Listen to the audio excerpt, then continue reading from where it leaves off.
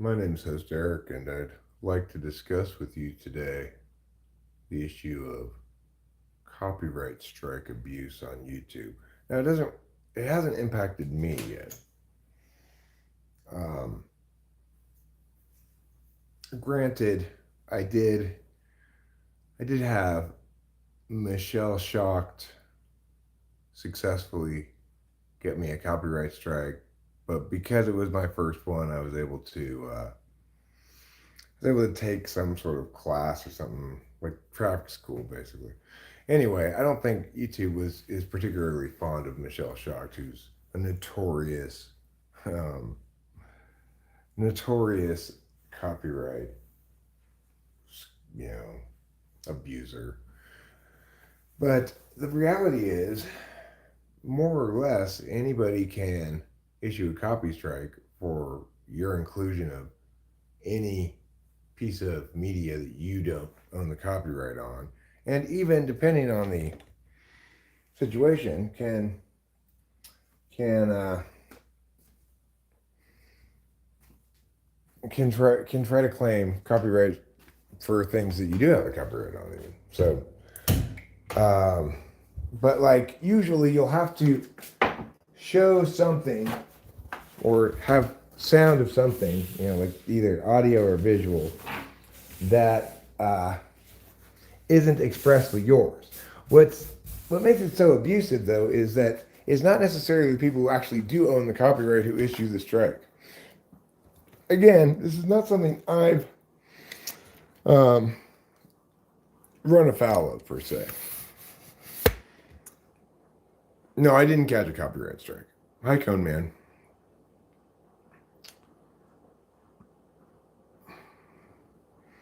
No, this has nothing to do. Well, it has actually a little something to do with that.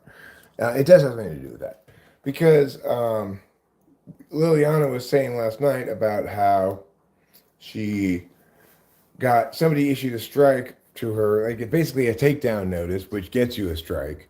Yeah, I sing my own song. I'm not worried about me particularly. I think I'm much less vulnerable to this tactic than most people are. But Liliana got issued a takedown notice for images that she took, pictures she took of art in the street, like, graffiti art or whatever. So, anyway, she ended up basically, YouTube got, tried to determine what was going on here and sided with her pretty quickly. And, and she was able to basically get the other person to rescind the copyright claim. But but what's more what more is about me talking about that kind of inspired a little bit of a rabbit hole for me, and I've been watching some videos about people complaining about this issue. One in particular that I found like I want to be like, go guy, you're fighting the good fight. There's this guy who got a copyright strike for playing for a 4-second clip with his own commentary over it of somebody else's video in a 33-minute long video. And he ended up getting a copyright strike. So that really struck me as, you know, you have to be very careful.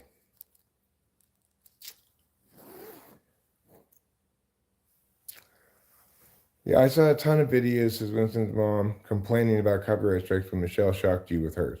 Well, the thing is, the rules do actually support usually the creator if if it actually is fair use. So in this instance of the video that I'm talking about, where the guy is talking about this, and he's got a fairly large channel, a lot of subs, and so he's you know piping mad and is determined to sue the guy who issued him the copyright strike because obviously it does comprise fair use.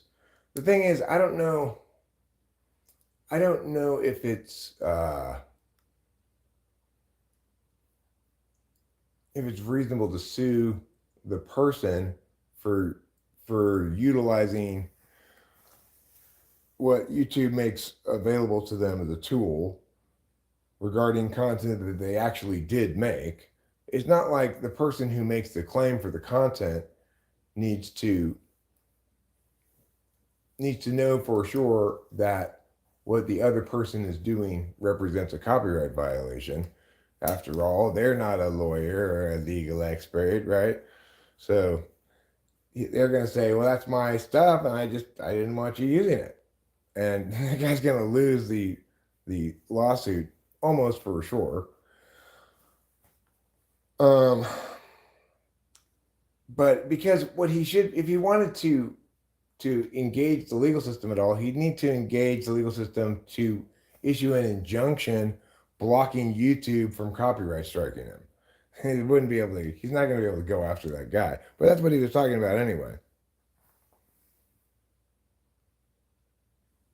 So yeah, a lot of reaction channels, etc. I sometimes watch Jamel, aka Jamal, as well. I have watched it before. I follow Hi-Fi channel, says Cone Man, and they can only play brief parts of songs. Right. And the thing is, in that regard, I feel pretty fortunate because I don't use much of other people's content, but I do have liability in that I have old videos like Type Police videos and stuff that do look at other people's content. I mean, it's totally fair use, but and it's like consistent with YouTube's paradigm or community values or something. But I really don't do that anymore. Music reaction channels do play a lot, though. Do they pay for use? I'm assuming they don't. When I play music on this channel, I exclusively play my own music or me covering somebody else's song. If you're covering someone else's song, they can claim they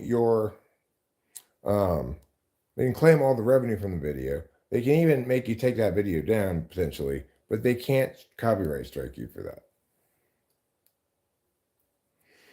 So that's why I just don't ever play any audio that's not my own. Hi, John Mark Perez, if I didn't say that already. AI bots. I don't know who detects what.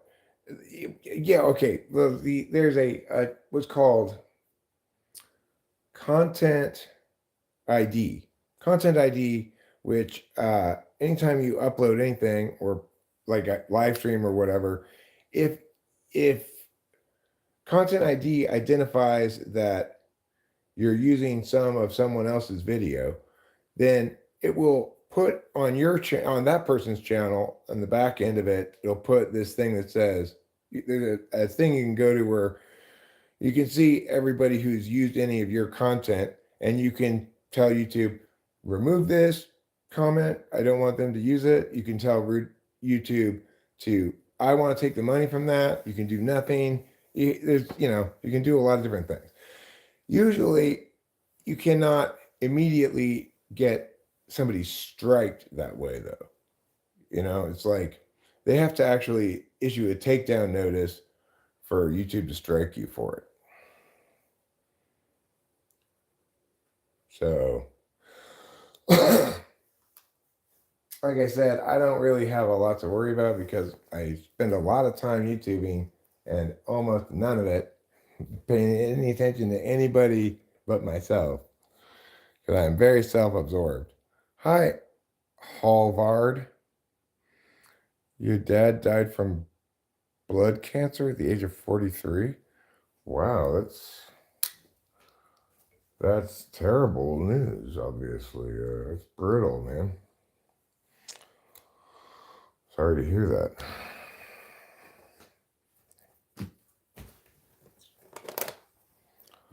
My dad's dead too, but he lived till he was almost 85. So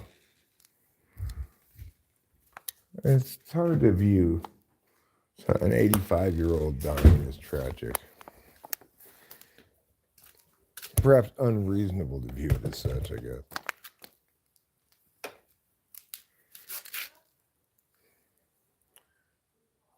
Dude, really?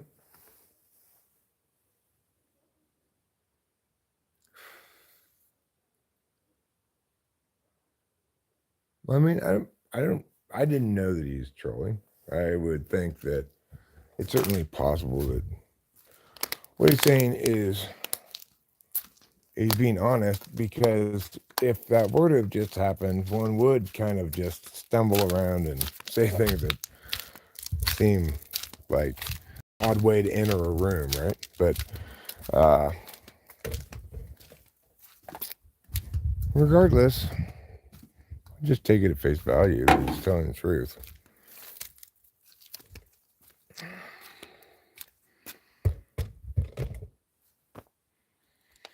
If not, then, it's not like he's gonna get anything out of it. It just give me reacting to his claim at face value, and then it boils down to, oh, actually I'm lying, or not, but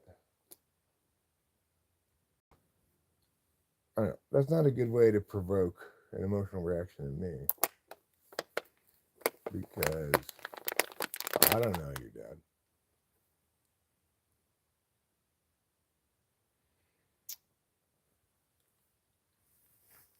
No, I don't have any strike. There's no strike on me. I'm talking about the issue,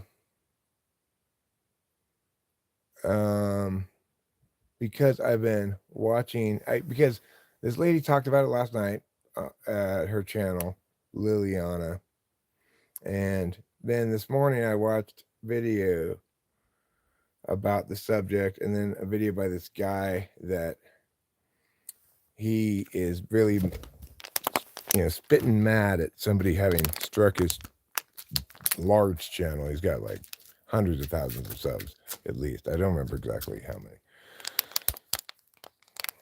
But, I mean, the thing is, Winston's mom, I've encountered many instances of what you're talking about. This kind of attempt to provoke a reaction. But none of them have really sounded like what Halvard just said. And it does make a difference in the specifics as to whether or not one ought to intuit meow or meow. So, like, if he wanted to make himself sound more possibly legitimate, he did a good job of it by mentioning that his father died at 43. It's a young age, but not an unreasonably young age. It's a detail that I've not seen in people attempting to troll. Usually when they do that stuff, they go like, can you give a shout out to my brother who has autism? His name is Nick, etc. But I'm not quite sure. I don't think this is the sort of, even if it were, if the person is being dishonest and it's not true, it would be much more likely to be something pathological, like trying to, being addicted to sympathy or something, rather than trolling, I would say. Because trolls want to make you mad. They don't want to make you sad, usually, or reflective about our existential transience. that's an odd amount of trolling. No, I don't think this person is trolling. This is a question. This is the thing we're talking about, Liliana, is I don't think the person is trolling. I think they are quite possibly telling the truth about their father having recently passed away, right? Winston's mom thinks they're trolling because obviously a lot of people use some kind of end like that to play. Can you give a shout out to my dying mom? Her name is Nick, last name Gurr. I get that a lot. Various things like that. But I've not encountered something exactly like this phrasing. So I don't think the person is trolling. And if they are, I mean, I don't quite understand what the point of it would be. To make me, like I said, to make me be like, oh, I feel so bad for you. or which I don't really feel that bad because I don't know this person. But or to make me reflect on our existential transience or something. That's not how people normally. That's not the kind of reaction people want when they're trolling. I don't think. I mean, I think trolling is not. It's not so much about. I mean, sure, it exploits some kind of vulnerability, right? But it's really about control slash. It might be an expression of. Um, it's kind of an expression of helplessness in a sense, because like I'm saying actual things about actual stuff and being being consistently reasonable and as correct as possible, and also try to be compassionate, kind, and just honestly myself, and an authentic person, just a regular person who happens to be YouTubing because he likes to talk and share ideas and stuff, right? So if you cannot engage as somebody authentic, then you have alternatives, right? And it's hard to say why they cannot engage. I mean, for some instances, plenty of instances, it may just be they're young and they're going through that kind of a phase where they're getting off on that kind of emotional stimulation. But it could just be additionally that they don't have another means of attaining success, I guess.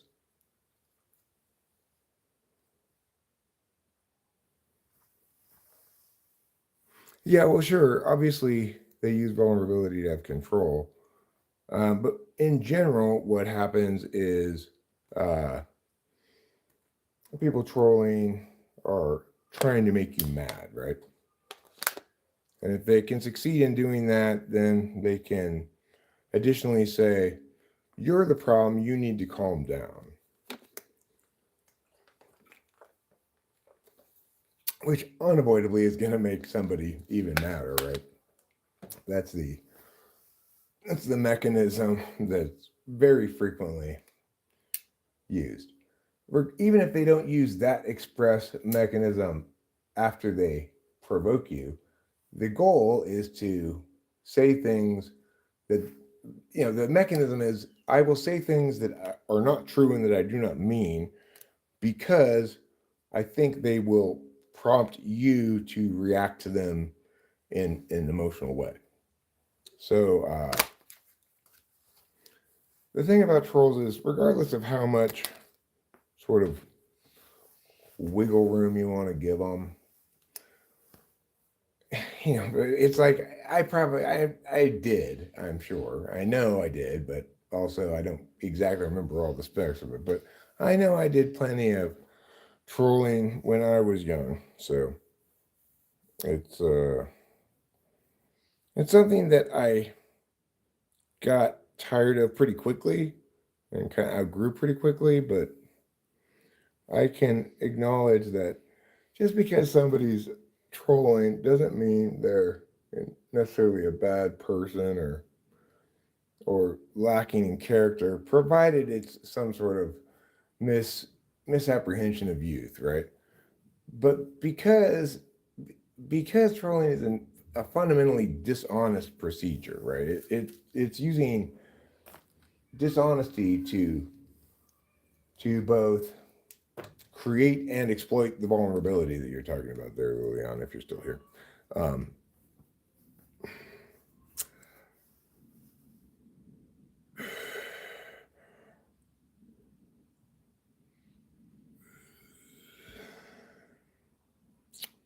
let's see. What irks me about some of the tiny trolls on training wheels is not that they're mean, it's that you were talking about something interesting and suddenly they arrive and you have to stop what you were talking about to read their junk mail.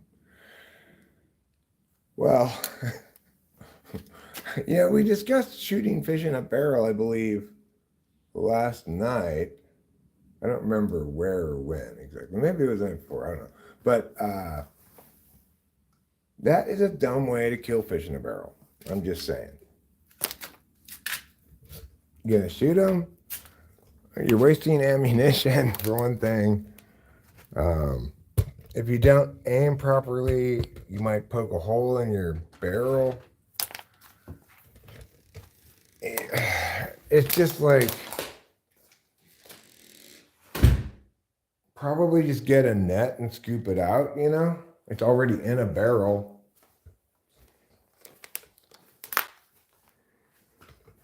If they wanted to have a good saying, meaning shooting fish in a barrel, it would be shooting a tied down chicken.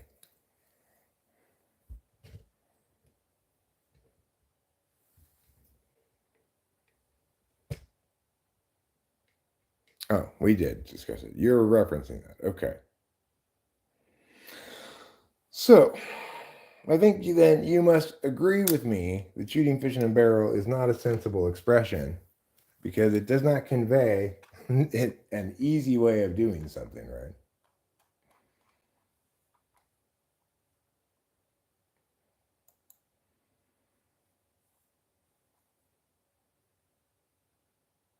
If anything, it's a strangely difficult, unnecessarily, like it has a needlessly low percentage of success. If you just scoop it up with a net, then you have almost 100% success rate. So why would you choose to shoot fish in a barrel? I guess maybe the thing is saying, well, it's easier than shooting fish outside of a barrel. Like, it's easier than shooting fish in a lake. Okay, fine. I'm not going to dispute that it's easier than shooting fish in a lake. But I am going to dispute that it's a sensible way to get fish out of a barrel. Well, they do that, G, although it's illegal to do that. But they didn't say easy as grenading fish in a barrel. So while I'll concede that that would be a sensible enough thing to say, that's not what the expression is.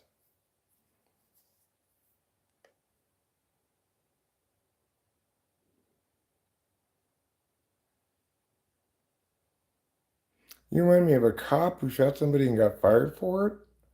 Should be doing fine now. It's doing YouTube. I'm not a cop. I've never been a cop. And I predated Black Lives Matter by a long time in my condemnation of our reckless disregard of equal application of the law when it comes to police officers and the horrifying implications of limited immunity, etc. I'm sure I predated your concern about these matters by a decade. I'm not 100% sure. Hey, well, Goblin, we have to finish this conversation because G just brought in a new element into the equation, namely the possibility of grenading fish in a barrel. And, what he's trying to do is say, well, that's basically like shooting fish in a barrel. No, it's not. It's totally different. Okay? Obviously, if the saying were grenading fish in a barrel, I would agree that that's a sensible saying. Suji Suni. No, I don't know you. I don't know you at all. Suji Suni. Karmic Debt loves Mongolian cheese, or at least likes it so much. Okay, cool. What if we just poke a hole in the barrel and wait for an hour? Well, that's not a very humane way to kill fish.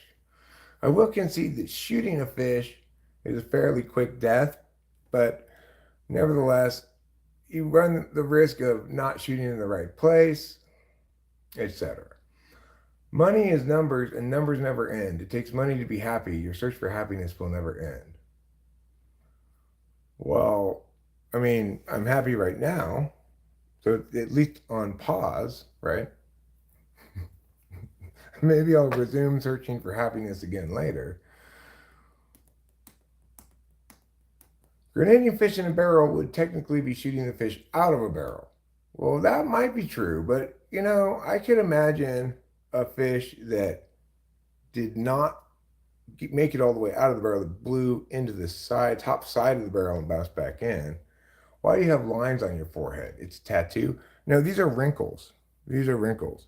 Each of these tells the story of one of the many reasons why you're so lame. It's a long book.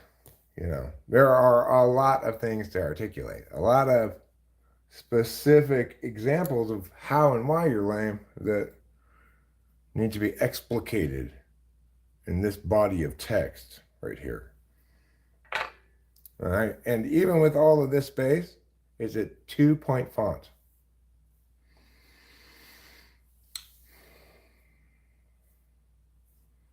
Real men spear fish.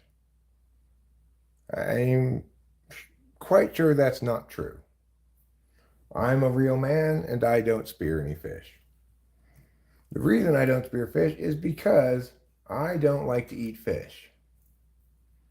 Diddy's having a horrible time in Brooklyn jail. I'm glad to hear that. He deserves to have a horrible time in Brooklyn jail.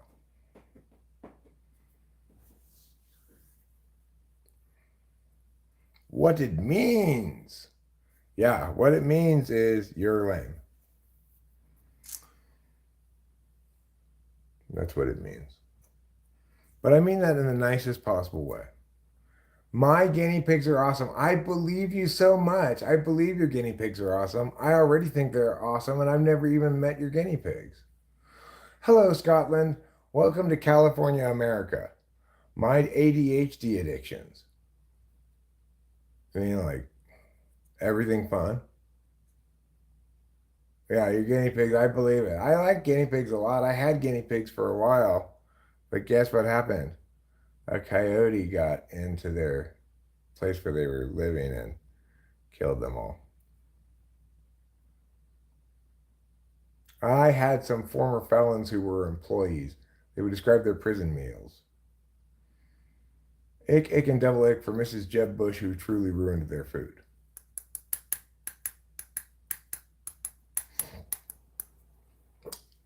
Well, I mean, I think the only person he can essay is Sam Friedman, whatever. Sam something Friedman, right? And he's used to having, plenty of victims a day. So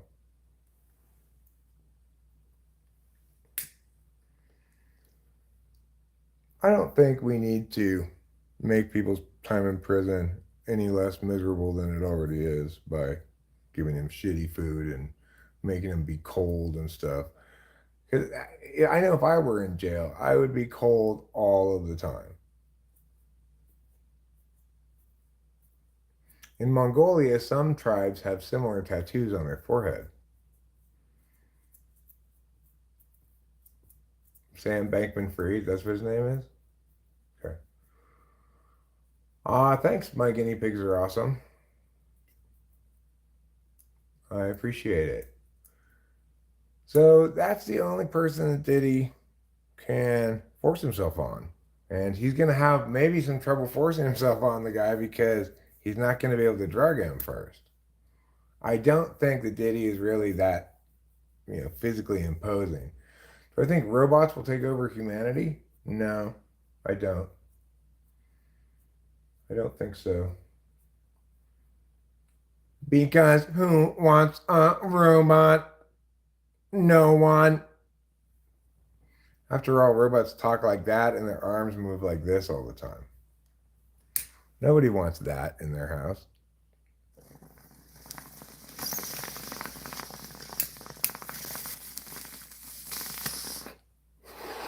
I mean, Cameron has one of those robot vacuum cleaners. He asked if we wanted to bring it up here. The answer is no. And the reason is because it's loud and I like my vacuum. I should search Mickey Mace. Why? Usually when people tell me that, it's something gross.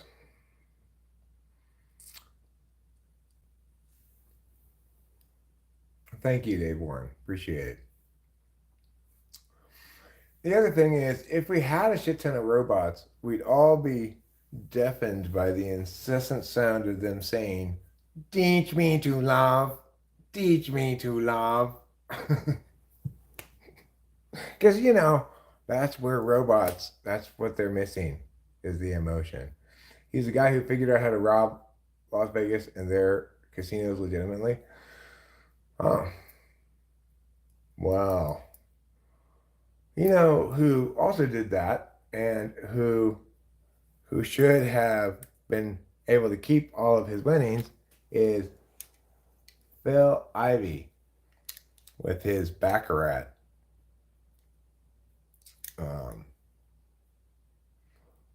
With his Baccarat standards. Like, so they got the casino to agree to all these conditions, played Baccarat, won a shit ton of money. They didn't do anything that wasn't totally allowed according to those conditions, but the courts ruled against them anyway. Buy a Tesla bot once they hit the market? No, thank you. I don't watch Robot Wars, but it sounds fairly interesting. Oh, very similar guy? Yeah. Well, I agree that, in the case of uh, Phil Ivey and that lady who worked together to do this, he outsmarted them. He did not cheat them. And he should be able to keep that money. I watched recently, just the other day, a video about the guy who figured out press your luck, figured out how to figured out the pattern on the different possible patterns on press your luck, and won like over $100,000 at a time when the most anybody would ever win on that show was maybe $20,000. It was such a good video. And the thing is, the TV show is just like, what can we do? He played by the rules, give him his money. And the thing is also, he took a lot of risk to get all that money. That's something that's probably overlooked in the story a lot of times. I don't want to overclutter, says Archer. I hope this channel is well, Pops. The channel is well, and if you don't want to overclutter, then throw away objects. Like, he had to time these things like within a tenth of a second or something, and he knew that there were two squares that never had a whammy, 4 and 7. So he tried to hit those squares, and he kept pressing his luck. Kept saying, "Okay, I'll go again, because he kept winning all these more spins, and there were more than one time in which he hit neither 4 nor 7, but got lucky and didn't get a whammy.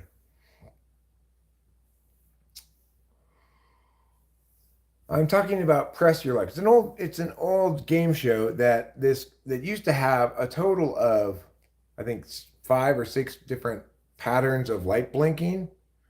And so there was a guy who videotaped on VCR a bunch of episodes of it and figured out the possible patterns and determined that whammies never land on 4 or 7, and then went and got on the show and used that, what he figured out, to win $100,000 all in one day, over $100,000 at a time when no game show ever gave out that much money in one day.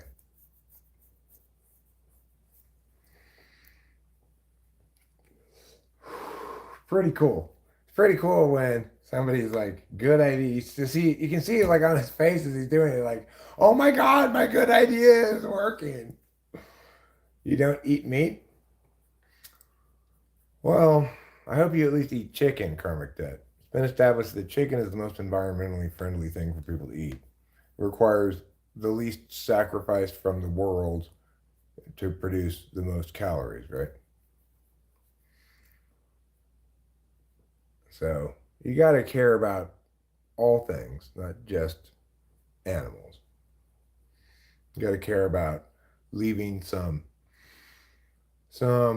ecosystem for wild things, right? Not turning everything into farmland. Okay, tilapia might be, tilapia is probably a good exchange calories for land use as well if you have fish, farmed fish. But from what I understand, from what I've read, chicken is the number one thing for people to eat if they want to have maximum conversion of energy in into calories out farm wise. You got to let evolution do its thing, huh? All right, well, we could do that. We could let evolution do its thing. I could evolve into something that eats plastic or who knows? Who knows?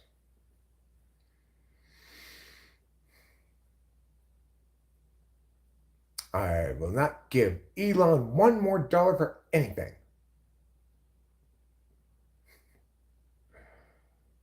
Yeah, well, I mean, you can't. I wouldn't blame you though, Winston's mom, if you broke down and decided to buy one of his flamethrowers.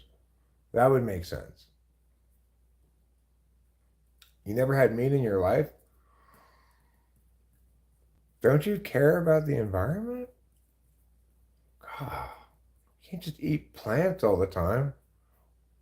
It's like your whole life has been some kind of holocaust of plant right violations.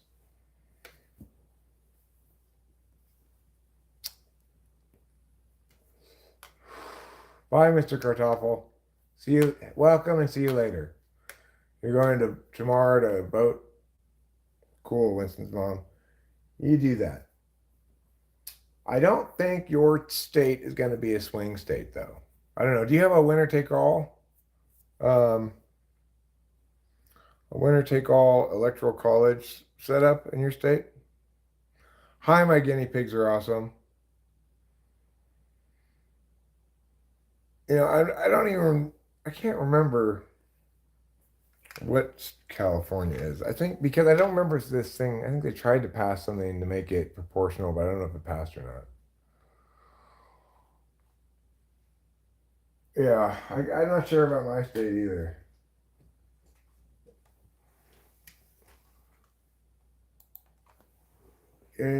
Are California's electoral college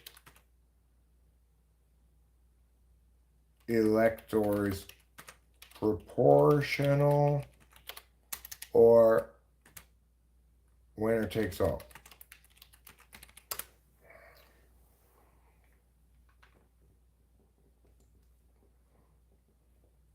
Only two states don't do winner takes all.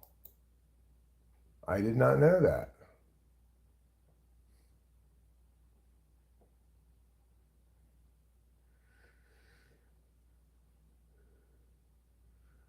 Which states have proportional?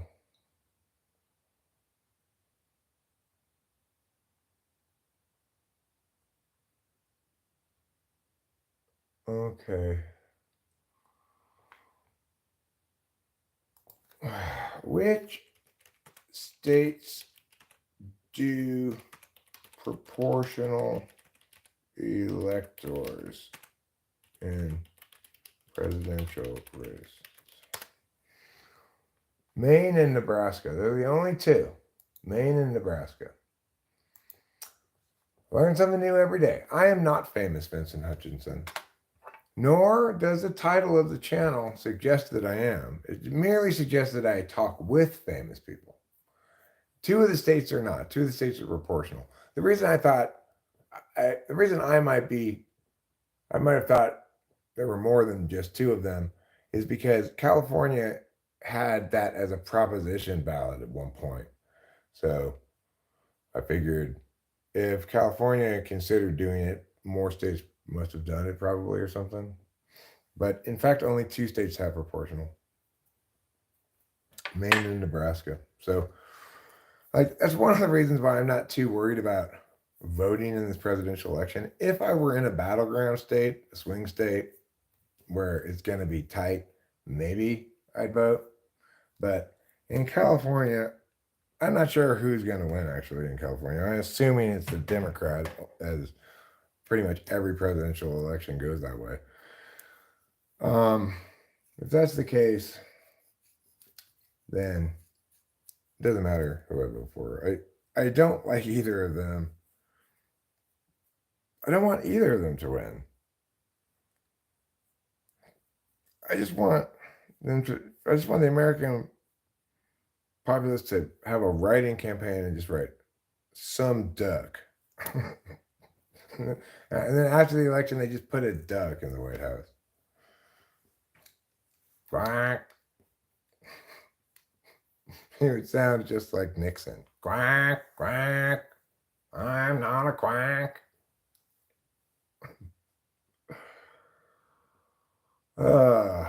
Well, that's horrible, Winston's mom. Obviously, if you're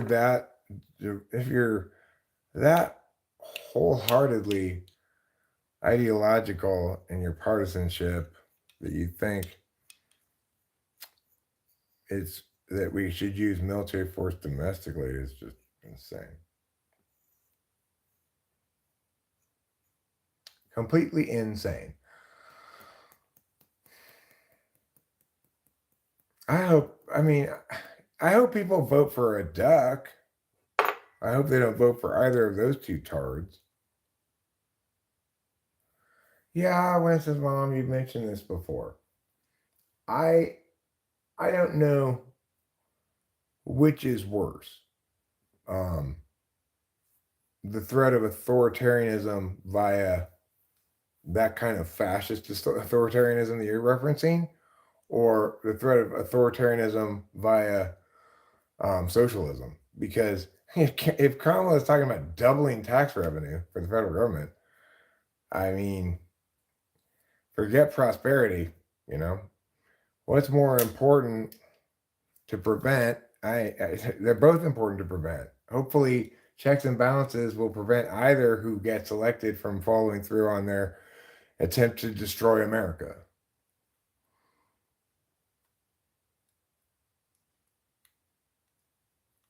You never go back on your word?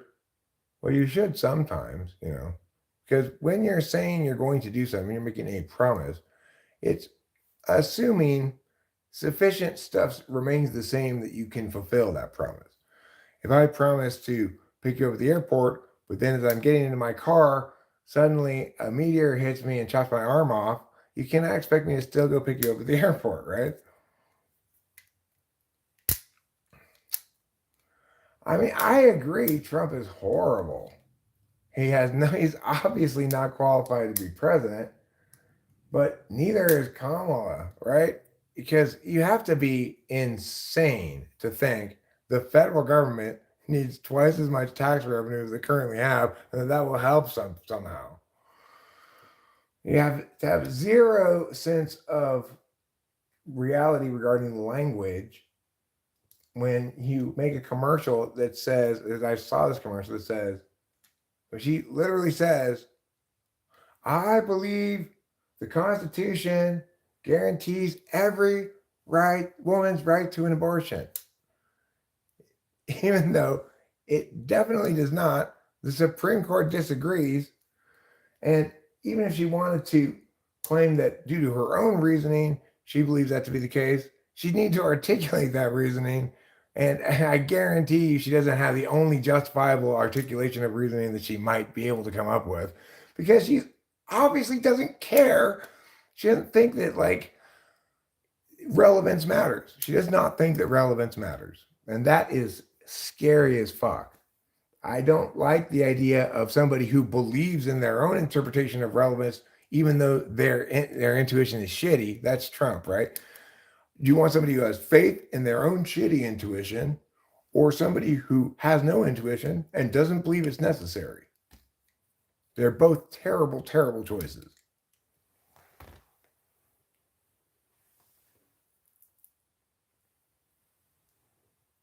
People don't give rights.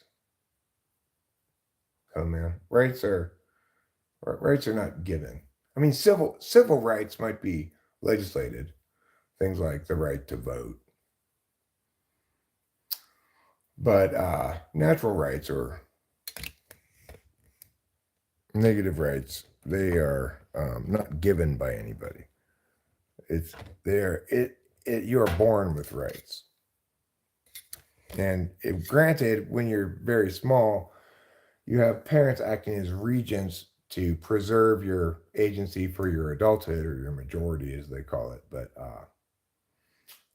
yeah, rights are implicit to humans, not given by humans.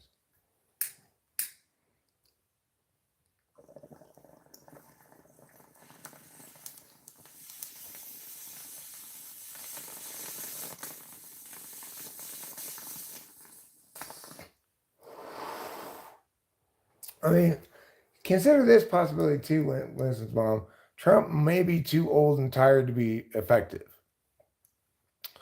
So what we want is, we want to pick which of these people will be less able to implement their vision or lack thereof.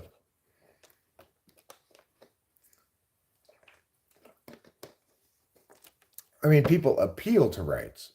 So the reason you might be liable for either criminal punishment or a civil judgment if you, I don't know, burn down my house on purpose, is because you violated my rights.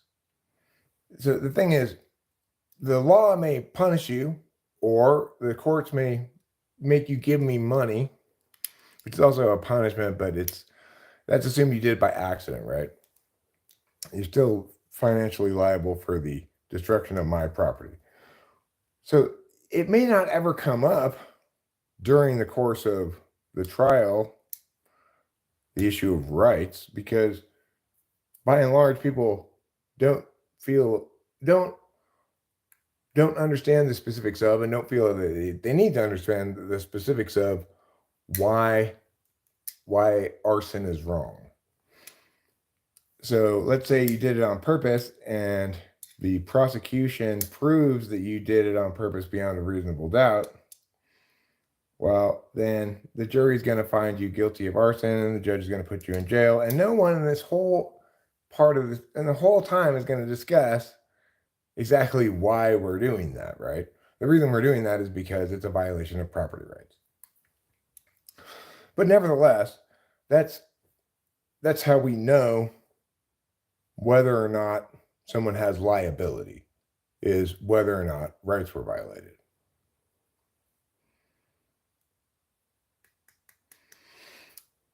I'm not from North America. I'm from North Asia. My American is actually not that fluent. North Asia, like North Korea? Or what else is North Asia? Like Northern China? The Soviet Union? I mean, Russia? Not the Soviet Union. Never mind about that. I was watching some videos yesterday about what would happen, like possible nuclear war scenarios with Russia, and it did reference a lot of Soviet era stuff when it talked about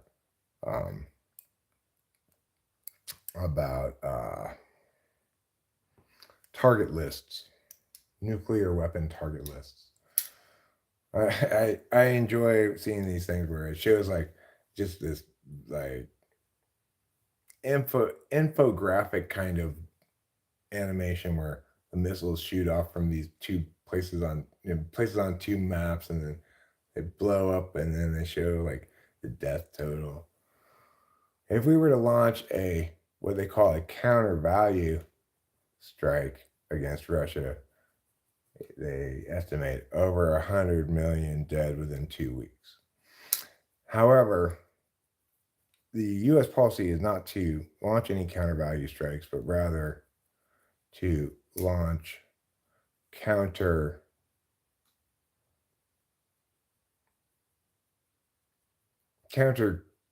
capability strikes, I think it's called, maybe. It's basically, instead of striking their cities, strike all of their places where they have nuclear weapons or other war-making facilities, particularly nuclear ones, either like nuclear submarine ports and etc. The Russians have a lot of these nuclear weapons that you can they're portable basically. It's a nuclear weapon on this kind of like long car, and you could just drive it out into the woods, and it's could be very difficult for the U.S. to find them because satellites aren't going to be able to see through the canopy. Meow, right? Do I remember the movie The Day After? I do. I don't doubt that movie had a lot to do with the period of time somewhere between 10 and 14 in which I had this kind of obsessive fear of nuclear war. Finally, I talked to my mom about it, and she was like, well, the thing is, Eric, if you die in a nuclear war, so does everybody else. I was like, oh, yeah. All right, cool. Then that's fine. As long as everybody else has to die too. An odd thing to calm me down, but it did. I also went through a period of time when I was afraid that I had AIDS. This was when I was again, between 10 and 14, before I'd ever had any sexual contact with anybody. But I had a surgery in 5th grade, and I did not know whether or not I'd gotten a blood transfusion. I'm sure I did not get a blood transfusion. I'm sure they don't give you a blood transfusion for an appendicitis operation, right? Regardless, so I did have some cause to think maybe I got AIDS from this operation, but I also thought I may have gotten AIDS from any number of different things that can't actually give you AIDS, probably. But that was sometime around the same time as my nuclear weapons phobia was pounding on me. Also, I was much more of a hypochondriac when I was younger, and having AIDS was one of my first hypochondriac things, but not my last. I thought I had cancer multiple times, different parts of my body, feel a little bit of a pain and be like, oh my God, is that cancer? Is that leg cancer? I think that's leg cancer.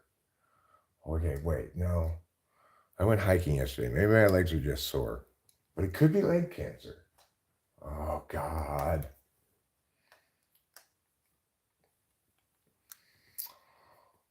But eventually I just got cured of my hypochondria. I'm not sure why. Thanks. It's a jacket, actually, not a sweater. But it does have a sweaterish vibe to it. Maybe it's got all the softness of a sweater, but all the zipperiness of a jacket. It's the swacket. I know a lot about Iran. It's one of the most fascinating countries in West Asia. Iran is in West Asia? Are you sure Iran's in Asia? It doesn't seem like it's in Asia to me. I would call that the Middle East, but maybe I'm wrong. Maybe it's in Asia. Geography's never been my strong suit.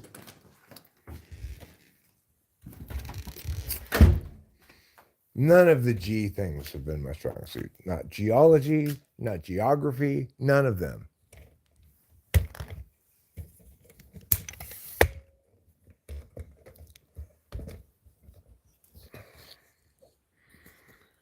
You were born in Iran. Well, I bet you're glad you moved away from there. Otherwise, you'd be all burked up and sold off to some member of the Republican Guard for 3 donkeys. Is that offensive? Listen, I'm not insulting Persia. I'm insulting Iran. Persia sounds great. Sounds like an exotic place to visit. You know, it's got the rugs, Persian rugs, you know. Iran, on the other hand, I think Iran was fantastic probably before the Islamic Revolution, but obviously you cannot have any good theocracy. That just is basically codifying arbitrariness. I get to be right because I'm the oldest religious expert. And since no arguments can win any of this bullshit, everything's arbitrary. Welcome to hell. I mean, it's not as bad as North Korea. I've been watching some videos about North Korea. That place is crazy. It's crazy sauce bagoo, I'll tell you.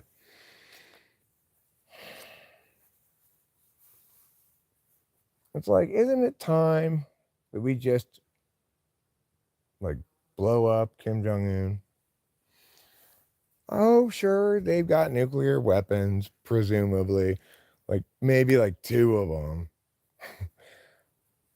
Seoul, South Korea will grow back, okay? I mean, it's like, dear Lord, if the United States were going to intervene someplace, why intervene in the eternally butt-fucked Middle East where religion is this huge factor, and you just invariably create more and more and more backlash, rather than in North Korea, where after we're done intervening, we can just hand them off to South Korea and say, here, you're reunified. Everybody have a wonderful day. Eat your kimchi and have a wonderful day in Korea. Everybody, all of you now, at long last, one Korea. Not obviously under Kim Jong-un. You know, in North Korea, you're required to just call the country Korea, because according to Kim Jong-un, North Korea is the Korea, and South Korea has just been, you know, stolen from its grasp by the evil Americans. So anyway, fuck Kim Jong-un. Fuck him so hard because he's such an asshole. His father was an asshole. His grandfather was an asshole.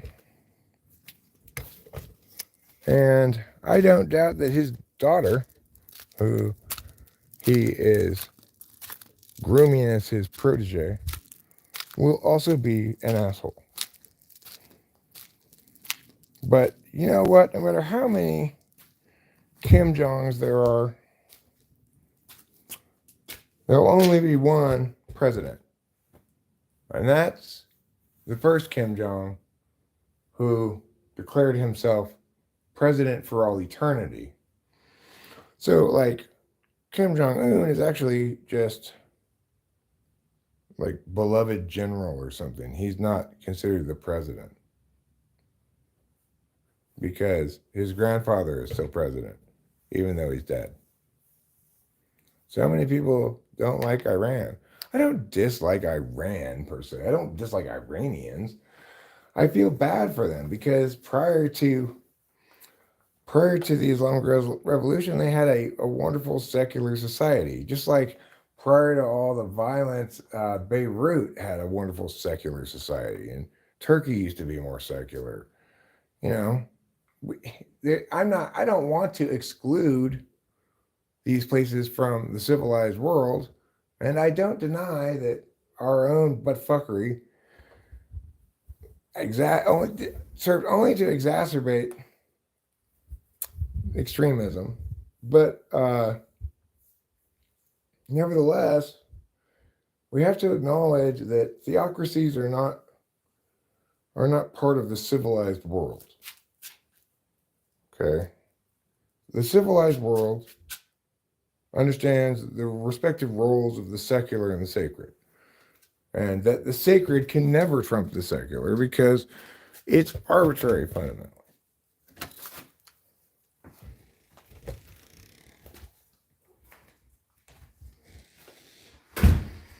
So, what makes theocracies so evil in part is that you can't rescue anybody from them. If we were to go into North Korea, maybe there'd be initial like following through of their decades-long planning to deal with an American invasion, is why they have like a million people in their army and all these super old weapons and stuff.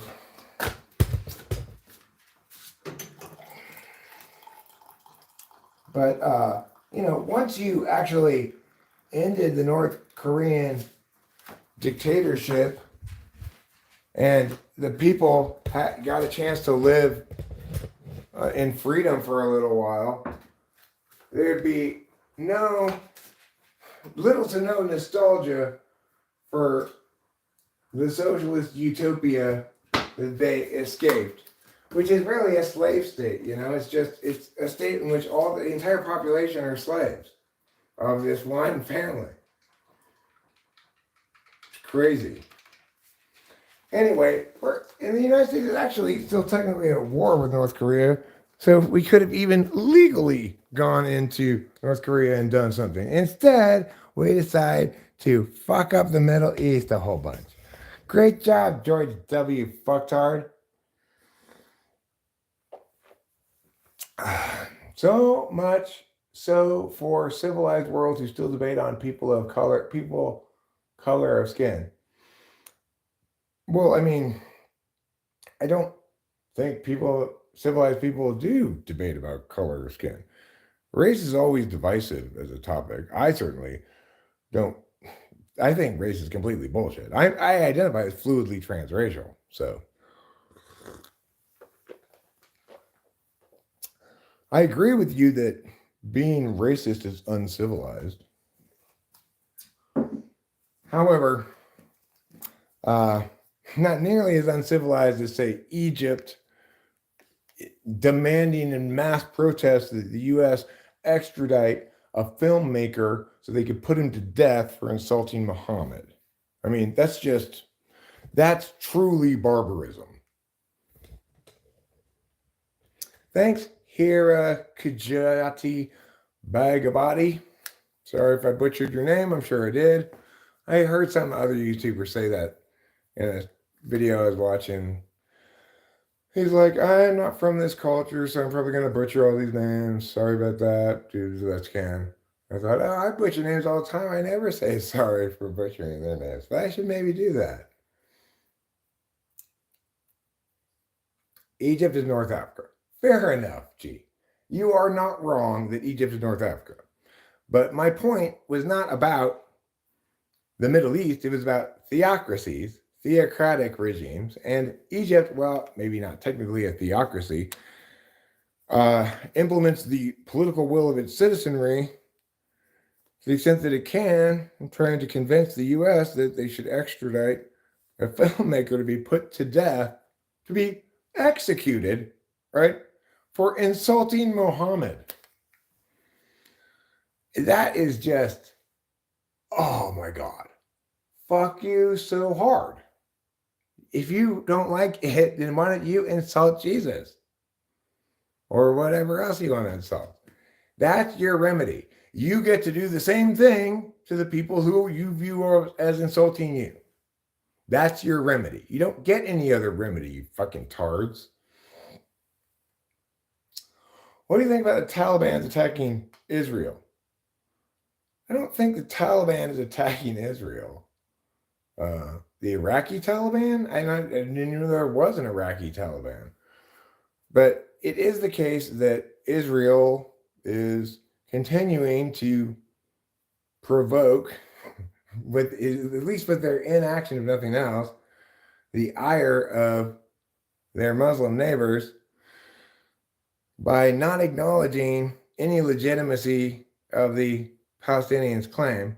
But as I've said many times before, fuck them all. Israel and Palestine, you both go fuck yourselves. I know it's not your fault exactly, Palestine, but seriously, I debated this topic. I mean, we impacted in debate back when I was in high school, Israel-Palestine, which had already had decades of history before I even started debating, and nothing has changed.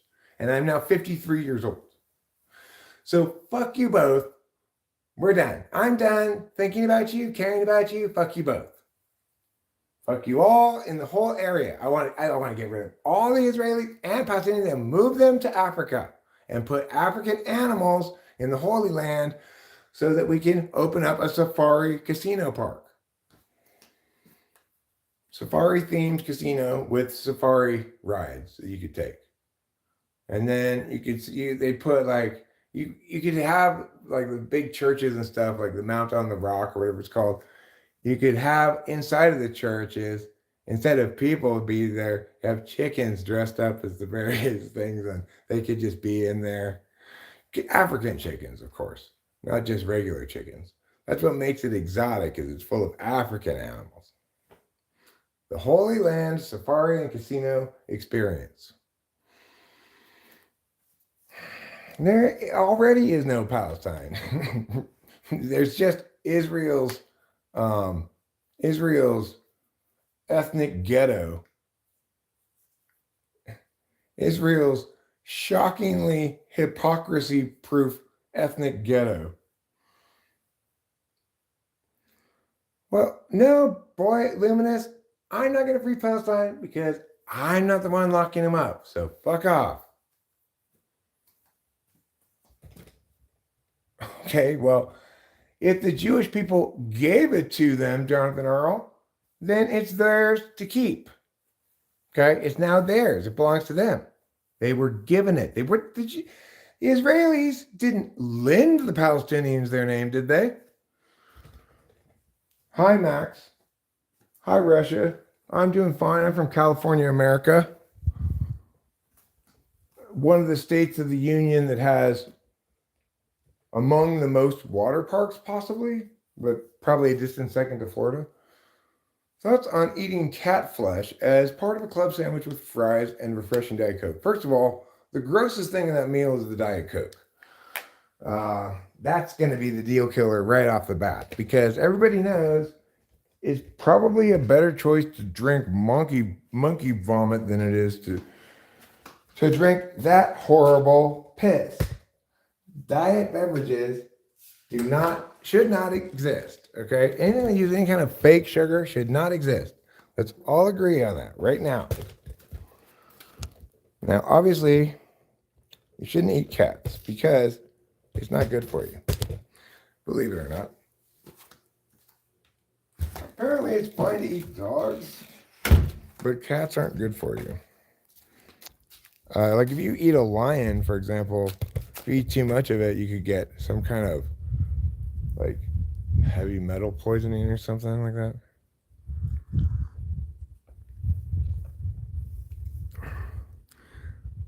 Why did we end up back on the topic of eating cats? Have we been on that topic before? Oh, you're talking about Israel, Palestine, because as usual, people come in here and say something about Israel and Palestine.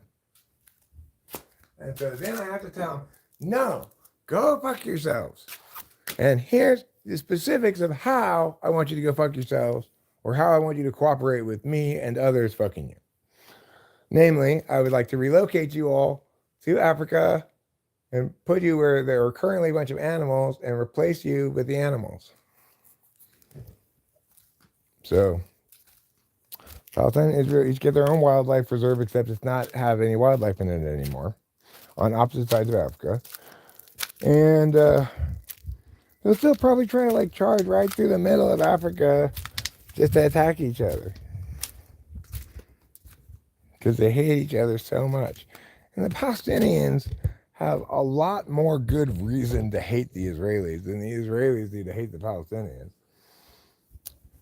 But, I don't want to get into that shit. Like I said, don't let me slide step from this. Fuck them both.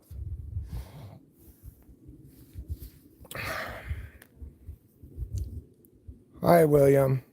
Hi, Z Corp Alpha. Hi, wonderful horse show.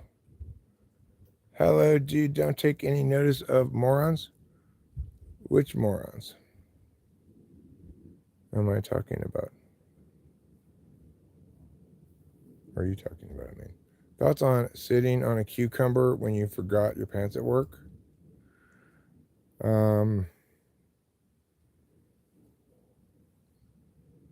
You forgot your pants at work?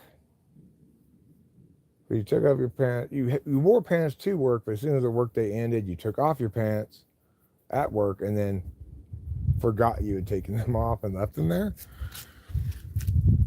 Well, I mean, depends which direction the cucumber. If it's presumably the cucumber is lying flat, right? Because it's not going to stand up on its end, so should be fine to sit on. A little uncomfortable.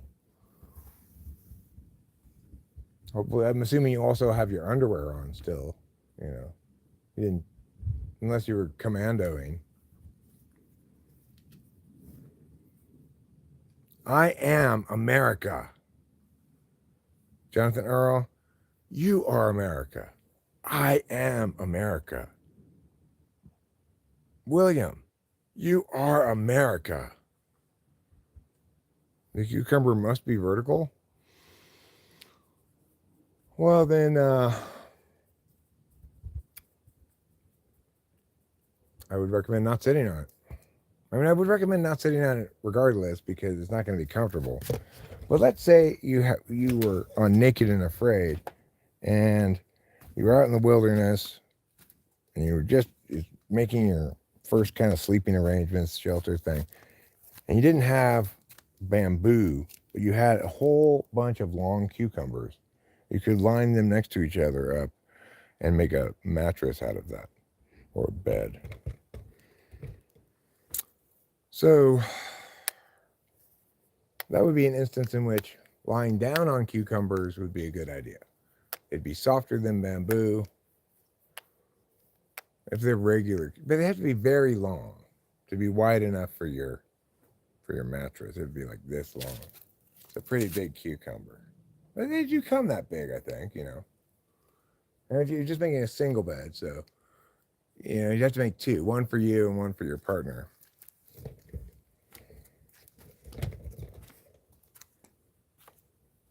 And then as you lie on it, the cucumbers get a little bit rotty, and then they get softer and softer. So by the end of Naked and Afraid, it's like you're lying on a waterbed of rotten cucumbers. Speaking of things that rot, I got a couple of these pumpkins at the store. Meow and meow. 2 pumpkins, 1 dream. What is that dream? It's a dream in which we give candy to children. Last year, we had no children come to our house. But this year, we have reason to think some children might come to our house. And if they are thinking about it, we want them to know that, yes, we will have candy for you if you come down here. And the way to do that is to have pumpkins out in front of your house. That's how people know. I have not named the pumpkins, but now that you mention it, let's call them Abe and Zeke. That way you got both ends of the alphabet. Easy to remember. Abe and Zeke. But maybe I want one of them to be a girl because they should be a couple. But it could be a gay couple. Or Abe could be a girl's name, actually. And it's short for Galabe. Her full name is Galabe. She's a woman who goes by Abe. And she's married to Zeke. Who's a robust and virile pumpkin man. The kind of pumpkin man that makes a pumpkin girl feel safe, loved, cared for, nurtured. We could give away cucumbers for Halloween. I don't think the children would appreciate the cucumbers very much. It could be super old lady and give out like apples and raisins and toothbrushes. Like, oh, Shady, what's this? Raisins? A box of raisins? That's not candy. What are you doing, old lady? You're still waiting for Gladiola and Worthington? Well, you can't just wait for her to come in. You got to go out and look for her. Print out the picture, take it with you, and go up to women and compare it to them. Is that you, Gladiola? Hi, Raoul Reader. You're fine. I'm glad to hear it. Do I like cucumbers? I don't really like cucumbers, but I do like Clausen dill pickles. Cucumbers, they don't really have any flavor. What little flavor they have is not a good flavor. Just like filler shit they put in salads rather than more lettuce, which would be better. Do I like hot dogs? Yeah, I like hot dogs fine. I'm sure you're trying to suggest that somehow I'm liking penises, but in both instances, I'm going to answer it as asked. No, I don't like cucumbers. Yes, I do like pickles. And what was the other one that you said there? Hot dogs, right. Yes, I do like hot dogs. But I am more likely to cook sausage, bratwurst or something. Also, I love a good stiff hard cock. Just a whole 2 handfuls of cock. That's maybe my favorite of all of those things. No, not really. I was lying. I don't really love cock. I'm quite fond of my own. Frequently I say, "You're doing a great job, mister." Give it a pat, a reassuring pat, or a congratulatory pat. Because he really is doing a great job.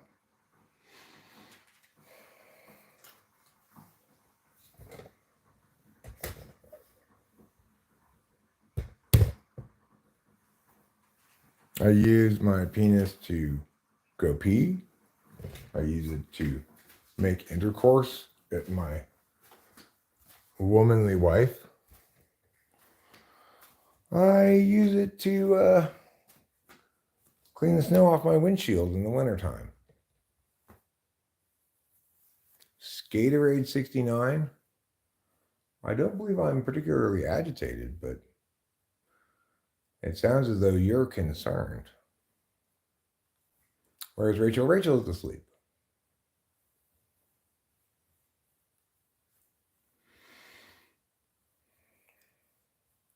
Is your bathroom in your bedroom or must you go down the hall? I have a bathroom that's in the master suite, like this is the master bedroom's bathroom.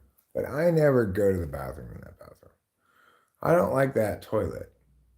The toilet in here is big, it's roomy, you can just settle in there. I've got my stool in front to put my feet up on, so I don't have to have my feet on the floor. And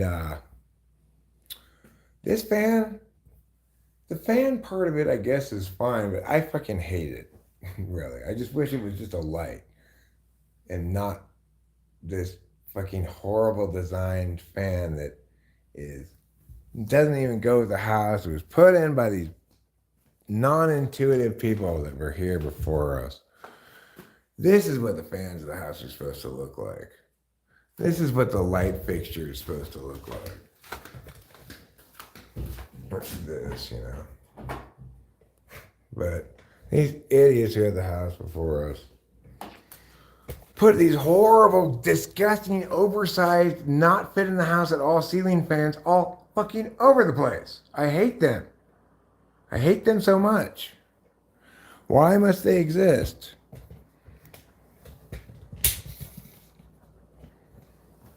How much more could I possibly hate them? So much. Yeah, I know. The ceilings aren't especially tall, except like in the foyer where it goes up to the second story, you know. But, and I am especially tall, so ceiling fans are not just ugly and purposeless, but also in the way sometimes. So yeah, I don't like the ceiling fans at all. Rachel says she wants to keep the one in her room upstairs, and that's fine. I guess we could just leave them in the ones upstairs maybe, but I want to take out and replace the one in the kitchen, the one in the living room, and the one in the master bedroom, and put in just regular lights with a regular light switch. Because to make matters worse, these fucking things all have remote controls. So it's like impossible to turn them on once the remote control breaks or loses battery or something. If the remote control is off when it runs out of battery, right? So anyway, the point is, the long and the short of it is, fuck those ceiling fans.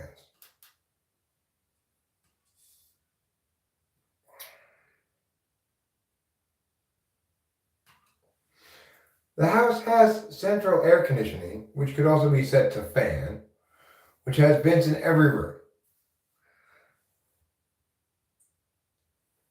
Additionally, the foyer has that big ceiling fan that moves air around pretty well.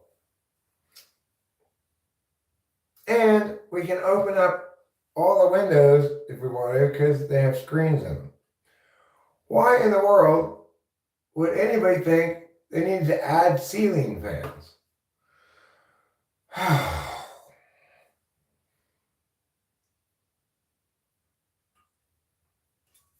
just want to go back in time to when those people before us made that decision and walk and say, no, no, no. Listen, you retards.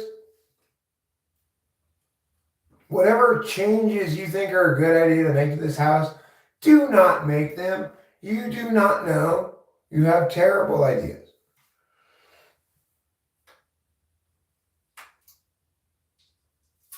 And you're prioritizing the wrong thing. Like you want everybody in each of the separate bedrooms to be able to have their own ceiling fan. Fuck off already. People don't need that much like unique control over their room from the rest of the house. Just if they're hot, just turn down the air conditioner or something.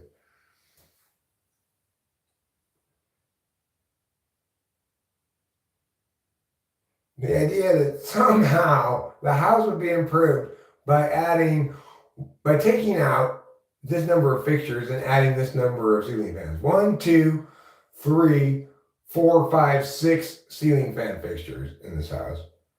That somehow the house would be improved by removing the fixtures that naturally go with the house and replacing them with these fucking mishmash of different styles of ceiling fan. Oh my God. I hope after those people die, they go to heaven, God sits them down and says, what were you fucking tards thinking? I'm with Eric 100% on this. What? Why would you do that? And then they'll have to try to explain themselves to God. They won't have any explanation because it's a terrible idea and anybody could see that. Certainly, even God, especially God, could see that.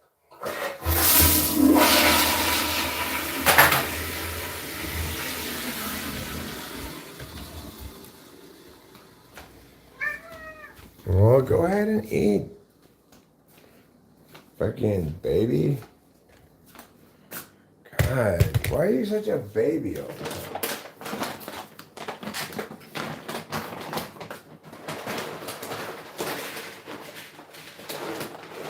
You need to grow up, Trouble. Stop acting like a baby. Good.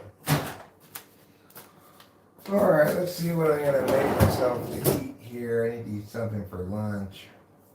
I'm gonna just have one of these Celeste pizzas. What does it say? What's the time on this? 2 minutes and 15 seconds, huh? Very well.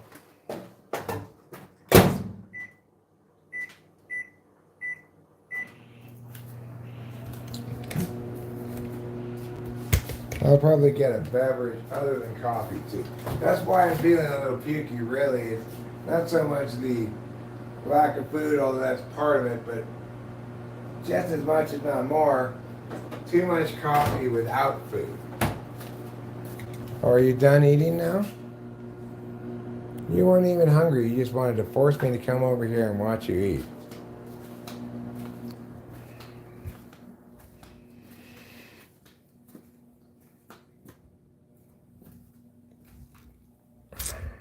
So that'll be ready in a minute. And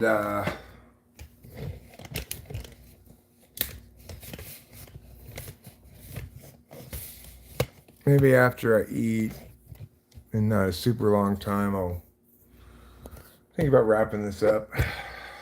But I did want to talk about it. I never really finished talking about the fact that people abuse the copyright system to basically attack channels.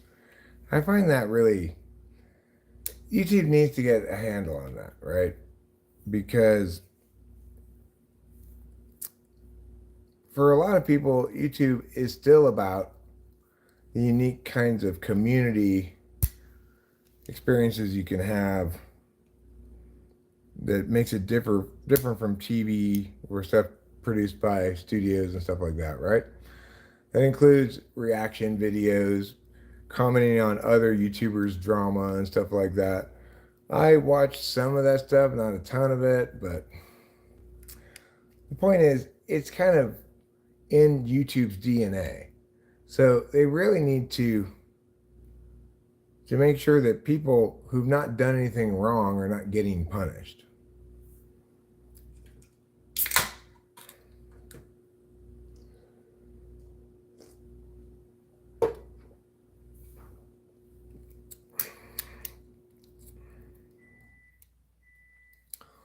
Unfortunately, for YouTube, they have to err on the side of the copyright holder with the takedown notices and stuff. But they don't have to give people copyright strikes if they, that's up to YouTube.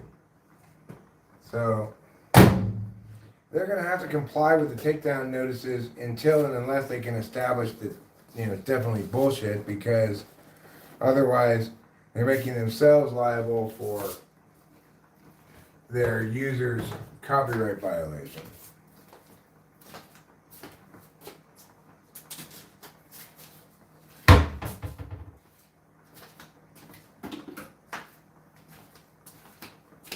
But the bottom line is, it would be one kind of problem if YouTube just complied with everybody who issued a takedown notice without verifying that they legitimately own the copyright, etc., right? But it's a much worse kind of problem if they additionally give people copyright strikes, negatively impact their ability to continue to function as a channel when they're not even in the wrong. To lose a video you made when you're not in the wrong because somebody's being abusive with copyright, that's frustrating in one sense, I'm sure. I haven't really had anything like that happen to me because I don't make that kind of video really. But that's a certain kind of frustration that I think most YouTubers would say they could live with, they accept it as a naturally occurring possible consequence of choosing to make kinds of videos that include other people's content. And they might not be able to leave that video up or might have to cut that part out, right? I think most YouTubers are fine with living with those kinds of consequences. But when even totally legitimate fair use can result not only in having the video taken down or have to take out that part or whatever, but also getting a copyright strike that is a big deal for YouTubers, It's a really big deal. And I think that YouTube can at least solve the part of the problem that links to um, that links to them issuing strikes, right? Azura got copyright strikes for all the BBC he sees. Well, good for you, Azura. Good for you. Since he is big on holding people accountable, I wonder how he deals with what he called accountability avoidance, where another person just denies or gaslights you. Who, me?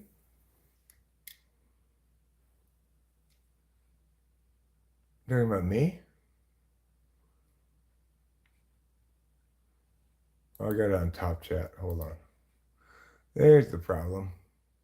Maybe.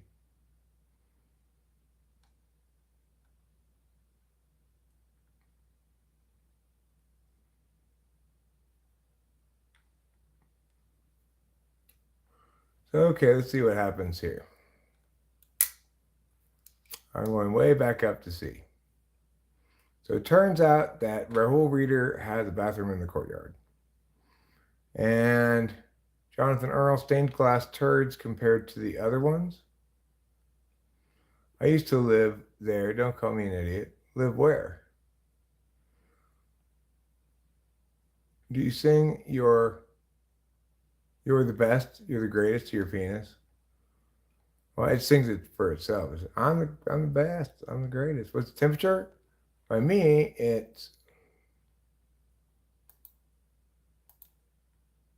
what is the temperature?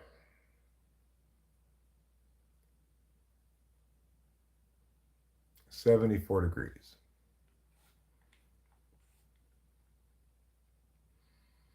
Any suggestions for younger generation how to earn quick money? No, I don't have any suggestions about that.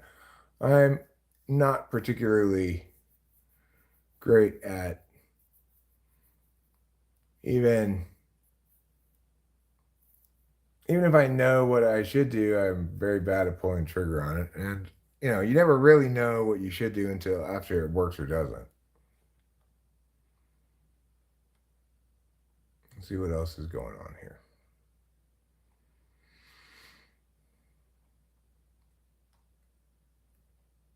He is big on holding people accountable. I wonder how he deals with what he calls accountability avoidance, where another person just denies or gaslights you. I mean, I'm assuming you're talking about me because that is what I call it, right?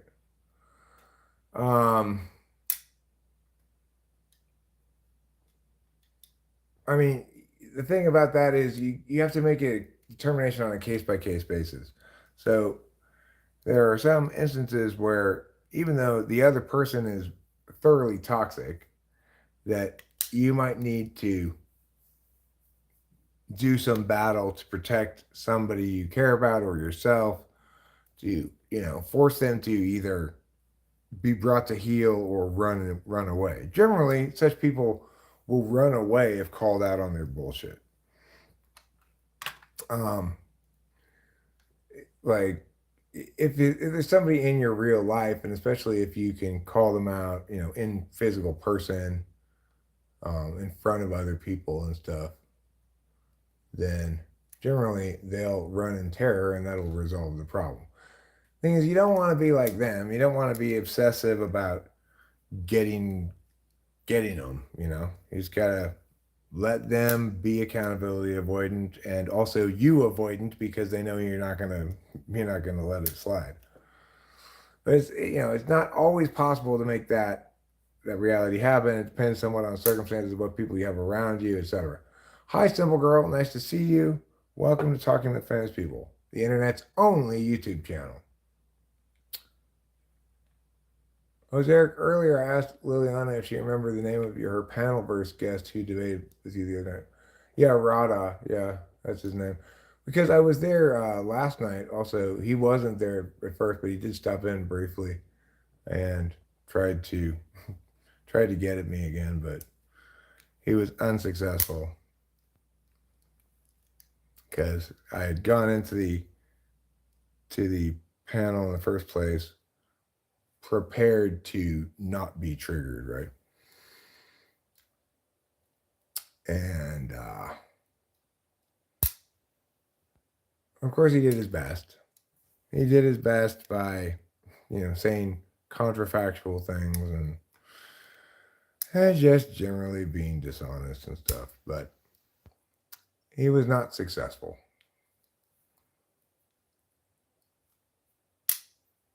And I was able to explain to him that he was dishonest, or at least tell him that,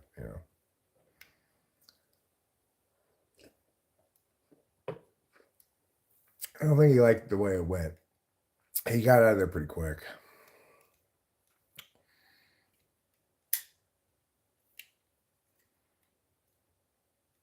It's like, I think he kind of realized this is going sideways. I better get out of here.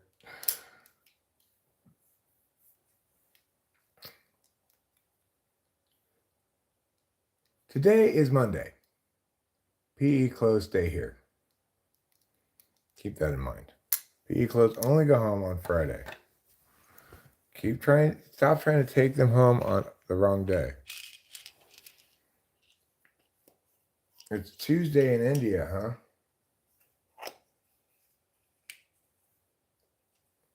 It's Tuesday in India and Thursday in New York. It's Friday in Socotra and Saturday in the park. And it's Sunday in the evening and Monday in the morning. And Tuesday is the time when my heart for you is born.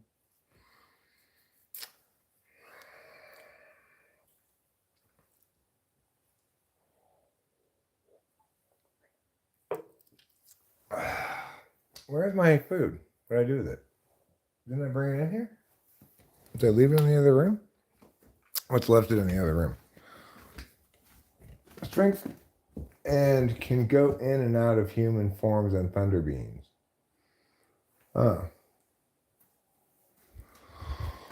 Well,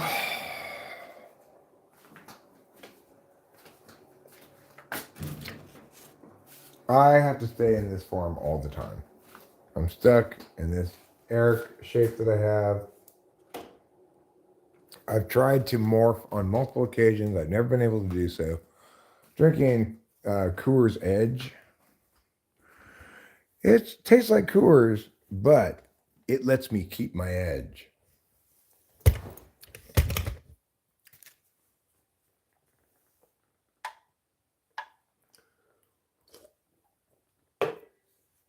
The reason it lets me keep my edge is because it doesn't have alcohol in it.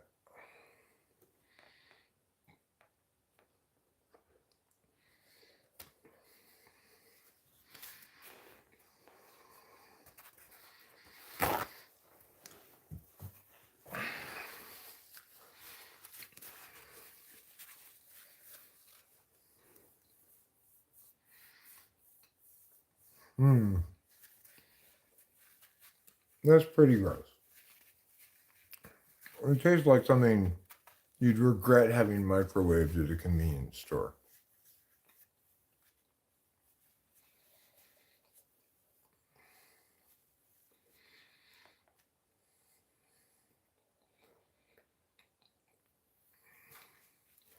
I do.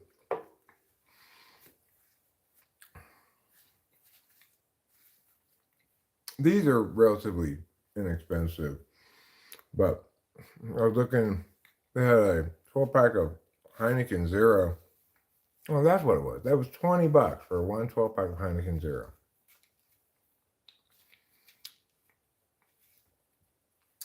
Really? $20 for a 12-pack of beer? It's not even beer?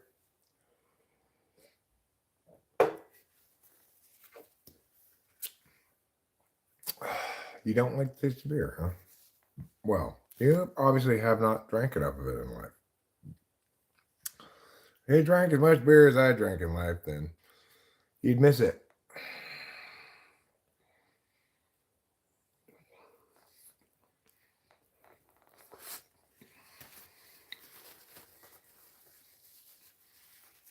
You're living the high life. Yeah, let's smoke some balls. Let me just finish chewing this bite with all 4 of my teeth.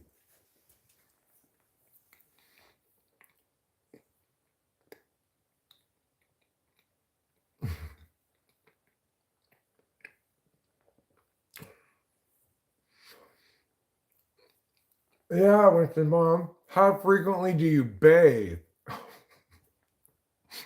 Who asked somebody that? Like, do you take a bath every day? I'm sure she does not take a bath every day. Who takes a bath every day? The only people who take baths every day are people who live in the city of Bath. Maybe it's Japanese.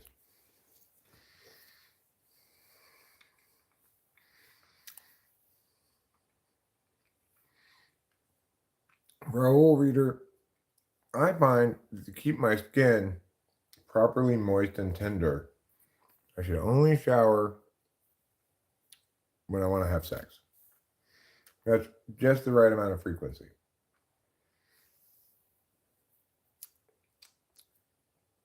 If I didn't want to have sex ever, I would only need to shower once a month, probably.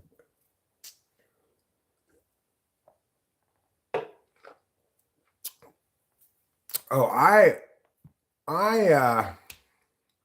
took a lot of baths when I lived in Arcadia at my parents' house because they had this huge, awesome bathtub, jacuzzi tub. I could totally fit like my whole body in there, no problem. Unlike the bathtub in this house where if I get into that bathtub, I've got my knees up like this, I'm trying to splash a little bit of water on me. It's obviously a waste of time.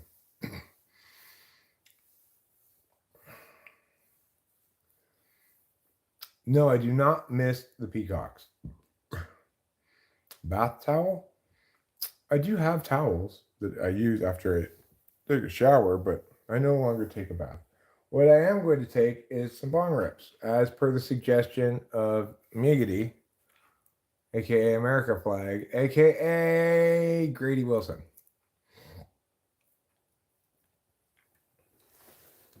Yes, Grady Wilson, it is time. It is time to pull our ritual bong rips. This is what I call Vespers. This is the bong rip session. It's kind of in the afternoon.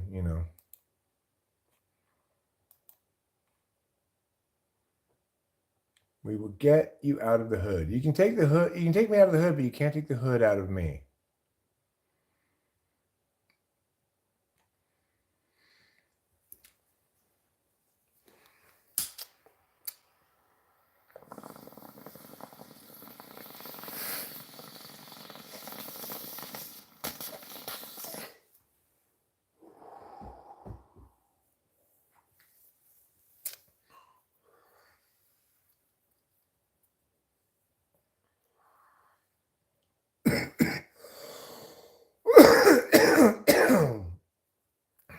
Incorrect water pipe. Ink pink. Thanks, Grady Wilson. You know what? I'm going to give you an award for your bong rip as well. I'm assuming you're pulling them with me. Let me give you an award too. I'm going to give you a slightly different award. Instead of a trophy, I'm going to give you a can of Spam. Here you go. That's for you. It's not meant to say that your bong rip is less trophy worthy than mine. It's just my trophy that I'm giving is more useful because you can eat it. Can you have a song request? Sure. 69, me and your mom are always on the grind. My mom? Are you sure? Says that. I don't determine whether or not you subscribe to the channel. It's not up to me. It's up to you.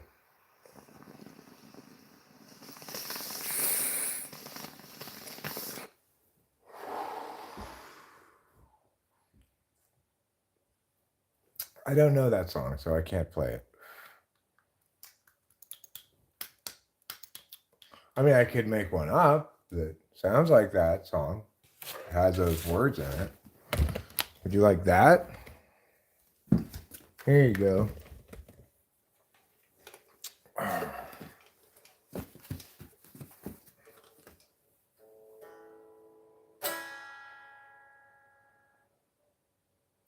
She'll be twirled.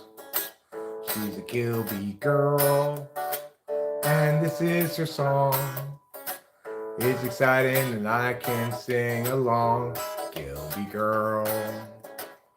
And kill me in the world. Then you'll see how everybody loves you. When I first saw you that night, you were snowing broke in the rain. I suppose that you need a ride.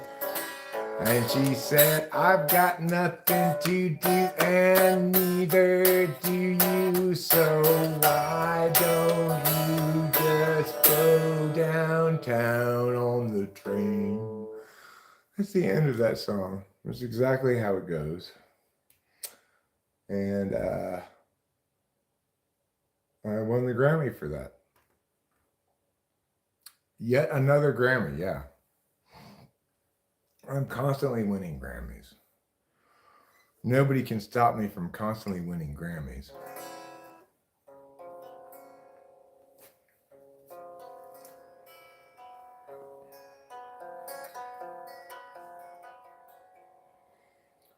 Gerald has a thought. Gerald has a lot. Gerald has a plot to get the margarine tater tots. He's got a good idea for a name-changing business. Thinking now about what to call Christmas when they hire his firm to change that name. Gerald always thought they'd be chance enough to return to the work left rough. He'd get back to it eventually. But his visions piled up, and his plans would interrupt all the work that started off so hopefully. Now his mind's back on the business, thinking of changing factless to listless. So how all the people would shout his name. And Gerald knows he understands ever more clearly now. He won't provide explanation regarding the why or the how. He'll see you and know you from inside your heart. Exciting, delighting, Gerald plays his part. And Gerald still knew there's too much to do, and he adapts time in the underview. Too much to rebut, so where now and what? Too much time spent nitpicking the skew with you. Now Gerald has a thought. Gerald has a lot. Gerald has a plot to get to Marjorie's tasty spots. He's got a good idea for a night in business. Thinking now about what to call Christmas when they hire his firm to change that name. And Gerald has a thought. That's THOUGHT, not THOT. Just to be clear.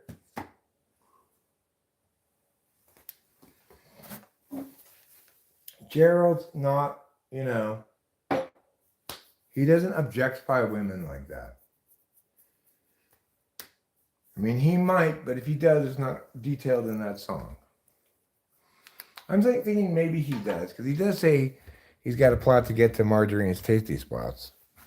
So maybe he does. Maybe he sexualizes women and turns them into objects of his lust.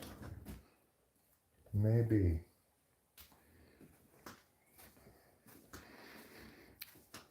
You're the object of my lust. I'm going to lust after you. Where's my coffee cup? Now I want more coffee. Now that I've eaten something and smoked some bowls, I want some more coffee. So let's get some more coffee. Oh, there's my coffee. I knew I had coffee. I just didn't know where it was. And where was it? It was right here the whole time. I'm going to put this in the microwave for 30 seconds. Heat it up a little bit more. It's not exactly cold, but it's very lukewarm. As you know, lukewarm is the worst kind of warm.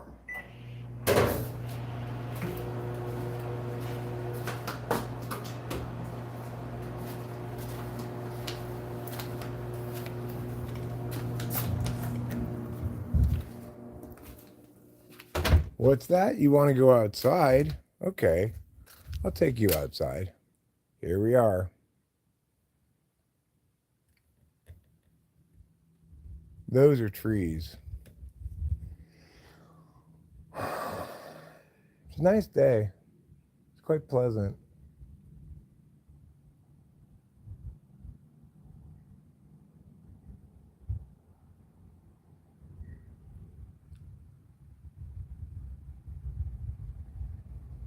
Pleasant like pheasant.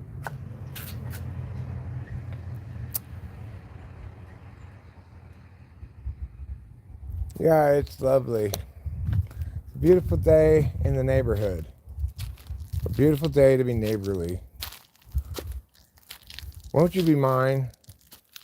Couldn't you be mine? Won't you be my neighbor? What's interesting about that song, of course, is it doesn't really take into account the fact that you only have a very limited capacity to choose whether you're somebody's neighbor and choose where you move, potentially. You can't just declare yourself somebody's neighbor. Hi, I'm your neighbor.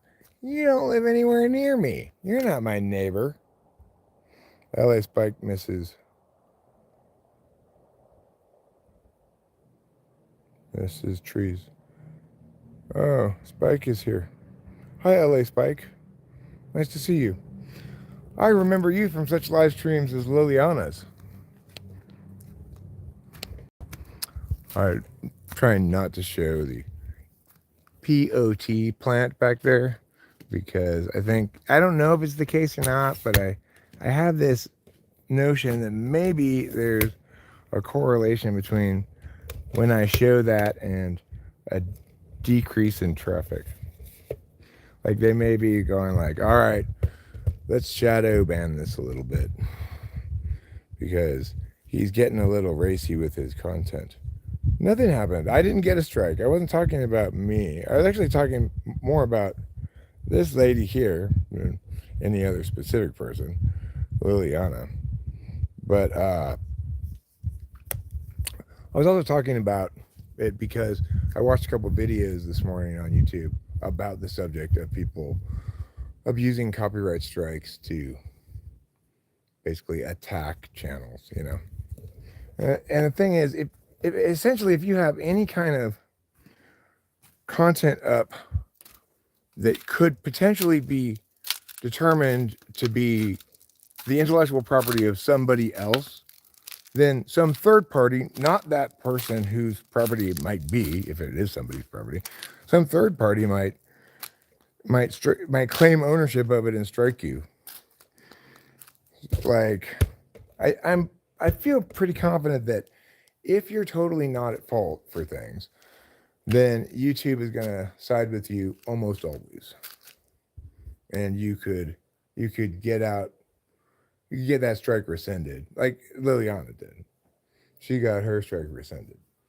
Or she and or YouTube got the other person to rescind the content claim or takedown notice or whatever. So I was just looking into it because I was surprised to hear that last night, Liliana, that someone had successfully struck you for shit that they had no actual intellectual property claim at all to striking you over.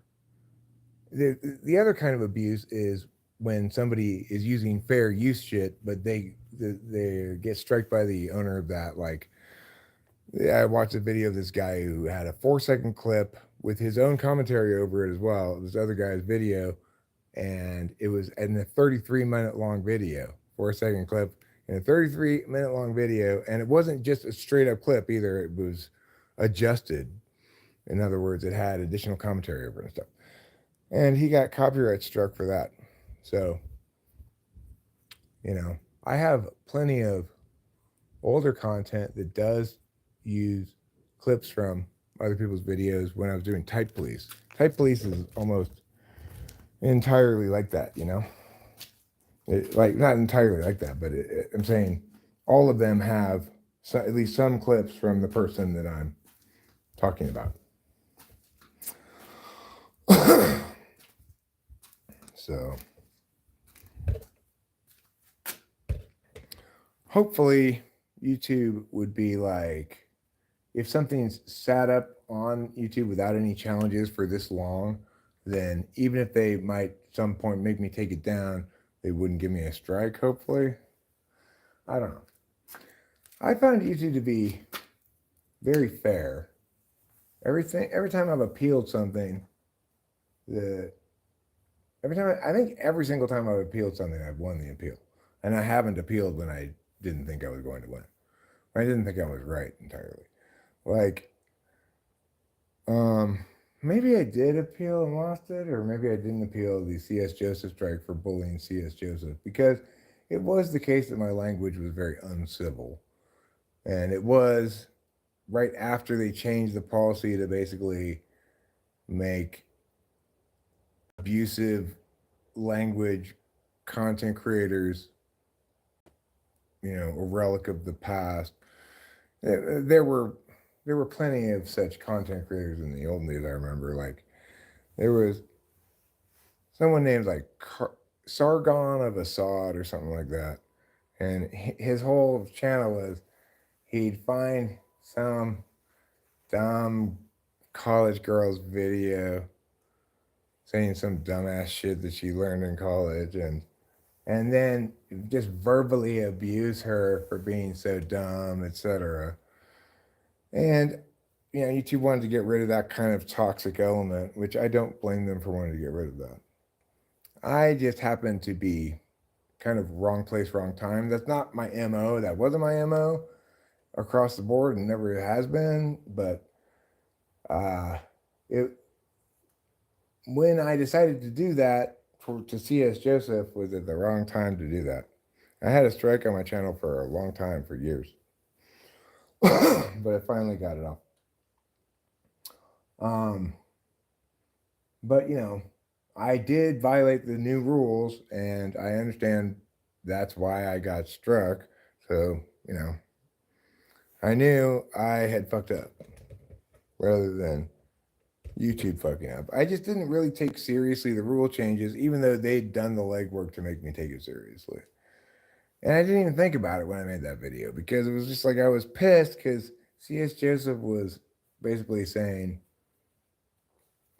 we shouldn't listen to any of the critiques that Taylor is making because Taylor is an ex-con or has a criminal record or does drugs or one of those things. And I was like, you fucking, yeah, because obviously that's not relevant.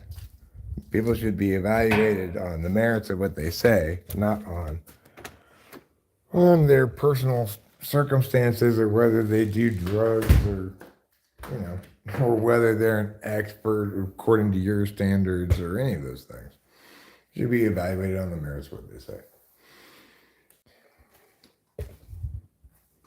They pull up people's past records a lot. Who does? Who's they? C.S. Joseph?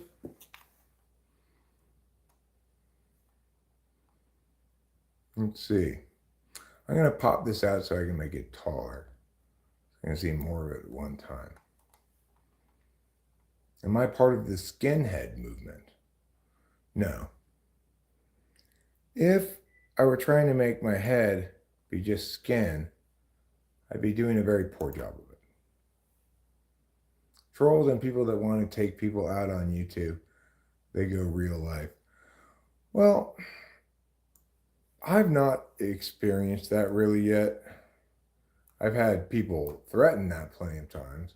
I did one time have this crazy lady who was a fan of the channel come by my house when I lived in Laverne, just knock on the door uninvited from 2 states away. So I have had that happen, but I haven't had anybody get, oh yeah, there's that too. Winston's mom makes a good point. I had this spiteful lady who threatened to sue my dad because she didn't like what I said. And who tried to tell my dad like a bunch of shit about me that she thought was negative, but which my dad already knew. My dad already knew I was a druggie and stuff like that. Yeah, it was Becky O'Coin. She was incredibly toxic, right? And then, you know what happened also after doing that shit, after pulling that shit? After my dad killed himself, like the day after, she texted me to say, sorry to hear about your dad. Can you believe that bitch? Well, I mean, they can try whatever they want to try now, Liliana. It's like, I never was particularly vulnerable because I'm not hiding anything about me. I'm extremely public about everything. So there's no way for anybody to say dox me in a way that's concerning or reveal any secrets or skeletons in my closet because I don't really have any, you know? I take the proactive approach to this sort of to accountability, right? I'd rather get ahead of anything that I made a mistake on than try to cover it up and defend other people's attacks. It's always better to get ahead of it. And I haven't done anything particularly bad, you know. I have some purported like secrets or whatever that somebody might reveal, but they aren't secrets. Things like I have an arrest record. I was arrested in Oklahoma for marijuana. I've told that story many a times. So I kind of view it as a bit of a badge of honor, if anything. After all, I was arrested for marijuana. So, fuck you, right? Like, why do you care, Oklahoma? Just let me smoke weed, for fuck's sake. You know?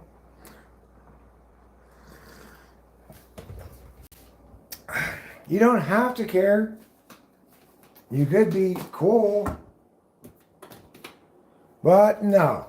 We're going to be super uncool, Eric, and steal a bunch of money from you.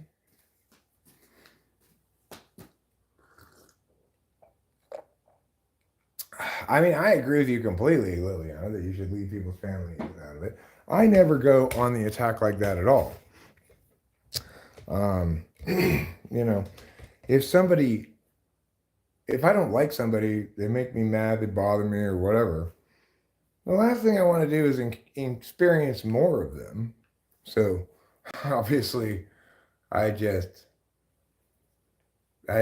got too much of my own shit to do to let other people make me focus on them.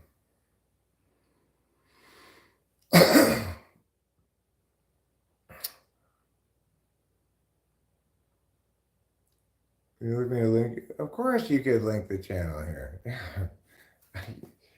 I I'm kind of like you, Liliana. I typically, historically, made pretty much everybody a moderator, but I stopped doing that when I saw some channel growth, and because the reason I did that in the first place was because people wanted to put links and shit. Of course, put it up. Absolutely. I'm sorry, I didn't think to put it up. That's because I'm not very socially graceful. I forget to do things like that. That's why I don't have any other YouTubers who are my friends, except for you now, Liliana. You know, I mean, I might have other YouTubers a little bit, but like, I don't collaborate with people because, you know, I learned over time that I don't want what they have to offer. When I do collaborate with Rachel on like music stuff, even then it's more like I'm including her, but I'm making the decisions. Not exactly collaboration.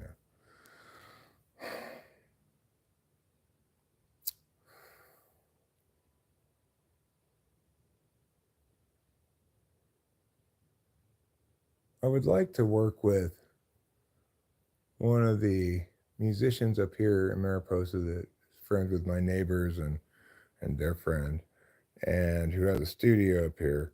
I'd like to work with him and recording some stuff. I don't know if I'll be able to make that happen or not. I'm not sure how to navigate that precisely.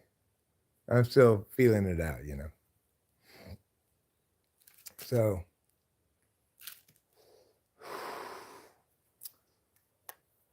that though again is that would be more of a genuine collaboration because I'd be at least hoping to hand over things like tone of instruments, um, mixing, EQing, all that kind of shit. I'd be hoping to leave that in the hands of somebody who's better than me at it and not have to think about it. Um, that would take some trust, of course, but I am aware of the fact that you don't really know how it's going to sound until you hear everything together. And sometimes you might think, is that really the right guitar sound? But they know better because when you mix in the other kind of sounds, then it's just the right thing. I'm not very good at that stuff. I mean, I'm okay at it, but given how much I've practiced it, I should be much better at it than I am. So I guess I'm just naturally bad at it. And accordingly, have gotten sort of begrudgingly good at it through ridiculous amounts of repetition and attempts that fail, etc. Art's the hardest thing to do. It's what makes it the most important thing, ultimately, right? I mean, important. Isn't that the thing that matters most, maybe? Although most things that matter most do represent some form of work in some kind of a medium, I guess you'd say. But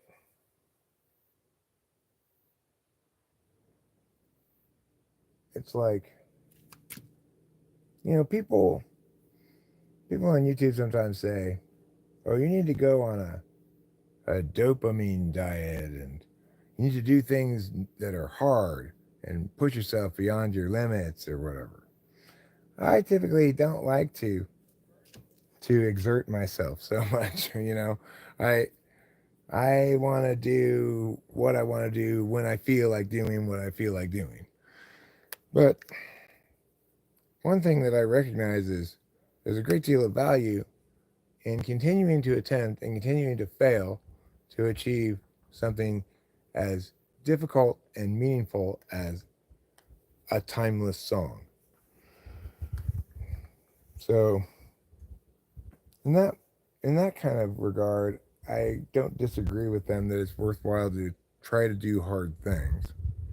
But I don't think that means it should be hard for you, the doing of them should be difficult or needlessly uncomfortable or anything like that, right? Uh, Ideally, I feel inspired sufficiently often that I wouldn't need to have any discipline at all. However, that's kind of asking a lot from the universe to both be okay with me being lazy and to cover for me. That seems a little bit unreasonable of me to expect. Hi, Indonesia. Welcome. And Adam playing.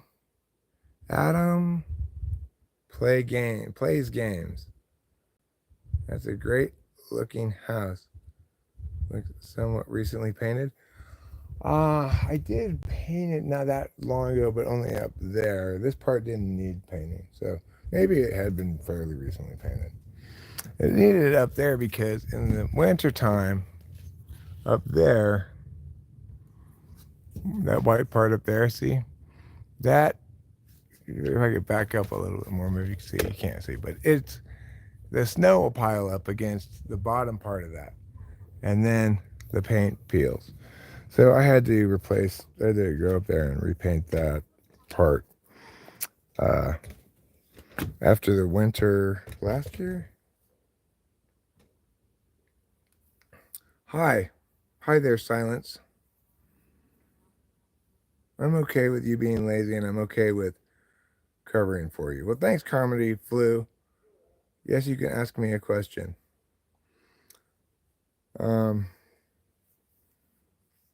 That would be great, Comedy Flu, but the thing is, I need the universe to provide me inspiration. I'm not, maybe you could provide me inspiration, but I doubt it. Because really what I mean by inspiration is I've got to be feeling it, like enjoying myself a lot in the process um, of making shit up or composing or just playing, recording random shit to see if I come up with good ideas. If I'm enjoying that process enough, then that's the inspiration I need. And if I'm not enjoying that process, then I'm not feeling inspired. I don't know if you could make me feel that process or not. Probably not, but maybe. I don't want to underestimate your power of feeling control. That is to say, controlling other people's feelings. What do I think about life, sir? I mean, life is everything that there is, right? All of the things are part of life. Every single thing that there is part of life. You can't articulate any specific thing that's not part of life. So when you say,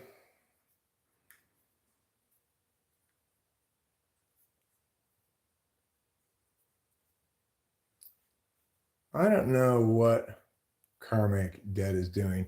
When I was engaging with karmic debt a long time ago, he seemed to be engaging with me in a normal, straightforward fashion. He's engaging with you in a much different fashion. So I don't know. I don't know who that person is. And I don't know why they're busting your chops. But I'm not afraid to time them out if they get annoying. I try to police shit, around here, just the right amount of policing. My moderators generally don't do much because unless they know from experience that, yeah, I definitely want that thing removed because I've heard it a million times before.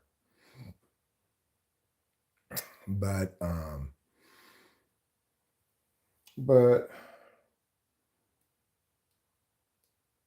yeah, if I think somebody's just being a prick, I usually time them out.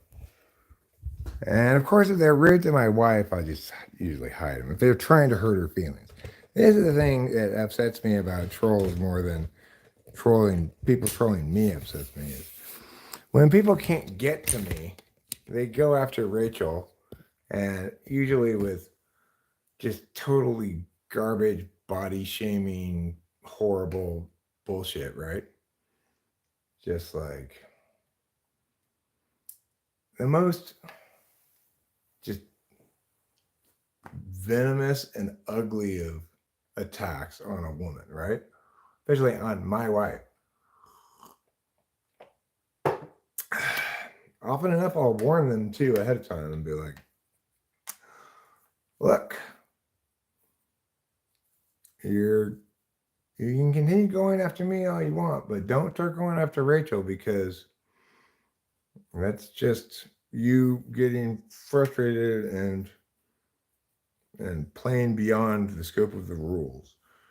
I accept that I am subject to everyone's attempts to troll me.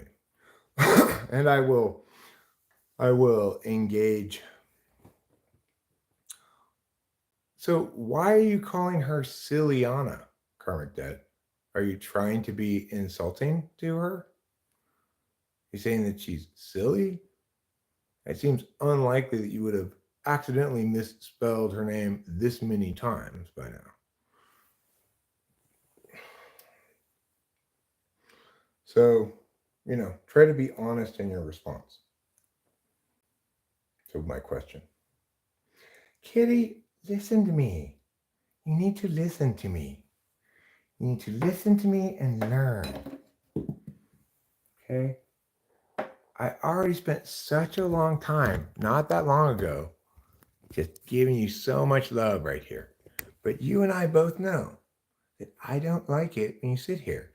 Why? Because then I have limited access to over there. Here's where the mouse is. But now that you're here, you're between me and the mouse. See? Here's my pizza. But now I got to worry that it's going to get cat hair on it. Here's my beer. But now I got to lift it over you. For these and many more reasons, I prefer you not sit here. Thank you. What a good kitty. You're such a sweetheart. You're so much better than trouble. I love you. Do you see that? You see how agreeable this cat is? She listened to me. She understood what I was saying. And she said, you know what, Eric, you're right. You've given me plenty of love this morning. I will go sit over there instead. What a wonderful kitty. That's why the song I've written called Wonderful Kitty is about her and not my other cat. And expressly not my other cat, who's not a wonderful kitty. Yes, I love him very much too, but he's very exacerbating. It's like, oh God, I just watched you eat. He meows at me to watch him eat. He is very territorial, wants to keep Capillo away from us and stuff, which we don't put up with, but we do our best with trouble. We also respect the fact that he has AIDS. My cat has AIDS, so I don't want to discriminate against him just because he has AIDS. It's true. My cat does have AIDS.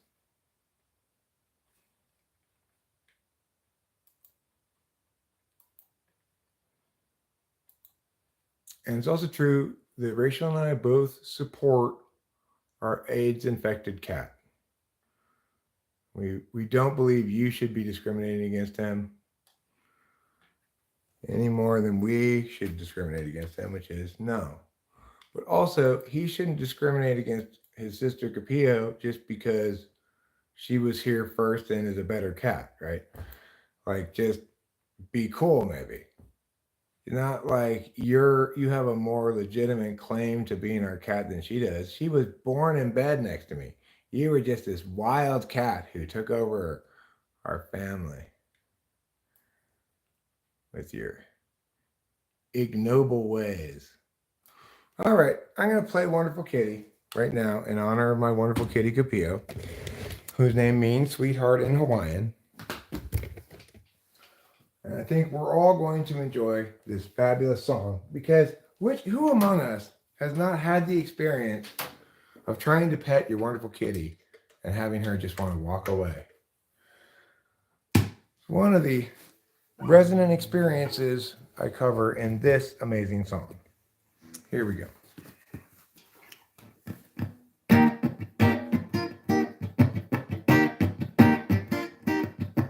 Wonderful, wonderful kitty. having wonderful times. Always cleaning yourself, making sure you got clean lines. Wonderful, wonderful kitty, you're such a fabulous soft friend. And now it's wonderful kitty petting time again. Just let me pet you, don't walk away. It's petting time, and wonderful, wonderful kitty, having wonderful times. Always cleaning yourself, making sure you got clean lines. But your wonderful kitty is a fabulousness I've never encountered before. And I know that I want to pet my kitty some more. Just let me pet you, don't walk away. It's petting time. Hooray! That's for you, Capio. You're not even in here anymore. She can be a little rude sometimes. You know, I get it. It might be uncomfortable for her to, listen to me serenade her. She'd be like, oh my God, this is awkward. But do me the favor of staying in the room when I'm singing you your song. Okay?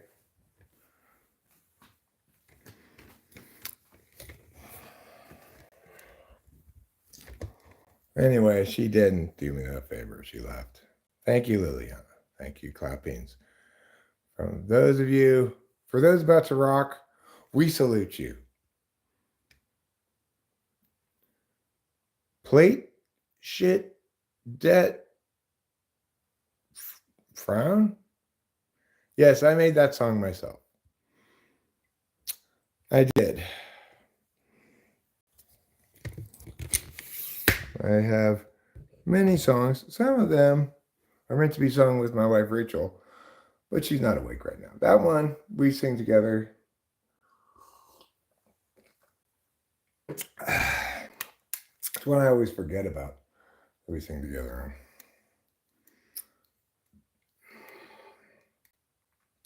But I have like music videos and stuff too. So I don't have a recording of that song. It's written but not recorded. But I have a nice song with me and Rachel in it that people generally like. And I will put the link to it here. I'll just put the link to Host Eric's Greatest Hits, I guess. Here's Host Eric's Greatest Hits.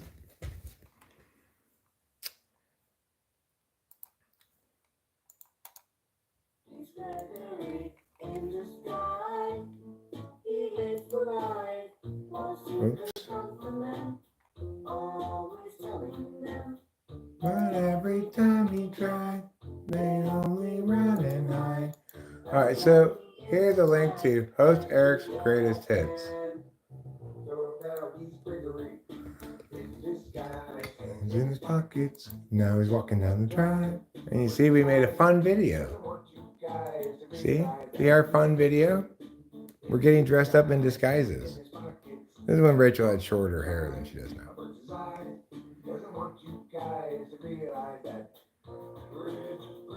Anywho, that's that.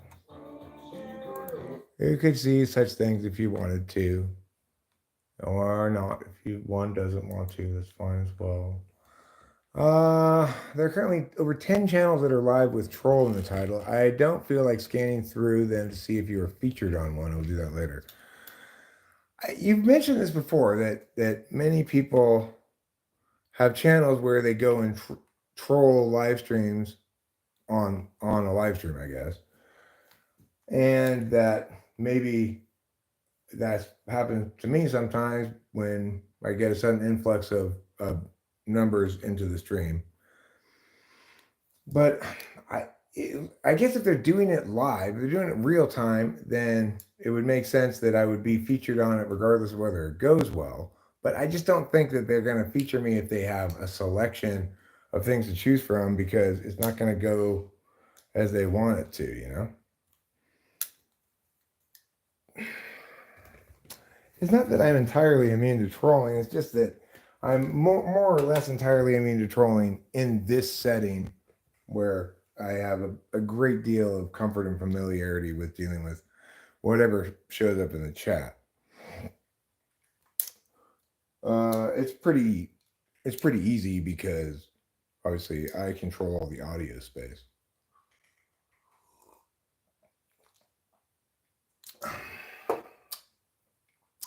Well, maybe Winston's mommy should go to one of those and encourage them to troll this channel. Maybe they just need a little push. You could say something like, "This guy over here is so full of himself, he needs a good hard trolling. You should go there and troll him." Then they can come here and troll me, and then I'll be featured on their channel. Wouldn't that be nice?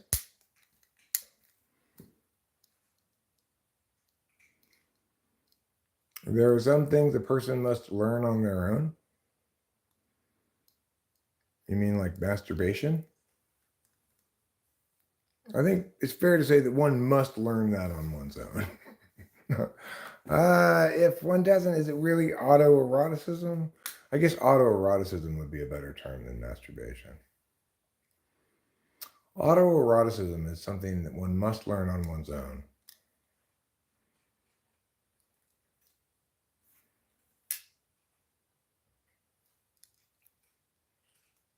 Oh, well, Winston's mom, I think you're not understanding who's going to be interested in me. People who are doing philosophy and debate stuff are going to be powerfully disinterested in me. Whereas people who are doing trolling, you can convince them to be interested in me easily enough if they think I'm susceptible to trolling. Philosophy debate people, they don't want to deal with me at all because they're just entirely outclassed. They don't know things, but they think they do. And when corrected, they don't tend to like it, you know?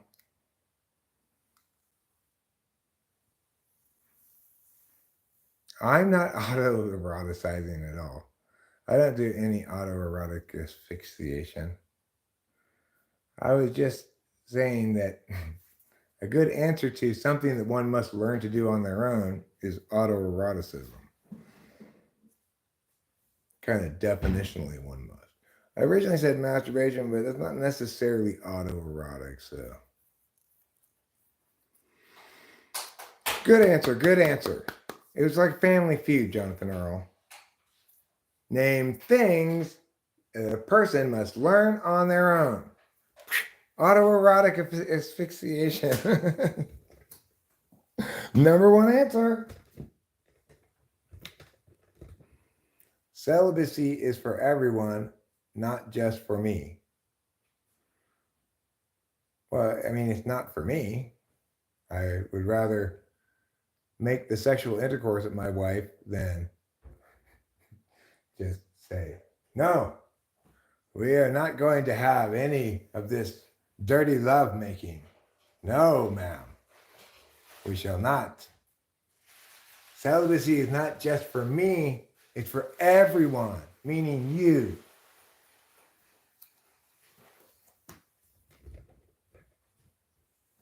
I don't know, Karmic Debt. Personally, why even bother getting married if you're going to be celibate in your marriage? Seems silly to me. What is this channel about? Well, right now it's about celibacy. And whether it's for karmic debt, just for karmic debt, or whether it's for everyone, including you, Go Rob. So I'm saying celibacy is actually not for me, and it may be for karmic debt. I'm not going to tell him whether it is for or against him, but it's definitely not for me. That doesn't mean I favor promiscuity or anything. Hello, Guten Tag, Guten Morg, and how do you do? Auf Wiedersehen, sayonara, and aloha. Welcome to Talking with Famous People. This is a channel about a lot of things. Celibacy is not having the sexual intercourse. Put a big circle with a red line through this. That's celibacy. Sweet corn is a recyclable food. Now, you do not re-eat it after it's been digested. That's disgusting. And even if you did, the same part that wasn't able to be digested the first time would still not be able to be digested. I'm going to remove your grossness on the grounds of excessive grossness. Morning, Winston's mom. Morning indeed, Rachel. Good morning. And welcome to Talking with Famous People. Thank you. Easy, man. You must have kids in your house? No, I don't have any kids in my house. I've got my wife and our 2 cats.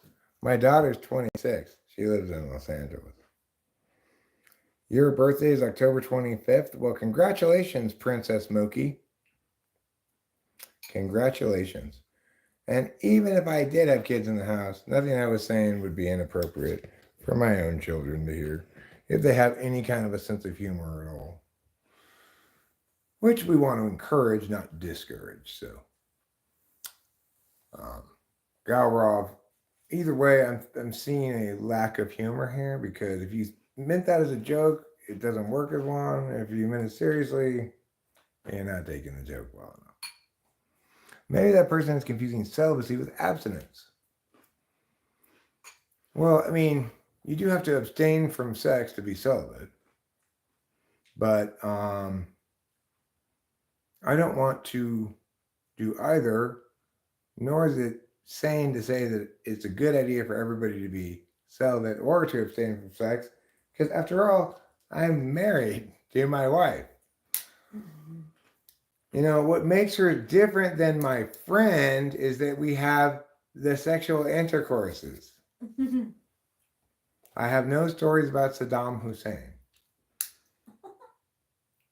Okay, well, one. So the year was 1987. Saddam Hussein and I had agreed to meet in Tijuana for a night of drinking and piñata buying. Celibate is a lifestyle, abstinence is a pause. Well, I mean, abstaining is the process, celibacy is the outcome, right? But if you want to define it more vaguely, that's fine. What do you have to say about the liberation of the working class? Liberation from what, exactly? I mean, doesn't somebody have to be enslaved, oppressed, etc., to be liberated? Locked in a cage, perhaps? I mean, what I have to say is I don't know how to liberate you from your wrongness. And that is something that I could potentially do and have an actual impact, because you're an actual person who actually has a wrong belief that needs to be corrected. But I don't even know how to fix you, so obviously I'm not going to know how to unlock the cage of something that's not caged. That's okay. You can go ahead and have as much wrongness as you want, including wrongness about the bourgeoisie being held hostage by capitalism and wages. Fortunately, no one's held hostage. They can quit. They can be fired. So, what I would like to see happen, maybe Cactus Law 7, is for you to actually be enslaved, so that you understood the difference between freely choosing to earn money and slavery. Wouldn't that be fun? That'd be a valuable learning lesson for you. That rifle on the wall of the laborer's cottage or working class flat is a symbol of democracy. It is our job to see that it stays there. Exactly. In America, at least, there are more guns than people. So that's a good sign, right? An armed society is a respectful society. People respect each other's boundaries and property.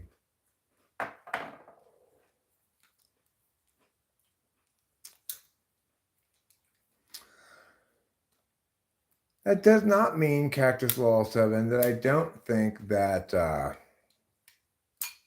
that standard of living has dramatically dropped in the aftermath of COVID and in the presence of all of the inflationary crunch that ensued from the unconstitutional, ill-advised, and advised against by Eric lockdowns. So that's unfortunate, but that's not a consequence of the free market. That's a consequence of government preventing the free market from preserving and continuing our prosperity.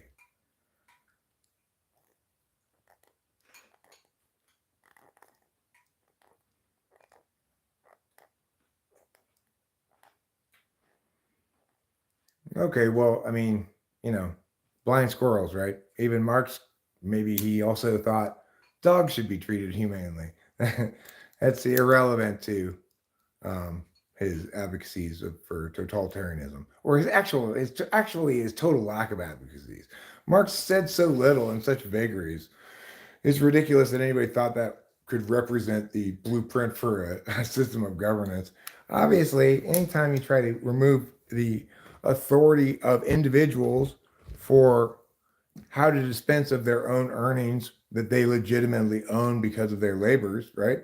Is when you try to steal that money from them and make the decision for them, that is necessarily totalitarianism, right? You can't have a non-authoritarian regime predicated on the centralization of decision making that's best decentralized.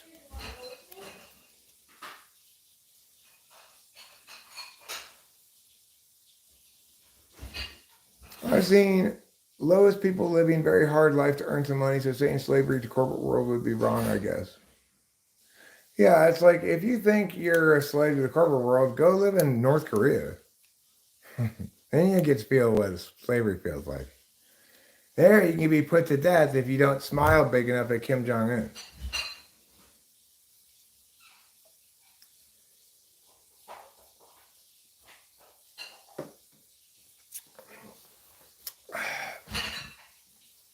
So, yeah, Marxism isn't anything specific because if you actually read Marx, he didn't say anything specific. He just said a bunch of vagaries and sort of like gestures at inequities without explaining anything. And he certainly didn't prescribe any kind of blueprint for society, just kind of an idea of what value we ought to uphold, even though it's not even a value, right? Like, justice is a value. Class primacy is not a value. It's a desired outcome, maybe a goal, but it's certainly not a value.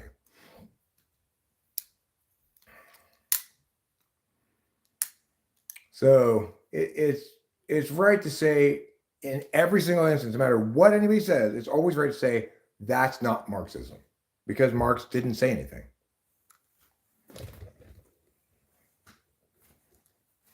Except that he didn't like the fact that there was this big inequity between classes, and there absolutely was in Russia. It was really extreme.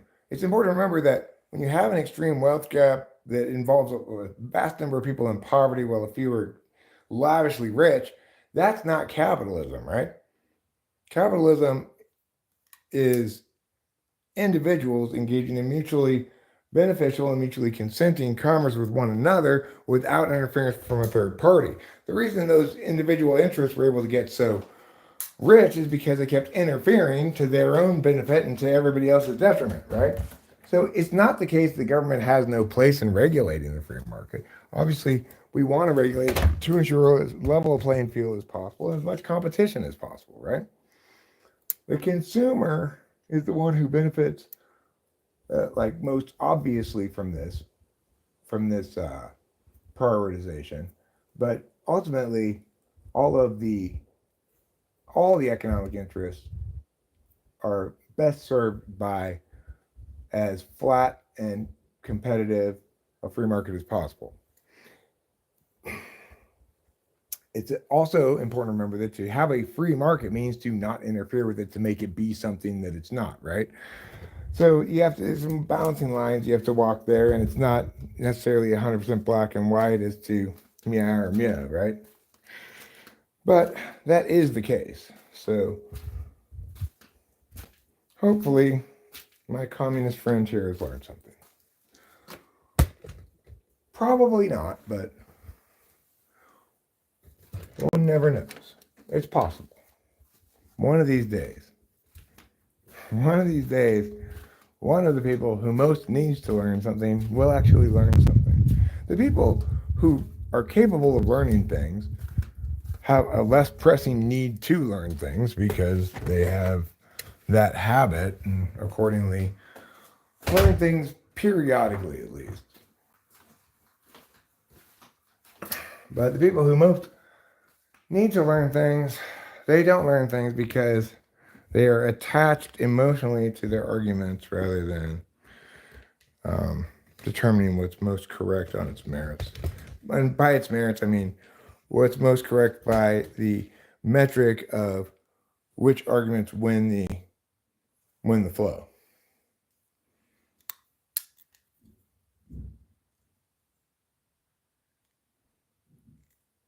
Well, if it's a way to look at society, then you can't have a government be a Marxist government, right? Because that'd be like saying we have a Art Deco government.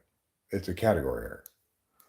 So if you're just saying Marxism is an attempt to politicize everything in the world and create good guys and bad guys where there are just individuals, yeah, I mean it's bullshit from top to bottom. It's just bullshit narratives. Just because it was potentially descriptive of inequity in Russia doesn't mean it's a critique of capitalism, as I indicated. And to the extent that you disagree, you're wrong. Well, but you don't know what it means, right? Because you said it's a worldview, a way of viewing things, a way of viewing history, but that's not anything specific, right? So if you're saying it's an attempt to limit discourse such that only when framed this way is it acceptable, well, you're right. It is that, right? And that's bad because a marketplace of ideas, just like a free market of in the economically, benefits all comers. That's why I'm able to express to you what's correct here because you've chosen to enter this marketplace of ideas. It's your choice also as to whether to benefit from it or not. You are incorrect about this. I may not have adequately explained why, and I may not have convinced you, but hopefully I've given you pause because I've shown you how to operationalize definitions so that you mean things when you say things. I've at least demonstrated it, although I've not explained it at all.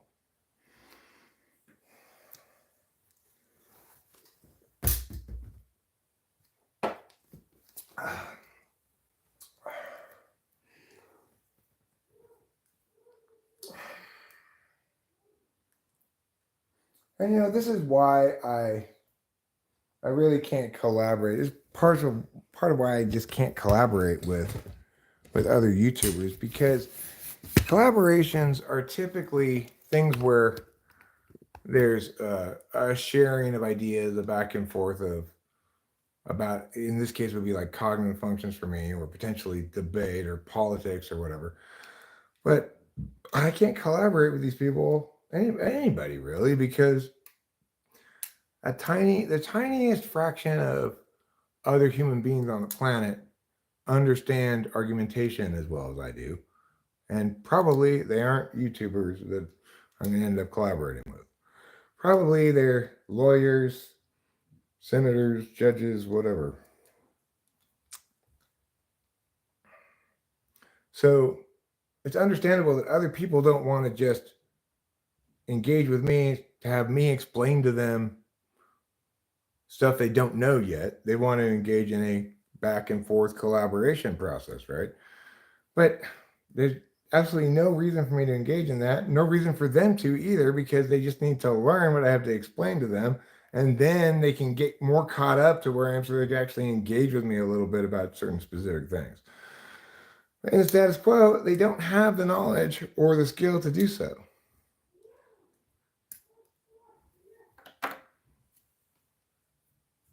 And, I don't really want to be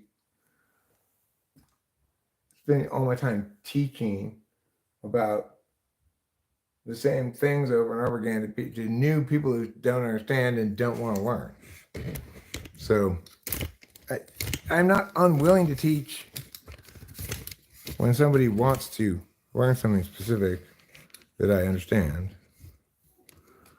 But it is work, And it's work that isn't even viewed as work by other people. Like, they view it, the people I'm explaining things to that don't want to hear the explanation or be corrected, they don't view it as me helpfully explaining things to them. They view it as me presuming a correctness in advance of any clash, which is a fair thing to conclude. But what they're not accounting for is I've engaged in so many instances of clash with so many people just like them about every conceivable significant topic. So for me, it's not a matter that still needs to be resolved. I've done all the argumentational work many times over to determine which arguments win on the flow and which ones lose. And that's the only fair way to determine what's correct. But I don't expect other people to simply concede really anything to me. But I just guess I'm saying there are some smart people, and they're the ones who, I guess, learn passively from me. But I'm saying things that are both correct and at least sometimes interesting. We'll pick up ideas, etc.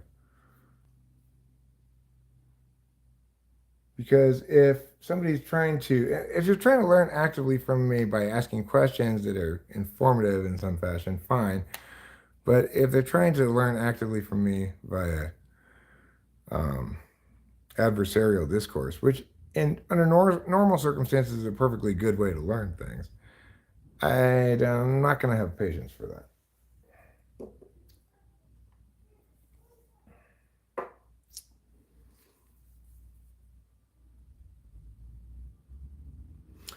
I mean, right? It's not brave. It's the eventual conclusion. When instead of 10,000 hours, you've got 20,000 hours, right? And when you're not talking about an art form like music, but instead of much more of a science argumentation, when you're not talking about an infinite number of possible warrants, but a finite number of categories of warrants, and you can always make warrant level argumentation and or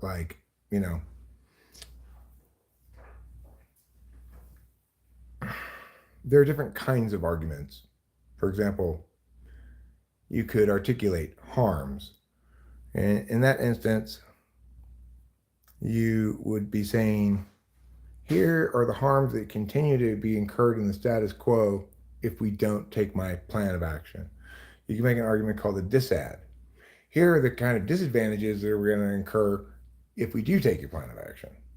So there's a certain finite number of categories of argument kind, right?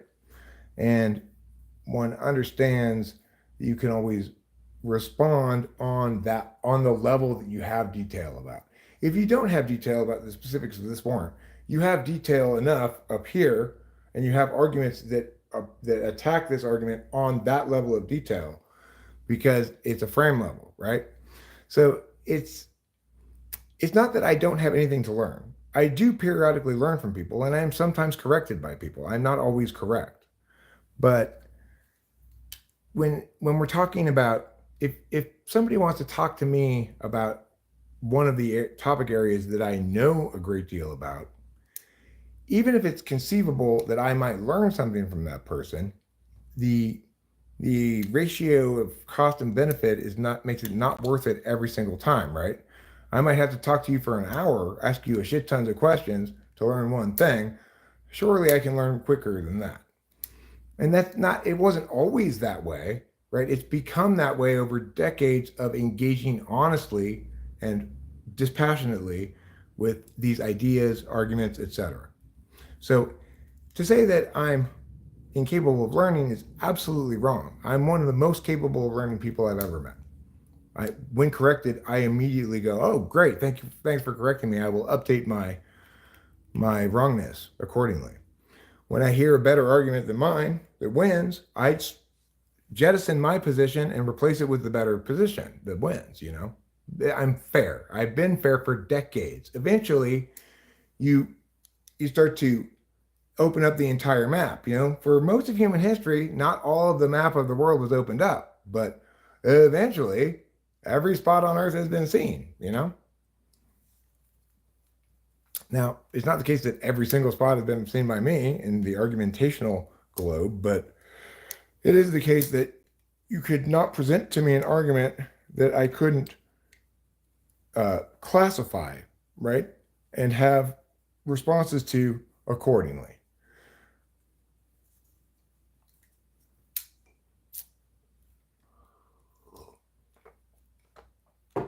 For something like this capitalism communism thing, I already know what's going wrong here in this argument, right? You're using a reification fallacy in a number of different ways in suggesting that various non-agents have agency. And you're using a lot of colorful metaphorical language to suggest that gainful employment is oppressing and equivalent to pre-Tsarist Russia working class people, which is absolutely not. And there's not any good sense of comparative prosperity, right? Like we could know a lot about what you purport to be capitalism and communism by simply identifying examples of each and seeing the relative prosperity of each. So we could look at America versus, say, North Korea, or I don't know, England versus North Korea, whatever. South Korea versus North Korea. We could look at Taiwan versus China. It's like in every instance, we see a vastly more prosperous nation as a freer one, an individualist one, and one that prioritizes justice over specific kinds of outcomes or ideological frames.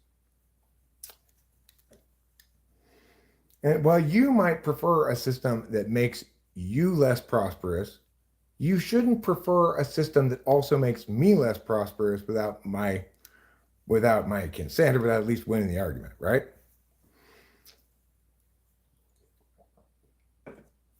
Otherwise, you're just stealing by proxy.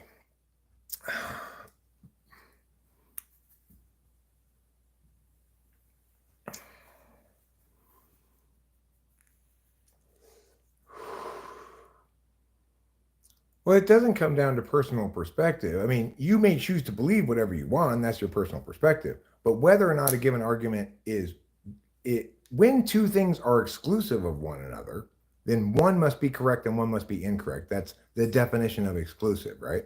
They can't both be true at the same time.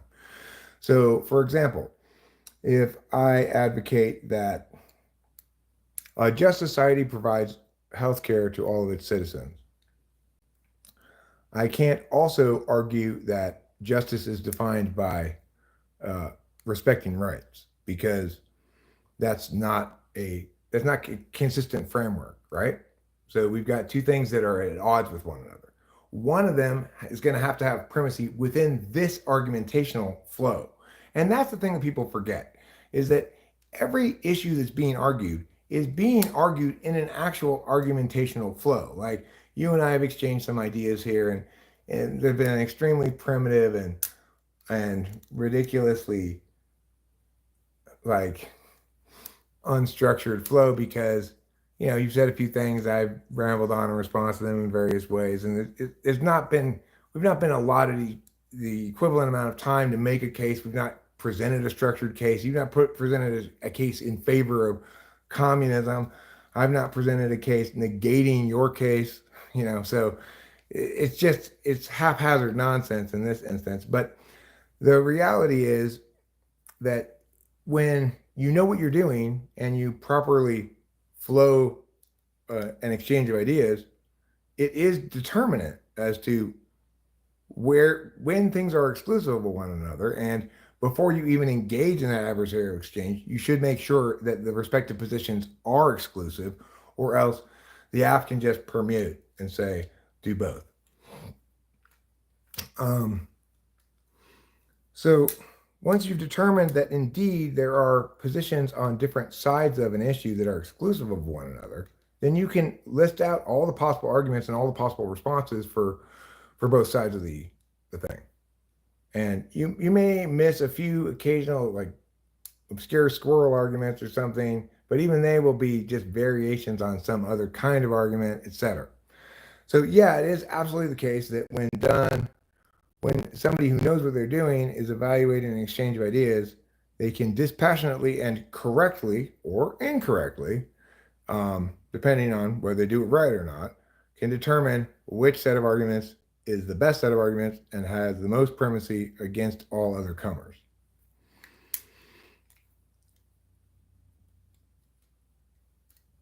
So I know how light works being a wave and particle at the same time, etc. How it's not applicable to things like opinions when it comes to observer perception. Well, because when you're trying to describe light and you describe it as having both wave and particle-like properties, when you test to see what it qualifies as, a wave or a particle, right? You're trying to describe the behavior of light under certain experimental circumstances. But when it comes to opinions, what we're saying is somebody either affirms a resolution, that is to say, you should agree with this statement, or they affirm a plan saying, you should agree that we do this, that we do this. You should agree with my statement, or you should agree that we do this. Whenever somebody affirms something, it's up to each of us to determine whether we want to leave that affirmation undisputed. Silence equals assent, not consent, okay, assent. And if we don't agree with it, we need to say, I dispute this, and no, we should not do your plan. First of all, because you failed to meet your burden to affirm. You haven't convinced me, you haven't provided enough convincing justifications to even begin this argument. Second of all, once you do provide your justifications, they need to withstand my scrutiny and counter-argumentation. If they do withstand it, then they're still standing and you can win the point.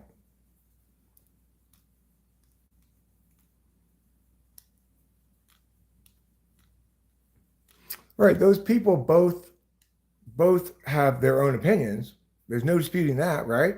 They both have their own opinions. However, if each of those people also said, and what I want is justice, then only one of them would be correct, right? So, because then they'd be asked to define justice. And if they are going to have any meaningful definition of justice that universalizes, that we can use operationally to determine if justice is being served in a specific instance, then accordingly, they can't both be correct. Because you're going to have to define justice the same way in both test cases, and it's going to only validate one of them. If you describe it the same way, and the two systems are exclusive of one another, then only one of them can validate under the value of justice. And that ultimately is how we need to approach things. What's the first question? There's an order of questions. The first question is this legitimate? So, if you're affirming a plan and your plan is to rob the neighbor's house, well, that's not legitimate because it's rights violating. How are we defining legitimacy in this instance? It's something that doesn't incur a status of prohibited against a specified metric of evaluating those things. So the thing is, not everybody can do this kind of reasoning. And it's not the case that we should use this kind of reasoning for everything. But it is the case that only people who can use this kind of reasoning and who are using this kind of reasoning should feel qualified to engage about political things. Because it's the only kind that's fair, right? You may feel differently than me, and we can both have our subjective feelings, but we can't use those effectively as arguments because our subjectivities don't validate against other people's objective analysis. After all, they're our subjectivities, and they shouldn't evaluate according to that. You know, it's like there are plenty of things in life where you should only be using your subjectivities to make decisions. But politics is one where we should only be using a dispassionate, disinterested calculus, like I'm using here, where I'm evaluating things on their merits without any attachment to pre-existing notions, right? Because if we let people who have those attachments involved in the political process making decisions, then instead of doing what validates for everyone, that's fair, that validates against some kind of rules that can universalize, that validates against a test that we can use in different instances, right? And some of them validate and some of them not, and abide by those results of that principled application of a metric. We need that for politics, or else we run afoul of disastrous consequences. You know, it's like if people like you were in charge of politics, we'd be North Korea, Soviet Union, PRC, you know, Cuba, rather than you would not be empowered now to be on your phone complaining about capitalism. I assure you that.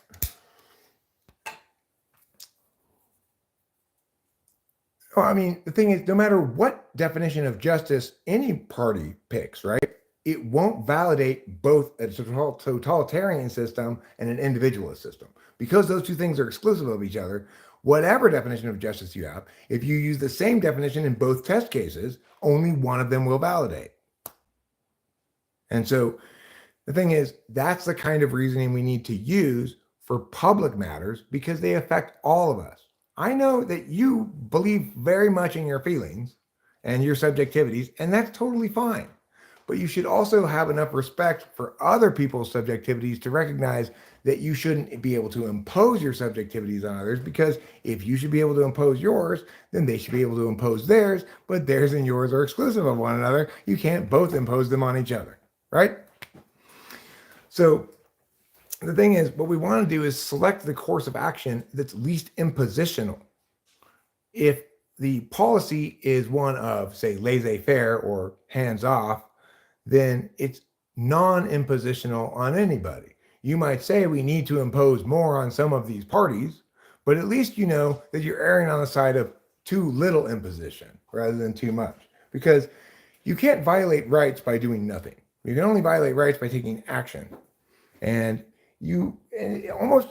history has shown us myriad times over and over and over again, when we sacrifice respecting rights for a prescribed outcome that we think is desirable, we neither get the outcome nor the rights. Yeah, I hope so. Thank you. That's the wrong one, I think. That's gabapentin. That's the right one, yeah. Thank you. People wouldn't be dying in cobalt mines in the Congo either. I mean, they wouldn't. Like, what about all the people who die in mining accidents in forced labor camps in North Korea?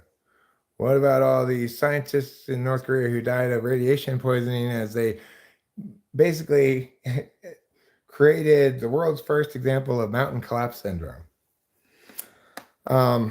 What about all the people starving of famine and dying of parasites and stuff? Like, I've been to China and I've been to Taiwan. In China, people poop on the sidewalk. Oh my God. In the middle of the sidewalk. Taiwan is a modern, sensible, sane, civilized country. In China, you cannot drink the water without getting heavy metal poisoning. In China, if you live there for very long, breathing that horrible air, you will get some kind of health problems for sure. And that's even, I was in Shanghai, which is way better than Beijing. So believe me when I tell you, you don't want to side with the PRC. You want to side with Taiwan. You're fighting for the rights of lizard people. Hello, what are we talking about today? We're talking right now a little bit about how liberty and justice via individualism is preferable to autocracy, injustice, and misery in authoritarian regimes purportedly adhering to some ideological standards like workers, like the proletariat rising up or something. Like, oh my God. How entitled and hypocritical could you possibly be?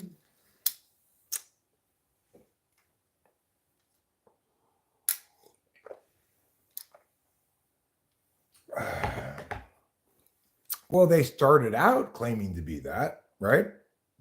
Soviet Union started out claiming to be Marxist or whatever.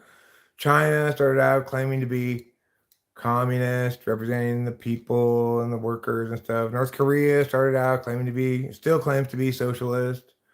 So it's like we can look at actual examples of countries that apply your preferred ideology and determine in every instance that they're totalitarian hellscapes.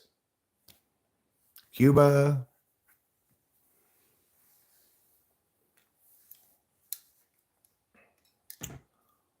you know, like Pol Pot in Cambodia.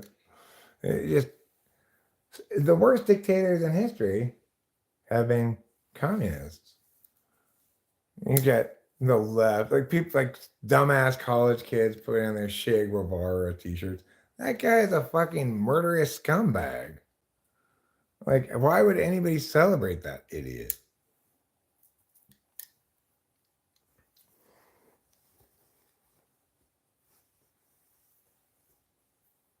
Well, Cactus, if you don't have industry, where are all your workers going to work? Should we give them all spoons? North Korea is a one-party dictatorship, USA two-party dictatorship. I see the difference. Yeah, I mean, you should see vast amount of difference, right? So I'm live streaming right now, conveying ideas about politics, about what's just, what's wrong, how autocracy is bad, how totalitarianism is bad, whereas nobody in North Korea even knows any of those words because they've been brainwashed since birth by their slave owner. So pretty huge difference, right? In America, I can call bullshit on your bullshit and school you with many rhetorical slaps to the face. And instead of being persecuted for being correct, I would just be ignored. All right, these people fighting for the people, they're just fighting to make themselves the exclusive lifetime elite by eliminating electoral processes in what turns out to be a quasi-theocracy, right? Because instead of having God as the arbitrary, irrational thing that whoever has the most authority gets to claim correctness about, regardless of argumentation, they have ideology, a communist value, quote unquote. Purportedly a value of equality being upheld, but it never gets upheld like that, right? It reduces the well-being of the entire country and the prosperity of the entire country such that there's only enough prosperity for the few dominant elites to be prosperous at all, whereas everybody else drives around in cars from 1950.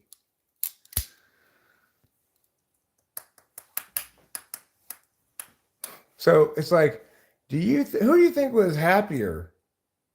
East Germany or West Germany at the end of World War II? Who do you think felt like the lucky side? Was it the West Germans or the East Germans? Which side prospered and provided good lives for their populace? For winning every year from the end of World War II till the fall of the Berlin Wall? The West Germans, obviously. Which country was more prosperous? West Germany. Which country had a higher standard of living? West Germany. Which country provided upward mobility to its people? West Germany. Which country allowed people the opportunity to grow wealth and become fiscally independent? West Germany. Which country didn't force all their athletes to do shit tons of steroids? West Germany. You know, like, be sane. Japan, they didn't choose to surrender to the Russians, although they could have. The Russians entering the war was just as much a factor in the Japanese surrendering as the nuclear bombs were. They chose to surrender to the United States. Why? Because nobody wants to be, have no rights and be a slave, no matter what the justification is. Whether it's your justification of Marxist equality or whether it's Islam's justification of theocracy in Iran or whether it's any other justification for oppression and injustice.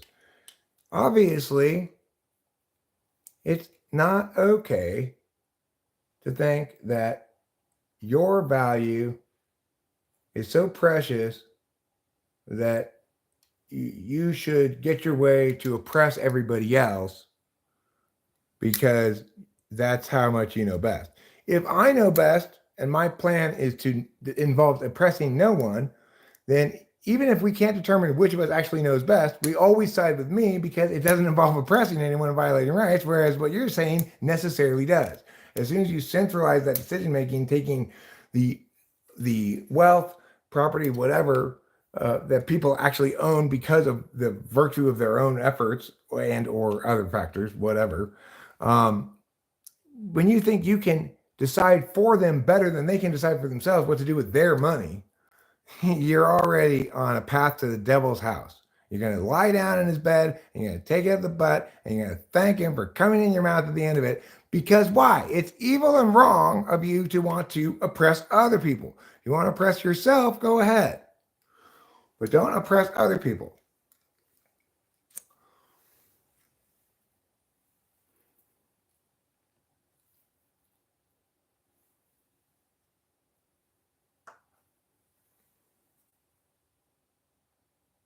No, there aren't any counterexamples. There are examples of capitalist societies that are able to sustain a fairly high amount of communitarianism.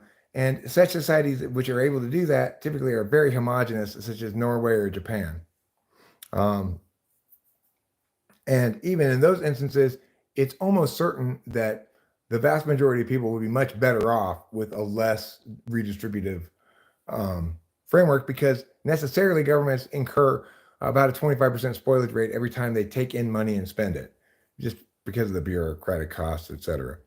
So it's definitely the case that some countries can manage to maintain a good standard of living while having very high tax rates. But the truth is they'd be much better off if they didn't take that approach. It never ends up working out very well. Compared against the alternative, not compared against an alternative country that is fucked up, right? Like, so yeah, Norway is much better off than say Cuba. But we need to compare Norway against what it would be if they weren't as communitarian as they are, and they're not actually super communitarian. Norway is not the best example. Japan is a good example, but also one of those other Scandinavian countries, maybe it's Sweden, has a super high tax rate. Yeah, you can pull it off if you've got a very homogenous population of people who share a very good work ethic and don't want to take advantage of the system, etc. And Germany does a pretty good job of shaming people who get public money into, so that there's not much draw upon that. But by and large, when you have government money, well, especially if you're not very rich, you don't even think, you think it's perfectly fine to take as much of that government money as you can get. And you don't think about the fact that you didn't pay into that tax pool. You're getting way more out than you're putting in. You wouldn't go actually ask your neighbors to pay for your lifestyle just because you have diabetes, but you're not ashamed to necessarily go on on disability, right? We need to break down that disconnect. And we need to recognize that if somebody goes on disability and gets $2,000 a month, you need to think of it as you have to pay yourself $2,000 to that person. And you write your name on the check and say, for Joe's disability. Then you start to feel it, right? Then you start to understand why we don't want to do that. It's not good for Joe. It's not good for you. It's not good for me. It's not good for anybody. It assumes that if you're well-intentioned enough and have identified the right boogeyman, that whatever advocacies you need to actually make in the specifics will just present themselves eventually. It doesn't work like that. The devil truly is in the details. And also, your value isn't one to be upheld because it's not really a value, because something like justice is a value.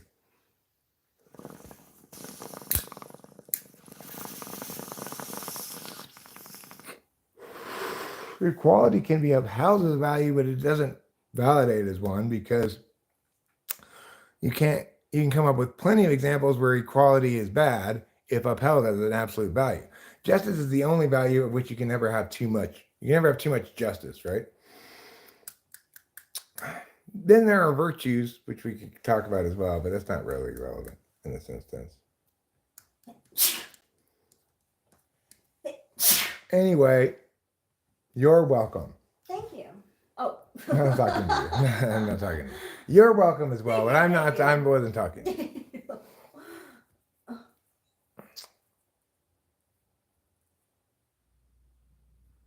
No, I mean, you would, Cactus Law 7. I'd be forced at gunpoint to do it. So I wouldn't be working for the collective. I'd be the slave of whoever's forcing me at gunpoint. You might be happily trudging along in support of your great communist utopia, but I'm only doing it at gunpoint. That's why I don't think you should push your position on all of us, right? Because not all of us are as enthusiastic about being slaves as you.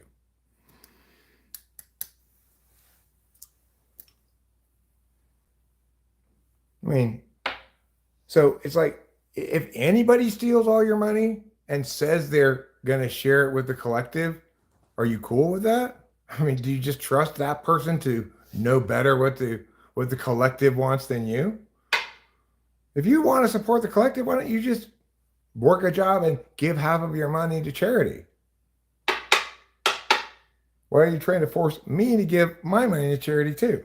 I don't like charity.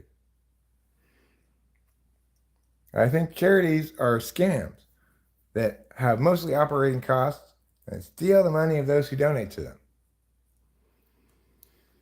I'm not working for the collective of the super rich, because you know what, sucky? Number one, you're sucky. Number two, I'm not working at all. Number three, comment, I do know the history of Haiti, and that's why I always scold those Haitians. Hey, you motherfuckers, you deforested your whole island, you strip-mined it and shit like that. You paid no sense whatsoever, paid no attention at all to the long-term well-being of your home. And now that you shit in your bed this much, I guess you're going to have to sleep in it. Don't try to ask us to come save you all the time.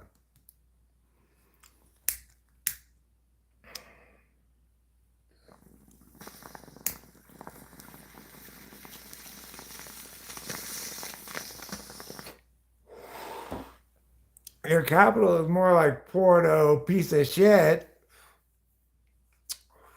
U.S. sprays toxins in crops in Haiti, not for free. If they want us to spray their crops, they're going to need to pay us. Obviously. Again, we're not responsible for them deciding how to spray their crops. If they want to spray pesticides on their crops, it's not up to us to determine whether that's a good idea. That's their decision. Stop trying to own Haiti.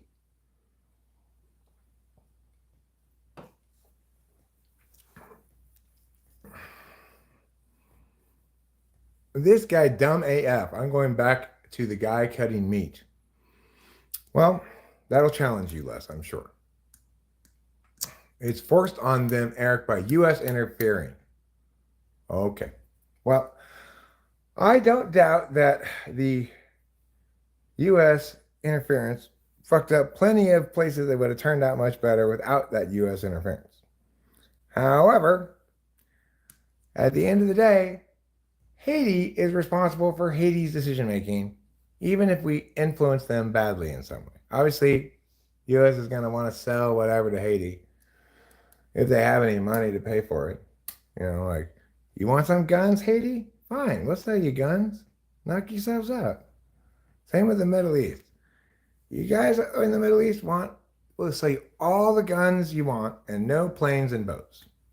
And you guys can just kill your way to democracy. That's just a sensible position to have. Again, it's respectful. It's not my job to make good decisions for Haiti. That's Haiti's job.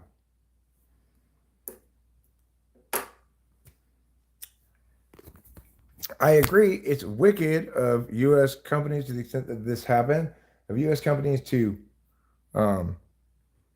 encourage or otherwise manipulate Haitian decision makers into making bad decisions. That's totally fucked up and should not happen. Should never happen. Would never happen under a Strauss administration.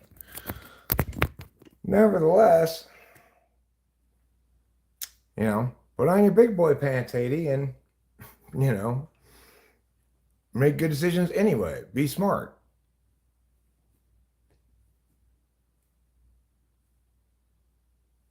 All sold out of comfort. This is real talk.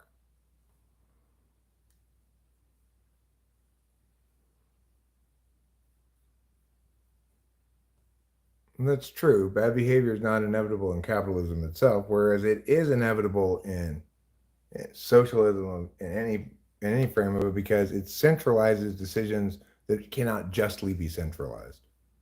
And it cannot be effectively centralized either. It's not more efficient for the government to decide what each farm is going to grow than it is for the farmers to decide for themselves based on the honest decision-making metric of profitability.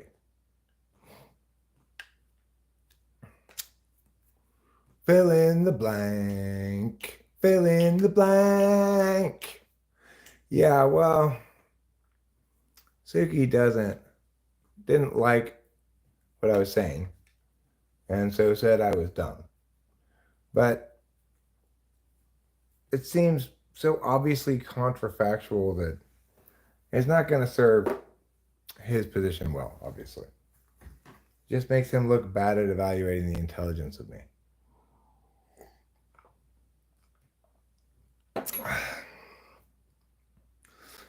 You hungry? Would you like an Italian or a cup of noodles? I had a half a pizza. Oh, look at you! You already took care of it. I don't need any more food. Okay. Would you like another Adderall? Sure. Here you go, lady. Who's that lady? It's you. Thank you. What's she doing? She's being awesome. Oh, I think you're being awesome. Thanks, darling.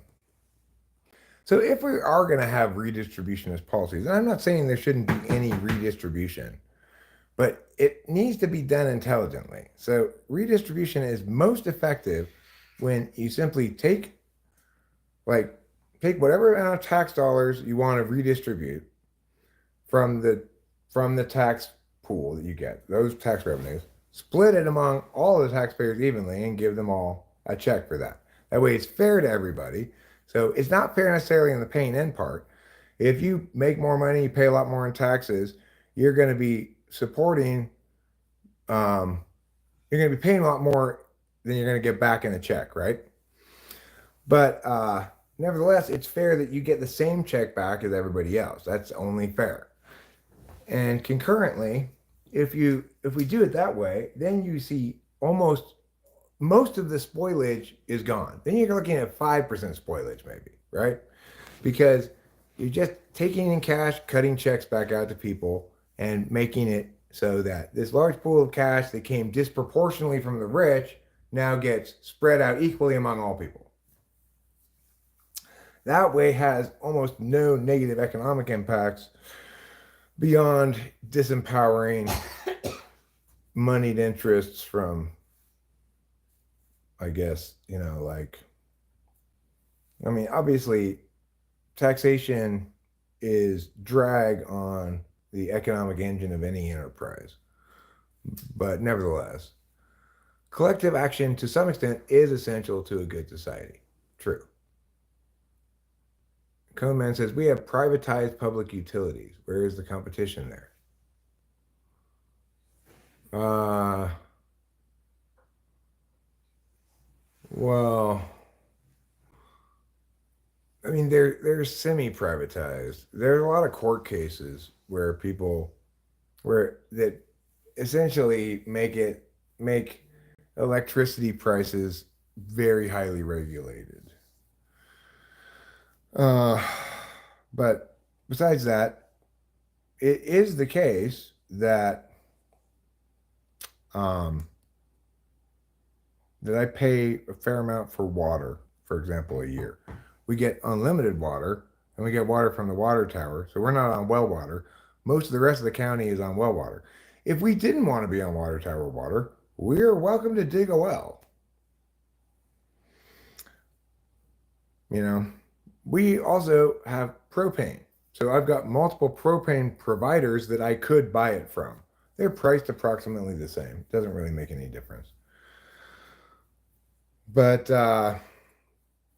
it's also the case that propane is more expensive than natural gas for the same purposes. If I wanted to, I could sell this house and move somewhere where I have natural gas lines, but I don't want to do that. We don't have natural gas lines here. We don't have sewer here. I'm on septic. The thing to remember is you don't have to have any public utilities at all. You just have to provide all your own power. If you want to get enough solar panels and fucking windmills to provide all your own power, then you don't have to get public utilities. If you want to dig a well, you don't have to get city water. If you want to build your own telephone line, obviously you can't build your own cell towers, but there's plenty of competition in terms of cellular service provision. So, you know, that's how it is. You don't need sewer because you can get septic. You don't need city water because you can dig a well. You don't need electricity because you can get solar and wind generated electricity. And you might say, but that's even harder than getting the privatized utilities. Okay, well, then stop complaining about the privatized utilities. It's the better alternative, apparently, for you to the alternative of digging a well, putting up windmills and solar panels, and digging a septic. So, since it's preferable to you, what are you complaining about? You have alternatives. Basically, what you're saying is shit costs too much. I agree, shit costs too much. Don't blame the capitalists, that's for sure. Like, can we blame the free market in America for the outrageous healthcare costs that we incur? Like, you know, your insurance company pays like $1,700 for you to go get a couple blood tests or something. I'm probably exaggerating, but you get the principle here. Why do they pay so much? Because that's the way shit goes when you're trying to remove actual market pressures from a marketplace. You just create this self-serving beast of insurance companies, paying ridiculous prices to doctors for various services purportedly to cover some doctor services for other people for cheaper, and really, again, huge amount of spoilage. We've codified a middleman. It's like a nightmarishly bad approach to anything is to codify a middleman. Give a middleman industry-wide monopoly over people gaining access to healthcare, it's an insanely bad idea, right? You're trying to make it illegal for me to pay for healthcare out of pocket, where you have to pay a penalty, right? They're trying to do that. Except when I do pay out of pocket, everything is an order of magnitude cheaper. Something that might cost $1,000 if the insurance company pays it, the doctor's office will charge me $100 if I'm a cash patient. Maybe 250. Maybe it's 4 times as much. I don't know. The point is, it's ridiculously more. Rachel and I don't have any insurance, so when we buy her olanzapine at the pharmacy, it's like $30. It used to be $300. And if we had insurance, our copay, I'm sure, would be higher than $30. How about the goddamn hydrogen? So, no matter how much we want there to be more equality, we need to remember that the tool of equality forcing, that is the only tool really people can use, is horrible at doing things well.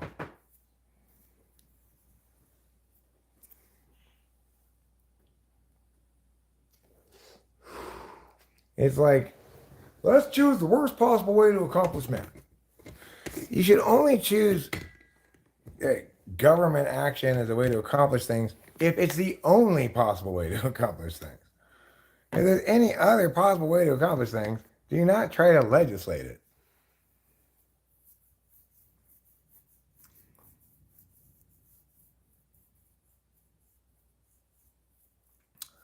I believe you are summoning your group, and I sure could be wrong. I am Lower Stack FE.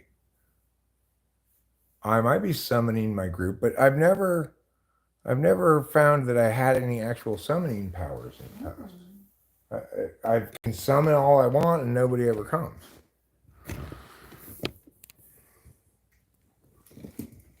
Look at this beautiful lady. Thanks, Eric. I think you're a handsome bobansome. Her name is Beautiful Lady of Delight. Ooh. No, I didn't say that, Conan 3. I did not say that private is always better than state or government solutions. I think, for example, with law enforcement, it should never be privatized. We shouldn't have any private prisons, private law enforcement. We shouldn't have private firefighters.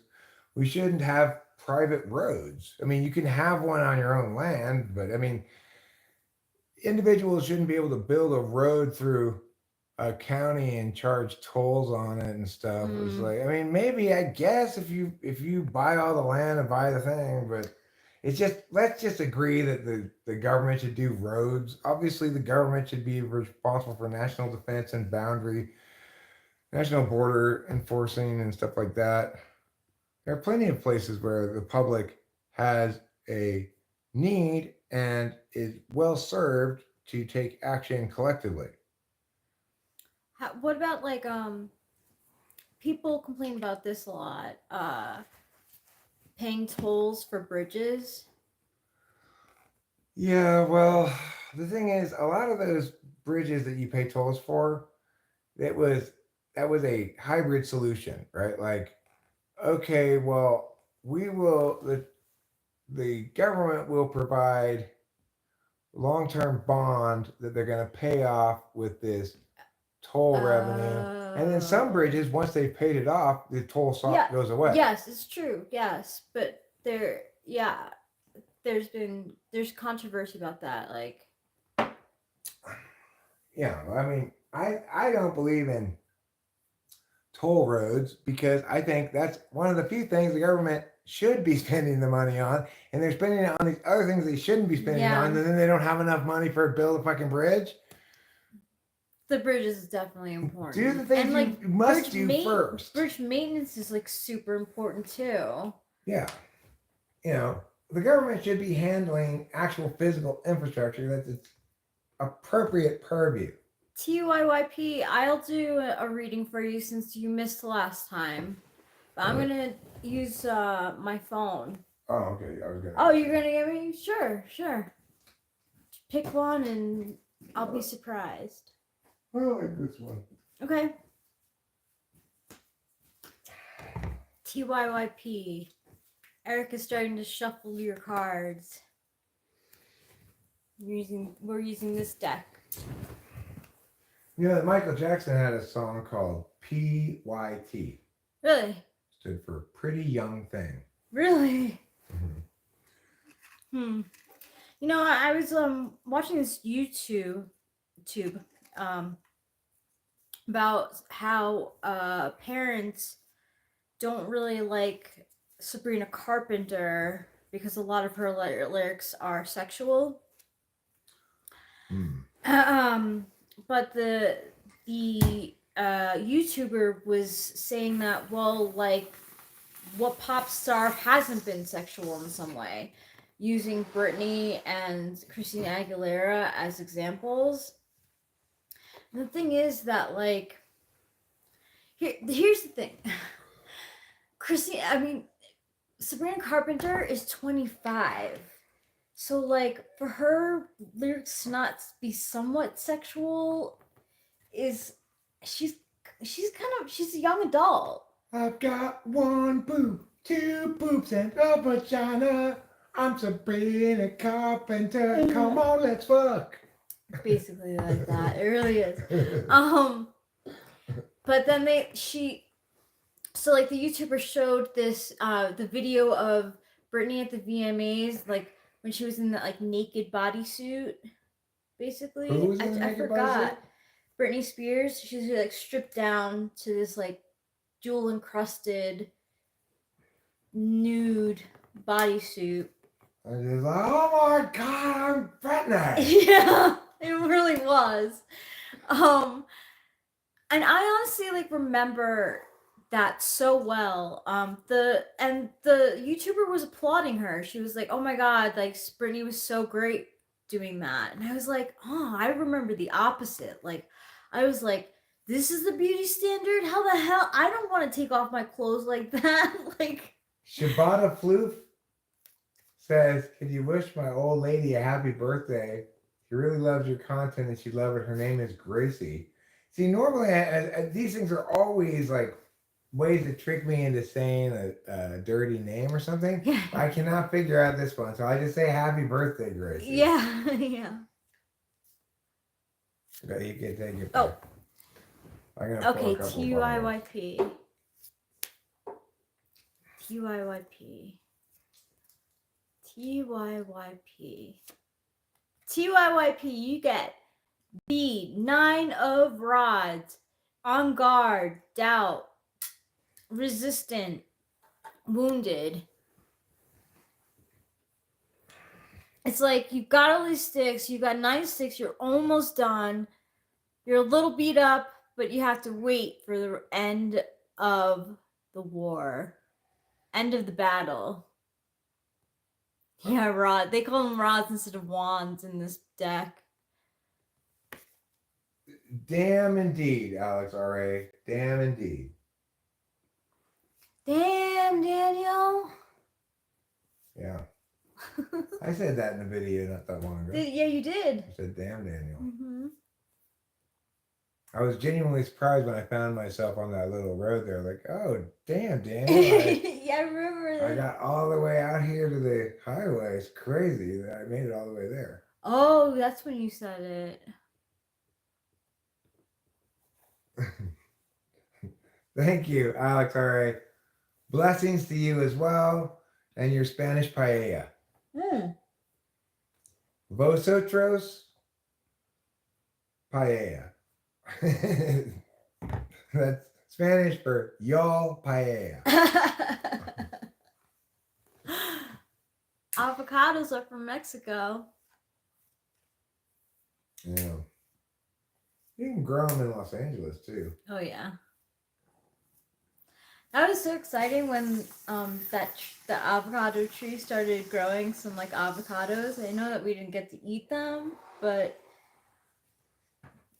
it never really quite grew them properly. Yeah. I tried to fix that wound in the tree. And what you did, it did start. It did start to, but we weren't there that much longer, huh? No, and it was only sometimes it would fall from the height depths that it was at, and it would get mushed on the ground.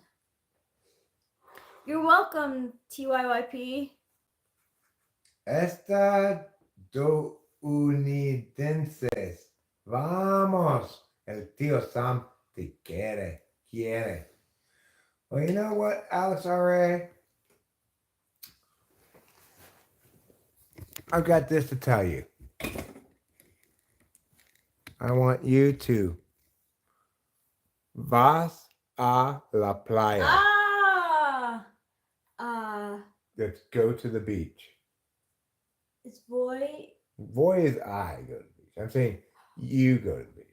Boy. Him. Alex, not you. I'm talking about me right now, though. I want him to know the boy a la biblioteca. Oh, sure, yeah. I forgot to mention that. Obviously, later on, Rachel is going to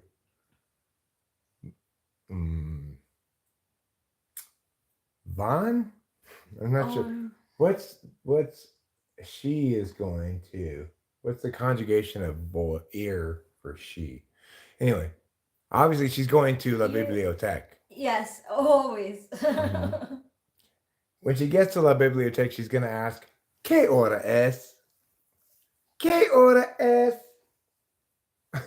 Ella va a la biblioteca, sí. Ella va a la biblioteca y la playa. Y la playa. Oh. Y la escuela. Y la cocina.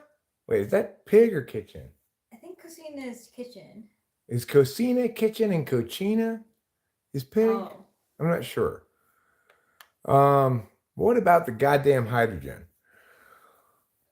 Well, I don't know if you haven't heard about the Hindenburg yet. I've got some explosive news.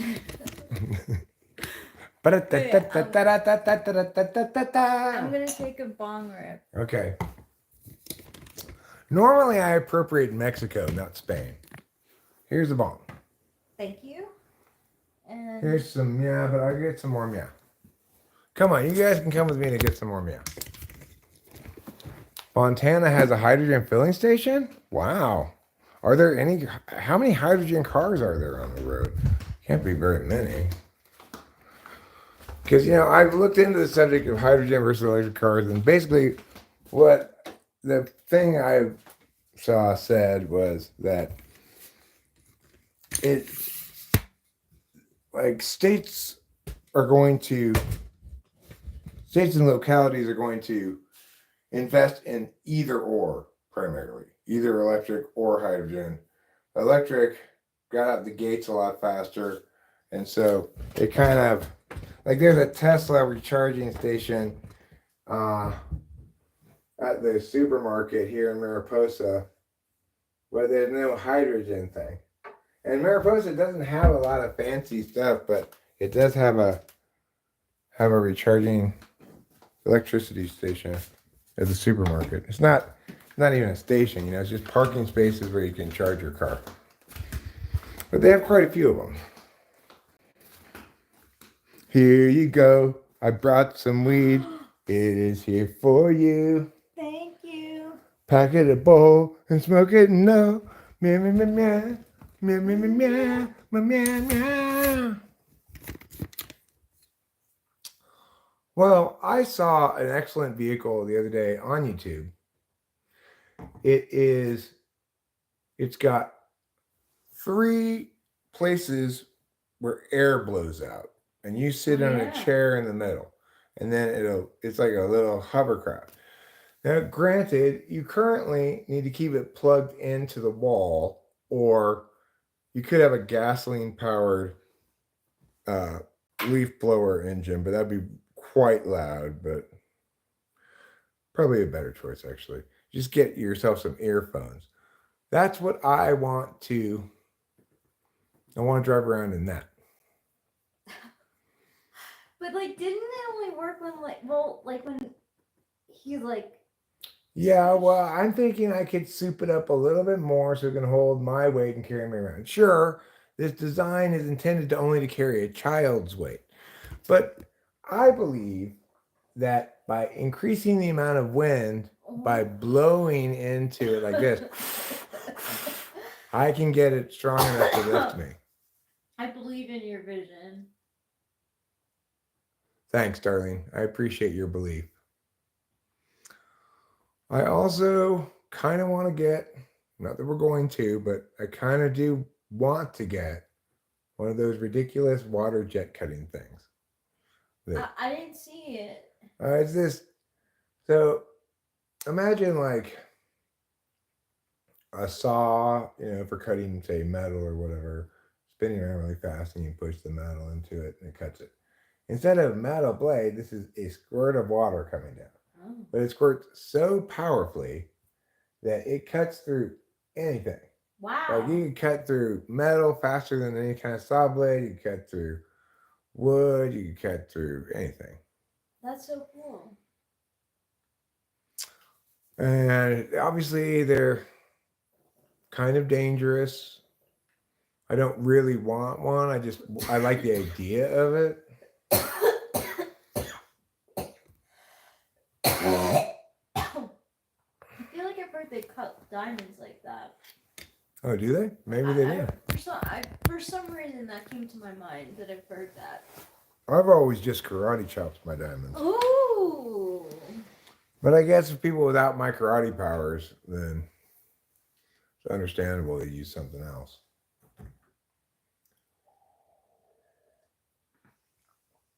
Magst du Bratwurst? I don't know what that means. I do have some bratwurst in the freezer.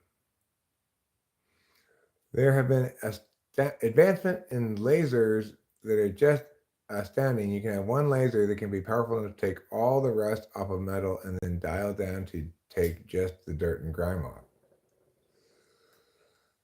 Okay. Dear Lord, I repent. I've got a friend in Jesus.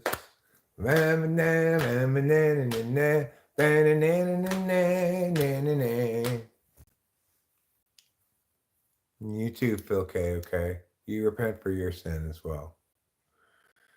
In fact, I want you to repent as hard and as fast as you can.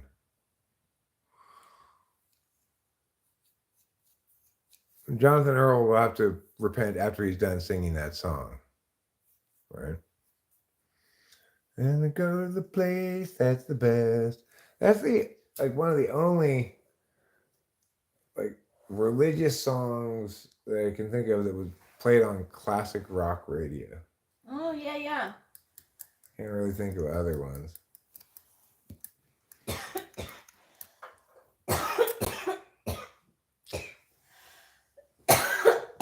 No, I can't think of any either. I believe that band was Country Joe and the Fish. Oh, maybe. Is that correct? It might be. Do I support the Sharia? No, I don't. I think Sharia is dumb. Because obviously, the law is appropriately the domain of the secular, not the sacred. So we must therefore reject any law that claims as its justification sacred text or something like that. It's hard for American-speaking people to say my name. Karmic debt? That's not hard to say.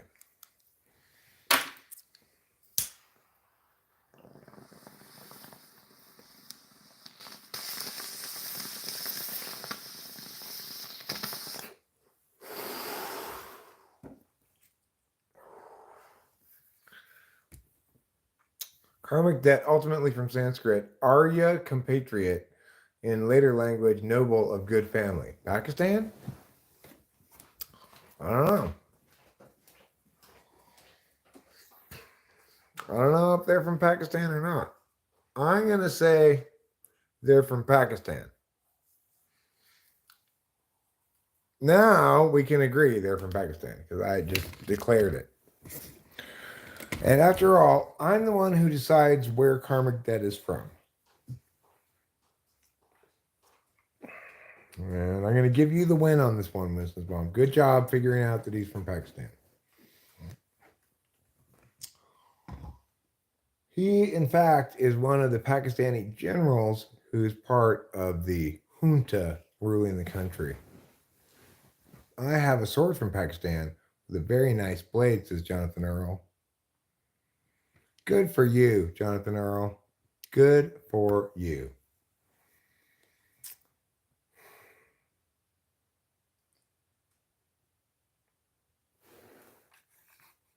Let's see what is going to be on the television today. If there will be anything on the television that's of value. Probably not. It's Monday, so there should be an NFL game. It's on 5:15. Buccaneers versus the Ravens. Kind of an interesting game. Let's look at our fantasy football teams. Oh, I'm nervous. I don't think mine did well. Just remember, Rachel, you've got a friend in Jesus. Thank you. Talking with famous people is up, but let's see how much left there is. So I've got 0 left to play, but he's got 2 yet to play. He's only down by 15 points.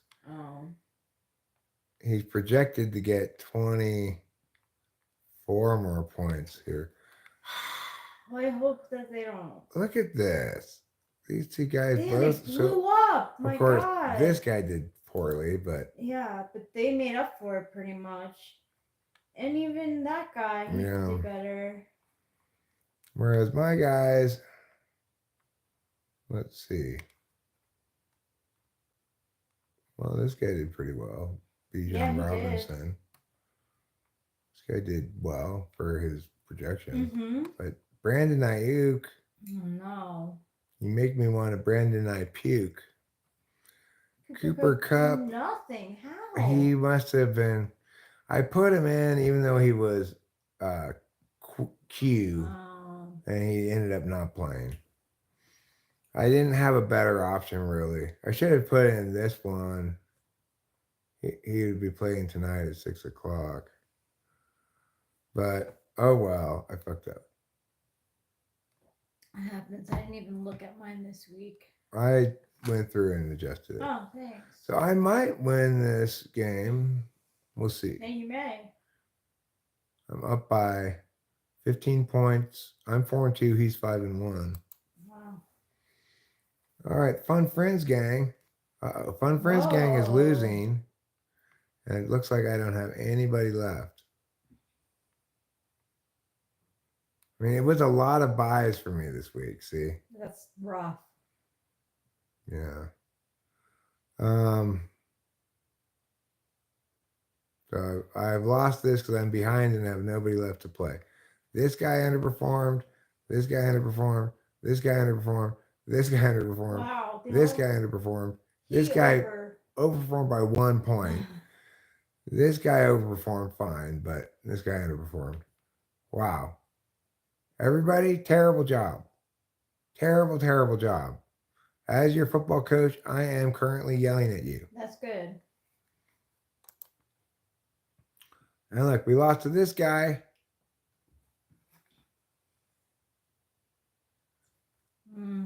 Who's 1-5. He's 1-5, and we lost to him. Boy, oh boy.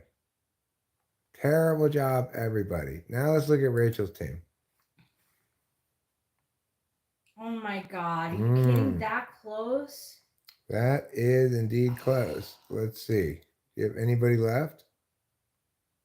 No, you don't. Oh my God. Someone got me -5. Thanks, Jets. The Jets got you -5? Yeah.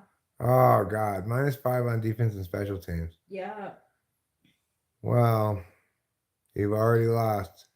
He's only up by 1 point, but he has one left to play, and you have none left to play. Damn. It's not like anybody else would have been any better. It's rough right now for my team. You got a couple buys, too. Although we don't know what these two. Maybe we should have put in, obviously, Ladd instead of Tyreek Hill, but I would have thought, Tyreek Hill without his quarterback is just sucking ass he this really year. is. You just like put him on the bench. God. Yeah, put him on the bench. Fuck yeah, Tyreek Hill. And that's how we got an angrily worded letter from Tyreek Hill. Dear Eric, don't say fuck you, Tyreek Hill, to me. It's not my fault. I don't have a quarterback throwing the ball to me well. Then I write him back. Dear Tyreek Hill, I am sorry I said fuck you, Tyreek Hill. I acknowledge that we really ought to blame the fact that Tua got knocked out of the maybe his whole career with another concussion. Oh no. Maybe he'll come back at some point, but that's rough. That's a lot of... if I were he, I'd be very hesitant to do that because he's gonna fuck up his brain. Yeah, it is. It does. I saw a movie about it. What is it called? My brain is fucked up. Basically, it should have been called that. And it was like, I saw that movie, and by accident, I was going into a theater to see like another movie. It was supposed to be like lighthearted and everything, and I'm sitting here eating my popcorn. I'm like, yeah, I'm about to like laugh a lot. And then like the previews start, and the previews are like really like solemn. I'm like, okay, this movie is a comedy. In a world where your loved ones get cancer. Yeah. And I'm like, okay, this is a comedy. It's kind of weird that they're like promoting sad movies, but okay. And then it started with concussion movie. And I'm like, well, I guess I'm in the wrong theater. Like, this is my fate right now. And it had Will Smith in it, and I learned all about concussions that day. You're back. Oh my god. Tank engine? That's sexy. All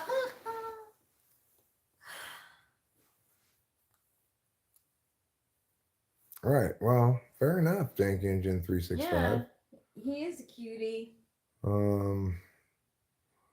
Various parts of me bring all the boys to various locations. Mm-hmm.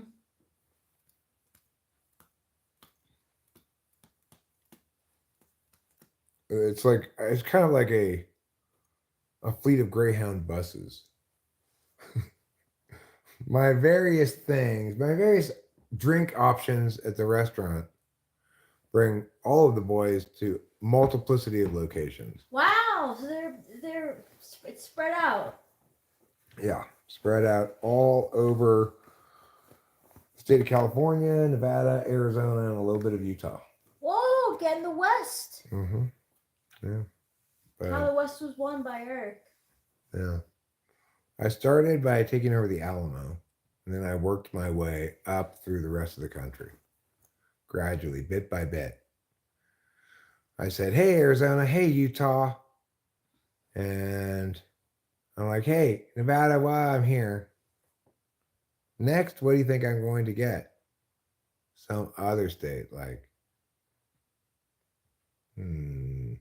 Nebraska or something. What's next to Utah? Montana? Idaho? Idaho. Next is Idaho, everybody. Get some potatoes. I could, yeah. We could get some potatoes. Hopefully, they'd still be good when we got home. Mm-hmm. Because I just bought a bag of potatoes. And we already have some potatoes. But the potatoes we have are getting kind of a little old. Soft. So yeah. I wanted to get a new bag.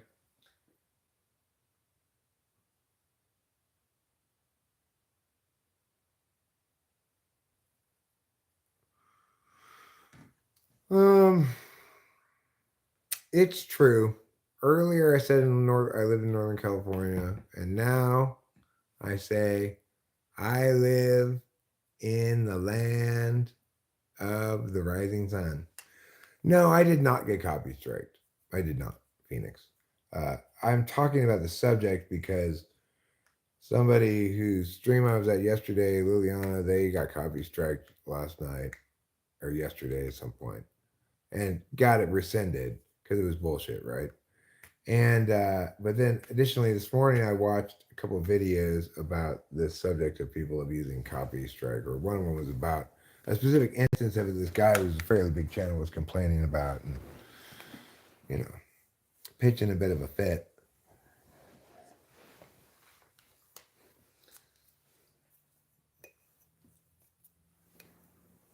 I think that the guy, what he was saying though, is not going to work for him, which I guess is one of the things I maybe wanted to talk about regarding it, which is that he's not going to be able to sue the person who copyrighted him, because that person actually does have the copyrighted material that he used in his video, even though he did only use 4 seconds of it in a 33-minute long video, and the 4 seconds he used were altered by his commentary as well. And the guy whose video he used 4 seconds of makes similar kinds of videos himself, so is incredibly hypocritical about it. But regardless, he's not going to be able to sue him, because that guy can assert his copyright reasonably, potentially in good faith, on anything that he has copyright on. And then it's up to the legal system to determine whether or not his claim is justified. Since he's not looking to get a settlement in his favor regarding this particular instance of purported copyright violation, he can't be responsible for YouTube's behavior once he issues a takedown notice or whatever. So accordingly, this guy is not going to be able to sue the guy who copyright striked him like he thinks he says he wants to. Yes, he's a big channel. Yes, he has resources, and he says he wants to devote them towards getting legal counsel to, get justice, attain justice, because he's correct that he was actually protected by fair use. The problem is YouTube, a consequence on YouTube is not a judgment against somebody. So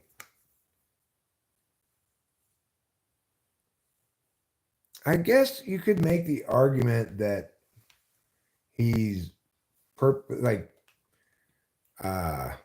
I guess industrial sabotage, essentially. I'm going to play a voicemail of my Aunt Janice, and we can see if she sounds like Liliana. Okay. His claim is justified. Oops.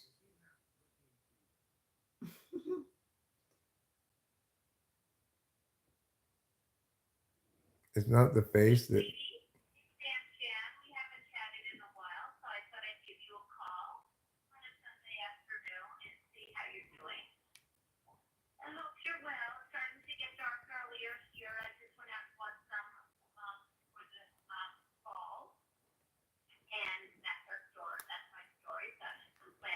I mean, that woman sounds just like your mom, you know?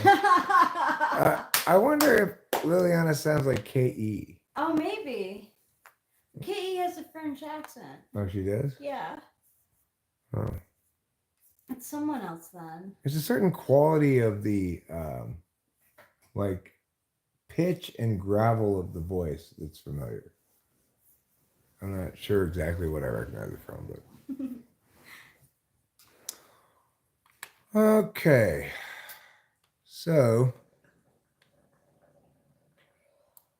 I never did find out. Oh yeah, right. I did find out, yes, about what comes on TV when.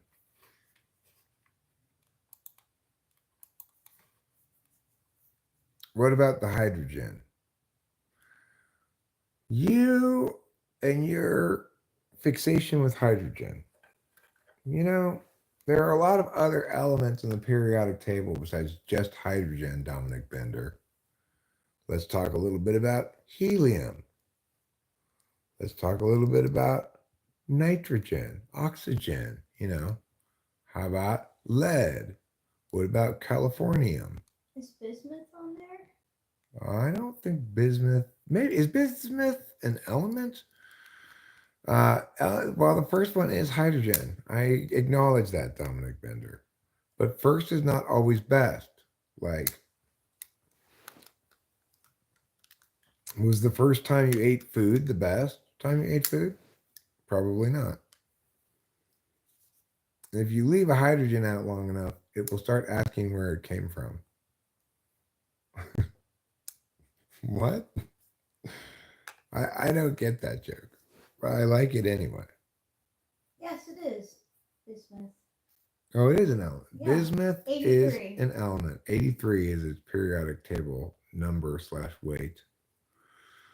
It's 2 a.m. here. Bye all. Nice talking to you. Nice talking to you too, Karmic Debt. Good night, Have a Karmic good Debt. sleep. Don't let bugs bite you while you're sleeping. It's a strange piece of advice to give people, right? Because how are you supposed to prevent them from biting you while you're sleeping? Either you don't have any bugs, in which case you're fine, or you do have bugs, in which case they will bite you. Yeah, they will. Unless they're non-biting bugs. Like if you have a bunch of walking stick bugs, you'll probably be fine. You might be grossed out by walking sticks walking all over you at night, but they probably won't bite you. What do you think, Rachel? Do you think you could sleep comfortably in a room that was filled with walking stick bugs? What are walking stick bugs? I'll show you a picture of them. They look like sticks that walk around. Let me show you. The point is they're bugs that don't bite you. Okay. So, oh, they don't bite? they don't bite I you. mean, I've slept in a room before where there's been an active spider, and I'm just like, it's not there, it's not there. See, they look like this. Oh, they're cute, kind of. Some of them really look like sticks. Yeah, you they know? really do. Like this is pretty stick That's looking. very sticky. It's kind of stick like. Yeah. This is pretty big though. That is huge. One. This is a giant walking I would stick. be a little bit afraid. I wouldn't be able to sleep if it was that big. And if there's a lot, I probably wouldn't be able to sleep. That's a big walking stick. And I would have no idea where to start on how to get rid of them, honestly, if there was a lot in the bedroom, and I'd be having anxiety over that. If there were a lot of little praying mantises that weren't too big, I'd probably be fine with that. Oh, praying mantises are like hella good luck and rare and all sorts of stuff, so that's like almost like a zen. Walking sticks have a praying mantis-like kind of quality about them. They might be in the same class of bug as praying mantis. I'm not sure. I would just feel like, oh no, they're gonna climb on my face if there were a lot. If it was 1, 2, 3, even 4, I'd be okay, I think. Probably if your face were more like a branch, they'd be more likely to climb. You think? Yeah, they're not going to blend in with your face very well, right? But what if they're just exploring the area and happen to crawl on me? Well, it's true that there won't be a lot of branches in the room, probably. So, yeah, I don't know, Rich. You just gonna have to put up with it for a couple of nights, you know. What exactly is dark energy? It's a bullshit idea. Well, I do believe that people can give like dark energy or dark thoughts to a thing. Like, you know, voodoo dolls are kind of dark energy. Well, I'm not going to disagree with that kind of dark energy. I assume he means like in astrophysics. Oh. They have what's called dark matter and dark energy. Dark matter? I didn't know about dark energy. My bad. Right. Some bullshit that somebody came up with because they didn't want to say maybe our model is wrong since the predictions it make are so different than the results we get. They just say, well, the predictions we made are still correct. There's just a bunch of invisible stuff that makes up the difference between what we actually measure and our predicted outcomes. That's what it is. All right. So yeah, if our model is correct, then there should be this much energy expressed through things moving, outward, but there's so much less than we predict. Therefore, there's a bunch of invisible energy that we can't see because it's dark, but makes our predicted result correct. Isn't that ridiculous? You're talking about dark energy right now. big dog. I got a lesson on it. I didn't realize. I only knew about dark matter. I didn't know about dark energy. Yeah. I thought about dark energy in the mystical sense. Like somebody comes around your house and you're like, "Hey, Jenny." She comes in, it's like death. Yeah, like Death and despair. yeah, there are people who are like that. Jenny, you're really bringing a lot of dark energy into this party. Okay? We were all having a good time. Death! I wouldn't want that. I would be like, okay, we need to get Palo Santo right now. And Palo Santo, what's that? it's a wood that smells really good and is used to clear energy. Oh. What happens if you mix that wood and sandalwood together? Do you get Paula sandalwood? You probably get some sort of fragrant new perfume. I wonder if it gets rid of a specific kind of like spirits or something. Does sandalwood get rid of spirits? That's a good question. I bet you it does. How many faces, how many bodies can you recognize with your eyes closed only by touching them? Not very many. Rachel. Yeah, and I think you too. But like, let's even just say face, only touching their face. I'm not sure how many people I could recognize touching their face because I've never tried it before. I've never tried to recognize anybody by touching their face because probably nobody wants to be the one whose face gets groped, Unless it's a blind person, then I would be like, sure. I don't know. That's just me. Helen Keller, she could tell what you look like by smell. Really? Oh! I'm like, wow, she has super strength senses. It's the same skill she used to become a point guard in the NBA. She's so impressive. Mm-hmm. Helen Keller, learning so much about her. What a woman. Jason Kirsch says, I'm not superstitious because I'm a skeptic. No one has actually presented any reliable evidence for anything supernatural. I just think it's fun. I like to think about ghosts and Sasquatch and like seeing a visual picture on a card and being like, yeah, I get that. That resonates. But Jason, also think about this. If someone had presented reliable evidence for something, then it would just be natural, not supernatural. That's the thing about reliable evidence is it takes all the magic out of whatever once you have an explanation for it. Do you believe in four-leaf clovers? Me? No. I know you didn't until I showed you.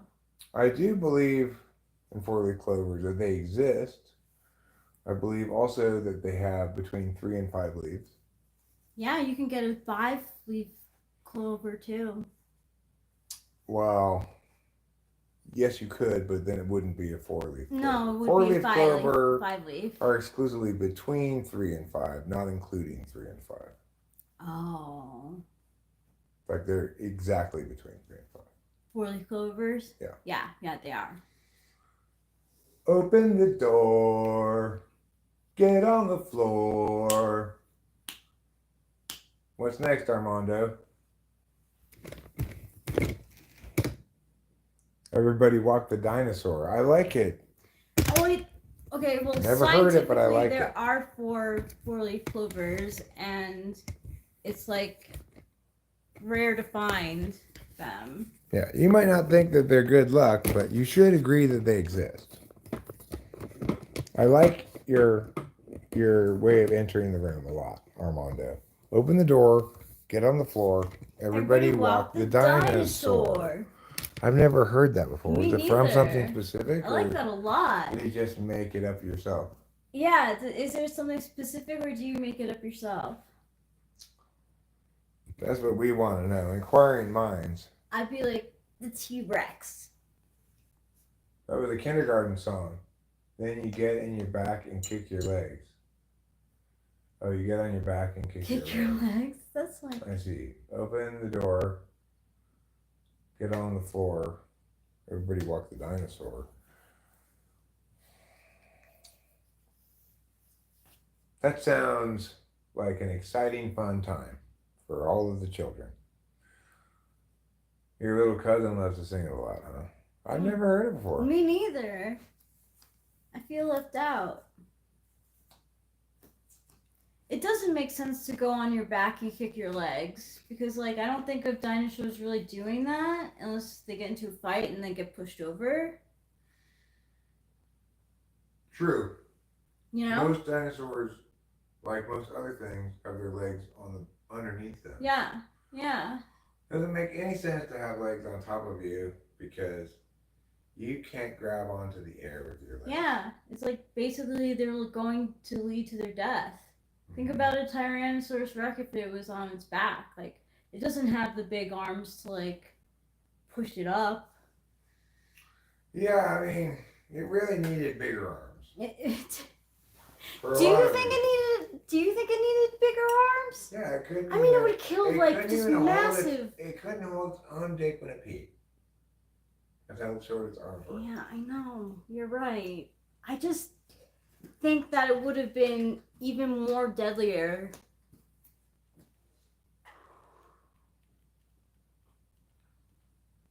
Well, I mean, I would call it special pleading.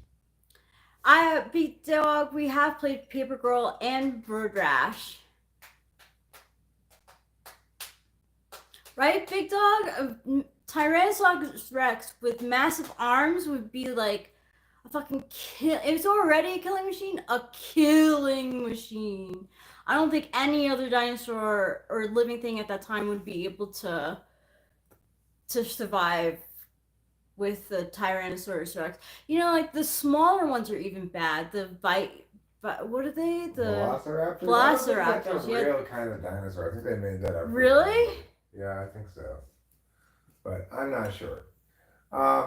I think also a T-Rex with big arms and also laser eyes would be scary. Well, very scary. Because then they wouldn't even need to chase you down. No, it wouldn't. It could have. They just laser you. Yeah, and it could have small arms at that point. Although it'd have a little trouble like leaning over and picking you up. Okay, well, what if it had small arms, but it also had a gun? Then it's. Then it can use its small arms. Crazy killer. Just fine. Yeah. Yeah. So are velociraptors real or fake, guys? Jonathan Earl says it's a real dinosaur, but they depicted it much taller in the movie than it actually was. It was only a little thing. Still, I wouldn't want that thing chasing after me. They're like mini. Their heads were shaped and the teeth were like Tyrannosaurus Rex. I bet in real life they were just adorable like dogs. An adorable, friendly little killing machine. So I actually don't know the Mendes brothers. It's something that I've avoided hearing about just because it's upsetting. But why give them parole? Like after 35 years. Well, they've been in prison for 35 years. You know, it's like, have they paid in full for their crime? Well, no, because they took two people's lives, but it's not necessarily a terrible thing to let them out since they committed the crimes when they were teenagers and their frontal lobes weren't fully developed, you know. What a mess. Yeah, I think so too, Jonathan Earl. I think a velociraptor is scary as shit. Maybe you could just make pretty light shows with the laser eyes. It could have, Acacia. We don't know, right? We don't know how fun T-Rexes were. They could have been the life of the party. I'd like to stand on one foot on the back of each of two velociraptors and have a reins or something and ride them like that. That would have been smart. You should have been living during that time. Yeah, I should have. You know what though? Yeah, T-Rexes can't hug. They can't. I think that's why they're so angry. I think that the Brontosaurus should have the laser eyes because I think they're herbivores. They're big, they're huge, but that's the only thing that they have to their advantage, really. So if they have laser eyes, they have an extra protective mechanism to fight other dinosaurs with. Well, remember also brontosauruses in caveman times were used as cranes at the rock quarry. Oh, that's right.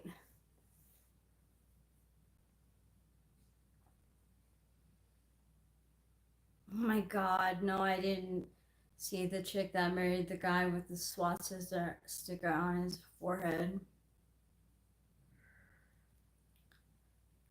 Mm.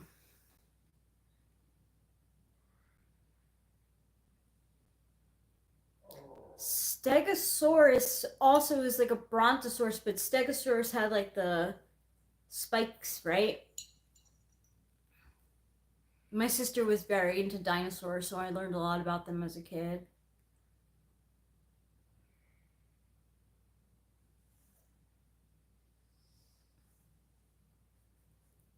I saw this YouTube or like TikTok or YouTube clip of this girl who was getting a tattoo of her boyfriend. Oh, God. I heard about this. It's so depressing. Okay, sorry. Oh, that's a triceratops? Yeah, big dog. Brontosaurus was like our giraffe. Exactly. So, like laser eyes could help out a brontosaurus, I think. Was that the land of before time? Was that a brontosaurus? Was the main character brontosaurus? I think that was it with the cartoon movie. Yeah, I think it was. Wang Dong, you are wrong. Littlefoot, yes, that was that.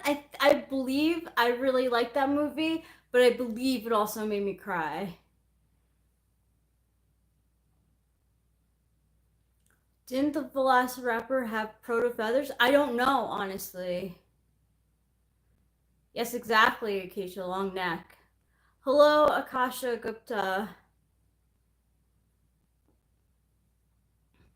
Thank you, Winston's mom. I appreciate it.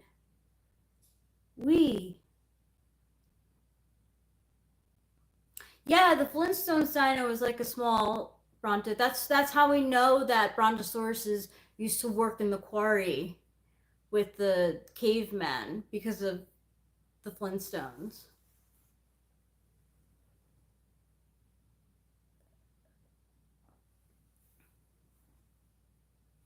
His mom was long neck, Rubinar. So look at this, guys. Get ready for this. Chillin says, I make poop soup every Friday night and hand it out to the homeless. And they love it so much, they always come back for a second. Wow, Chillin, you're a really good person, really, like such a good person. Jurassic Park scared the crap out of me when I was little. I don't remember how old I was when that came out, but it scared the shit out of me. What year did Jurassic Park come out? I think a rhinoceros would win over a lion.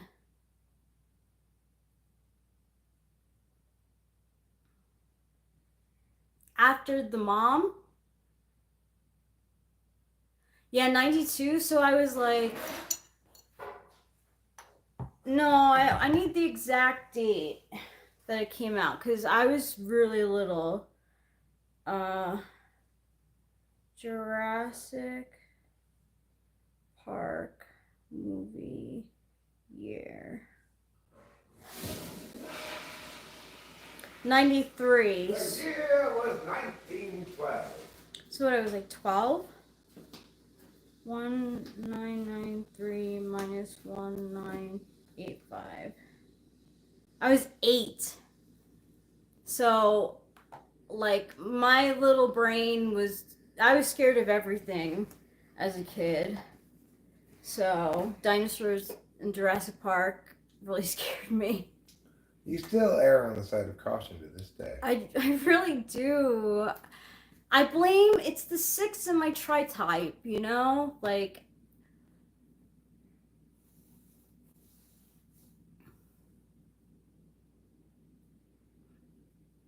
Who do you think would win in a fight, a rhinoceros or a hippopotamus?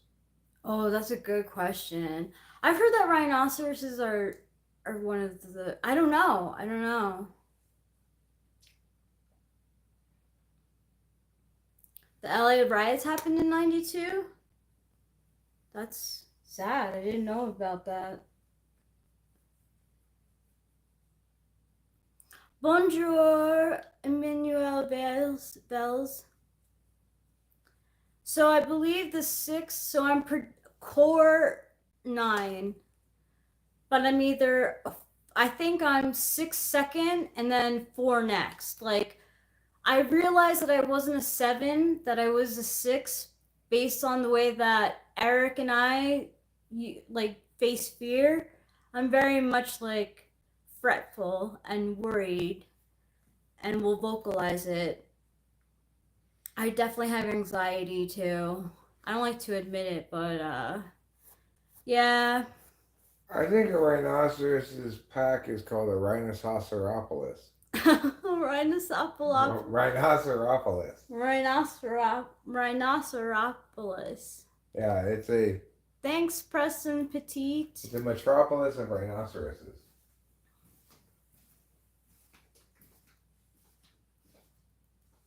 I want to eat some food. I want some food. I want to eat some food. I don't want to be rude, but I want to eat food. You want potatoes, Rachel? I'll take a small one. Is that okay? Rhino City with all the rhinos all together. You could wear a hat. You could wear a dress. You could even wear your mother's pearls. Don't worry about running into people with your horns. Ruben says, yeah, oh, I'm fretful and vocalize it too. I'm confronting about fears and want to communicate them so I can know the deal and be somewhat prepared. Yeah. And they say that 6s have problems with authority figures. So they don't trust authority figures until the authority figure proves themselves. And I've had that problem like my whole life where like if someone tries to control me in some way, I automatically rebel.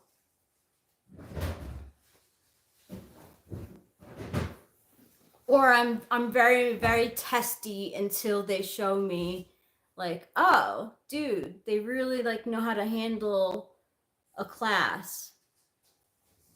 Hi, Jay's Vlogs UK. Apparently I have ancestors from Wales. Find a word who start with N-I. Nice. Nice starts with N-I. Big Dog says, Jonathan Earls knows if you can have a pack of rhinos attacking, you can correctly call them a crash. I think it is called a crash. Ruben R says, yeah, I don't trust authority just because of their position or like majority opinion I don't care about, not necessarily indicative of truth. Yeah, no, I totally understand that completely. Like in like Girl Scouts, I like didn't really respect the leaders because they like had their favorites. So I would like just not participate. I would be like, if you're gonna, I mean, this is also 4 too. Rachel, you need to get over here and do those lanyard crap. They gave up on me. They gave up really because they were just like, she's not gonna want to do what she doesn't want to do. But like, just because they were leaders and they showed who they were, I was like, no, I'm not following this shit. Hi, Boy Luminous. Don't cry, squiggles, H squiggles. Free Palestine.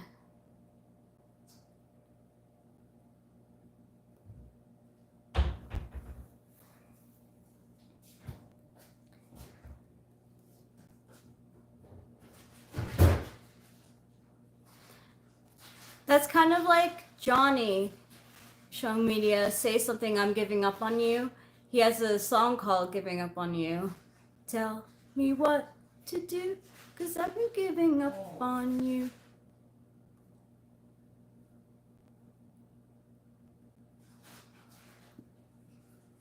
Rubenar says, oh, interesting. I'll help and submit to the authority to their face, but ultimately resent them and not actually fall in line. Yeah.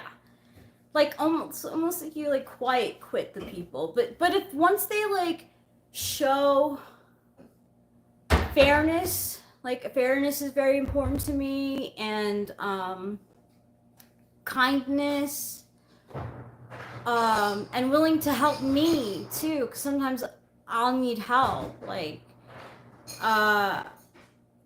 and to work with me, like then I'll be like, okay, cool, like we can work together to maximize my life.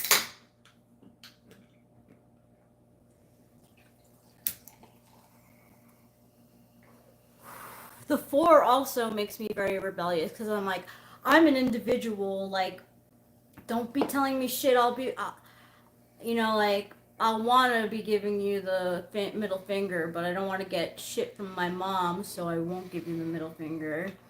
But I care very much about the individual and not the group when it comes to myself.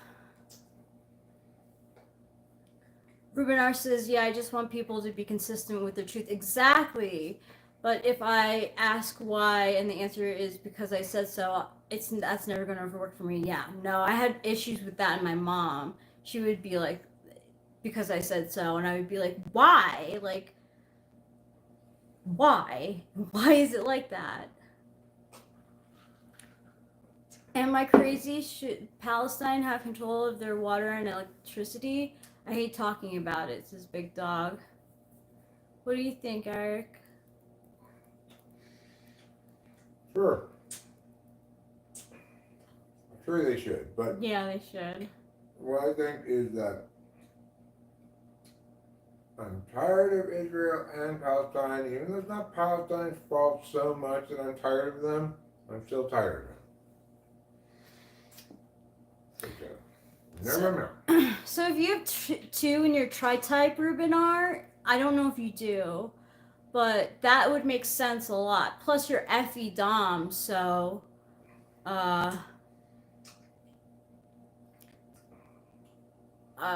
you'll want to, you know, and being 9 is sort of in that the same way, like harmony at all cost. And then once there isn't harmony, I throw a shit fit. I'm gonna throw a shit fit.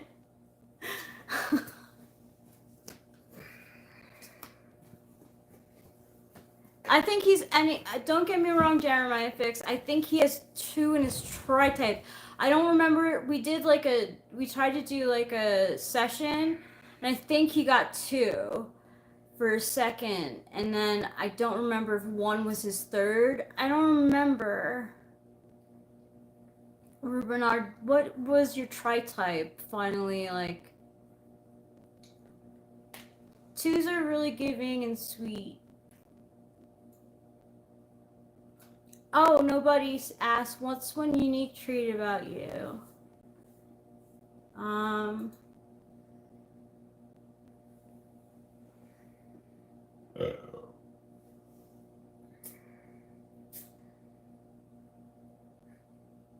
I can read tarot cards really well. I don't know if that's a unique trait though.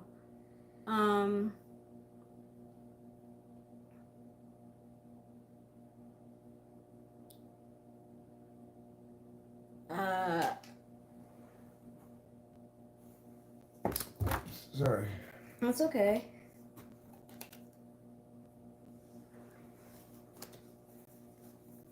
Yeah, no, buddy, I could read yours. Hey, Fear Mean. Nobody. According to Kami, so you're 6'2", Rubinar. I could see it too, honestly.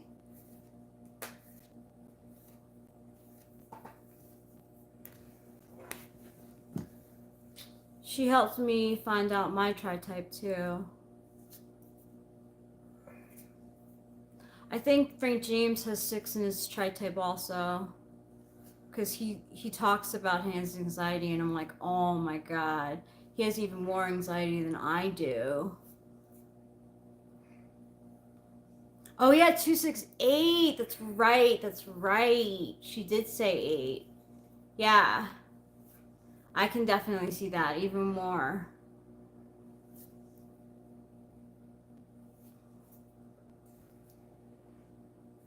Okay, nobody.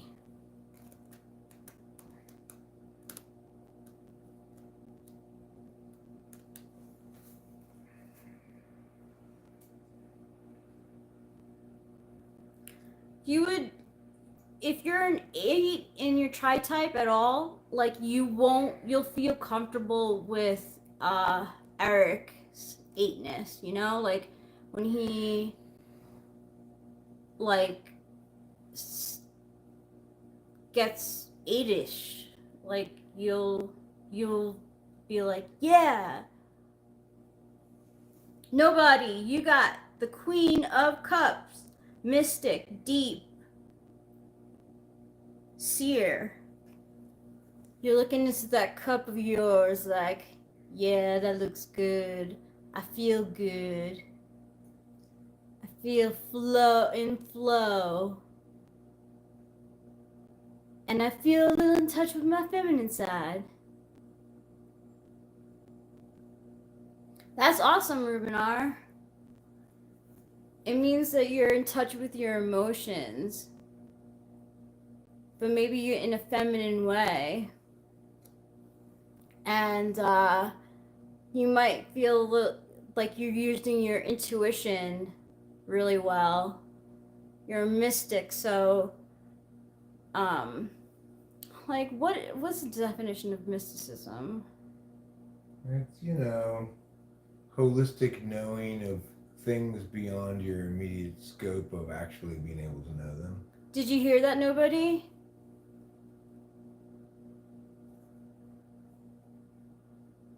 That's so cool, Rubinar. Yeah, cool, nobody. That's you today. That's your card for today. Eric's really good at reading tarot cards too. The funny thing is, Rachel, if you wanted to come up with something actually unique about yourself, you point to any of your specific experiences, which are, SI stuff. That's what's actually unique. So, for example, it's unique to me that I one time went to Hawaii with you and my dad. Right? That's actually unique to me because, maybe you could say Delilah is not unique to me because Delilah has the same thing. She went to Hawaii with you and my dad. But Yeah. I say I went to Hawaii with Delilah, Rachel, and my dad. Then that's unique to me because it's my specific personal experience. It's not relevant to anything universal, but it's unique to me. That's right? so hard for me. I know that's why I couldn't help it. Okay. Like, when they asked that question, I was like, "Oh God, you're asking her a question she is not well equipped to answer." So, like, what would you say is unique to me? I mean, there's a lot of things that are unique to you, especially if I say like, you're in a lot of ways an unusual INFJ because you haven't been able or empowered to control perceptions in ways that were successful within your family, really, and so you've had to take an unusual approach to FE stuff. Yeah. It's made you more, I think, less, more willing to accept things that don't necessarily look good about you. Like, you know, they don't sound good or something. They don't make you look good. Like, What? well, like, you had to deal with the dehumanizing ways of that both Mercy Medical and your mom, especially, were dealing with you. And you couldn't win the argument with people because they were continuing to abuse a specific line of argumentation, which is you're crazy, therefore whatever you're saying can be ignored, even though they're making decisions for you. You know. Yeah. Well, I mean, I think they're superior diplomacy skills because she's more habituated to having to, you know, be forthright in displaying vulnerabilities that she probably wishes she didn't have. You know. Yeah. I never believed the opinions of others, honestly. I always went against it because I like didn't like the way that I was treated, and I knew what was best for me, and no one was listening to me. They were like, "You have a problem with smoking weed."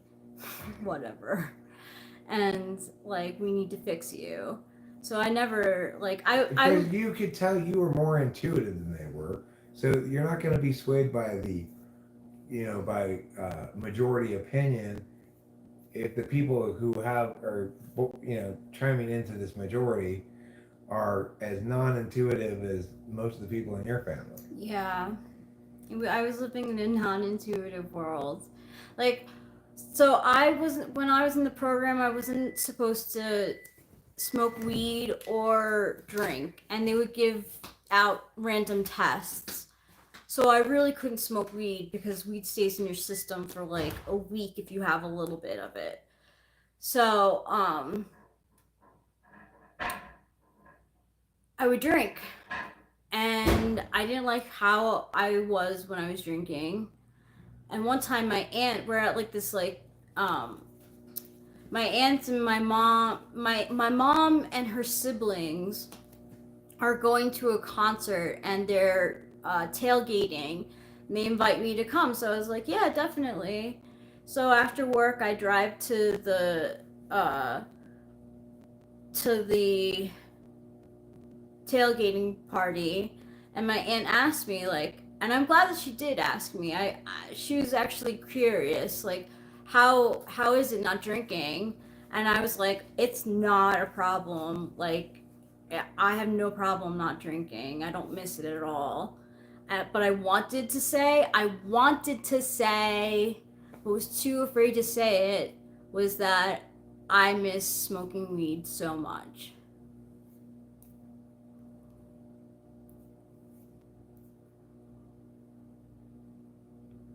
No, I'm definitely not attempting to change the male in my life. I don't think that that's love. That's my opinion. That's not the way that I show love, anyway, I should say.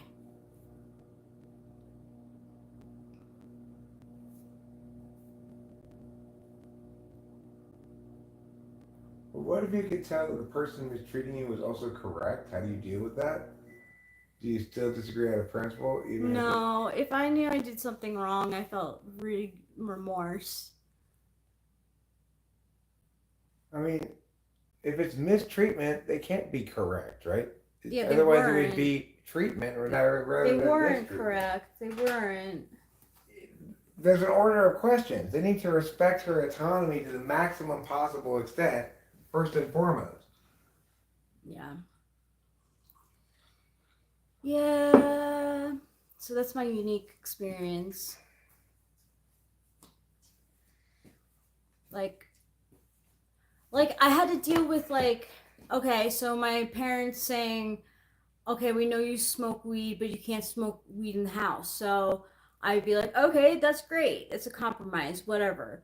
So I would go outside to smoke, and they follow me and start screaming at me.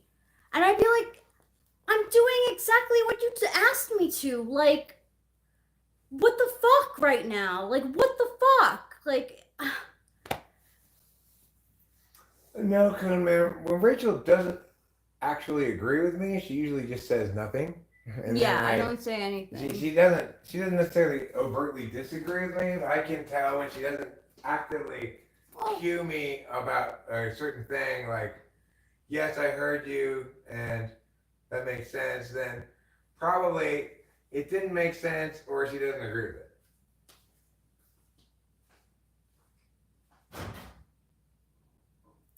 Yeah, I mean, like, I do avoid arguments because I pick and choose my battles. Like, I don't know.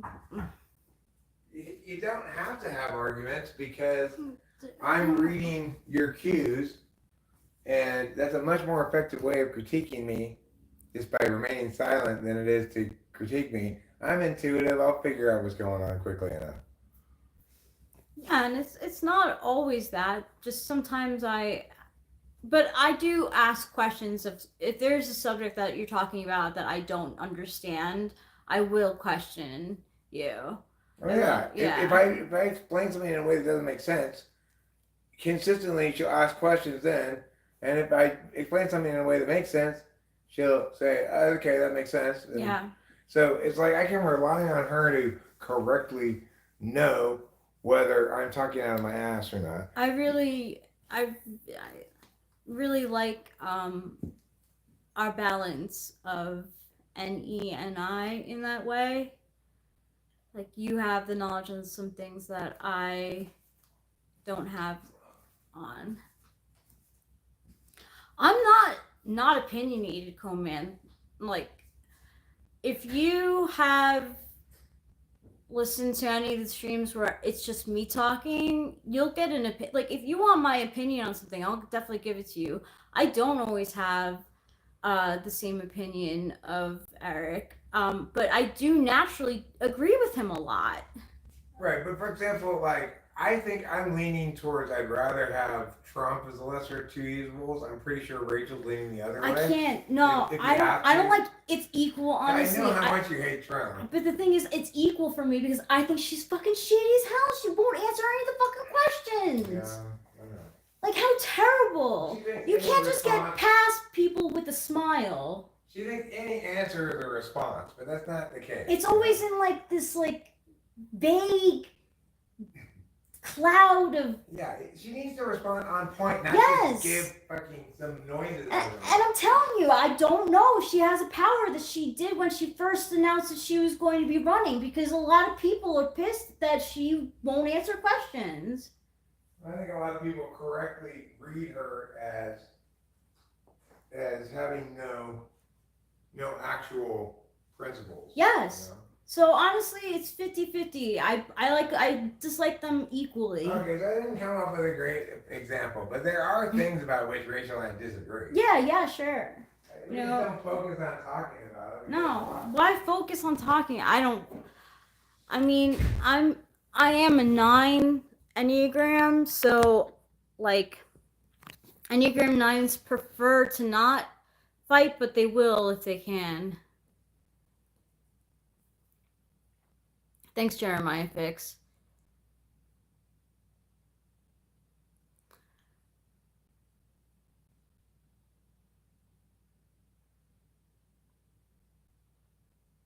She really hasn't answered a lot of questions. She was on Oprah, and she like even Oprah was like, what the F? Like,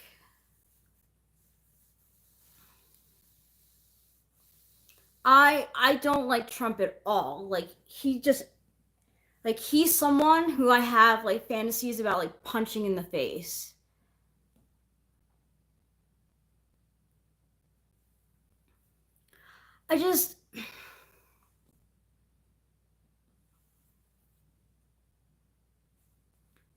Yeah, I would watch it, Jonathan Earl. It's pretty bad. It's pretty bad interview. She's not good in interviews at all. Well, it's good. I'm glad that she's out there every day. I just don't like them equally. I don't. I wouldn't vote. I'm not voting. I didn't vote for Biden or Trump either. So this will be my second running in a row where I won't be voting.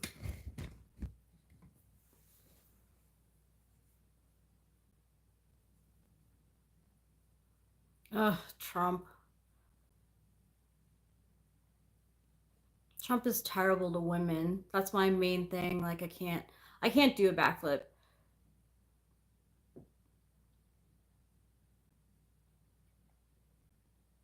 Yeah, it's terrible. He doesn't care about women at all. At all. Women's rights. He's a total misogynist.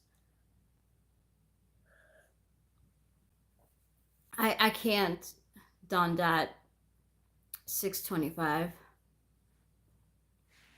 Why don't you try at home? Let me know how it goes. He's terrible. He's just terrible. Donald Trump is terrible. Eric's mom, when she was alive, and even when she was in her state of dementia, if Trump was on the TV or in the paper, she would slam her hand down on the paper because she hated Trump so much. And yet we get mail from Donald Trump to Jane Strauss trying to convince her to go on his side, but she's no longer with us.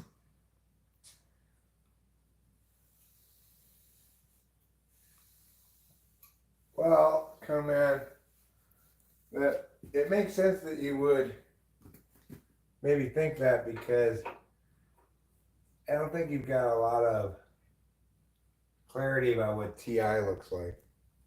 I'm gonna take a shower. Okay. Can I go in the shower with you? If you want to, sure.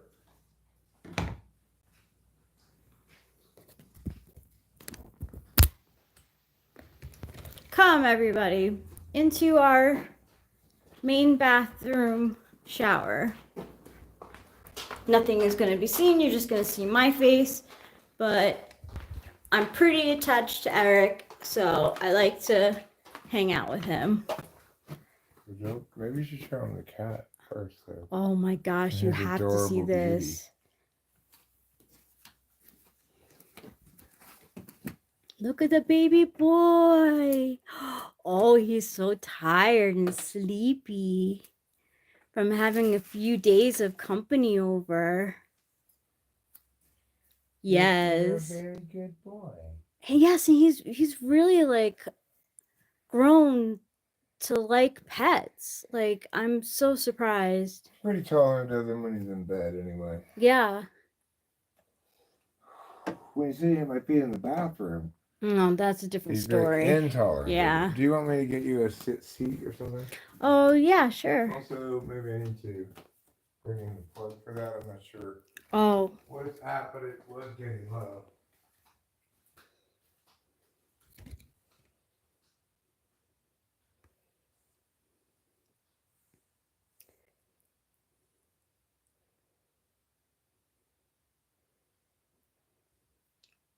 He is a snuggle boy. Oh, former senior CEO, you're rolling around a cornmeal? Wow. Is he getting stuck to you? Yeah, Trump is probably an ESFP. Thank you, Jonathan Earl. Mama loves shortening. Mama loves shortening bread.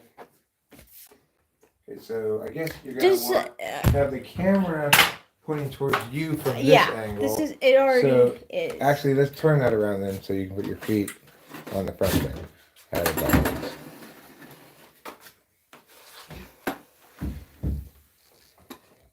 It was right for Brian Wilson to be so obsessed with Mama loves shortening bread. I agree. Who can blame him? Because after all, if there's one thing that all of our mothers enjoy equally, it's shortened bread. You can probably smell why I'm taking a shower, huh? Well, it actually has 41%. That's pretty good. I did not actually need to get that then. Hey, Boo Lewis. And if you find it gets in your way, don't be afraid to unplug it. Okay. Because I thought we were a lot lower than that.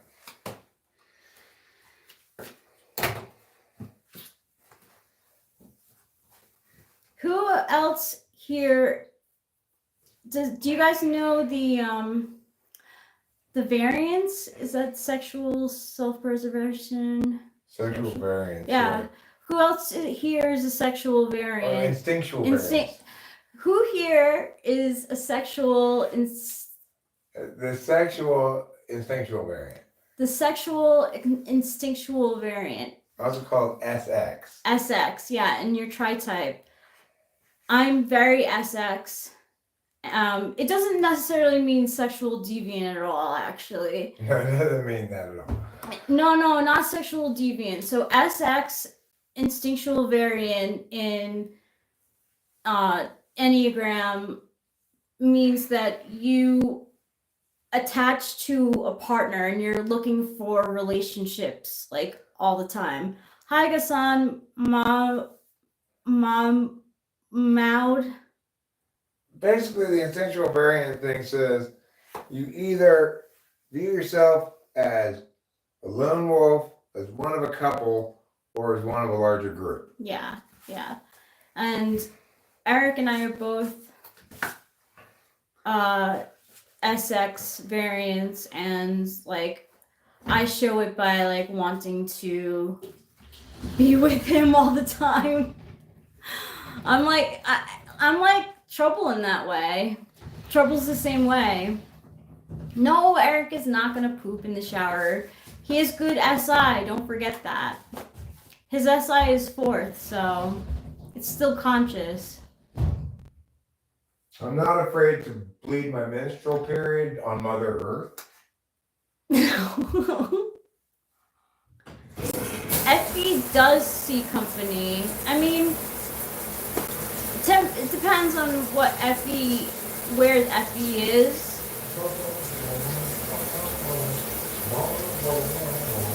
But Effie cares about the company that they're with.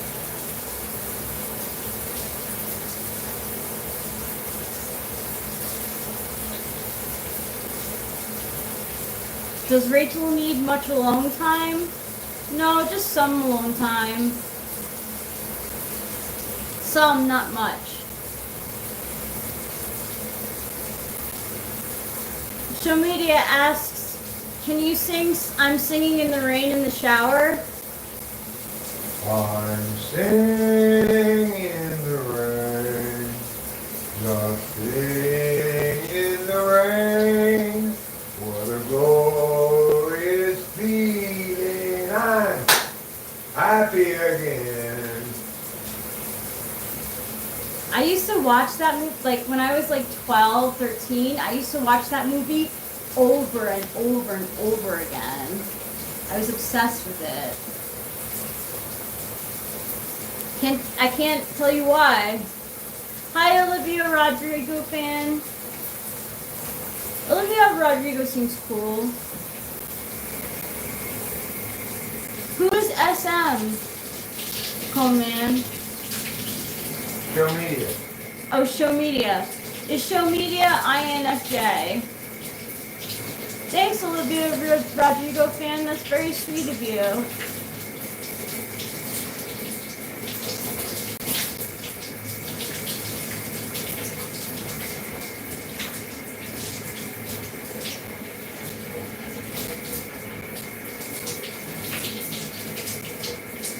It can be hard to tell ENFJ and INFJs apart. Like when I first did my typing, Eric thought that I was an ENFJ because my SI was really poor. Like I was like, oh my god, like I have to talk about my day. I don't know what I did this morning. And the FE was there. You know, like INFJs, like when they feel comfortable, can FE a lot. They can be people talkers. Hey Camodo. Hi Cameron. Eric says hi, Cameron, if you didn't hear. Hey, Moto Victor.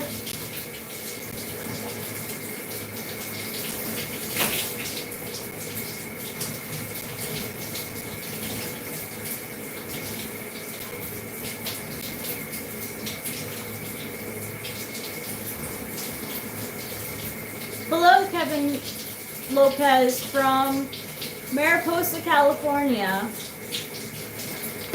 I've never been to Houston, Texas. No, I'm not dropping a juice. I'm like hanging out in the shower, in the bathroom while my husband takes a shower. Oh, thanks, Camoto. Just have them like straight up, just cut them and eat them. Or do you recommend them with like salt or something?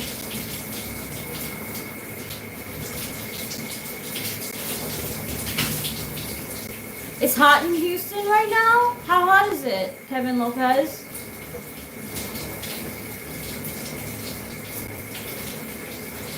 Yes, don't eat the skin or the middle part. Okay, so you kind of have to like use a knife with it.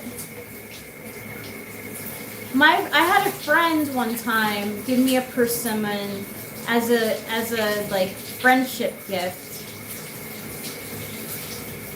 Lamort says, yeah, that's what my wife says when I'm in the shower. Then I smell it.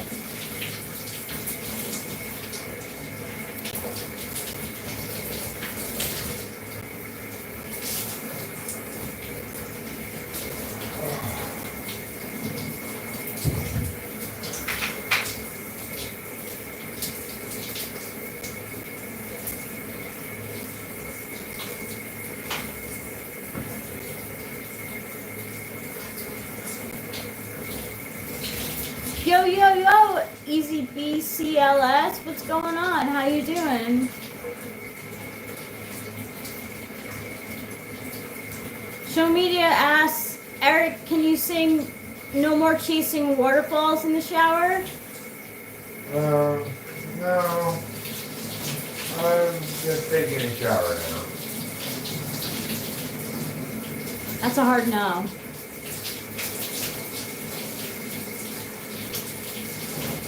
Chillin says, I'm having a great day in the backwoods of Colorado where I just ate a bunch of bananas and beans and now I can't wait to smell my farts. That's lovely.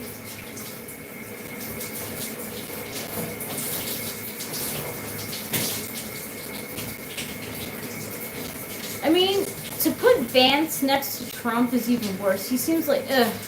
Vance, like, is so, ugh.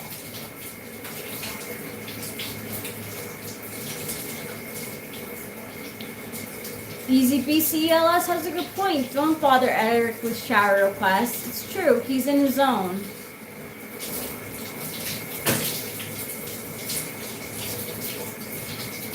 Lamort, that's rude. Lamort says, honey, please get the fuck out while I take a shower. I asked him if it was okay. Yeah, it's totally fine. As I was saying, SX types like to be like very close to their partner. The only context in which I wouldn't want Rachel in here is if I were planning to rub one out. Yeah, that makes sense.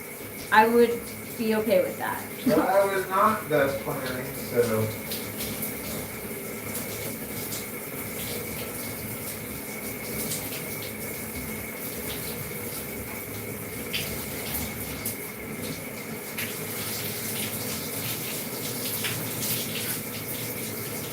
SP individuals are very they're self-preservation types. So they think about like planning for the future, what could happen to them in the future. They're very okay with being alone. Social types need to be in a group. They really get energized by multiple interactions with multiple people. Mostly like, like talking, parties, that sort of thing. I'm SX, SP, SO. I'm social last. Even though my FE may seem like I am more people focused. I'm people focused, but no, I'm not on the crapper. No, I'm on this like stool.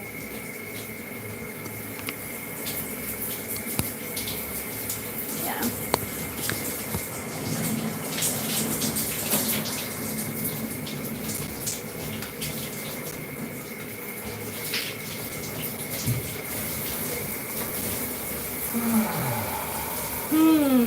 Rubenar says I relate to SPSO, but also SX. That's a tough one for me. Hi, MBK. So,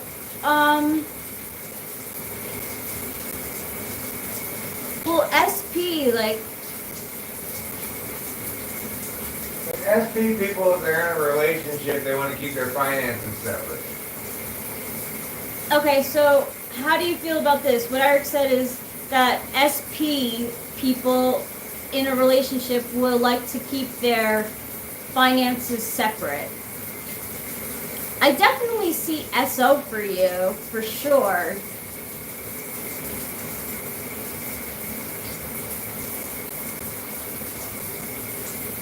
Do we talk politics here? Yeah, sometimes, but not with me. I don't know anything about politics, really.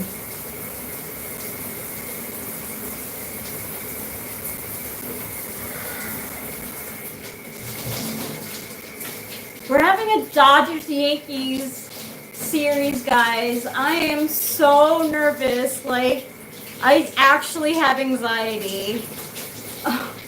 I don't know, it's gonna be such cognitive dissonance because, like, I fell in love with the Dodgers when I moved to California. I knew I was always going to be a Yankee fan, but I was like, I like the Dodgers. Like, they came from New York. They're a cool team. Like, yeah, go Dodgers. But now they're going up against my team, the Yankees, and I'm so nervous. And, like, Judge is, like, not performing well in the postseason. Rubenar says that financing doesn't sound incorrect. I like interdependence, not dependence. Yeah. That's an SP thing.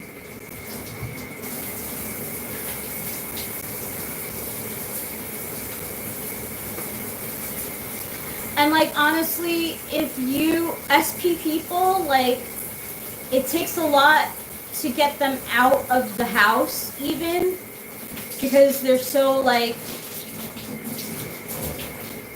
to themselves. SP types can, like, hang out by themselves for days and,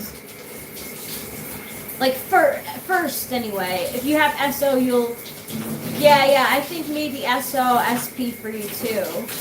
Because you said that you like being in groups of friends and such, so.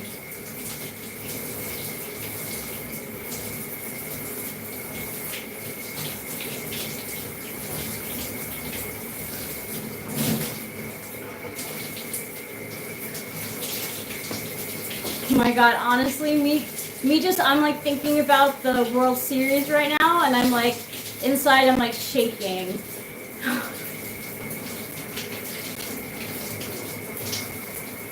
The thing about the instinctual variants is it's good to think about each of them in terms of how it expresses in a relationship so that you have like common units, so to speak. Mm-hmm. So it's like self-preserving, they want to keep the partner from encroaching on their individual space too much. Yes. And for sexual variant, they want to be like, it's you and me against the world, baby. Yeah. And then for a social variant, it's like, you need to fit in with us first. That's how you make you and me work properly, is you and me work well as a couple among a larger us. Yep. Very Braveheart. Thanks, Charlie Cap. Yeah, I spend a lot of my life alone and in my own thing could do that for weeks, but I made myself seem to keep up normal appearances. Yeah, so then it probably is second for you, because that was the same thing for me. Like when I lived with my parents, I spent so much time on my own. So much time. I knew I wanted to be in a relationship because like SX people enjoy being in relationships, but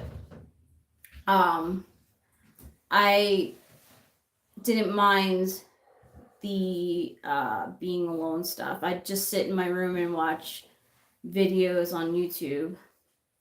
Ruben says I'm a very private person. I value my independence, but like when I'm with Acacia or in the same vicinity, I do want to crowd her and be in her bubble. So it could be like your last instinct, you know, like because she's your person, you feel that variant of being like, yeah, I want to be with you. Can you take us Yes. out there? I want to use Sure. mouthwash, deodorant. Sure. I'll put my clothes back on.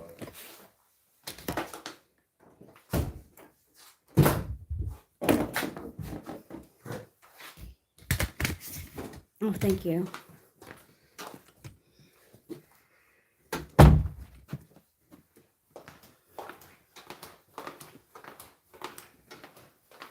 Don't invade the space is a big deal for self-preservation people too. I hated when like I didn't like people going into my room when I lived in New York. It's like, hey, this is my room.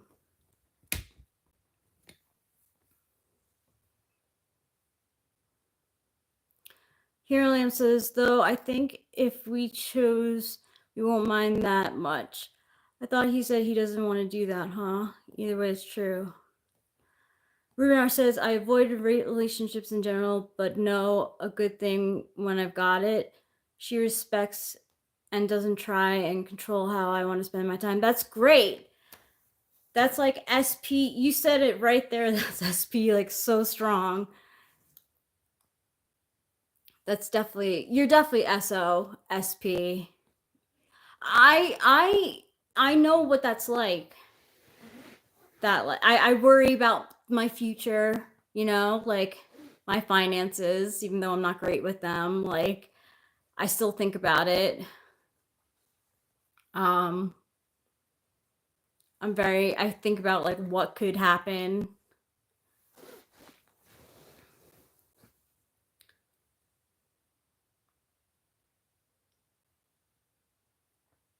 Here Lamb says I definitely avoid too. I hate being obligated to do things and it's a lot of work, but the love bug will get everybody. Yeah, because everyone has the three variant instinctual variants. It just depends where in like priority, what you prioritize. So if you prioritize being a part of a group and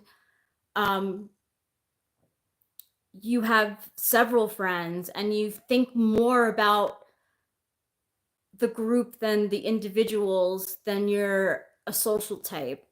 If you think more about yourself and what's good for you personally, and you know, have your finances in line and don't need a lot of social interaction, then you're self-preservation. Your sexual instinct, if you want to be a part of a partnership. The guy is in the bathroom. He's changing. He's getting ready to come back. Stephen Park.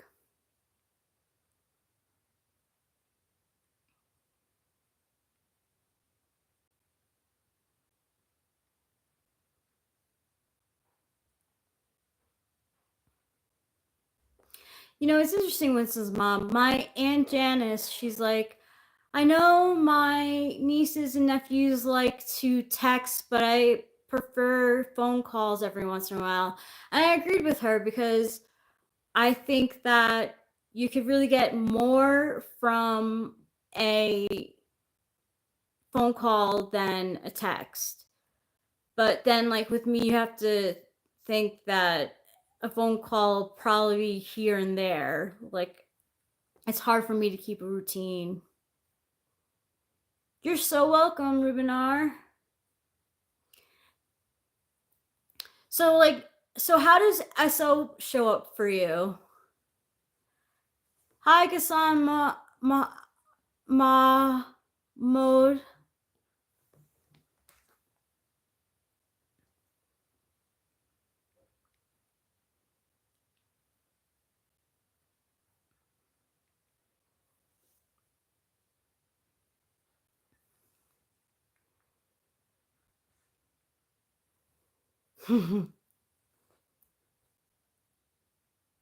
He has high hip syndrome, guys.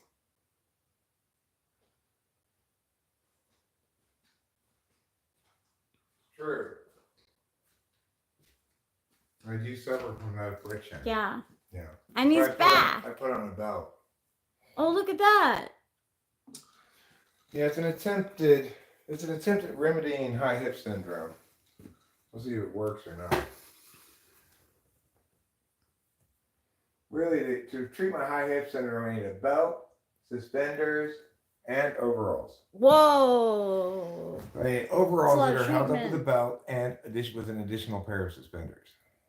So that's a lot to ask of one person. I know. And that's why I'm history's greatest victim. Okay, so I have laundry to put away of yours. The tie from the blue pants came out. That's fine. Is it Did fine? You throw it away? No, I didn't throw it away. I put it on top of the just washing toss it. machine. It's fine. Okay. I was afraid you were gonna say it got stuck in the machinery. No. It just came apart, and I was like, oh no, he's gonna have trouble keeping these pants up. Hi, Gassan Mahmoud. Gassan Mahmoud. Welcome, Iraq, to California, United States. How are you? I hope you're doing well. I hope Iraq's doing fine. The Abilene Ranchers here, TAR, are the Dallas Cowboys going to win the Super Bowl? I'm going to say no. I'm going to pick, let's see.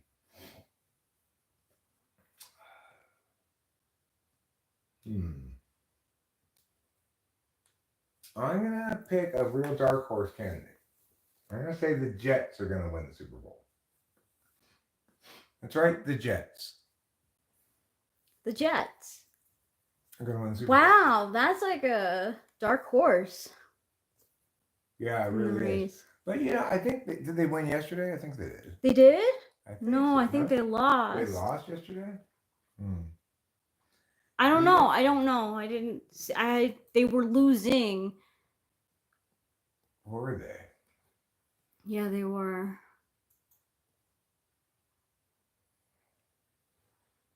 Let me see. NFL. Full scoreboard.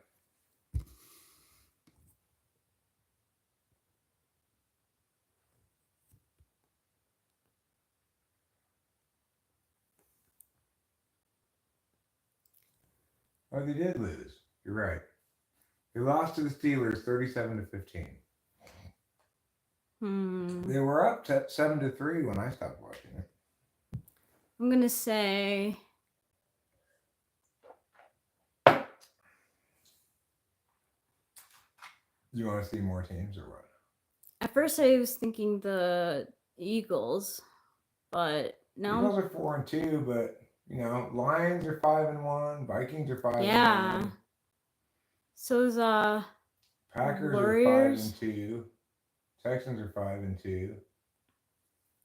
Bills are 5-2. I'm gonna change my pick to the Commanders. That's what I was gonna say. All right, we're on the same page. Cool. All right. So Rubenar says, so how does SO show up for me? So if we're at a restaurant and the server comes up, I will first attend to the server, even if someone from my group is talking to me. I'll shift attention to the server, listen to them until they're done talking, then I'll go back to my table. And I expect others to understand and also respect the person who is serving us in that way. But SO is like, SP, you get annoyed when your partner infringes on your personal space and your habits and what you're used to, right? SO, you get annoyed when your partner infringes on your ability to interface with the group successfully. So, like, if your friends don't like your partner, that's a big problem if you're SO. If you don't fit in with your partner's family, it's a big problem if you're SO. Yeah. If you're SX, you're more likely to be, it's us against the world, baby. Yeah, so it could be that you're SP, SX, SO. But it depends. Like, do you care about the group a lot? I mean, obviously, Acacia is going to impact the ease of interfacing with any group because of her SE polar. So it doesn't seem to me that he prioritizes it that much, but No. I could be wrong. Yeah, I think I'm wrong. I don't think that Ruben's. I don't know what's in his heart. Yeah, you do. I don't. I'm saying Oh, I don't know what's in his heart. So I don't know if he's like, yeah, you and me, baby. I think you might not be SO first. I think you might be SP then SX. I was wrong. I apologize. I always think of you as such a social person because you know so many people. I'm having to redefine what I'm willing to do for clients while upping my hourly significantly. Overtime could show me how to. OT could show me how to less physically. Occupational therapy could show me how to do less damage physically. I need to do the mental work. Huh.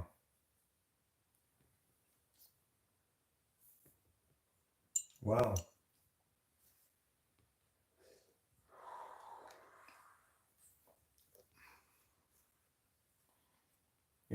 I'm having to exercise my body because as I get older, I'm less able to smoke quite as much weed. So I have to stay fit, make sure I pull regular bong rips throughout the day to ensure that my lungs stay fit, firm, and fantastic.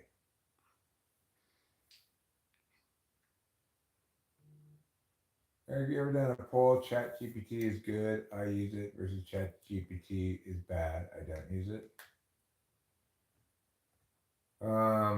No, I could do. Yeah, we could do that. That seems like a fine enough poll. Yeah.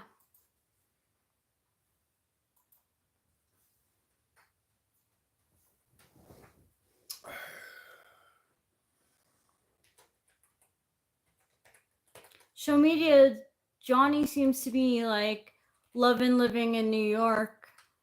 He got his hair done, his roots touched up recently, and he bought a very INFJ outfit, a blue cardigan with a white collared shirt that has 2 flowers on each collar.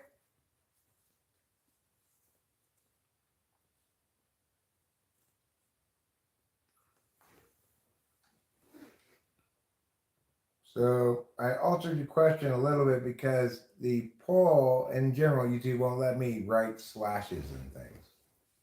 No slashes allowed. They're not married. That's why Guns N' Roses isn't on YouTube. Yeah, so Ruben, you might be SPSX. I don't know. Like, what is your relationship with other groups of people? Like, would it be a problem if your partner didn't get along with your group of friends? Or say your family. Family, yeah. Your family is like That Ruben, counts too. don't do it. Don't be with this lady. If you say no, you don't care what they say, then you're SX. Potentially SP as well. SP, I think SP first. I mean, not caring about whether the other person fits into your group of friends. I think SP is more likely to keep relationships separated from each other. Compartmentalize, yeah, they do. So I didn't want to say that that SP compartmentalizes, but yeah. I phrase it as keeps relationships separate from one another. I haven't heard that referred to. I don't think as compartmentalizing. Oh, I read that about type 5 Enneagram. Oh yeah. That they compartmentalize their relationships, yeah, and they hardly ever intermingle. Mm. Well. What do you know? So yeah, I think probably SP. I don't know. That sounds very SP. Can you give me the meow? What, Mia? This? Yeah. Sure. Oh, you will you? Think about it, huh?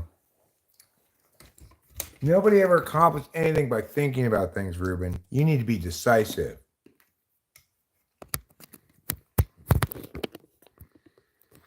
I show up as a very 9 SX type. Like SX9s have a tendency to want to merge with their partners. And there's literally times where I'm sitting here and all I want to do is like crawl into like Eric's skin. Like I need to be closer. You could come sit on my lap and tell me what you want for Christmas. Normally you reach over and like touch my arm or something, but oh yeah, I'd be fine if you wanted to sit on my lap and tell me what you want for Christmas, because I get it. I'm a lot like Santa. I have a beard. I'm jolly. I have a sack. I like cookies. I may not like milk necessarily. I don't dislike milk. Did I wax my face? No. He did trim his beard. Yeah, I gotta give myself a all over haircut. I'm like Santa. But I don't view you as being much like Mrs. Claus. I'm not. Yeah. Mrs. Claus seems like an ESFJ. Yeah. Maybe I'm Rudolph? I'm like the disappointing actuality of Santa. Yeah, I don't really feel like bringing toys around. And the elves have to like what, prop you up and like give you pep talks? It was more like, okay, look, if you want me to do this year again, you're gonna have to pay me a lot of money. Just imagine the naughty innuendos a female ENTP keeps to themselves. I don't know what they imagine to themselves. I'm not a female ENTP.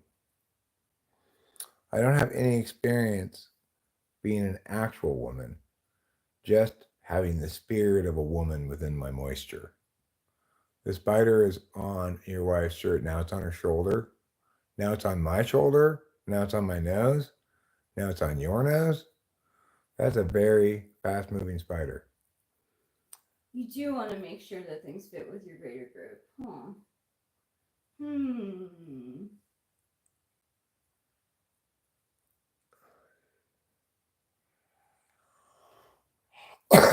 Well, I think, it probably would somewhat depend on whether you feel like they're objecting for justifiable reasons. So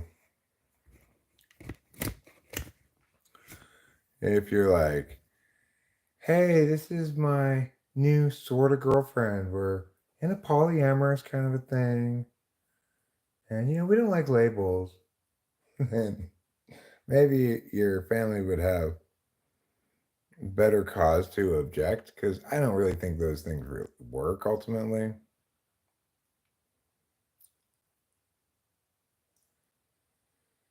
Well, yeah, maybe for some people they do. I don't know. It's definitely not for me.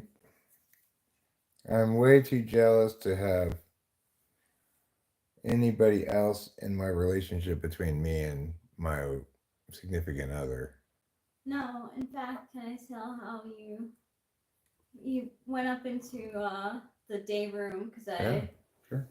uh was starting to get tired, and sometimes when I'm tired, I go up into the day room just because I like to sleep on my stomach, and it takes up a lot of room.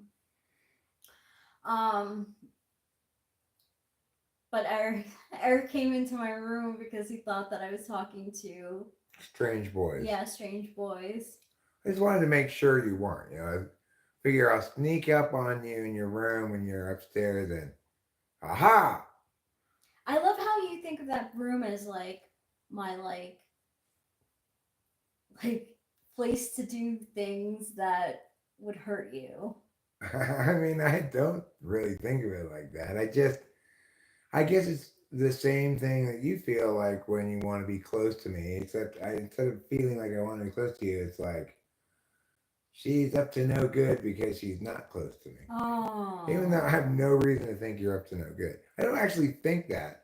I just, when I feel like I love you, I guess it just expresses as irrational jealousy.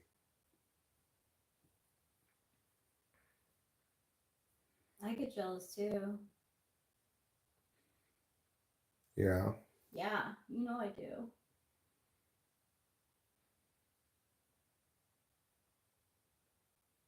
I have to work on it because like when you're president, like women are gonna be like all up in your grill, and I'm gonna have to. They're not going to be up in my grill. Mm, They're going to be doing whatever tasks their job requires of them. And, you know, obviously I'm not going to have time for schmoozing some home wrecking slut.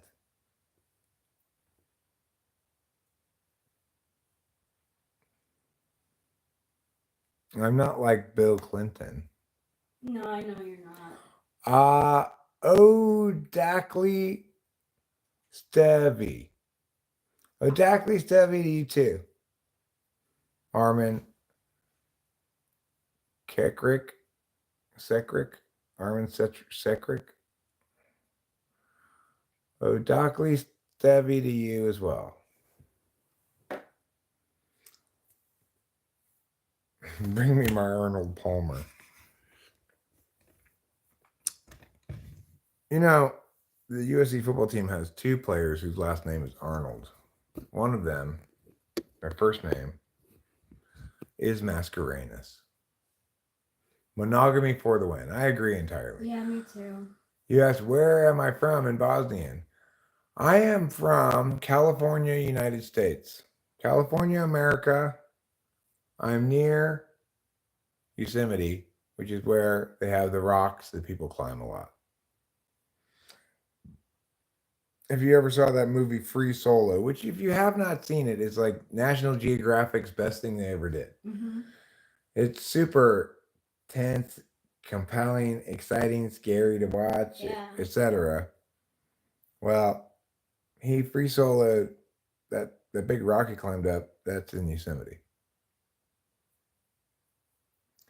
Bring me my terrorist bong lady. Here she is.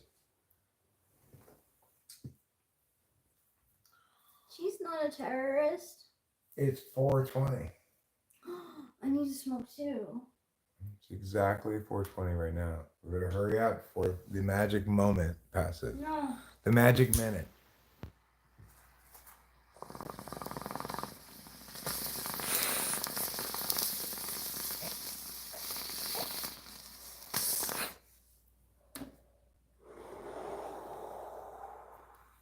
Yes. You did it. I wanted to immerse you in the cloud of excellence. exhalants. Exactly, it's transubstantiation. Eric at transubstantiation.com. Hi, this is Eric at transubstantiation.com. Thank you for choosing us to meet your transubstantiation needs. How can I help you? All we hear about California here in Europe is that place is radical liberals' capital. Well, it's a big state, you know. Yeah. We live in Mariposa County, and it's not. It's, I guess, the alternative to the majority political perspective in the state. Yeah. But even the majority political perspective, while it is somewhat liberal, I think it gets sold to other people who aren't from California as more radical than it actually is. You know, the people show all these harmlessnesses, all these harms of homelessness, but that had nothing to do with California. That had to do with Supreme Court ruling that has since been overturned and things are starting to change, presumably. Namaste, Pirate Kush YT. Namaste. Namaste, namaste, namat musta. Camry Kane Brown fan says Cam. Yes, that is Cameron. You're Camry.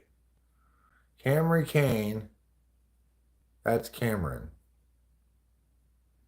It's a little different than Camera Kane, but similar. LA and SF are controlling the aesthetic. LA is not especially liberal. The Bay Area is quite liberal, and I think we can expect a lot of the urban decay problems to persist in the Bay Area longer than in other places in the state precisely because they skew very hard left, very hard social programming and stuff. They don't seem to quite get that what they're doing is not helping anybody. I liked the meme that said, yoga, nah, I'm gonna stay in bed. Fair enough. I agree with that perspective on yoga. I keep telling myself, you know what? Maybe tomorrow morning I'm going to get up, I'm going to put on my running shoes, I'm going to go jogging. I've been saying that like every afternoon or evening for months now. How did I lose my teeth? Well, I set them down. You know, each one I ended up setting it down someplace which made perfect sense at the time, like on top of a vending machine inside of a bowling alley. And then I just forget completely about it and leave it there. And then eventually I lost all of these teeth. I go back to the lost and found. Sometimes somebody would have turned it in. I put it back in my mouth, and then sure enough, I'd misplace it again. Also, I was defending myself against a great white shark attack. He bit me and lost some of his teeth. I bit him, lost some of mine. I won the fight though, because I was a better swimmer. Wow. Yeah. Well intentioned, but not great about long term planning. Yeah, right. A lot of people, that's one of the biggest mistakes that people make in thinking about political action is they think that as long as you have clarity about the goal, the desired outcome, that we can figure out the rest of the details along the way.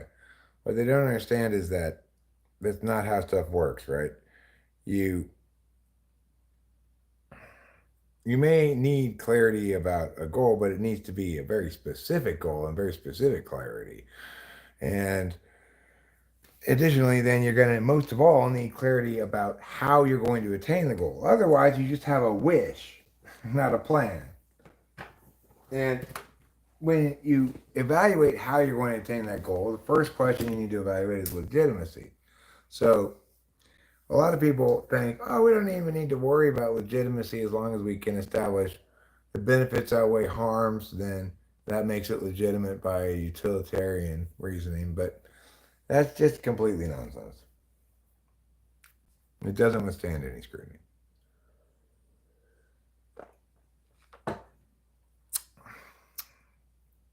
Yeah, I mean, the other explanation I sometimes give people, because it's true, of course, is that not all tooth fairies work out at the tooth fairy department.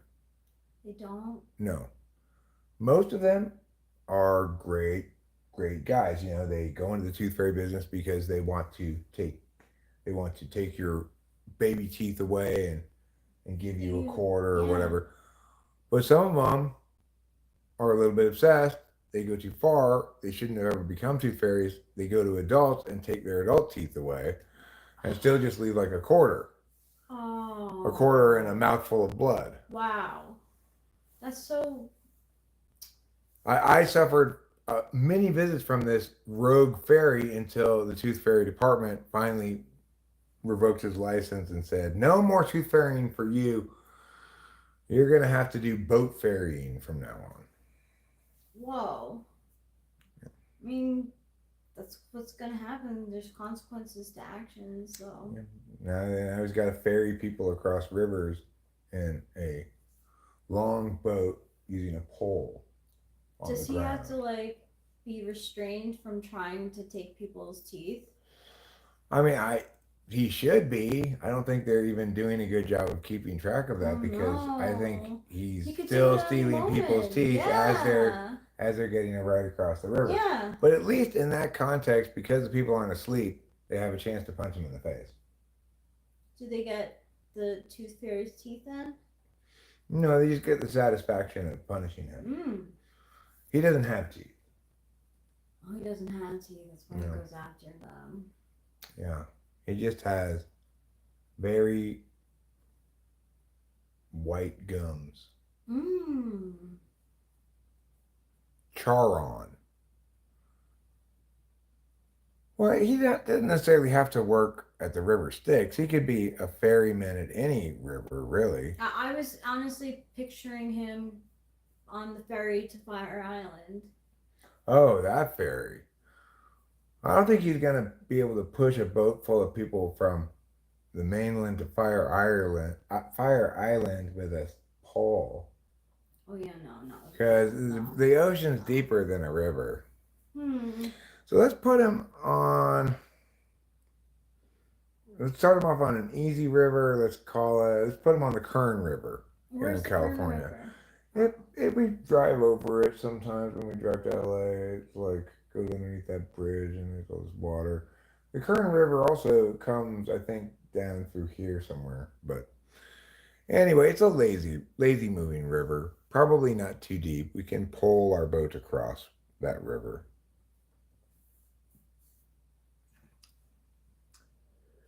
He's a delinquent tooth fairy.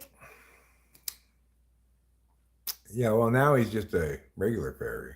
Now he's just a regular fairy. I mean, he's a ferryman. He works on a ferry, but he has to make the ferry move with his own arm strength. It would be easy to operate a ferry that has a motor. Mm-hmm. You just push a button. It's like playing the organ at the organ store at the mall. You're not playing the organ. You're just pushing a button. Well, I would say it's probably hard to park, is it? A boat? No. It depends on how your setup is. Hmm. Like, let's say there's a river and you got two piers here. And you got your long boat. This pier, whichever is upstream of it, be a little upstream of it, obviously. And then you just go across in your boat to this pier. Then you go back and you cross in your boat to this pier. Back across to that pier. That would be pretty easy to park because it'd be lined up right to begin with. But if you had to parallel park between the Queen Mary and a blue whale, then maybe not so easy to park. Mm-hmm. Hi, Muhammad Bag Harry. How are you? My bag's hairy too.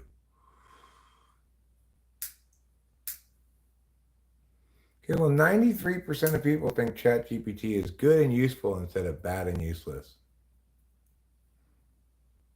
And I didn't give them all the permutations.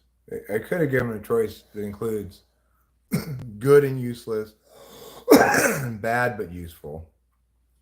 I had ChatGPT help me with some style things today. Oh yeah. Mm-hmm. What did you learn about styling today from ChatGPT? I learned that my style key, according to documents that I gave it about style, I learned that my style key is left down Ruby key. It says one. These are the reasons why I'm a left down Ruby key. It says one, personal energy. You seem to have a magnetic, intriguing presence and enjoy connecting with your inner world through style. Your looks are grounded, relaxed, but with interesting personal touches that reflect your individuality.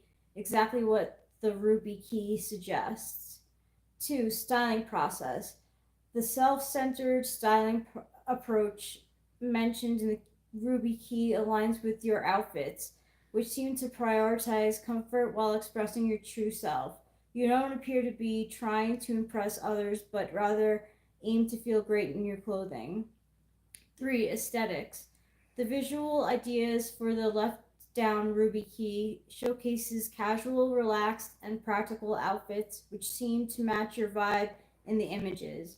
Your style appears to blend comfort and creativity in an understated, effortless way. I see. Would you say that my style key fits into your fashion lock? Yes. Good. This is what I asked ChatGPT. That's why I don't have any problem with it. I'm not like asking it to like write me essays and stuff.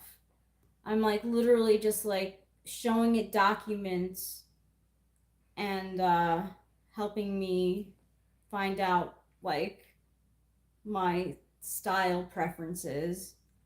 It helps me find my autumn, my seasonal color palette. Sometimes I'll do compatibility stuff and I'll be like, fuck this shit. Um, but yeah, that's how I use ChatGPT. My style key is sassy, fresh, and full of fun. Do you agree? Yeah, it is. Yeah, it is. How often do I deep throat a what? I mean, all the time. I'm constantly deep throating random shit like, oh, I'm going to light a bong rip. Let me just shove this down my throat, ignite it with my tongue. He's used for parties. Yeah. I one time took all of a full grown elephant cock down my throat. No problem.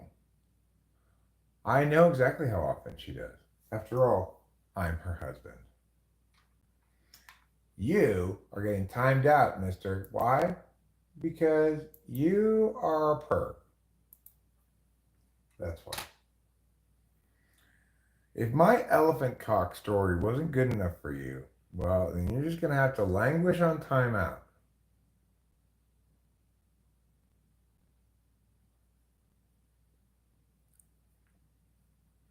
And that's only fair. Okay. Nixon seemed like a grump. Nixon seemed like a grump. Yeah. He seemed like a grump. Was he a grump? Would people agree that he was a grump? I don't remember him myself, but probably yes. Every history would agree with you that he was grumpy. I don't think that's good as a president. Well, I don't care what you think. Yeah. Like, you better just knock it off, but I don't know who you think you are. It totally is him. That's totally how you talk to me. And I'd be like, you're the president and you're talking to like a civilian like that? Somebody get this lady out of here. Yeah, that's what he would say. Nixon was an excellent statesman, Rachel. He was also angry and bitter and paranoid. He was a Quaker who drank heavily. Interesting. I didn't know that he was a Quaker or that he drank heavily. That explains the shakes, right? He said he was a Quaker. He was just covering for his alcoholic shakes. Once Kissinger had to kneel and pray with him when he was very drunk. Well, you know who else was drunk was Churchill. Winston Churchill. Yeah. Oh, really? Winston Churchill was quite a drunk. But he was nevertheless an effective leader of Britain during World War II. There's a really good movie about him. I learned a lot about him. I gained a lot of respect for him, too. He's very pragmatic. Yeah. Very correct. Yeah. Like, correct while everyone else was wrong. Didn't he keep England from staying out of war for, like, a while? I mean, he was advocating being a hawk and engaging Hitler and building up for engaging with Hitler long before anybody else was arguing that. What a smart guy. Yeah, he knew that you can't just be some dictator's bitch and expect things to turn out well. Unlike Neville Chamberlain, who made a deal with Hitler like, oh, if we don't complain about you taking over Poland, will you stop? It was like, sure. Of course, he did not stop. Nixon did not have relations with that woman. Okay, that's fine. But he did peace out as a president. He was like, I'm gonna ghost you all. Good luck. Door slam. He said, fine. I'll resign. Yeah, because I was spying on people, right? And because I don't want to get impeached. What a coward. Get fucking impeached. Like, I mean, basically, the country just wanted him out of office. yeah, they definitely did. And they said, if you don't resign, we're going to impeach you. They didn't really care if he resigned or impeached because, after all, Gerald Ford was going to pardon him for everything anyway. Really? Yeah. He got a full pardon from Gerald Ford. I'm Rachel Strauss from Talking with Famous People. Hi, Mustafa Kuchik, and hi, Journey Decoding. You're on Mount Everest, huh? Well, it's pretty late in the Mount Everest climbing season to be at Mount Everest. You think YZ is not good for people? You think the alphabet should end at W? Or X, I mean. You think the alphabet should end at X? Yeah. Okay, well, that's fair. We don't really need Z's and Y's. I mean, Y almost asks the question, why Z? Oh, you think they're asking a question? Yeah, I mean, like, why Z? Why Z? Yeah, exactly. Why Z? I don't know why, Mustafa. So maybe we should end at X. Maybe we should. A panty thief is on the loose in my building. Women's panties seem to be disappearing, dirty ones at that. Well, that's gross. That is gross. So people are like breaking into other people's apartments when they're not around? Do you live in Japan? It seems like a Japanese thing to do. Seems like a creeper thing to do. Like, whenever I hear of an influencer or whatever, like asking if, ew. Hi, I'm an influencer. Can I influence you? Humanity, every history moment, take himself, but now this YZ or different creeper things out. I don't know what that means. Me neither. Tar. I just had someone steal my cactus out of my yard. Oh, I'm sorry about that. That stinks. You should have put an exploding ink packet into it, so that if somebody stole your cactus, it would blow up blue ink all over them. Pretty much. Now here in the States, can you believe that? Not money or jewels, just panties. Well, some people are perverted, you know. It could be a weird teenage boy, maybe. I don't know. Yeah, like Miranda sings. She like said to like I think a 12-year-old, "Would you like? I'll send you my dirty panties." Oh God. Hmm. Why would she say that? What would make somebody think this is a good idea? Who is this person? She was like a comedian. I never found her funny, but my cousin, like younger cousins, did. She used to talk like this, and she thought she was the best singer ever. And She's yeah, kind of Fran Dreschery. I'll show you. Okay.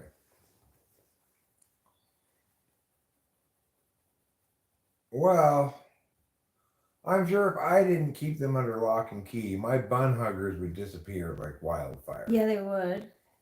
Because they're at this point they're all stained kind of brownish yellow in the front from just the myriad drops of urine they've accumulated over time.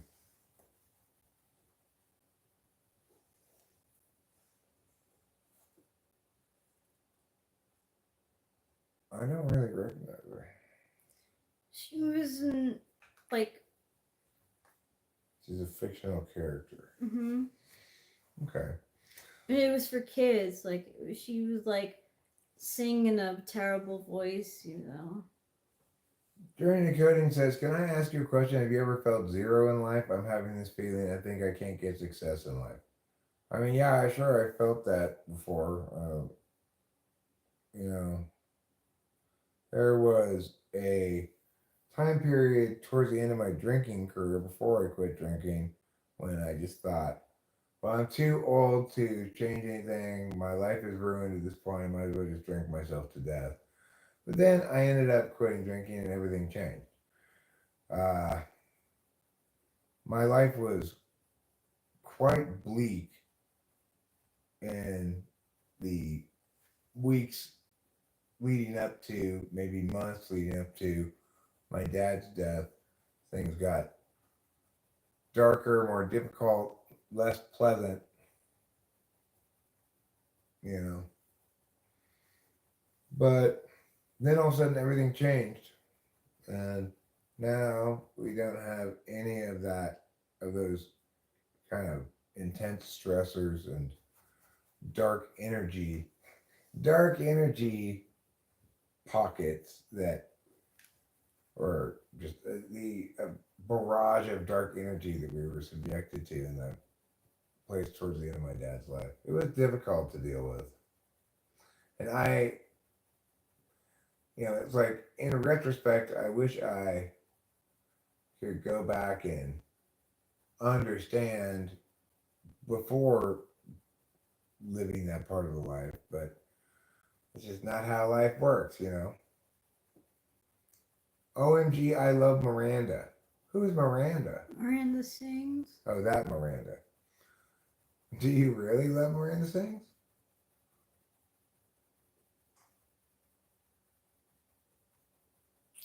Well, She had to apologize for her actions, and she apologized. It was like, and she like the girl version of Fred, that horrible, like high pitched voice guy who did comedy for kids or something.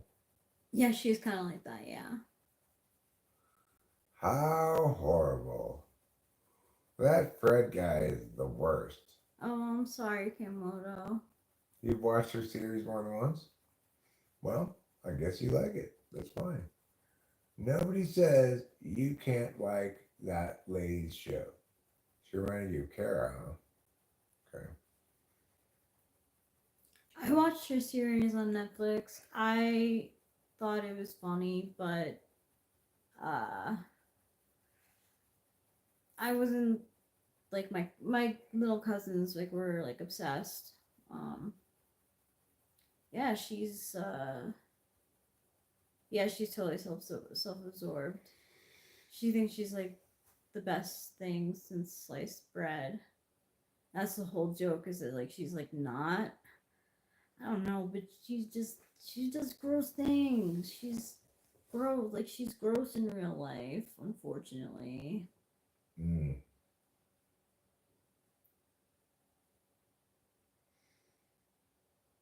You know, I remember when Delilah was a kid and I watched with her various shows. And occasionally I watched some, but less of the live action ones. But like I didn't hate Sweet Life of Zack and Cody. That was comparatively entertaining to the other kid live action shows. Now, are Zack and Cody turn out to be good guys? I have no idea. I don't know either. It happens though. I think we can confidently say Drake of Drake and Josh did not turn out very good. Nope. He turned out the opposite of good. Yeah, he turned out bad. I mean, I was upset to learn about John Lennon's beating of wife beatery. Like that really fucked with me. What's it? You know, like John Lennon being a wife beater, Oh, like yeah. finding that out, I was like, oh man, that sucks. I wish that wasn't part of your life.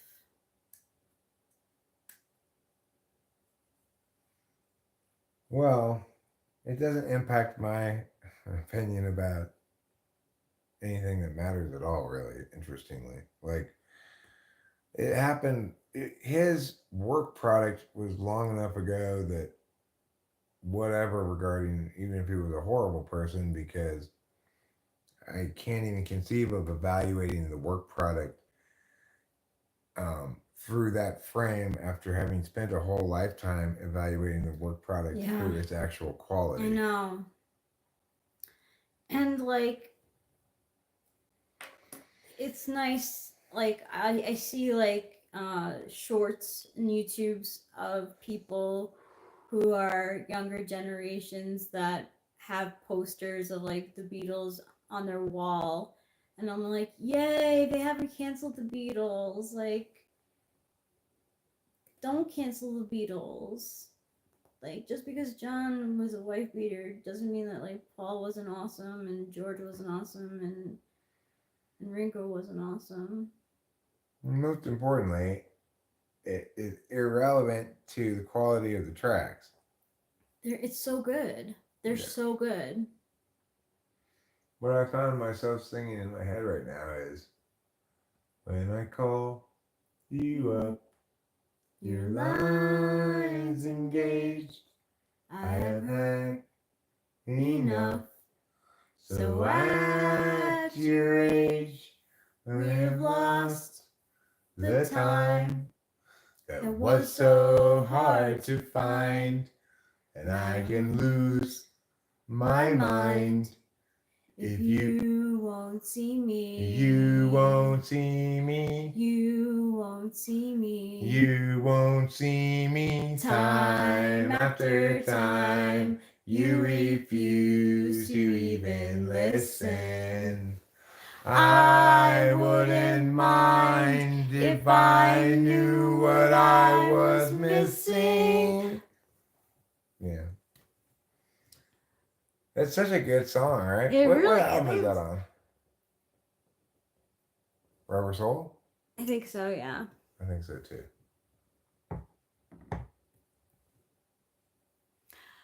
Just even awesome that Yoko has said that he didn't hit her. I think his first wife he beat, and even if his wife wasn't awesome, there doesn't mean there's no reason for physical violence at all.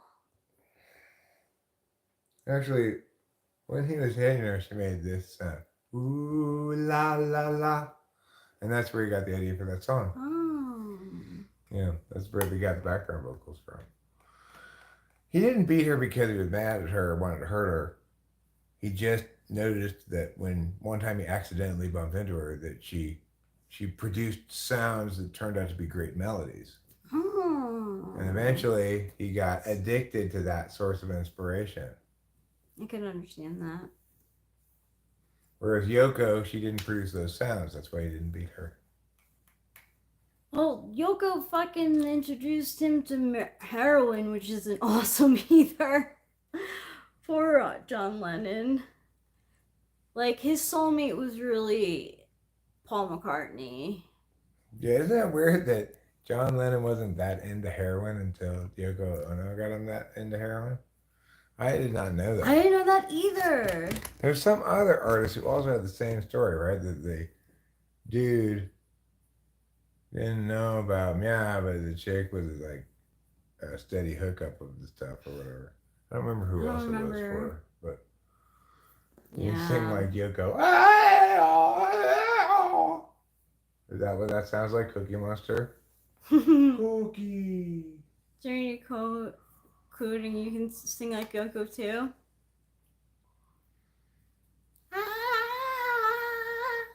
Yoko wasn't awesome, but you know, people like have too much hatred for I her. agree. I agree.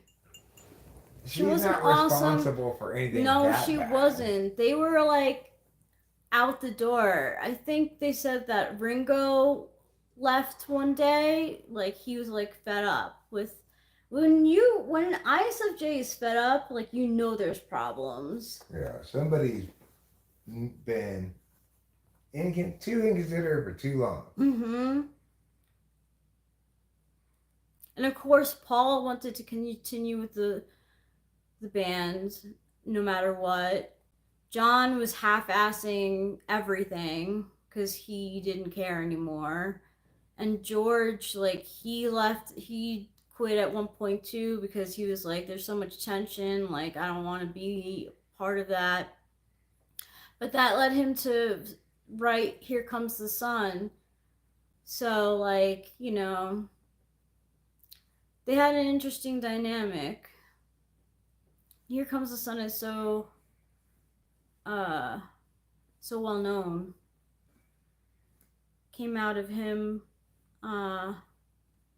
leaving the Apple Studios, being like so done with this like back and forth. You know what I like better than Here Comes the Sun? Good Day Sunshine. Good Day Sunshine is better. If you're gonna pick a song that basically says the same concept, right? Here Comes the Sun. Hello, Daystar. Good Day Sunshine. They're all variants of the same concept, right? I like Good Day Sunshine better. I like Good Day Sunshine better too, but for some reason a lot of people love Here Comes the Sun. Well, once we get made popular Good Day Sunshine as the global Beatles Day song, then it should gain in popularity. True. That's true. Because every year, there's one day that's Global Beatles Day. And it's the day in which I like to walk when the sun is out. I've got something I can laugh about. I feel good. It's Global Beatles Day.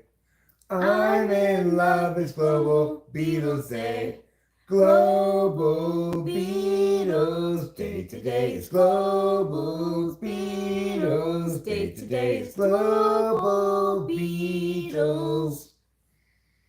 Yeah.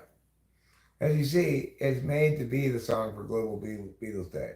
I don't see anything particular about any Bob Levy. Let me check the news. I mean, if you mean that I'm happy gay as a gay lady, like happy gay, yes, I am. She's gay for my man cock. I am gay for his man cock.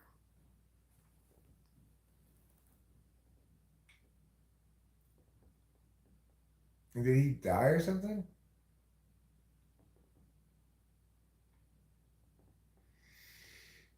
I don't know what happened to him. What happened, Mighty Horse, to Bob Levy? I don't see anything in the Google Newses.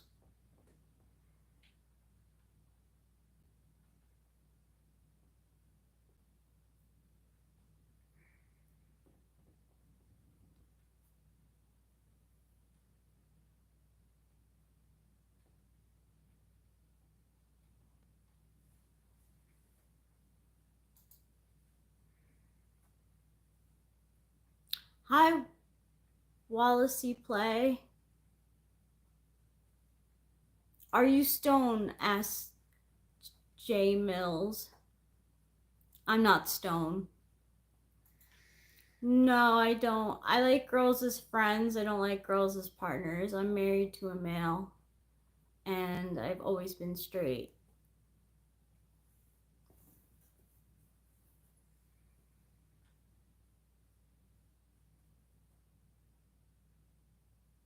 No one's gay here. I mean, in like between me and Eric. Yeah. We're what's known as heteros. We're a couple of heteros. Yeah. Sometimes called hets or breeders. Yep. Mm-hmm.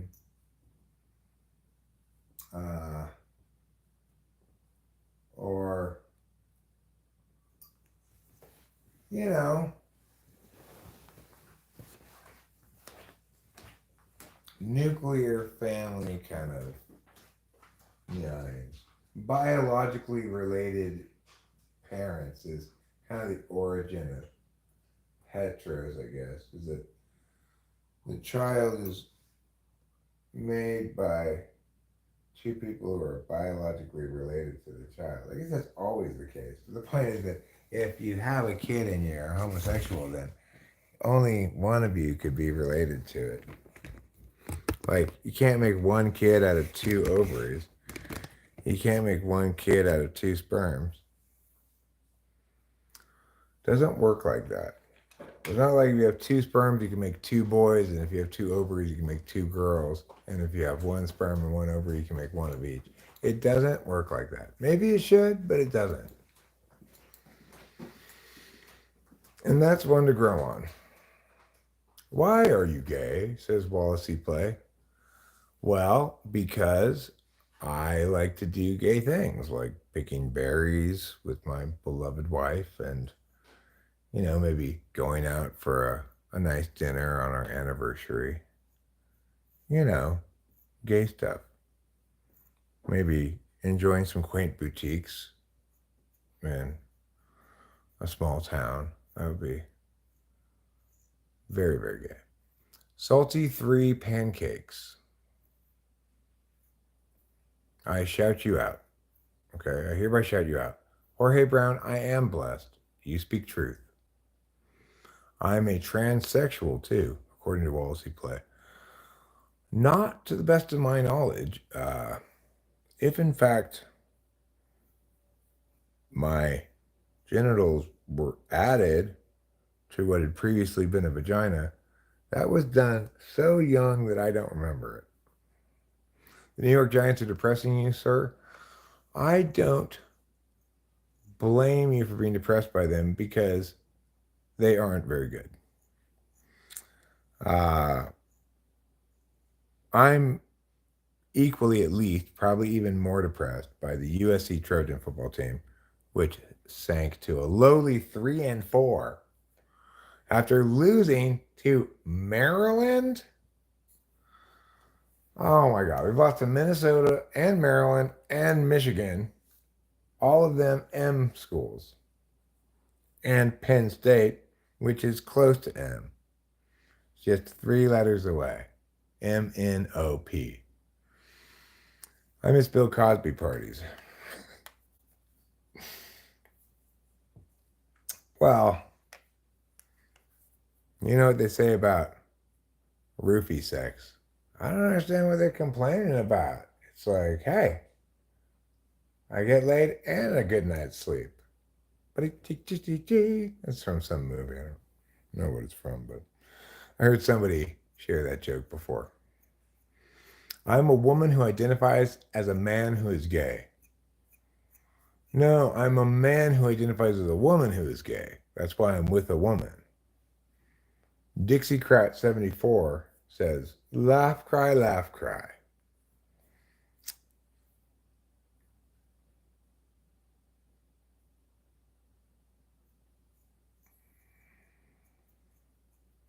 I don't know what you're singing there, show media.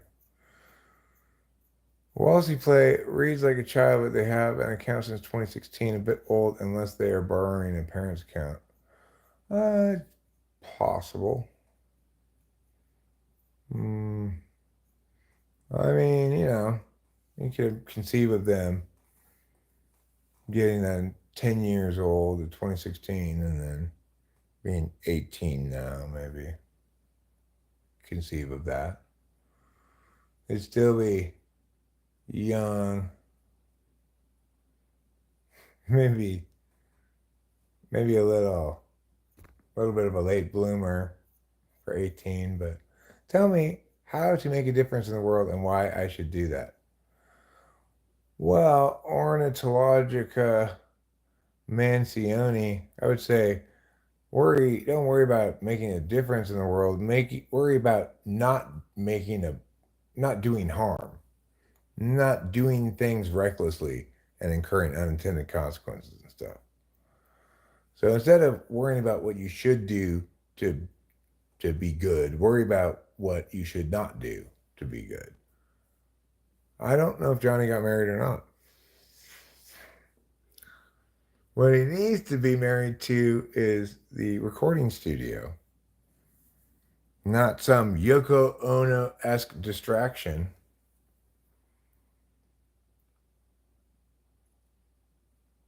And I would say, I would disagree with Dixiecrat74. Don't mean to cause beef or anything, but my position is most people should not vote. The voting, by and large, is not a good thing to recommend to the average citizen because, after all, most people are not knowledgeable enough or dispassionate enough to be to justify faith in themselves as voters.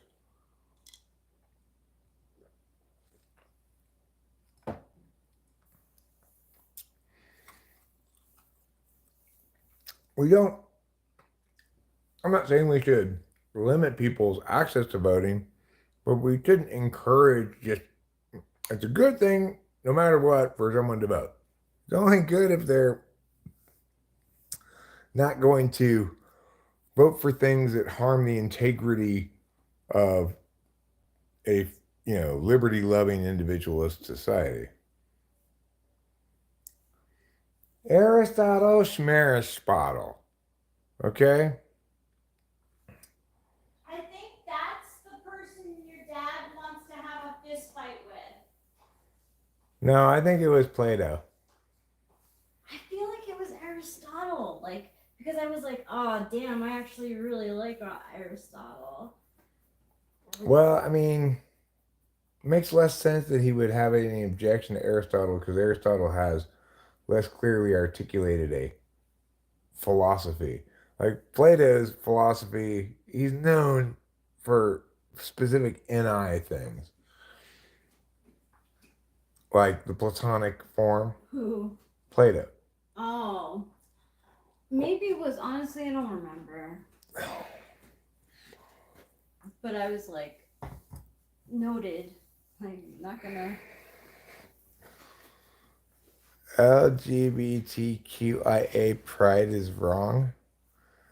Well, what do you mean by that? Do you mean morally wrong? Do you mean incorrect? Do you mean ill-advised from a prescriptive standpoint? What do you mean? Ike says sup D2. Sup Ike and sup D2.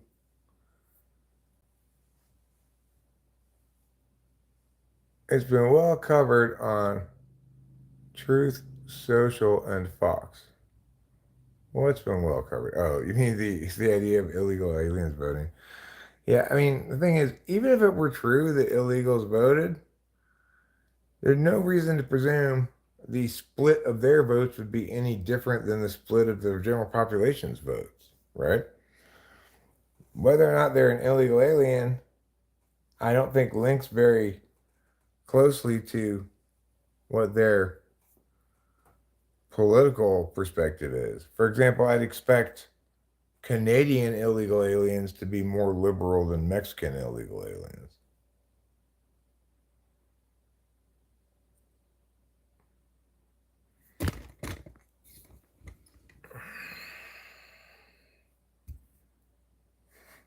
Okay, Wall Street play. I didn't ask you what that other person meant when they said that. I asked them what they meant when they said that. You don't know what they meant when they said that. Only they know what they mean. You know what you mean, and you could know what I mean because I express myself so beautifully. Other people, it's often a crapshoot, but not always.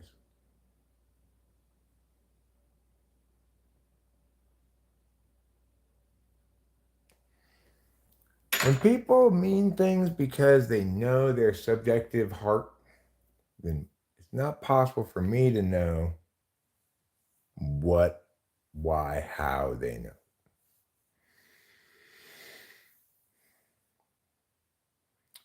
Is there any gay in my neighborhood? I mean, there's all kinds of gay in the neighborhood.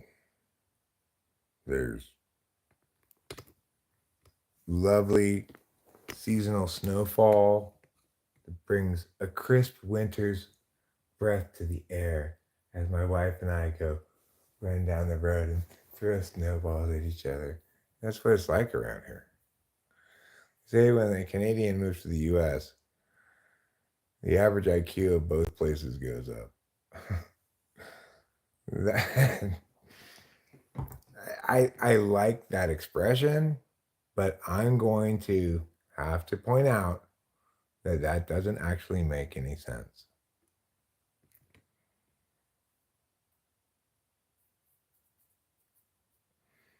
Because, oh, I guess it does make sense. What they're saying there in that instance is only the dumb Canadians move to the United States. Gotcha. Okay, well, I'm not very interested in people having high IQ scores. I'm much more concerned about people being correct.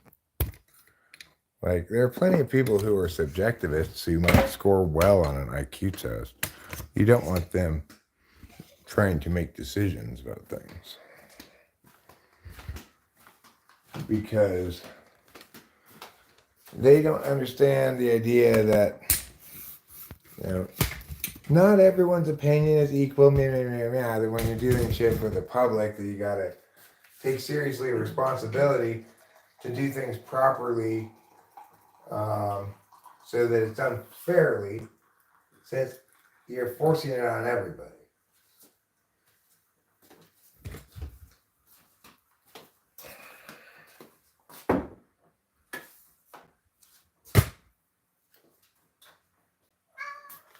Meow. Oh, meow.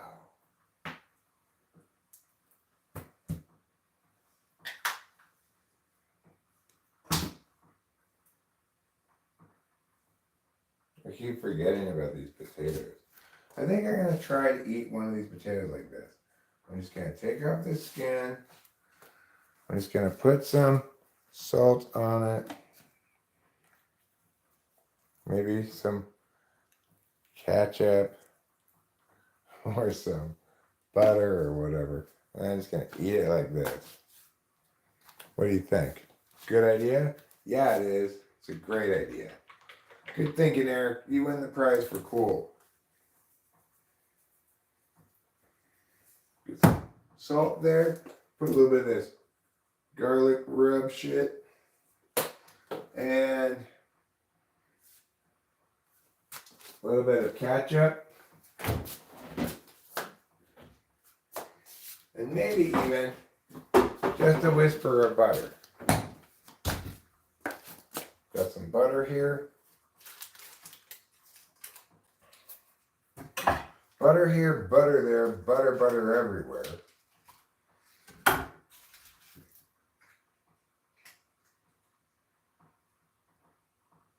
If I butter her in the butt, then I'll butter her all up.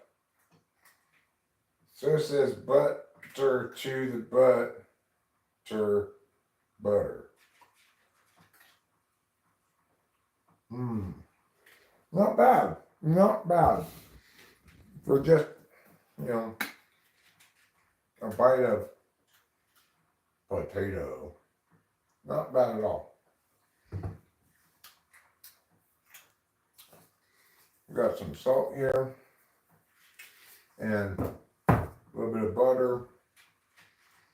Ketchup.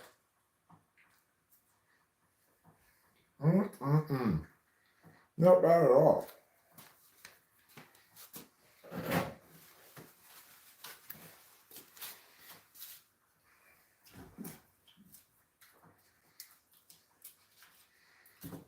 And you can kind of eat it like Plowman's lunch style,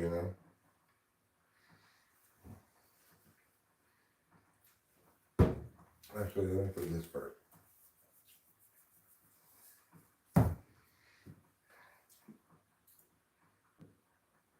Oh. What happened? I squirted the ketchup on my finger. Oh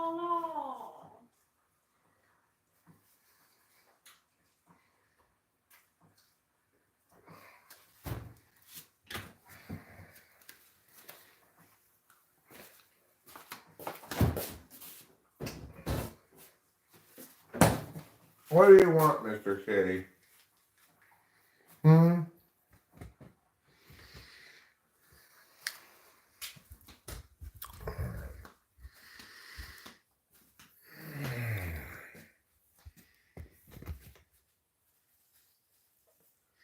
so Exul. Do you like looking out my back door with CCR? I don't dislike it.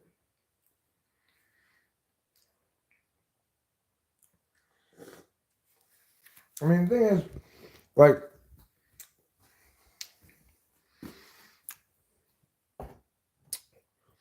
I liked CCR a lot when I was younger. They don't have the kind of depth of complexity that makes them still impress my ear quite as much upon multiple listens as say something like the Beatles that you can keep rediscovering it, right? But CCR, they feel a little sparse in what they're doing in order for that to be the case. Do we ever go on picnics? Not really. It seems like it's always a worse idea to eat food outside than it is to eat food inside. I don't know what that was, but it's probably a piece of pizza. Same thing as like, hey, let's go have sex outside. No, you don't want to do that. Bugs, dirt, leaves, just forget it. From experience. Yeah, we had to come back inside. Because there were bugs. Neither of us really wanted to be naked with bugs around. And they were like leaves. Yeah, leaves, sticks. We do search for Sasquatch. I mean, I wouldn't say I search for Sasquatch, but I glance around in hopes of seeing one, maybe. Me too. Good question. We'd be remiss if we did not look for Sasquatch, given that we're in, I wouldn't say prime Sasquatchian area, but nevertheless, Sasquatch viable habitat. I've never seen a Sasquatch yet.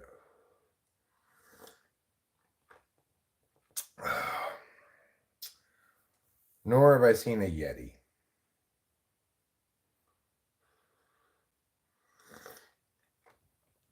But Rachel and I do find periodically in the street tufts of white hair. And there's a lot of these tufts of white hair. I'm thinking probably they come from a Yeti. Oh. And this year is going to be the year when I catch it in my Yeti trap. It's a giant hole in the ground with horrible jabs of rusting spike at the bottom of it to inflict as much anguish as possible on the Yeti. No, I'm just kidding. It's a very humane Yeti trap. Don't worry, everybody. Very humane. It lures the Yeti into a relocation trap, a safe relocation trap, using a fake animatronic girl Yeti. Yoo! And then the boy Yeti goes, oh, and goes into the thing, and then the door closes behind him. Then he proceeds to have lots of sex with the animatronic Lady Yeti. He's like, finally, Lady Yeti receptive to Joe Yeti. Joe Yeti, such an incel. You had a board game in the 80s called Yeti? Did you get to play the role of a Yeti and you got points for destroying Himalayan villages? That would be a good game concept, right? You're a Yeti and you've got to, I guess, soften up Tibet for the Chinese government. It's pre the Chinese takeover of Tibet. How many? Okay, Eric, one to many Jack Link's commercials. One to many. Would I know if I saw a gay Bigfoot? Maybe. I mean, presumably, if I saw a gay Bigfoot, he'd be looking at me and have a big Bigfoot erection, because I'm a man and I'm sexy AF. So I assume that when I walk through the world, every time there's a gay man in the world and they see me, they have an erection. Yes, I think that Bigfoot video was a man in a suit. I do. You mean the gremlin, whatever, gremlin, meow footage? Yeah, I think it's a guy in a suit. But, I'm not sure that every bit of Bigfoot footage is so easily explained. However,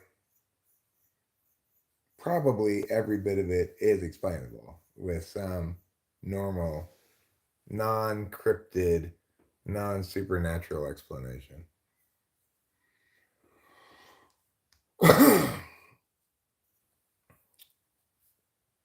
You know what's a game from the olden days that I think of when I think about board games? Risk. Sorry.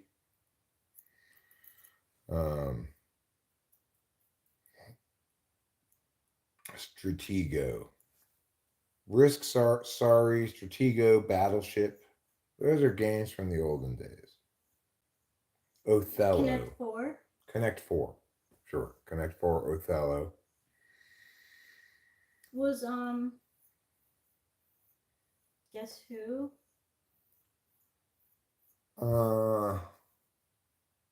Guess Who? Oh, right. No, wait. Is that the same as like Mystery Date or something like that? No. It's similar, really. But I know what you're talking about. Yeah. Like, Guess Who is like it has to do with people, and you get a certain person. So say I get Doug. He has red curly hair, brown eyes, whatever. You see all the characters, and then you pick one of the characters. Right, yeah. And then if you guess that it isn't the person, you knock down their picture. Mm-hmm. Well, that sort of reminds me a little bit of Clue, which is another game from the olden days. That's a good game that I enjoyed. Please tell me you didn't enjoy Monopoly. I played plenty of Oh, it when I was a wow. kid with like my mom and dad, maybe, but uh, it it was a little bit, there's a range of kind of fun, cooperative, more-ish Oh, games that's to most competitive. At this end is Risk, most competitive, yeah. the game that starts the most fighting with friends. My dad loves Risk. It's a interesting game. Could it have been invented as a tourist ploy? No, because those guys were hucksters. They invented it as a way for themselves to get notoriety and money. Mostly this one guy. The other guy who was helping was kind of like roped into it, it seems like. How did this poll come about? Cameron suggested this poll. I'm going to end this poll now with 41 votes.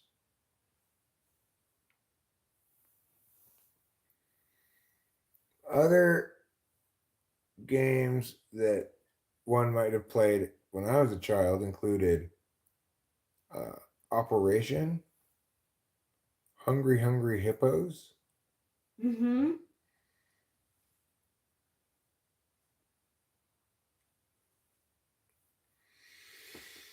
um, Life, the game of life, Chutes and Ladders? Shoots and Ladders.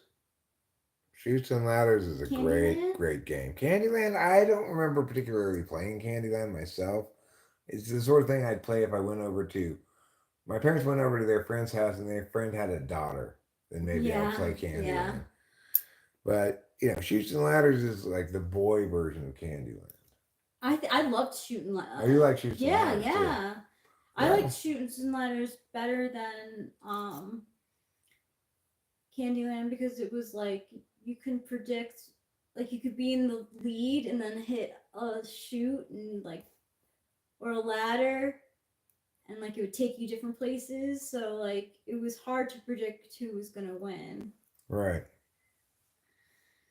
That's what I didn't like about Monopoly was that the person who was ahead, who had like the best spots, was always going to stay ahead, and the person who had like the like lesser spots was constantly trying to catch up. But if you have a lead in good spots and you roll on good spots in Monopoly, you can pretty much guarantee you're gonna win. I have not seen Tesla's new AI robot. I have not seen it, so I don't have any opinion about it. Rock'em Sock'em Robots, it seems to me, was a little bit actually like out of fashion by the time I was into my childhood more. Um, I don't remember having it. I don't remember anybody else having it, but I was somehow familiar with its existence anyway. I'm not sure. Uh, Mousetrap, I never played that. I, That was ne- hard. I never played any of those adult games. 8 fun, flirty games for your naughty house party. Where's your penis? Hey, you guys want to play Where's My Penis? Okay, yeah. That sounds naughty and fun. Fun and flirty. It sounds like precursor to an orgy. Yeah.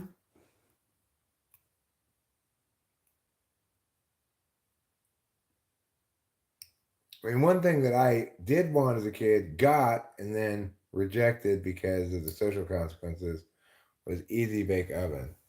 Oh, I wish I had gotten that. I wasn't allowed. I like pushed hard to get it because I wanted it so bad. Because the idea of making little pies and stuff just seemed like a great idea to me. And then when I did get it, when my friends came over and were like, "What's up with this Easy Bake Oven?" And I lied and said, "Oh, that's a gift for my cousin." It's like, I didn't even have a cousin that I would be getting a gift for. So I was lying. Hi, Jax. I had a debater named Jax back in the day. Pretty uncommon name. Apparently taken from a soap opera. The Jax I knew was named after a character on a soap opera.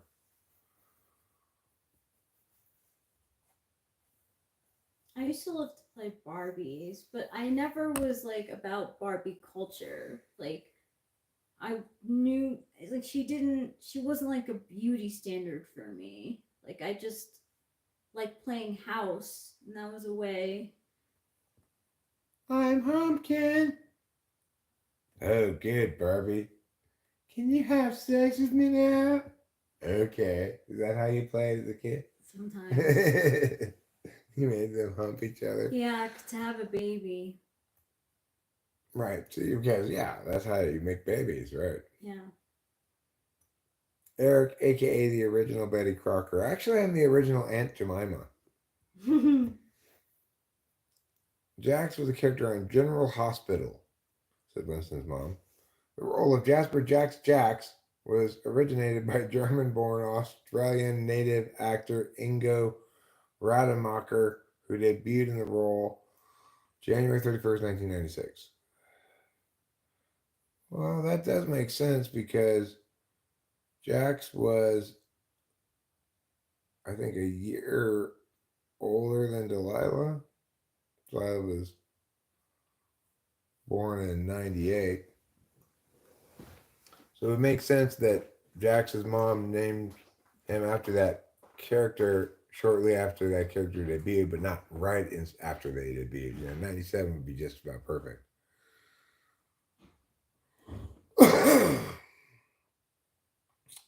It's a good name because you accomplish a lot of things in just 3 letters.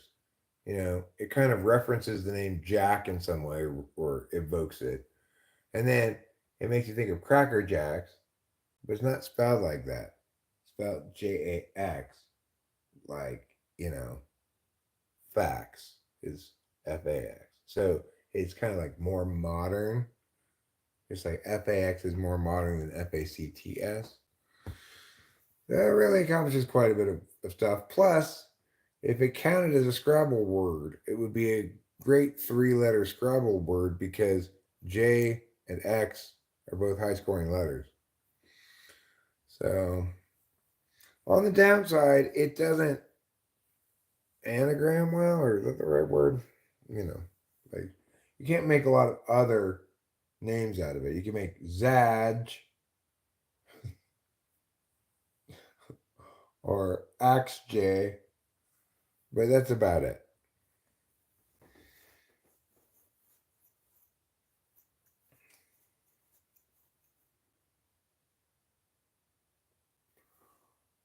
I appreciate somebody mentioning the other day that they really thought the name of one of my drawings, the guy who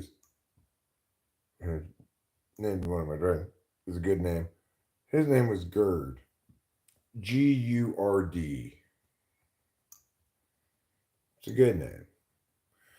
Not GIRD, because that would be like gird your loins, right? But Gurd, Gurd, I think that's fine.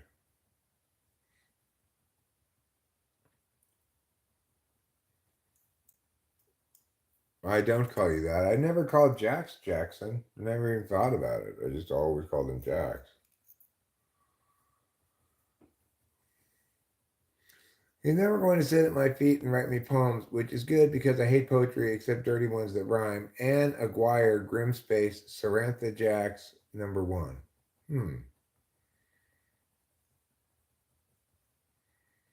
I will sit at Rachel's feet and write her poems. Oh, Rachel, you're so awesome. Yes, not really. I just making some jokes to the stream that me pretending to talk to you.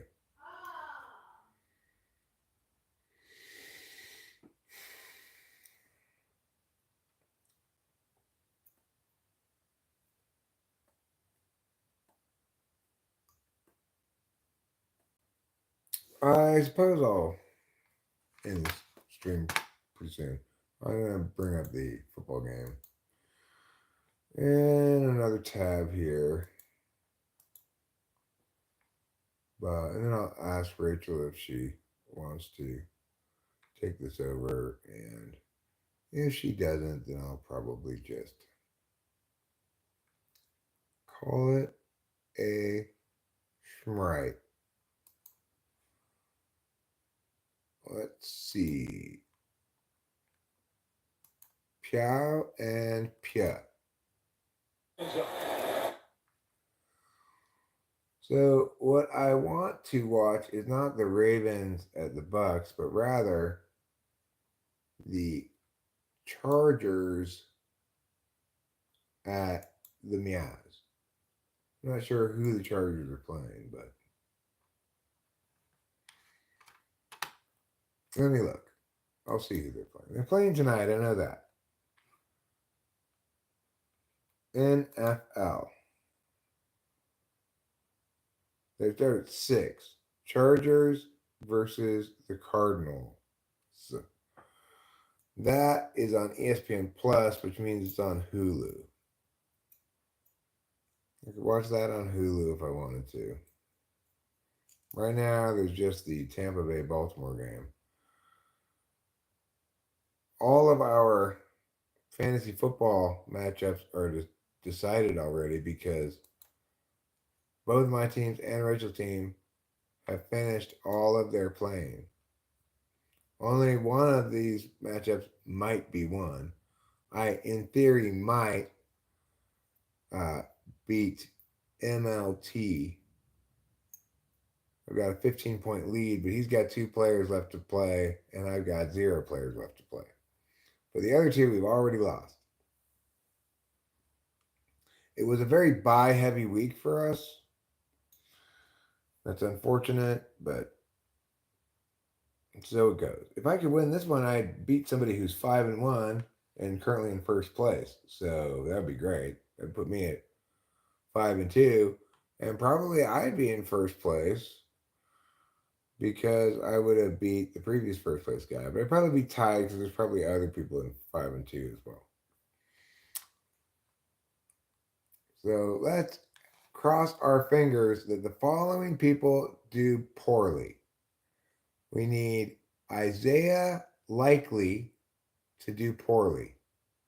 We need him to get ideally 0 points. And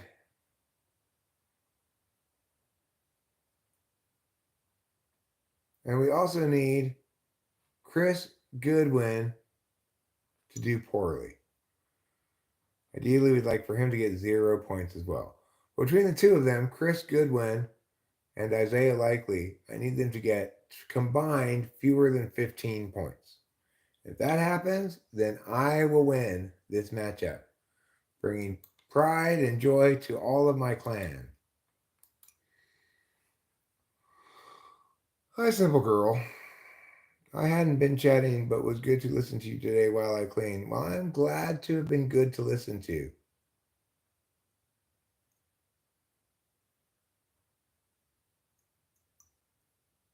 All right, well, cool, Ruben R.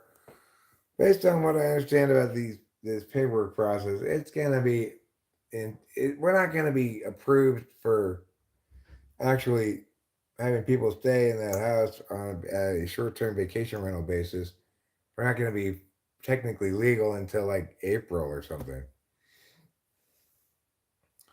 Time to come in, tidy up, wash up, and relax. My favorite time of day. And that's just the facts. My name is Simple Girl. I'm here to say, what are you doing, everyone, today? Well said, Simple Girl. Well said. You know, have had a pleasant stream.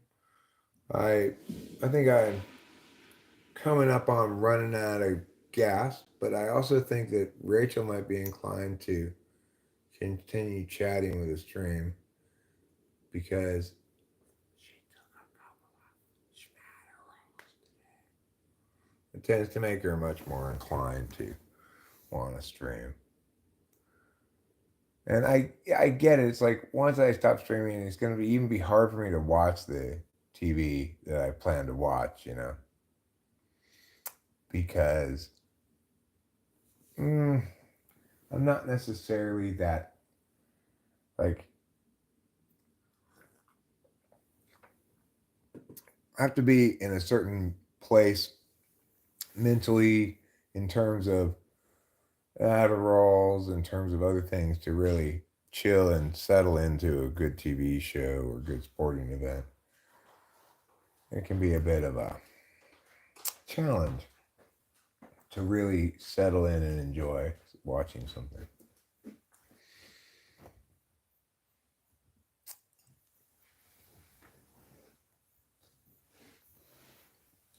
I think you all will be happy to know that my pee is now a light yellow.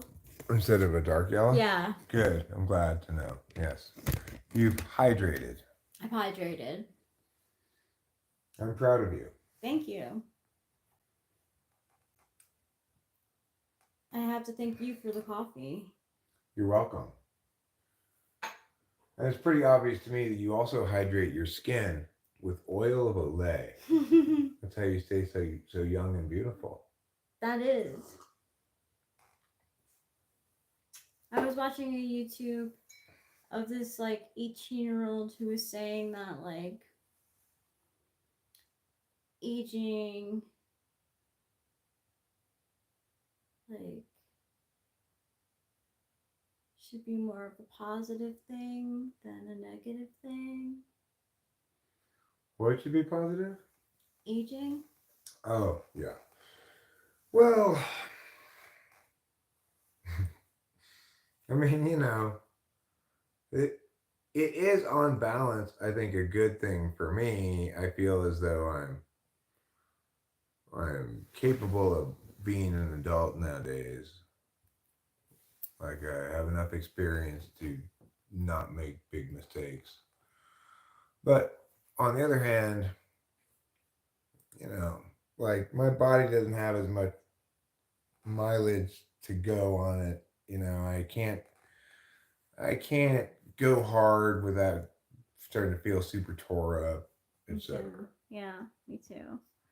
And like I've had like hormonal changes going on in my body, and it's not easy. And like I wasn't really prepared for it. Like menopause, perimenopause, that was never talked about. And Don't go hating menopause.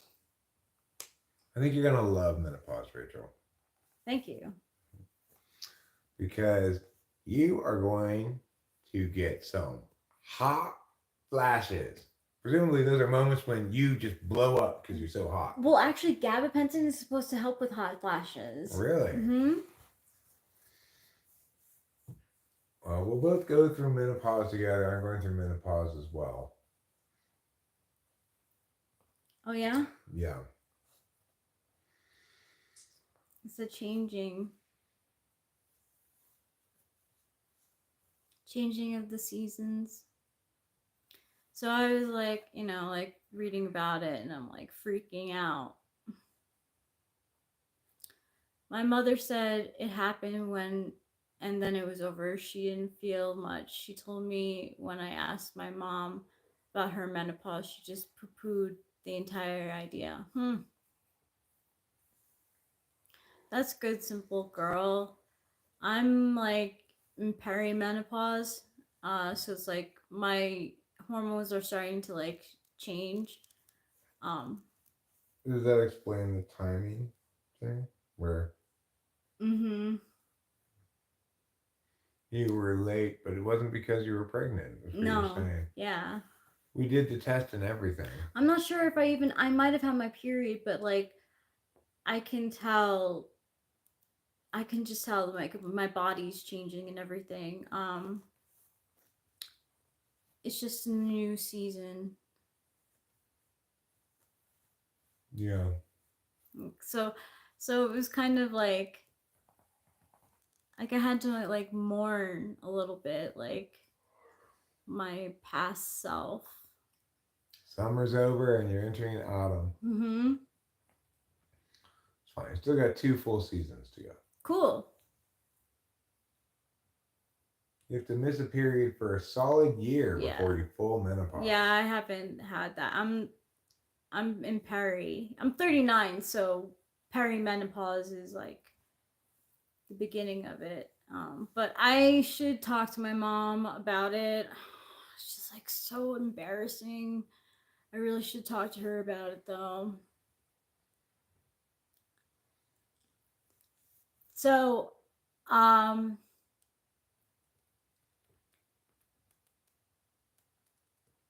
yeah. Did you know that perimenopause is to menopause as periwinkle is to winkle? Periwinkle was very popular when I was growing up. So whatever the um, prefix peri means, like what color is winkle? Because periwinkle is probably more blue than that or more purple than that. It's like a shade of both. Hmm. Maybe we should ask Gemini. And then you've got perimenopause. That means like regular menopause, only more bluish purple. Mm-hmm. And then you got the Olympics. That means like the regular Olympics, except with no legs. That might be why, simple girl. It may be why.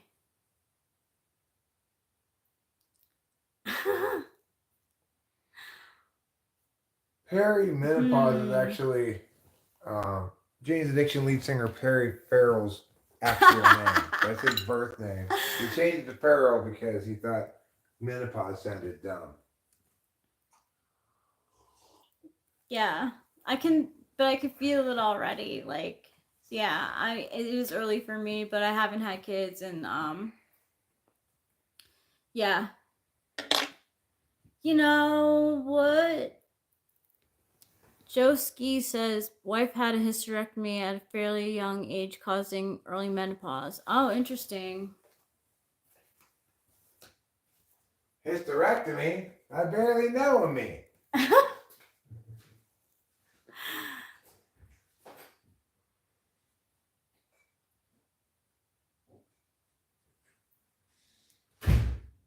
Let's talk typology.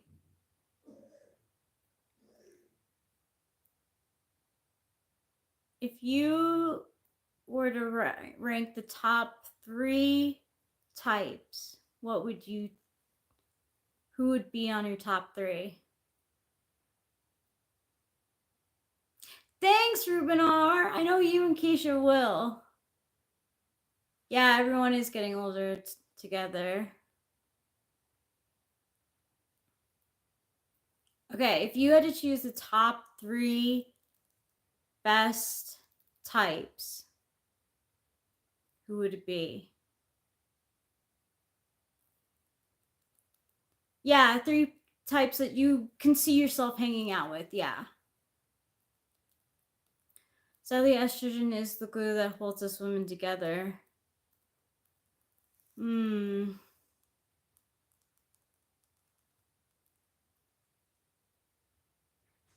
Easy BCLS asks, do you like looking out my back door, my CCR? What's that?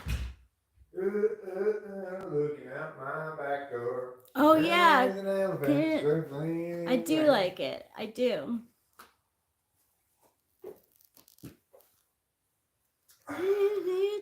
Looking out my back door. INFP, INFJ, ENFJ, ENTP. Really want to hang with some NFs, but I always want to hang out with host Eric, so may I have one more? Yeah, sure, of course. It's a good song, ECPCLS. Creedence Clearwater Revival actually has really good songs.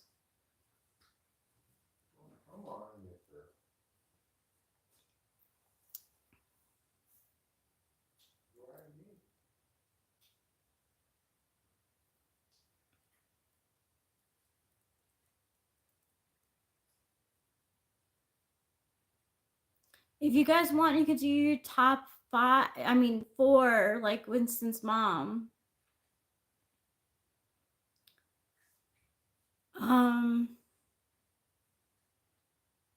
Mine would be ENTP, ESTP, INFJ, and ISFJ.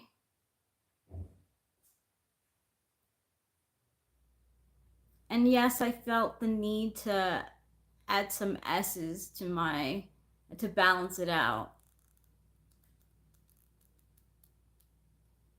ISFJ is probably tied with ENFJ too. I love hanging out with ENFJs. INFPs are great too. It's hard to. I realize like now the difficulty of what I'm asking. Our Monday's good. It makes me think of the song Blue Monday. Hi, Carlos Eduardo Frazio Geronimo. Mrs. Mom said, I've done my time with the SJs and the SPs. I want some softer spots to land now. I can understand that. I feel like I like ISFJs because we both have like T polar, FE tool, but ENFJs too, like I can talk about like spiritual stuff with ENFJs. You loved because of your channel. Thank you, Carlos Eduardo Razio Geronimo. You know what you can do with ENFPs? You can dance with all the colors of the wind. It's true.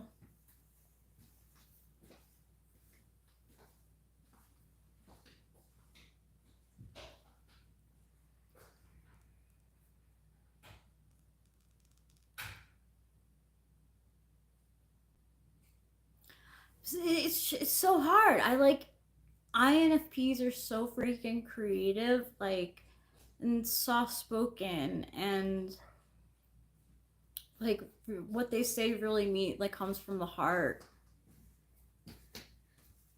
They chill. Yeah, they chill.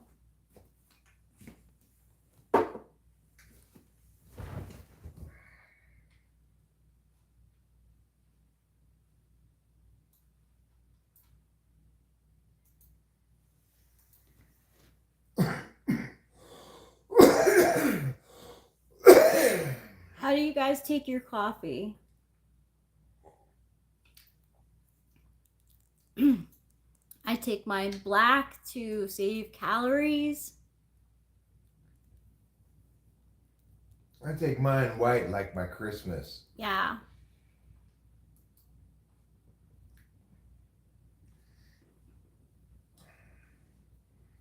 Lots of cream and lots of sugar. Easy BCLS.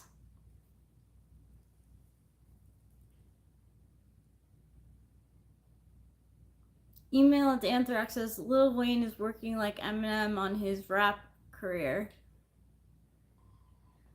I don't know what that means. I mean, Lil Wayne is a rapper, right? Yeah. I don't know what that means though either, besides that. Honestly, Eminem's last album disappointed me. Houdini was so good that I had like really high hopes, but Yeah. I feel you, dog. I feel you. yeah. Thanks, Shan Ho. Is that Chan Ho Park? No.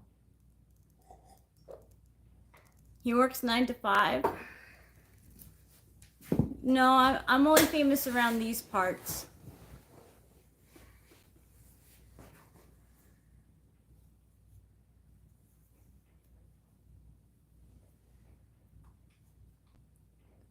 It just like was too, like some of the songs were too long. The album was too long. Yeah. You need to have a clear vision and get in and out of that vision as quickly as possible rather than indulging himself in nonsense.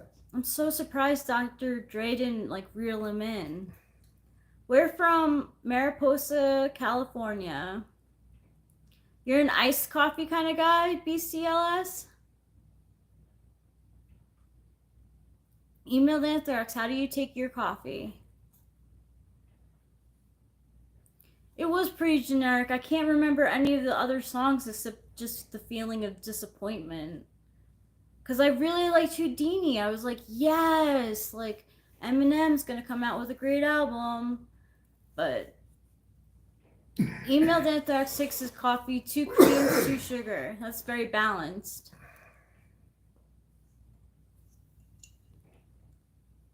And not too much.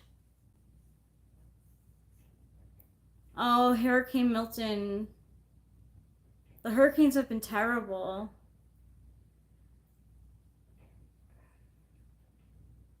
Yeah, Houdini was sick. That's why my expectations were a little high.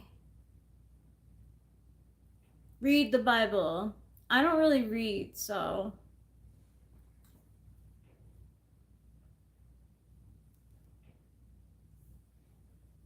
Ah, okay, I live in Oregon, Myrtle Creek. It's right off Interstate 5. Did you hear California passed a law that made it illegal to check for IDs to vote? No, I didn't. That's interesting. I do card readings. Would you like a reading, Danny Z? I mean, it's still the case that every named voter on the voter roll is only going to be able to vote once, regardless, you know? I mean, there's no reason for California to quote unquote want illegals to vote because California is not a state that's in question, right? Danny Z, I mean, if you want to donate, you can donate whatever you want. I do my card readings for free. Yeah, you don't gotta buy stuff like that around here. I mean, it's not the case that Kamala's gonna lose California regardless, right? Unfortunately, I don't like Kamala at all, but you know, the Democrats do not need to recruit illegal aliens to vote in order to accomplish Kamala winning the Democratic primary. I mean, Wow, the thank general you, election. Danny Z. Thank you. That's Thanks, very Danny nice of Z. you. All right, Danny Z.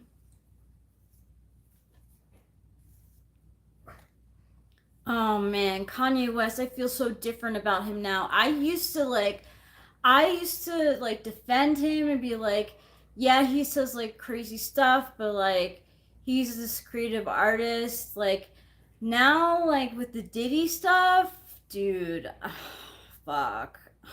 Fuck that shit. I mean, I am married, yes, to Eric. so can I tell you? Can we tell you if your wife is cheating on you? I don't know. Can you tell him if his wife is cheating on him? Thank you, Carlos Eduardo Ferrazzo Geronimo. So go ahead and pull the poll for Danny Z. Danny Did you do that Z. one already? No, you haven't done that one yet. No. Right? Okay, cool. Danny Z and then Carlos. Thanks, Carlos. Thanks, Danny. Thanks, Danny Z.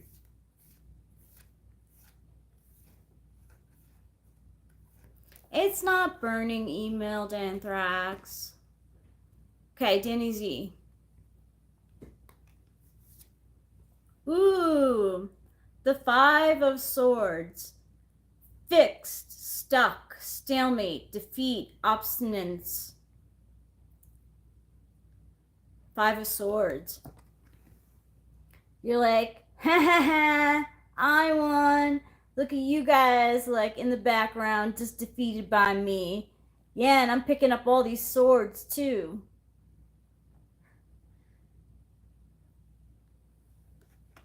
The thing to remember is you can't vote unless your name is on the voter roll, and every name on the voter roll can only vote once. So it doesn't make much sense, right? Why emailed anthrax? Carlos, you're next. I love the United States too. Well, if you were asking a yes or no question, it would be a no.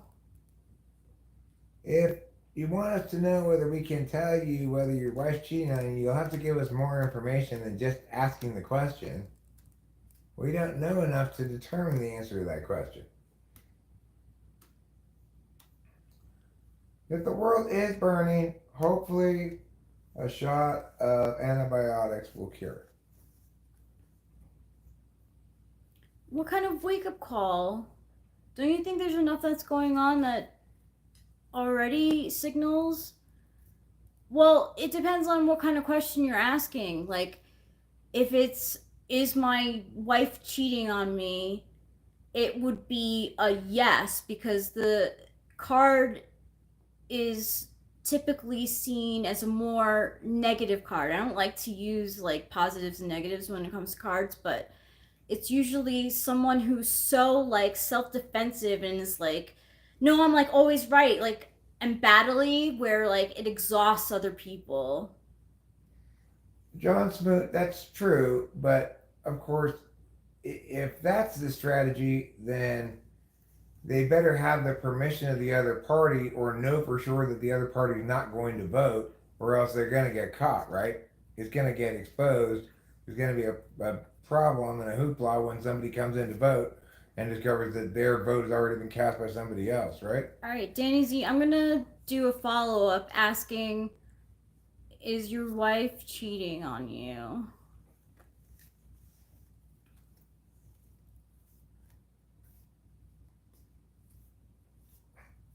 I said before also, there's no particular reason to think that illegal immigrants are going to vote Democrat en masse. It's true.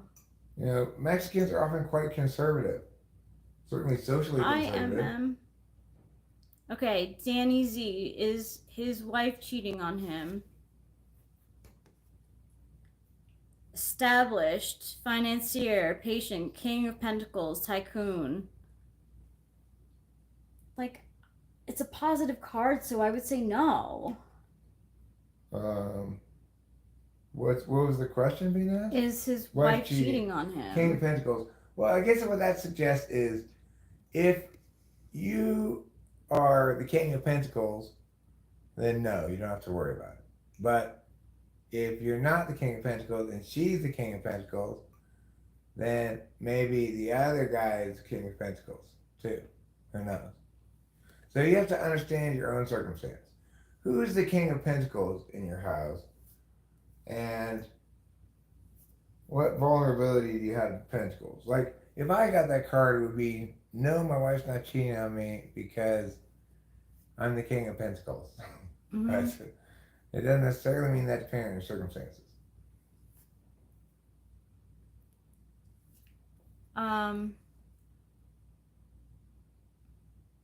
Okay, Carlos is next.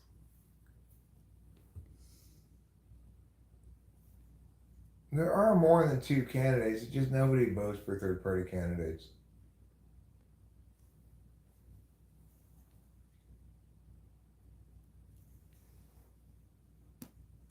Oh, good. I think that's the guy that I need to do poorly in my fantasy football matchup. I don't mean to celebrate your injury, but oh, never mind. You can be uninjured. It's the other Tampa Bay wideout. So far, he's got 3.6 of the 15 points he needs. Cool, Danny Z. Glad to hear that. He says, wife is beside me and you guys are correct. That's good. Okay, Carlos, are you still here?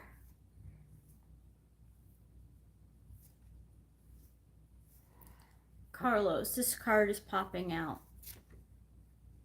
Ooh. The Five of Pentacles, poverty, hardship, outcast, low, lack. You can be feeling down and out. Like, man, I have these 5 pentacles, but they're all going towards things, and I'm living paycheck to paycheck. But what you don't see is that this is actually a window of opportunity. And you have to be able to see when that opportunity comes. Don't pass it by. Well, you know what, Danny Z's wife, I want to say good job keeping it in your pants. We both know how much you want to go out there and slut it up. We appreciate your discretion.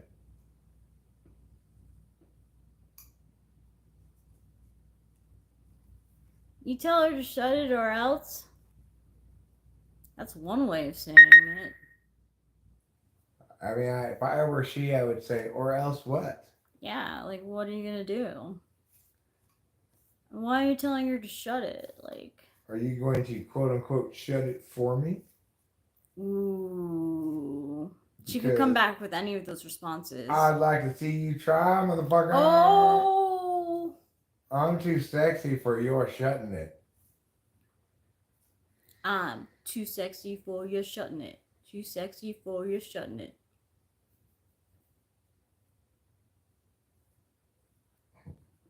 Ship wet, I got old sock. Oh, God.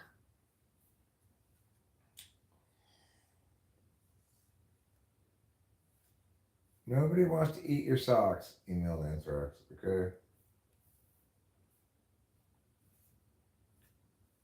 Anyone else want to read a tarot card? I don't think the USA election system is completely rigged. I think that there are good reasons to prefer a two-party system over a multi-party system, but the US kind of splits the difference and has technically a multi-party system, but in practice a two-party system.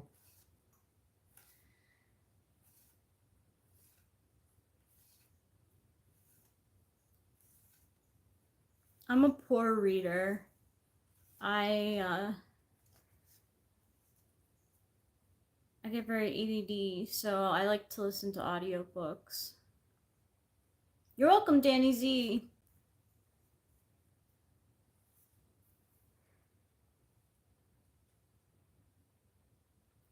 Cooper Lapis Lazuli says she knows I have a short temper and can be impulsive. She has seen and felt it before. She knows to stay on her lane. Well, whatever.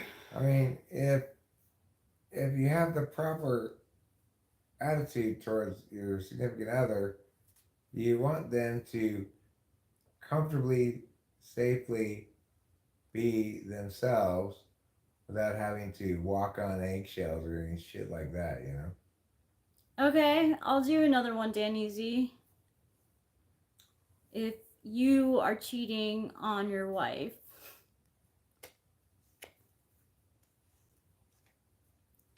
Danny Z and his wife.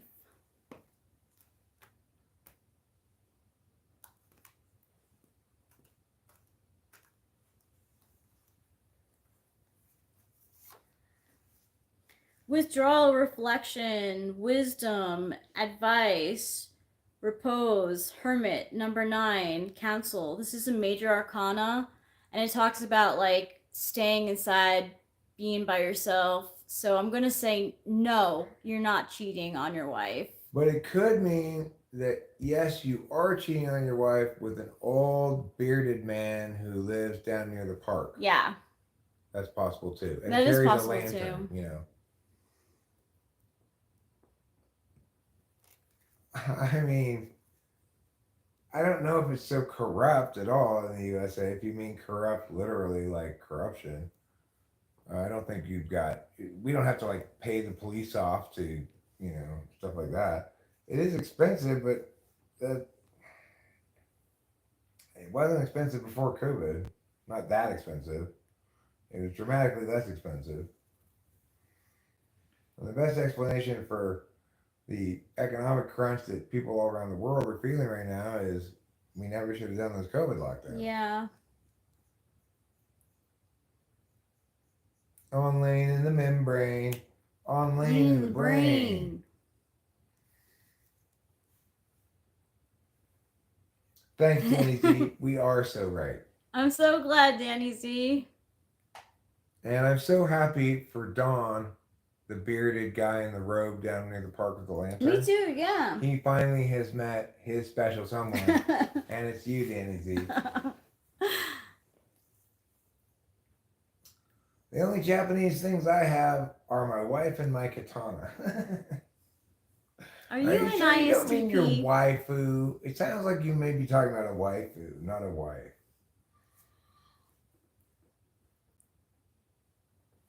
There's a episode in Sex and the City where the Samantha is dating a guy who has a servant. She's like I don't know, she's some sort of Asian, and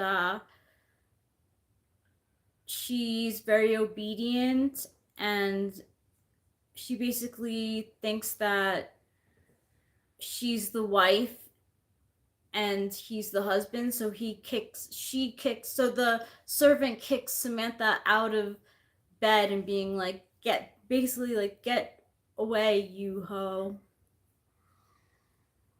Well, I mean, Australia may have a better living standard in general than the U.S. It's possible. I don't know, but I heard it's extremely expensive in New Zealand. Also, it's like I heard that like it's not legal to smoke marijuana in either of those places, and that I can't do. I think the last line of that email to Anthrax would be, "Stop looking at my back tits." Instead of, "You can address me like I'm backless." Do I rhyme like a lackwit? Stop staring at my back tits. Oh, that's good that you're cleaning the bed sheets.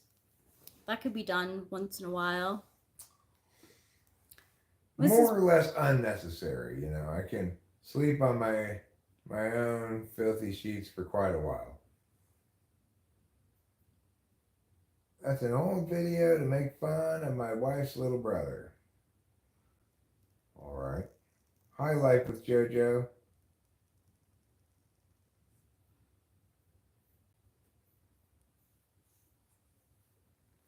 Why do you want to make fun of your wife's little brother? I mean, like, I don't care if Eric talks shit about my brother because my brother is terrible to me. Yeah. Maybe they feel the same way about that, their wife's little brother. Yeah, it could be. I don't have a lot of respect for my wife's little brother. No. He sucks with a capital S.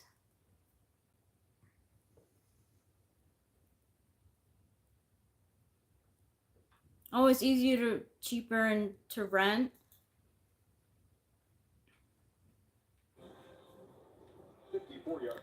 Jonathan Earl asks, will you talk shit about people for only one reason? You feel you can't build yourself up anymore, so it's easier just to tear people down, you know? No, when I talk shit about someone, it's because they deserve it. Yeah.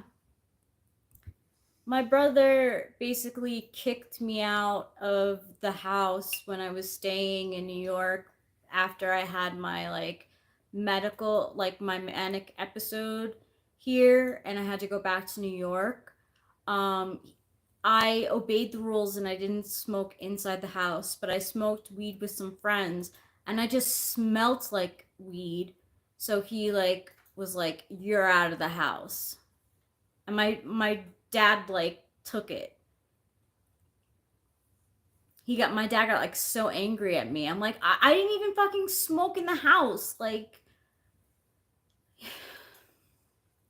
And my brother will never talk. I mean, they talked at the wedding, but they'll never, it wasn't.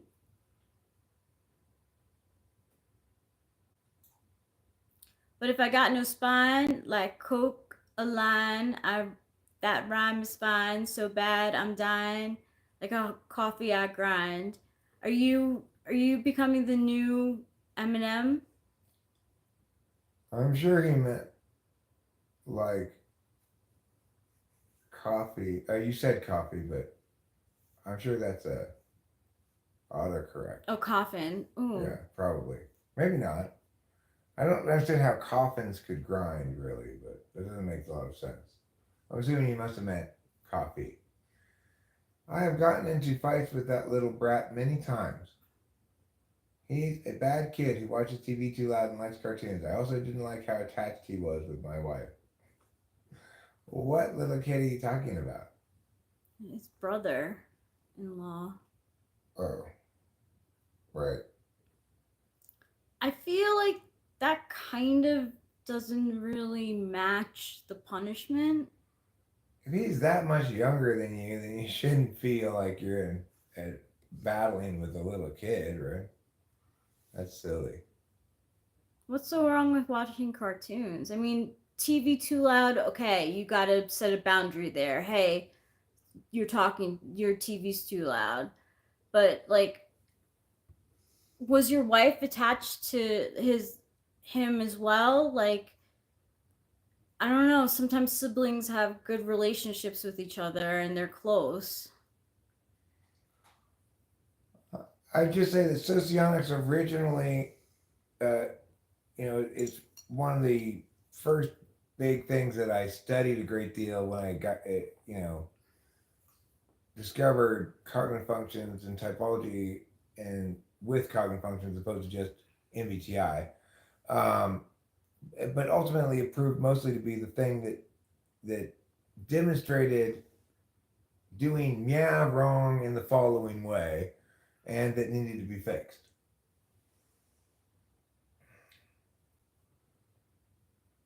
Yeah, exactly. Emailed Anthrax Because back to. coffin I grind is a play on words.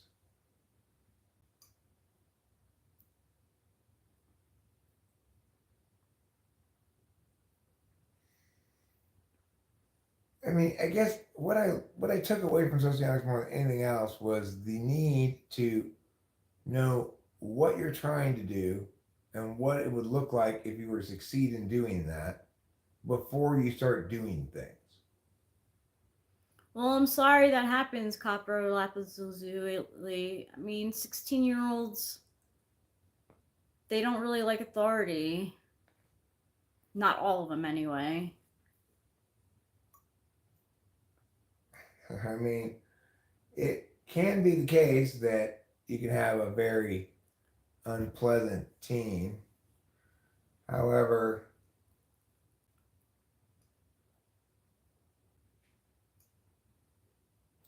if you had that kind of relationship with my kid, if when she was 16, he'd just have been gone. Like you know, there's no way that I'm gonna prioritize a significant other over my kid when she's still a kid anyway, even if she's 16. I typed you INFJ. I don't remember, but I believe you.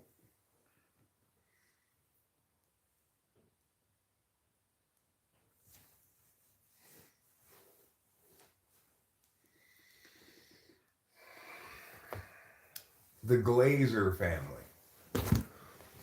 They own the Buccaneers, I guess. Lackwitz with back tits. Like a trap the snacks snipped. We are from Mariposa, California, home of Yosemite National Park, and that's it, pretty much. Yeah. And the not incorporated town of Mariposa. Mm-hmm.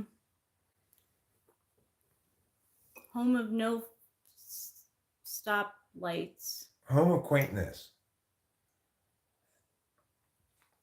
We've got a lot of quaint boutiques in town, Yeah. We only have one chain fast food restaurant that's Subway, although we did just get a Starbucks, but I wouldn't call that a fast food restaurant. No, it's a chain, but it's not a fast food restaurant. Yeah, coffee.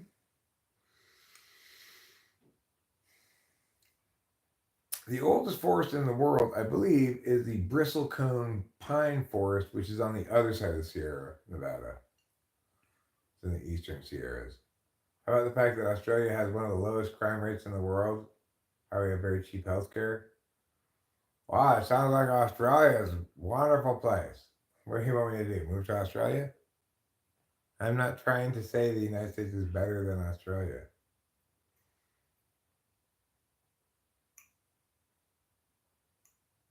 I mean, I might believe that because I'm American. I don't blame you for believing the opposite because you're Australian, but I certainly don't want to argue about it.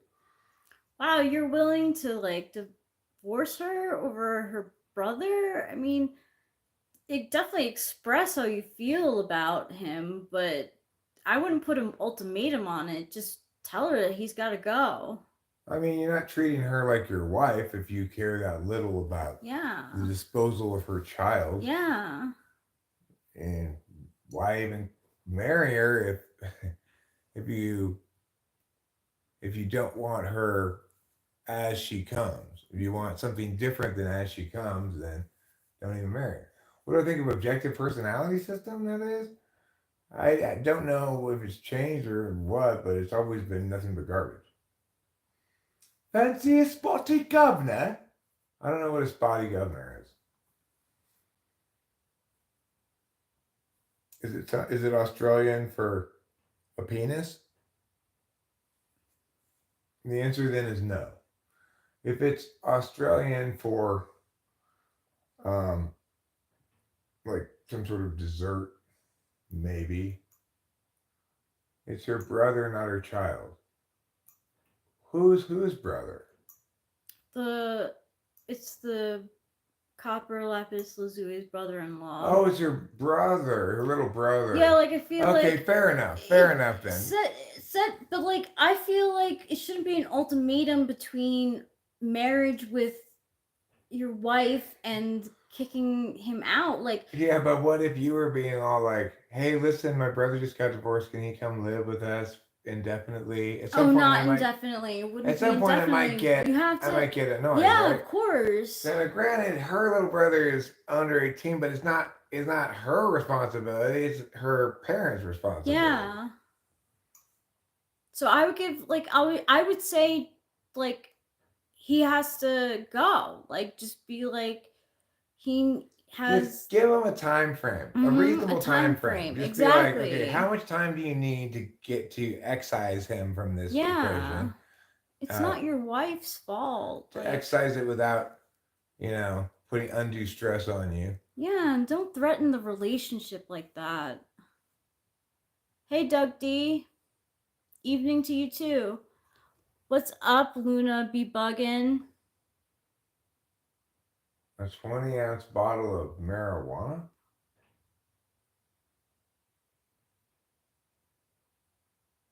Yes, we're together. This is my wife, Rachel. Yeah. I am 39 and he's 53. We met on the channel. Yeah, I don't really want to live in Australia. I have a cousin who wanted to live in Australia, but it was too expensive for her. So she moved back. Well, Doug D, I'm pulling a bong rip right now. Oh, I'm going to pull a bong after you. Yeah, I try not to show it too much on camera because it's conceivable anyway that somebody might flag it and it gets age restricted. I'm sure there are great things about Australia. There's a lot I don't know about Australia. I just know that, like, I don't want to live in a place where weed is illegal. Well, I would say this, Copper. If you have a problem with getting physical when you get angry, then you need to fix that problem because in every instance when you do that, it's going to make you look bad and people are going to blame you because it's a line you just can't cross. That's violence. That's physical violence right there. You can get arrested. Here you go, Anna. Ooh la la. Look at those Atomies. No, I just provided the requested showing, except instead of showing my feet, I showed her my slippers. Yeah, they're very special. They're from Japanese technology. These represent the Yeah, peak of Japanese they technology. do.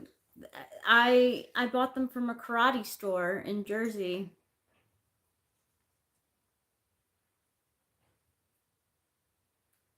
There's no reason for domestic violence. You cast out the demon spawn of your wife's father? It's not true that mental violence is worse. They're both bad. I've been on meth for a week now. My drive is crazy. Your drive? I know you don't, Jason Kerr, but it's the case that I have before and had someone, Yeah. flag it and it gets age restricted. Mm-hmm. So I sometimes forget.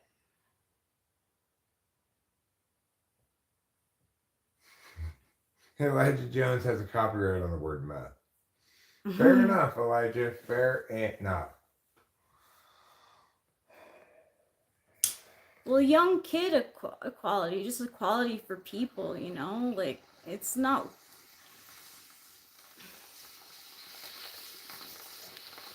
Violence is definitely not the answer to get people to act the way that you want them to.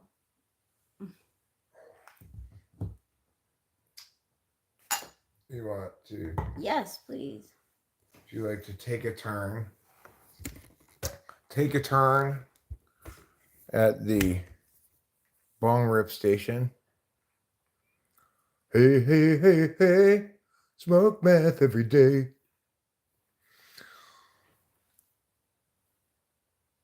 Yeah, it's a good start to a song, Email Anthrax. Yes, I agree, Jonathan Earl. Although I do want to punch Donald Trump in the face. Don't try and rationalize with irrational people. We all know there's no need for physical violence. It's just weakness seeping out of a human being. I mean, I think it's just a failure to exercise self-control. Probably born of some experience with either getting away with it or seeing people get away with it.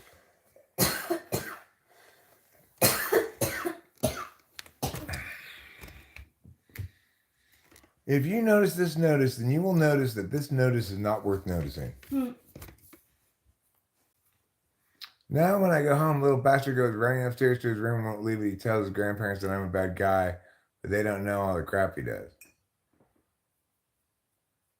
Advice for a young INFJ man.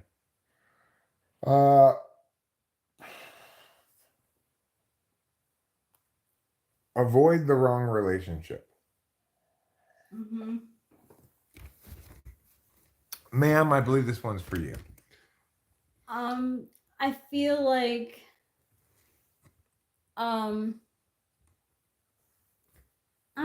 this seems like a lame advice thing, but watch Frank James's old videos. They'll help a lot. Oh, I was talking about March 49. He says, "Hello, ma'am. Can I ask you a question?" Oh yeah, sure. Since March 49. You're the ma'am. I'm assuming it's directed towards you. Yes, your ligma needs to be corrected by application of Skibbity Bomba class to your Phantom tax in Ohio. And then after that, do the gritty and everything should be fine. Maybe finish it up with a good thug shake. Oh, me? Yes, of course. Yes, Marsh 49. I'm ready to talk to you question about to be a man, my womanhood. Go ahead, ask me the question, Marsh.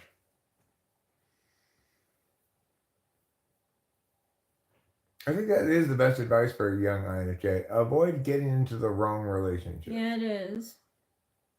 But that's so hard. Like, how do you know what the... Well... Don't be afraid to get out of the wrong relationship, I think. You have to prioritize your interests, ultimately. Right, but like, we don't value our own interests. you know, because our FI is 6, so it's not easy to know what we want. No, thank you, Austin Thrills. I will pass. Already been through a really toxic relationship and got out of it with self-sacrificial for 3 years. Take what you like learned from that 3-year relationship and don't repeat it. You know, build boundaries out of the experience. Mm-hmm. Okay, these are what my boundaries are. Now I recognize them. Yeah. This is what it looks like when I'm not being treated adequately. I'm going to avoid that in the future. Rachel, you know, she seemed, it seemed to take maybe her a little while to make a determination about whether she was all into this relationship, because I think she'd experienced, you know, hope and then disappointment in the past, and also because, you know, when you make boundary lines like that, you might find the right person who crosses some of those boundaries. If it's not a totally deal breaker kind of boundary crossing, then you may discover that you both have bad habits. Like me and Rachel both had bad habits coming into the relationship from a history, from a lifetime's worth of being in the wrong relationship. Yeah. So it took us a little while to stop mistaking the other person's similar seeming behaviors for examples of what previous partners were doing.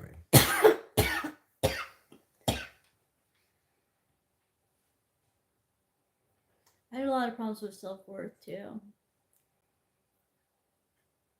I was looking into astrology a lot and like being like, oh my gosh, there are other people who are better matches for him. Maybe I should just let him be free. For me? Yeah. I didn't want you to be free. I wanted you to not be free. I wanted you to keep you. I know. I learned that.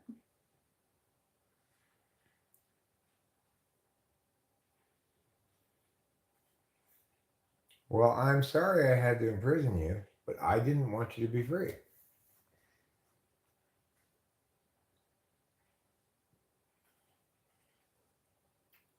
I've had plenty of people over the course of the channel history say things like to Rachel, like, blink twice if he's keeping you hostage. Of course, I'm not keeping her hostage. People project their own bullshit relationship habits anyway. Rachel seems to be very chill. She is very chill. Flintstone gummies are pretty cool. Well, 10 million strong and growing. We are from the United States of America, California. Is this a dating advice channel? Sometimes. It's a lot of different things. It's all things to all people at all times. Hi, Scotland. Welcome to California, America. Dylan Menarn.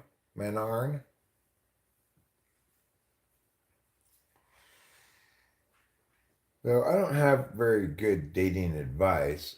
My quote unquote dating advice is just like it's just kind of general prudishness, you know, be cautious, try not to sleep around. But, you know. But that's good advice because, like, I don't, okay, from like a spiritual standpoint, like, you exchange your energy with each person that you sleep with. So it's important to take care of yourself, and sometimes that is, you know, being single and not sleeping around. Thanks, Marsh49. We appreciate your subscription. Thanks, Marsh49. And we promise not to send you any magazines in the mail. Yes, no magazines.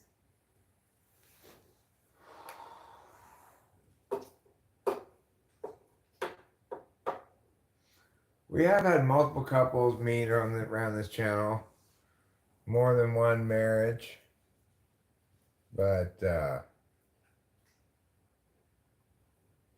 it definitely made the most sense for me to seek a partner from the channel, because then I already knew they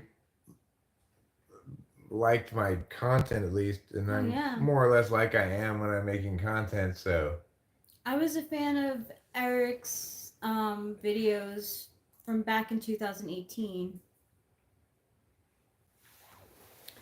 I found him because I was looking up Enneagram stuff, and I found it interesting. And then I watched the live streams and commented on music that I like, which is most of it, like all of it basically. So, I was just a fan. Hi, Capio. Why? Oh, you're not wet. And now I am the fan of her instead. Oh, thanks. Suddenly, the shoe is on the other foot. And I was really worried too, because like I was typed as an ENFJ at first, and I was like, oh man, in socionics, like that's a beneficiary benefactor relationship. Like, is he going to listen to me?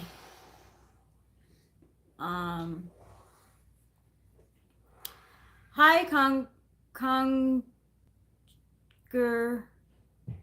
Scott. New here. What's the channel about? Thanks, Simple Girl. The channel's about typology, current events, relationships, politics, a lot of things. It's about everything you want it to be about. Yes. And more. And more.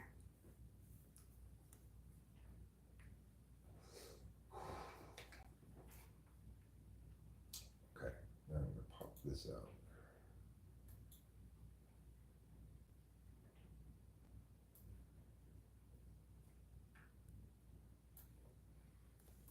Yeah, do you have anything that you'd like to talk about? What's your preferred topic?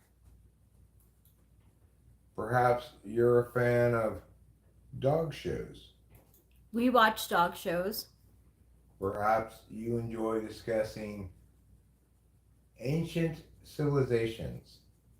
Eric's watched that. I look at stuff like that. Mm-hmm. Maybe you enjoy Real Housewives of Meowity Meow. In which case, neither of us can really talk much about that. No. We don't really watch any Real Housewives. I'm not even sure if they still have any Real Housewives. Yeah, they do. And one time we were in, I think Eric was going, we were in the casino hotel, and Eric had to go get the car fixed. Or I forget. In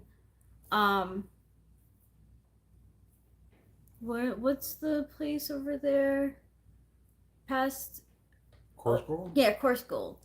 And I was like, ooh, what's on TV? And I was watching The Real Housewives of New Jersey, I think. And I was like, oh my God, like the drama. And Eric caught me watching it. I was very embarrassed.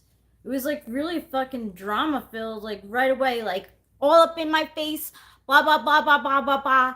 Oh, like like that. Like I was like, whoa, I can see how people would get like. And she's gonna come into my house and talk about my husband like that? That's where I draw the line. Yeah. Ruben R says, that's how I feel about Acacia. It was cool that she got to see me first and had a good idea of who I am, and then I got to know her, and she is OP. That's so cute, Ruben R. I have to say, ENFJs really are one of my favorite types. I mean, I would say that you get to gotten to get, but if you just want to leave got to get, that's fine. Hi, Braxton. Congress got. We have two cats. We live in California, United States of America, Mariposa County, near Yosemite. Hi, Braxton. I remember you from such live streams as a while ago. I have to go pee. Can you please take this back? Are we ghost hunters?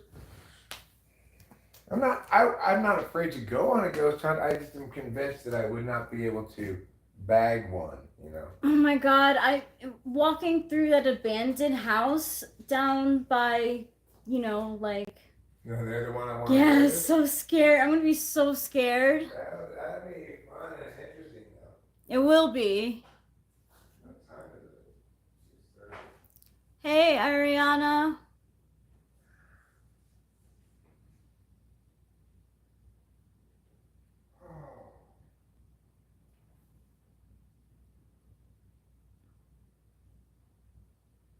I think you worded it well. How's it going, Ariana? Thank you, Ariana. That's very sweet of you. I've never been in a haunted house before. This one's definitely gotta be, it's so run down. I'm gonna be freaking out.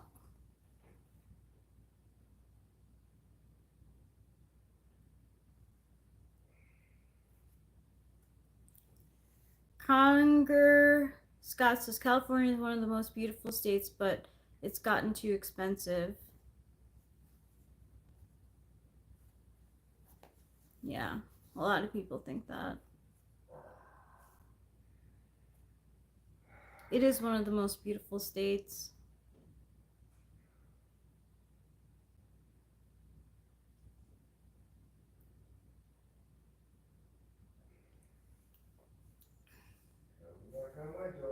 Come and knock on my door. We've been waiting for you. His and hers and his, three's company too.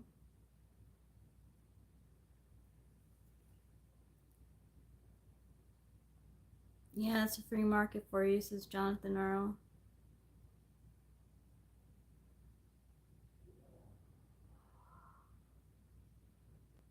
We have cool neighbors. Thank you, Ling Boy Heokip.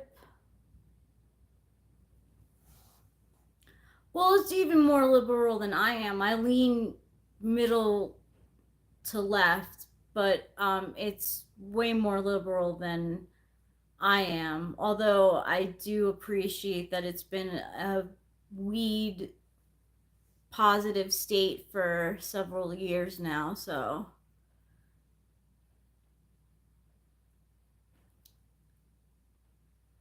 California is okay in my book. And we do live in a very, like, it's very rural, so it's a lot of conservatives here. Yeah, exactly, Conqueror Scott. It is Three's Company. I used to watch that at my grandma Lapalosa's house on reruns. I liked it. Jonathan Earl says, it's not so liberal where I live in Fontana. There's a lot of conservatives at the coffee shop I used to work at. I was the only liberal. Really? Wow. Did they want to talk politics with you? Because that would be something that I would not want to talk with. I mean, in general, San Bernardino County is very conservative. Oh. I mean, that makes sense that there would be pockets of conservatives because it's such a big state. My name is Rachel Strauss.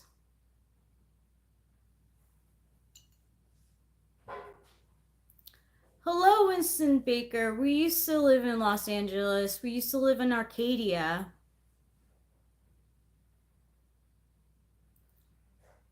Very conservative here in Florida. I can see that, Congress Scott. Thank you, Ling Boy Hoakip. Hi, Simon Cowell. It's nice to meet you too. I'm afraid that you're judging me right now, Simon Cowell. I really don't want to sing in front of you either because you're a very critical critic. Favorite typology system? Well, I really love the one that Eric uses.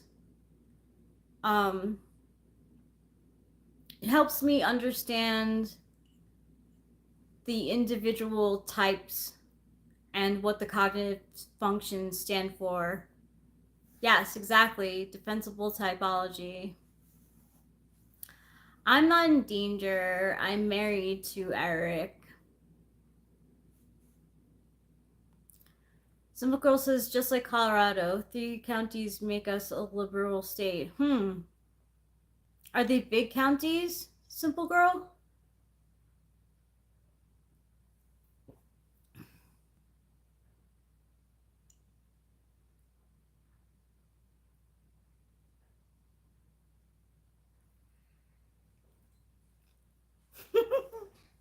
Super cool. Ah, Simple Girl. Ah, I understand. Okay, I'm coming. All right, here I am. Well, go ahead, eat your food. Jonathan Earl says, if you're a moron, keep asking dumb questions in chat and being critical of people you don't know. Thanks, Jonathan Earl. I think that's true.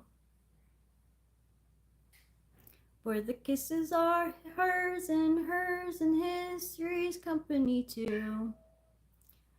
Thank you, neighbor 420. Thank you.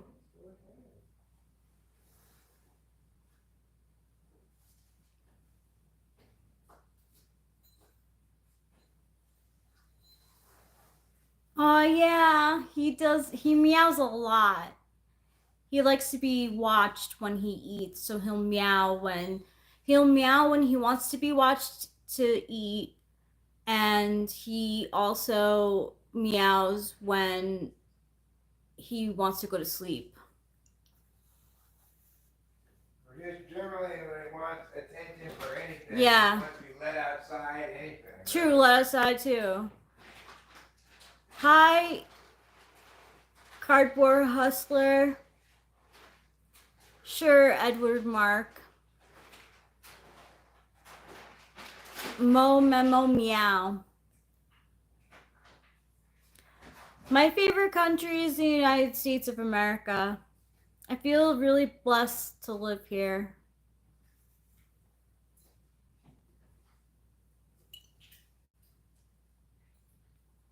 Simple Girl says, I was critical and basically a troll, and Eric handled it so well I became a fan of the channel. Wow, Simple Girl. I can't see you as a troll. Is that true? She wasn't trolling. She was just critiquing my iffy cleanliness around the kitchen. She was being a little bit of like a hygiene Nazi, I guess. I wouldn't call that trolling, really. No, that's not really trolling. We're not very anal.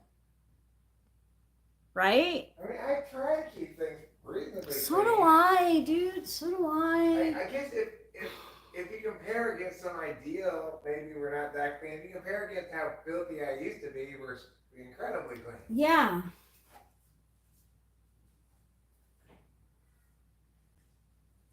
And I don't make my bed, and I have clothes around. My cleaning skills stopped at like age 16. I think you're getting better, actually, Rachel. Really? Yeah, well, because you always feel like, oh shit, even though I never put any pressure on you. No, you no. always feel this, oh shit, I better wash these dishes before Eric gets, what, more indifferent towards it? I'm glad you're indifferent towards it. It lets me be worried about it without feeling pressure. Good.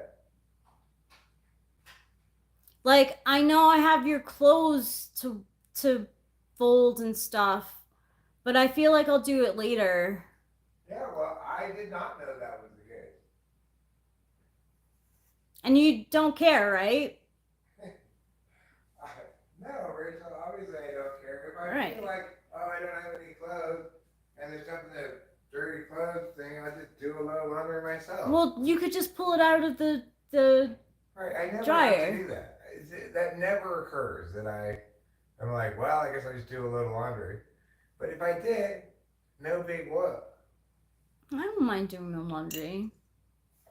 I'm not begging to take over the task. I'm just saying I'm not helpless if I need That's true. laundry done Yeah. and you're not doing it, I can do it myself. That's true. Hi, Raoul Reader. You. It's like if you want it vacuumed in here, you don't have to wait for me. You can vacuum it yourself, right? Simple goal, to be honest, I am a little filthy. Like, I'm really bad when I have drinks upstairs and like emptying them out and throwing them away. I'm really like not great. Not great. You wish your ex-wife would have been like that, Conger Scott? What, did your ex-wife make you do a lot of things?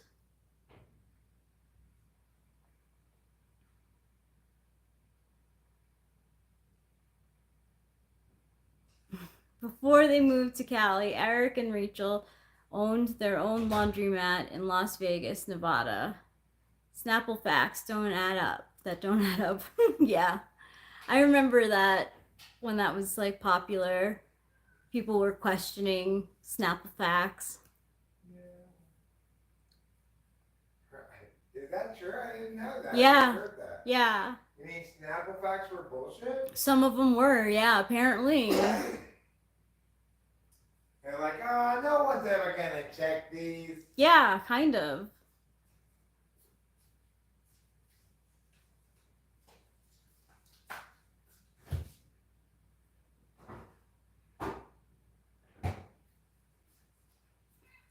Oh, meow. Yes, I hear you. I know and see you as well. Come. Here you go. She didn't want to do anything but smoke weed all day while I cooked. Did you guys live together before you got married?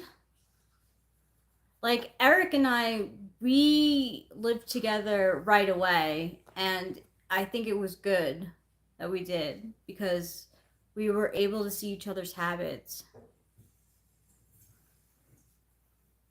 And I'm like, hold on a second. You smoke weed?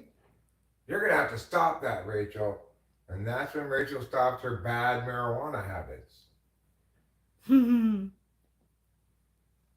No.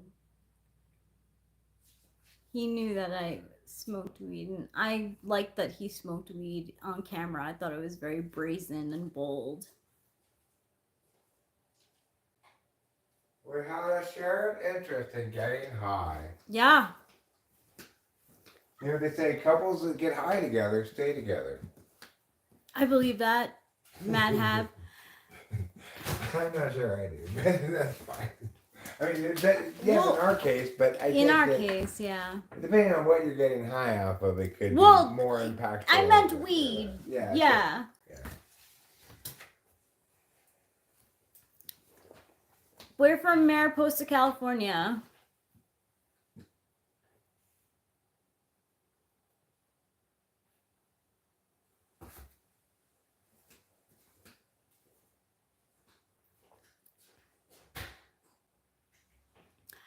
If they want to bring back Three's Company, they should really have it 2 guys and a girl.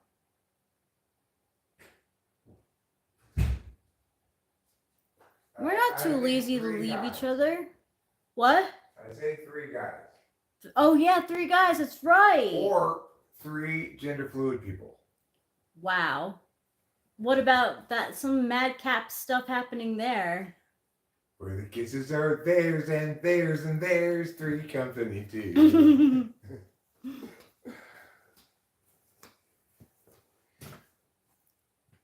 Yes, she is sexy, but you cannot have her. No, I'm married to Eric happily. There was this YouTube that was like suggested to me, and it said all the happily married people say ... and this woman is like, every woman I've met who said that she's happily married, as soon as I get to know her better, there's either some controlling behavior or jealousy or cheating, and they're not really happily married. They're just married. And I was like, I say I'm happily married, and I am. I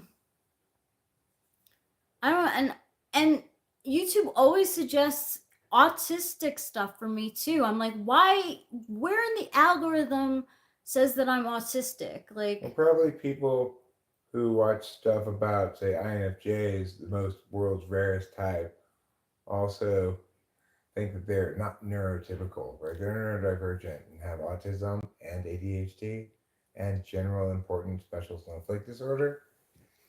yeah. I don't watch. I only watch Frank James's old stuff. When it comes to INFJs. Yeah, you seem to mostly watch tarot stuff. Yeah, and it is mostly tarot stuff.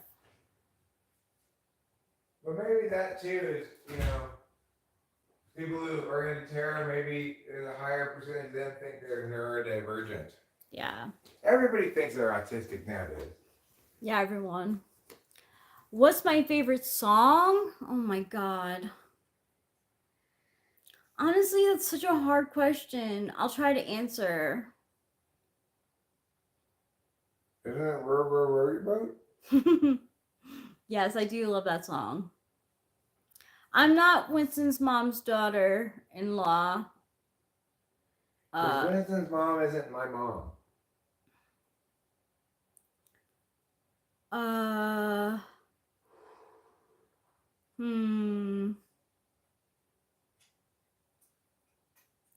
I'm gonna say Cloudy Day in Los Angeles.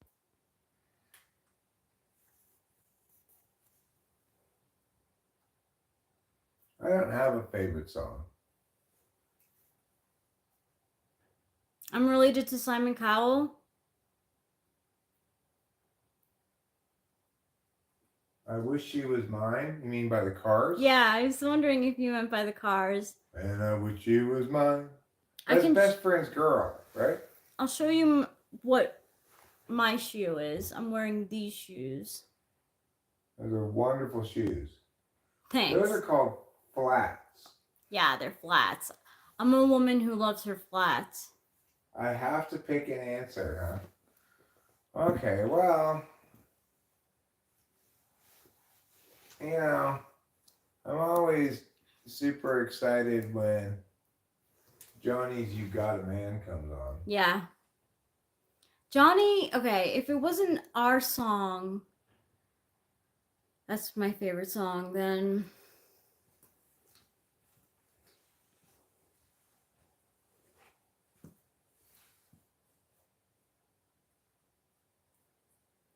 that's so hard. That Never Fair, Always True is such a good album.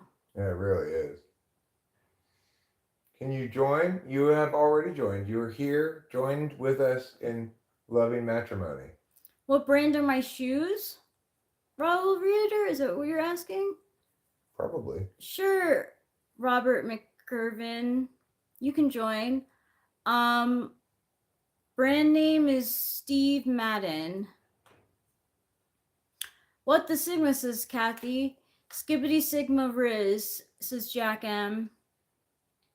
Stop This Train is a great song. Don't get me wrong, Easy BCLS. It's a fantastic song.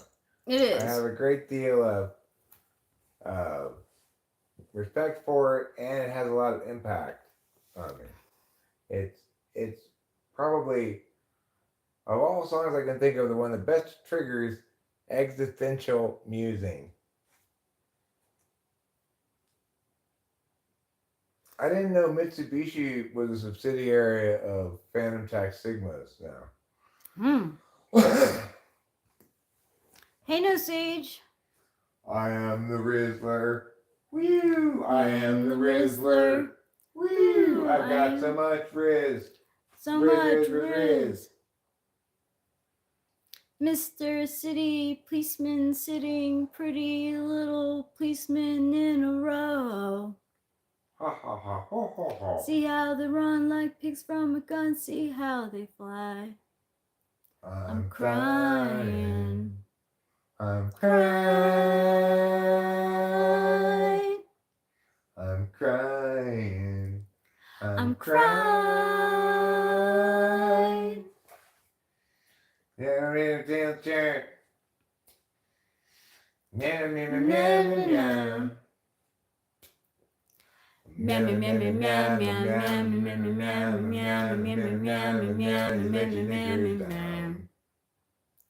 I am the Eggman. Woo! They are the Eggmen. Woo! I am the Walrus. Goo goo goo.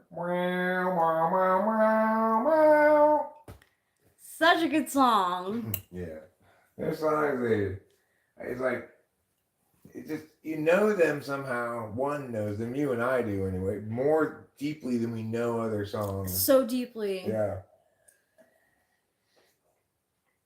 Because we both probably listened to him at the same age. As little kids. Yeah. Right? Mm-hmm. John, we were talking about how John Lennon is the worst. Forget the considered. You can leave out the considered. Yeah, you can leave out the considered. They are. They are. Hey Soul Sister by Train is your favorite song? Hey Soul Sister.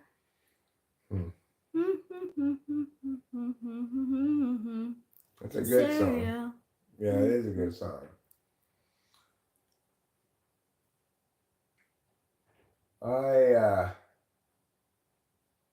Something that thing, my Soul Sister reminds me of a little bit is Fastball. Yes. I like two Fastball songs a lot. Yep, me too. The Way and then was it out of my head? Was it out of my mind? How could I?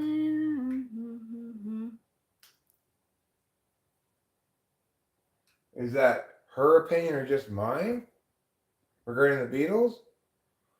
It's both of ours. I mean, that was her opinion more and before it was mine. Because I had kind of been, it had been a while since I had listened to the Beatles. Rachel brought in with her a deep passion for the Beatles that I had kind of, whereas I had kind of forgotten about them over the past couple of decades, even though I had listened to the shit out of them as a kid and a teenager.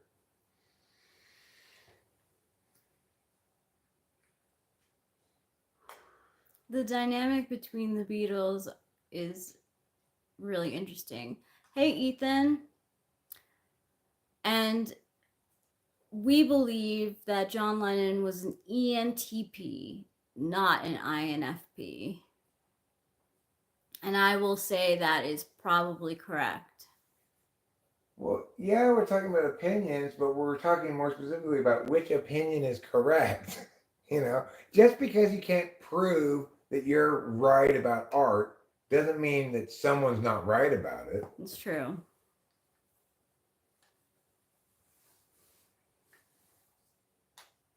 My mom doesn't like the Beatles. She liked the Beach Boys better because she's like not into anything that goes against convention.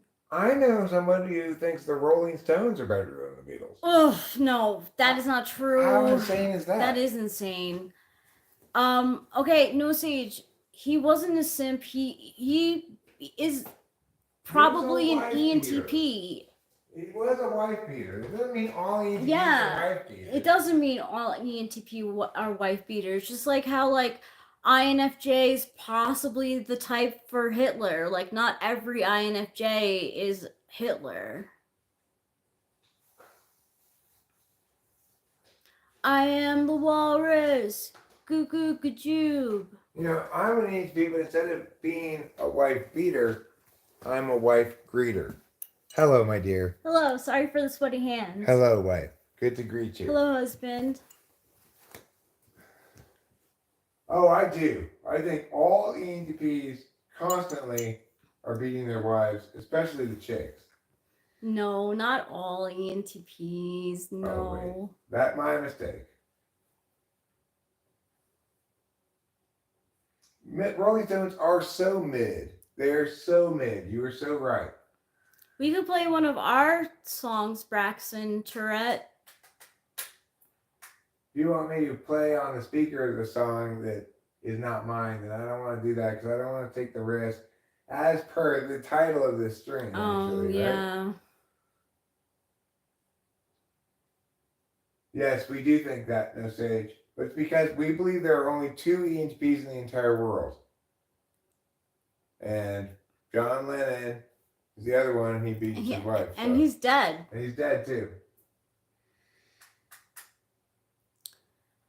While we're on the topic of mid, Joaquin Phoenix is overrated. Yes, easy BCLS. You're on the same vibe as me and Eric right now. You're preaching to the Joaquin Phoenix sucks ass choir. The best band is Styx. Mr. Roboto is a pretty great album. But it's not the case that the best band is Styx. And no, I always like Too Much Time. There's not a single person in the history of the world who would honestly argue that Styx is the best band of all time. Not one single person in the whole world. Styx not against even the Beatles? all the members of Styx. It's true. Not a single member of Styx would even argue they're the best band. They probably wouldn't. Apparently, the Joker movie, the second movie, was just kind of like, oh, the first one made so much money and did so well. Let's just make a second one. All right, we got it, Richard. F Joker 2. Gotcha. No got it, Joker got 2. it, got it. You know, saying Styx is the best band in the world is like saying Chicago is the best band in the world. My mom would say that. Well, it just goes to show you how wrong it is to say that Chicago is the best band in the world. It takes somebody with no intuition at all to come to that conclusion. And my brother would say, who also doesn't like the Beatles, would say that Dave Matthews Band is the best band in the world. Or the Grateful Dead. I mean, Boston does have a lot of good songs, but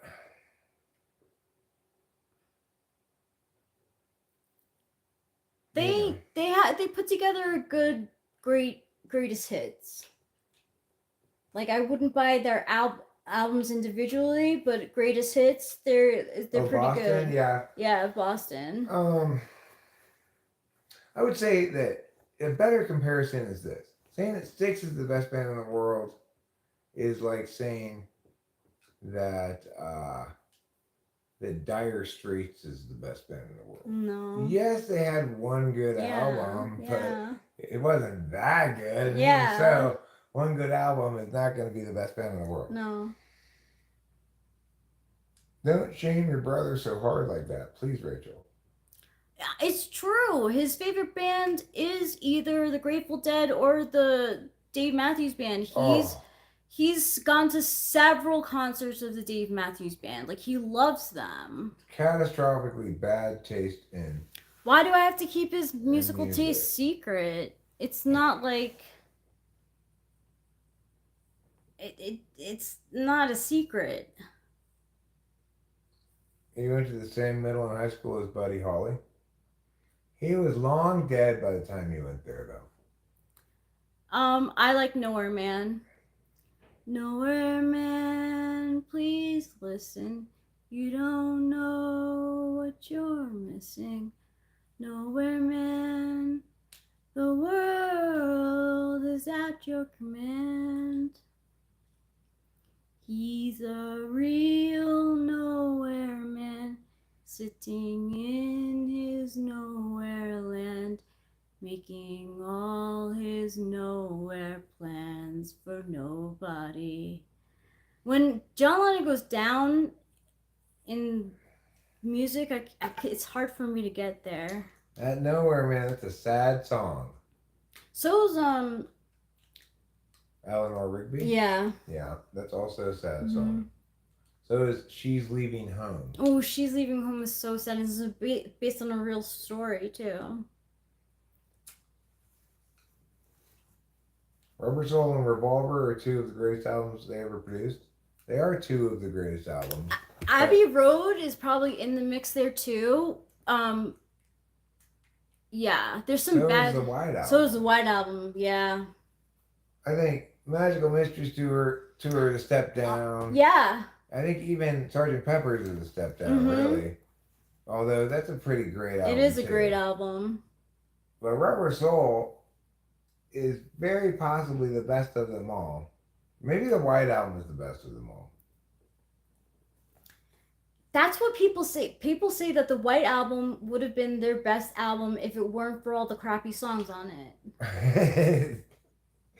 I was like saying, this meal would have been fantastic if it weren't for all the terrible courses. But it's true that if they had, you could cut it down to 3 sides instead of 4 sides. You got yourself a kick-ass 3 sides. It's great. It's great. Favorite Nirvana album? I guess Nevermind. Yeah, Nevermind is the only one that I know. I mean, I know Red Sheep, Heart-Shaped Box, the one song from it. But I was too little to buy records at this point. I only knew Nirvana from like MTV and the radio. In Utero, yes, In Utero. I think there's another one called Bleach, isn't there? Here's Bleach. Yeah, Nevermind is better than any other Nirvana album. He's a sad version of an INFJ. No Sage, that's a fantastic joke. What do you call Kurt Cobain's 14-year-old teenage angst? A midlife crisis. It really was though, right? Like, that's so on point. Too soon? No, it's not too soon. I think it's a fantastic job you did there, No Sage. You get a Wonder Point. Oh, Wonder Point! I also love to dump only in my own toilet, Everlasting Bass. Yeah, I feel like Nevermind is the best. In Utero only has one song really that I know off of it. I don't know the albums that well. I know the singles. And come on, isn't it likely at this point that Diddy killed Kurt Cobain? He definitely could have. Yeah. I can't believe for so long I was convinced that Courtney Love killed him. I mean, I feel that's the other person where the lady brought all the smack into the relationship. Yeah, she did. So, I mean, yeah, that it was the other one. She might not have killed him explicitly, but I don't think he would have gone there had she not come into his life as this poorly suitable partner for him. Foggy Mountain Breakdown? Yeah, I don't have a banjo. It's been 30 years since Kurt Cobain passed. Wow. So I remember it so well. Now, I guess, huh? I didn't like Amy Winehouse in particular. I only knew that one song of hers. But Courtney, they did an interview with Courtney and she admits that she's the reason why he killed himself. She broke down and cried and she was like, yes, I killed him.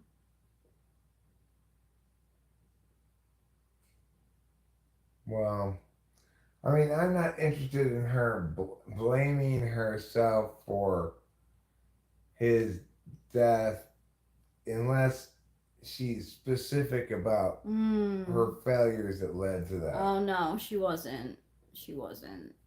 Black Sabbath is definitely mid at best. Yeah, Black Sabbath mid, definitely.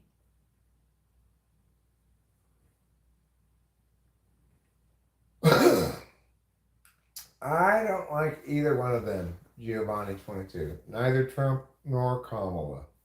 Same. That's so cool, Jonathan Earl. I had a dream where Kurt Cobain was a senator, a conservative senator. That's so funny. One of my favorite interviews of Kurt Cobain is Nirvana was being interviewed by like MTV or something, and they were going on tour, and the interviewer mentioned that Madonna's tickets were going for like $150, and Kurt Cobain's face goes. He looks at like his bandmate, like he was in shock that Madonna would request that much for her. No, Journey is not mid. I'm gonna say Journey is better than mid. And Steve Miller Band is better than mid too. And the Cars. Cars are better than mid too. Yeah. Journey, it's like their songs are better than their production and arrangements. So I'm not sure if it's their approach to making those songs has aged as well as it could have in some instances. They're kind of swimming in reverb, you know. They kind of got overly indulgent arrangements. Too long, in other words, some of their songs. But they have some classic, timeless songs that anybody can sing at a moment's notice. You know. They're not mid.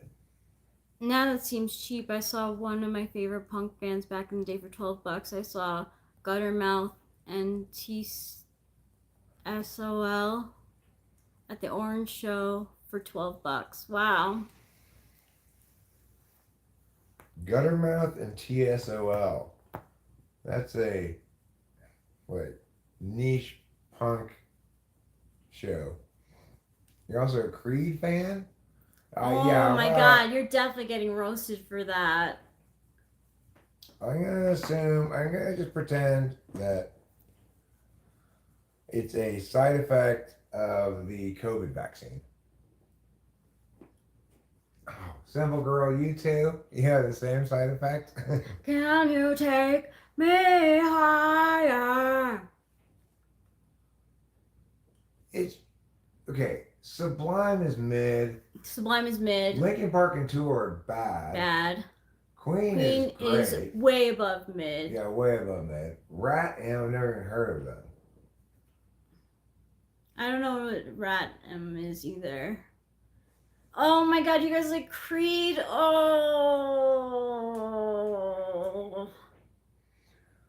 Linkin Park is not a good band. Nor is Rage Against the Machine is terrible. Yeah, they are. Terrible. Oh god, you like Korn a lot. Have I ever told you about my cover band, Cassicorn C? You see, it started out as a Korn cover band with a K, but a forwards K instead of a backwards K to distinguish them from Korn. What is Radom? What does that stand for? Who's Radom? Rage Against the Machine. Oh. I have this one memory of an MTV Video Music Awards where one of the guys from Rage Against the Machine went on stage when he wasn't supposed to and like started climbing one of the standing figures that was behind the podium. I was like, that's interesting. Is that a guy? At first I was like, is that a guy like climbing up there? He's like shaking the pole. And it was Corey Feldman. Corey Feldman is as a video I watched about him was titled, I think, Corey Feldman is delusional.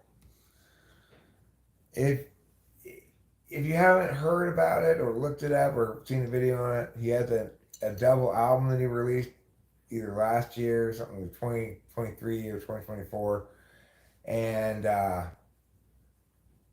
it is stunningly ill-conceived. You know, it's like he's trying to accomplish something by including like elements from current music and such, and it's just not working at all. Actually, you already tried it once. Just give up already.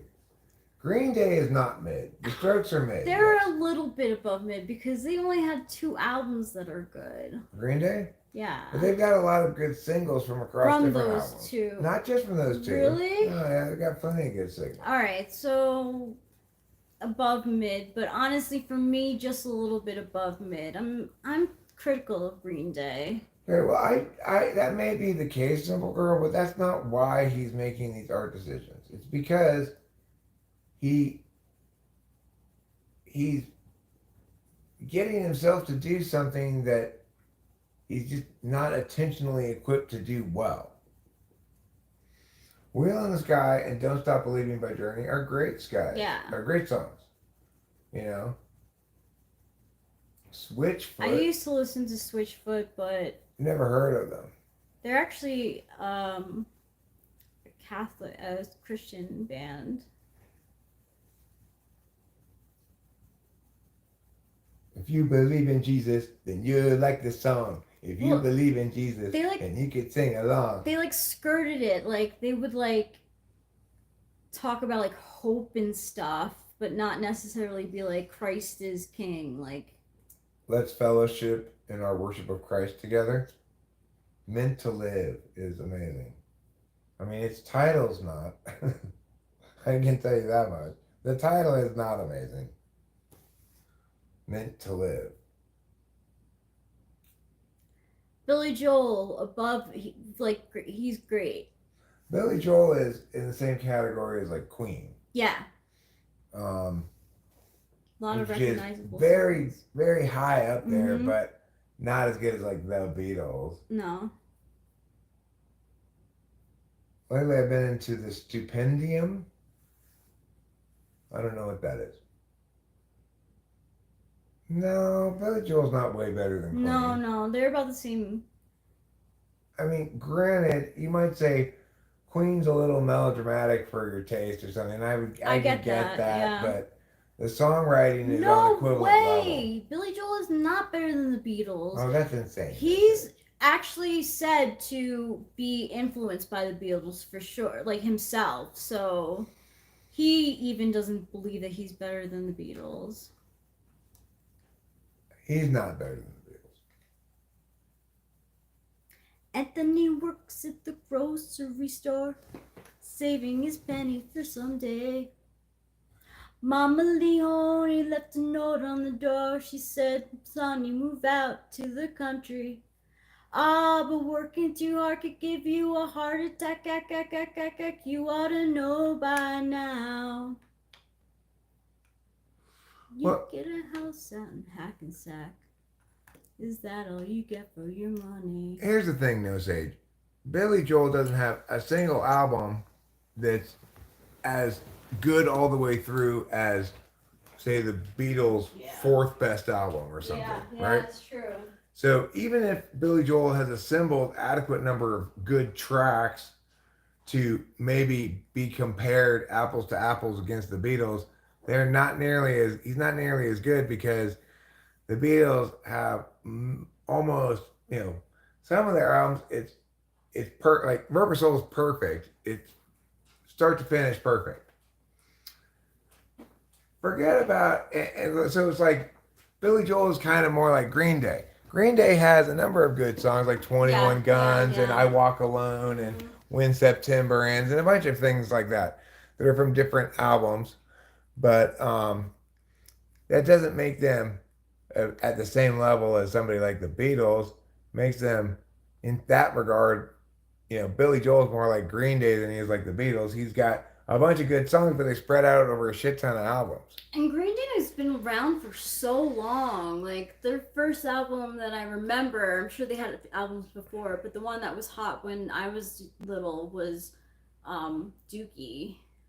Yeah, well, that was the first major label release, I think. Bob Dylan, not mid. You're right. He's absolutely fucking terrible. Yeah. So you're right. That does not qualify. He's got so far above him to get to mid. He can't. He's just daunted by looking up at mid. It's so far above him. So okay, I'm confused now. So I think that Simon and Garfunkel are not mid, but I think that Paul Simon's solo stuff is better.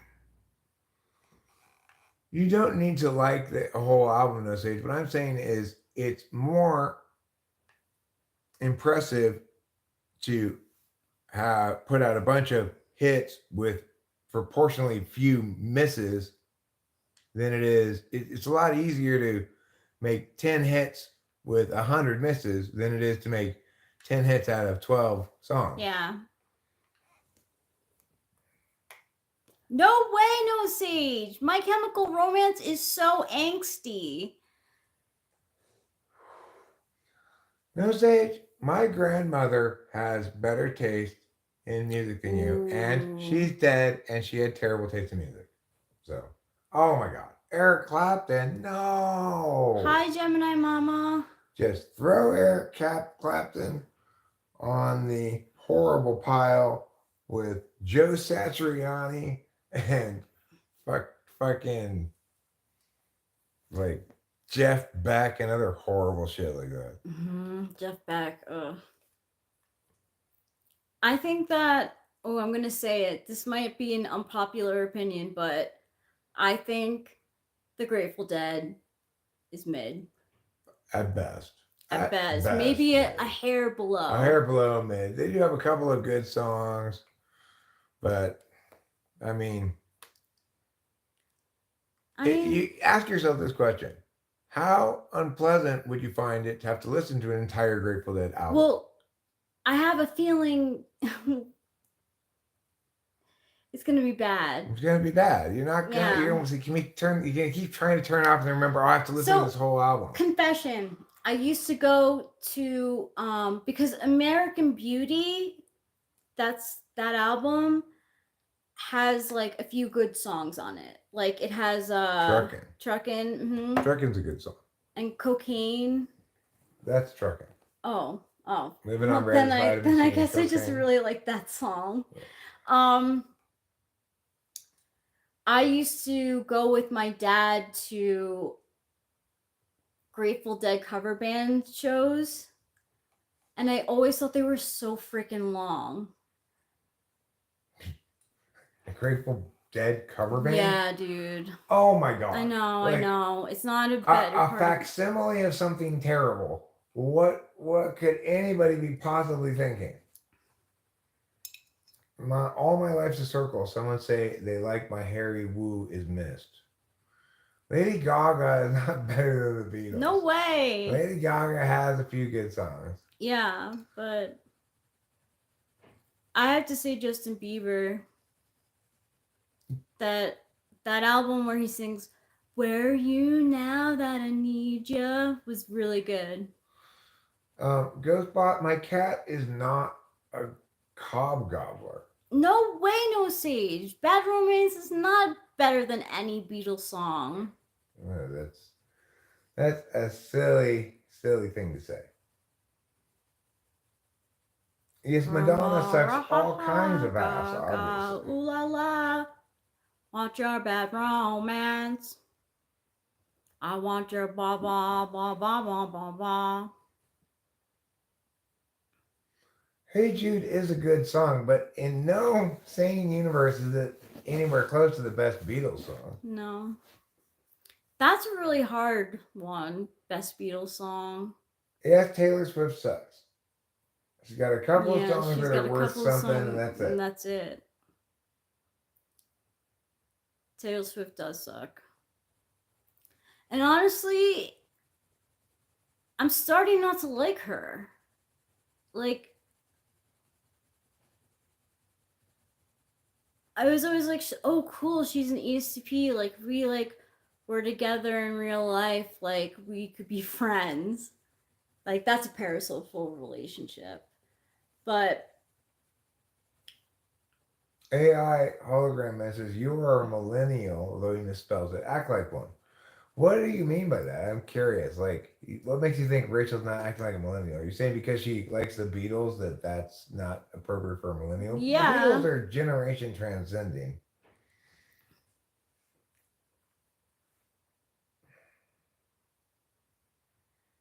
But if you mean something else, I want you to explain it because I'm curious. I think that Rachel behaved very millennial-esque most of the time. yeah, I would say so too. And hanging out with Matt, like him being an early millennial, I was like, oh my god, I saw so much of his like personality in millennial personalities. I guess I'm first generation millennial too. That's a joke. Oh. It's only one generation of millennials, right? Yeah.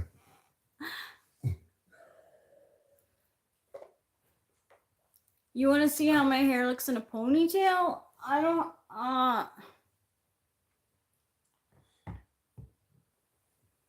I've never been asked that before. Usually, I wouldn't do such a thing, but you caught me on a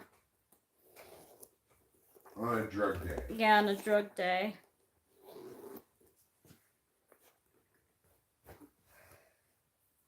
Hey, Patrick Poor. Hi, Codename Hawk. Hi, Gretchen Wheeler. Hi, Patrick Poor. Of course Diddy wants me, but Diddy can't have me. He never could. I was always like, shut your mouth, Diddy. We're from California, but Rachel's mom lives in South Carolina. Yep.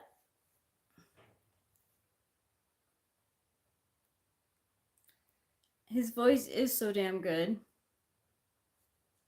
This is what my hair looks up. Like up. I could use a haircut. The Beatles took over from Frank Sinatra in the 60s and 70s? Okay. Maybe. Sure. Chuck Berry was a big influence on them, on McCartney. And McCartney's classically trained in a lot of things. Thank you, Patrick Poor. 8-ball pool. In general, I'm in favor of dropping out of college, but it depends how much you've finished. If you're almost done, then you might as well finish it. Yeah. Do you want to sing a song, Rachel? Sure. Do you want to sing Cloudy Day? Sure. I also realized earlier that a song that we can sing together that we forget to sing together is Wonderful, Wonderful Kitty. Oh, yeah. But let's just do Cloudy Day right now. You're a junior, you have a year and a half left, you have a 3.8 GPA and some extracurriculars. Well, I mean, if your parents are paying for it, might as well finish it. If you're getting loans, then I'm not a big believer in debt. Especially not for something that's just the symbol of competency rather than actually attaining competency. Although with computer science, you're maybe attaining more real competencies than you might with other majors. Okay.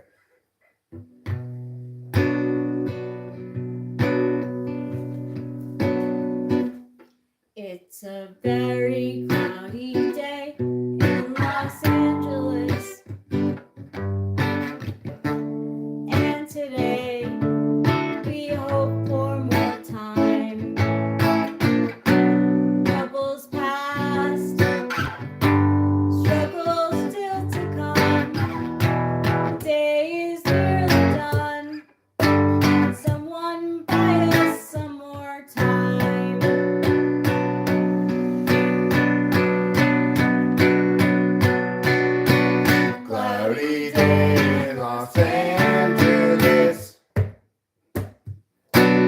cloudy day in LA. I'm no sort of evangelist, but I have something to say. Life can strangely be forgiving to those who stay awake all night, and mostly voices say to give in. They'll try to sap your will to fight. But whether I'm supposed to be here or just be seen, forgotten on, is sort of based on what I see here and don't on what I've learned. It's a very rainy day in Los Angeles. And today we hope for more time. Troubles past, struggles still to come. The day is nearly done. Someone buy us some more time.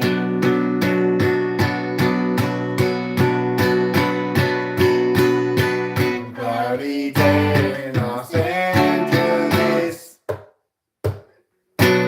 Cloudy day in LA. I'm no sort of evangelist, but I have something to say. Something to say.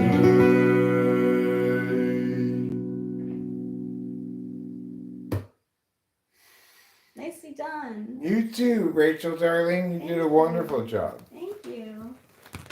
Jonathan Earl, Oregon Trail is the OG. We've played it on Talking with Famous People before. Thanks, Gretchen Wheeler. We have, and it turns out Thanks, Ruben. that we're pretty good at it. We're pretty good at Oregon Trail. Yeah, we are good at Oregon Oregon Trail. You just got to set your pace at fast. And move through that. And hunt. Move across the country. Yeah, you got to hunt plenty, but you got to move across the country as fast as possible. You have the card game. I didn't even know that there was a card game. I didn't know there was a card game either. Thank you for saying so, Gretchen and Ruben. Appreciate it. Cock the wagon and float. Yes, always either get an Indian guide, cock the wagon, or float. Do not just try to pass, think, oh, it's low enough. I'm going to be able to just ford the river with my wagon. It's a recipe for disaster. Yep. Have I ever played a game called XCOM UFO Defense? No, never heard of it. Me neither. Never heard of it, never played it.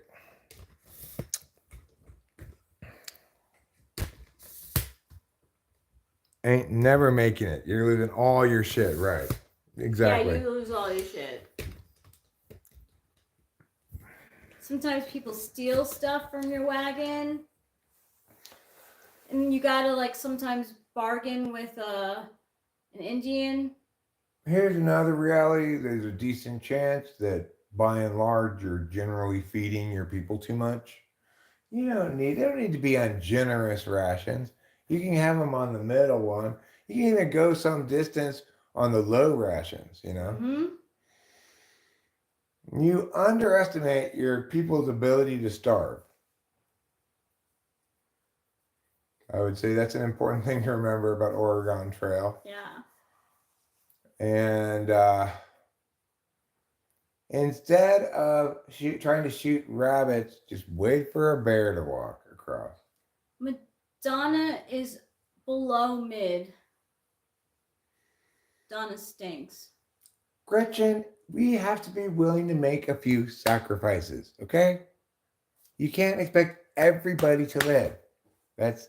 Then you're never going to get to Oregon. Well, you do get more points if everyone lives. So there is some incentive. Okay, well, let's say one person dies of dysentery or whatever, but we get there like a month earlier. I bet your score is better. No, I'm telling you, I think one of the main things is that I don't know. Well, listen, you're playing for points. I'm playing for an advantage once I get to Oregon and the game's over. And it's worked. It's worked. My time in Oregon, after the game is over, I kick everybody's ass in Oregon. Because why? I got there earlier. I killed off the rest of my party, so I get to keep all the resources for myself. Beyonce sucks. Yeah, Beyonce does suck. Exactly. Aunt Margaret was just going to be another mouth to feed in the end anyway. So, Beyonce sucks. Jay-Z is going to be in big trouble along with his so-called wife, Beyonce. In 6th grade, I played Oregon Trail with this kid, Nick. And because, like, we had a computer in our classroom and we were able to play Oregon Trail with it. Like, everyone would get, like, one chance to, or, like, we would take turns playing Oregon Trail. So I thought it would be funny if we made the people in the wagon our teachers. So one of the teachers died, and I just wrote, "Here is Mrs. Landsman. She is dead." And Nick fucking told on me, and we weren't allowed to play Oregon Trail after that. Like, what a snitch. Like, you didn't tell me, like, while we were playing, like, oh, maybe we'll get in trouble for this. Like, U2 is well below mid. They're quite terrible. I would say less oppressively terrible than some of the other things you mentioned. Like, you could probably ignore it better than some things. But yeah, it's below mid. I think Daft Punk is pretty up there. Saeed Moazzami Zadet, we are not Israeli. Go complain to Israel. We're huge Johnny fans. Yeah, we're huge Johnny fans. And we're both authentically equally impressed and enamored with the stuff. We both have very similar taste in music. Mm-hmm. We always have, and that's been something that's a rare treat in a relationship. Ooh, I have a controversial one. I have to say it though. Prince is mid. To me. Yeah. I mean, he's got some good stuff. I find myself singing his songs a lot. Like, do you? I find myself singing Little Red Corvette a lot. So then, you know what? Like, for you, he's not. Because it was Saturday night. I guess that makes it all right. But yeah, I'm not going to disagree with you. Prince is mid. I'd say Michael Jackson is at best mid. At best, Yeah, at best mid. He does have a couple of good songs like "You Got to Be Starting Something, Got to Be Starting Something, Got to Be Starting Something, Got to Be Starting Something." Yeah, yeah. Yeah, yeah. Yeah, yeah. Yeah, yeah. Ew! Elvis is mid. Elvis is mid. When the Doves Cry is a pretty good song. Billie Jean is quite a great song. Yeah, it is. Yeah. Oh, Springsteen. Springsteen is below mid. Oh, below mid. I was going to say mid. He's below mid. Well, below mid. George Michael is above mid. Just like a little bit. Well, I mean, I think it's fair to say that George Michael has achieved well above mid, but only on a few occasions. Okay, so then mid. George Michael's mid. This is another one.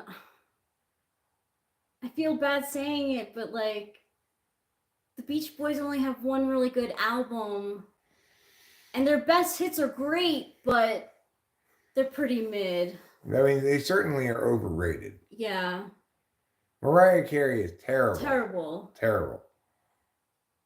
Morrissey? Celine Dion is terrible. I mean, the Smiths are above mid. Morrissey by himself is mid. Is the best mid. Yeah. Yeah.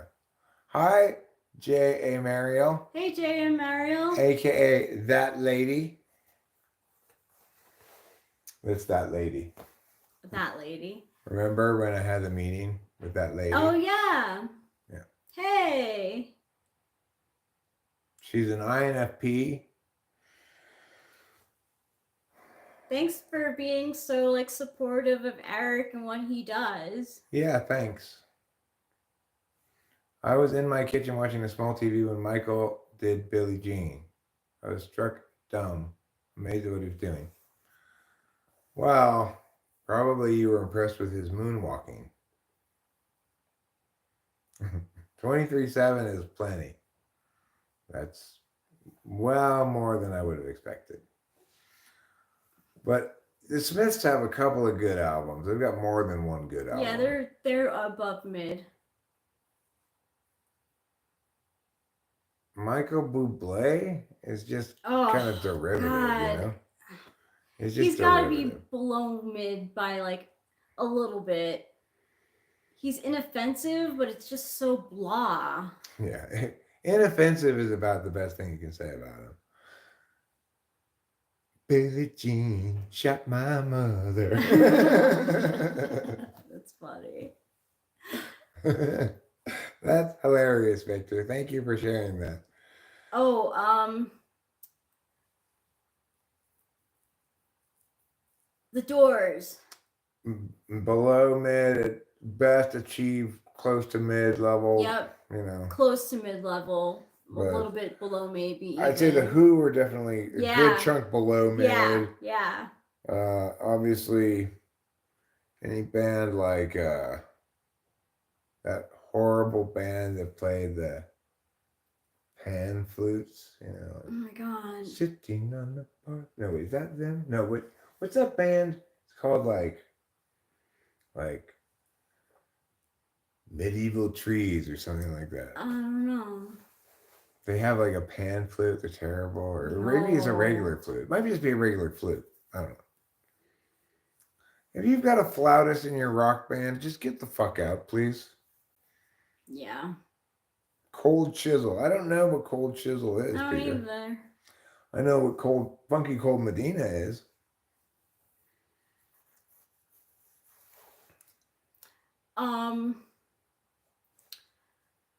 Sitting on a park bench is apparently Chicago, I think. Jefferson Airplane. Not a good band. Not a good band. Also, just for everyone's reference, California Dreaming is not by the Beach Boys. Yeah, it's not. It's by the Mamas and the Papas. It is. They have one good song. Yeah. No, wait, they have two good songs. Dream a Little Dream of Me. Oh, I didn't know that. That's a cover of theirs. I don't know if is California Dreaming even an original song? I think so. Okay, fine. The Velvet Underground, well above mid. Well above mid, yeah. Could have been fantastic if fucking Lou Reed hadn't been like, no, I'm too punk rock in 1969 to make proper recordings of things. I'll go Steely Dan, but if you were to say, pretending neither of these bands were the specific bands they were, but each was the style of the bands they are, which band is better? I would say Steve Miller for sure, because only Steely Dan can pull off Steely Dan. Yeah, nobody else can pull them off at all. Pull anything like that off at all. I agree. Red Wine by UB40. I hated that song. Oh my god, that's in the trash. NPC shit. Are you saying we represent non-player characters? Yes. This does not comprise the sort of behavior that you would point to and say that's NPC shit. I believe that Supreme Carnage has been around here before claiming that this is NPC shit. He's doing a poor job of distinguishing things that seem like or could be reasonably accused of being NPC shit from things that aren't and can't. Oh, no. Zappa, no. Oh, I hate Zappa. Zappa's terrible. Sublime is...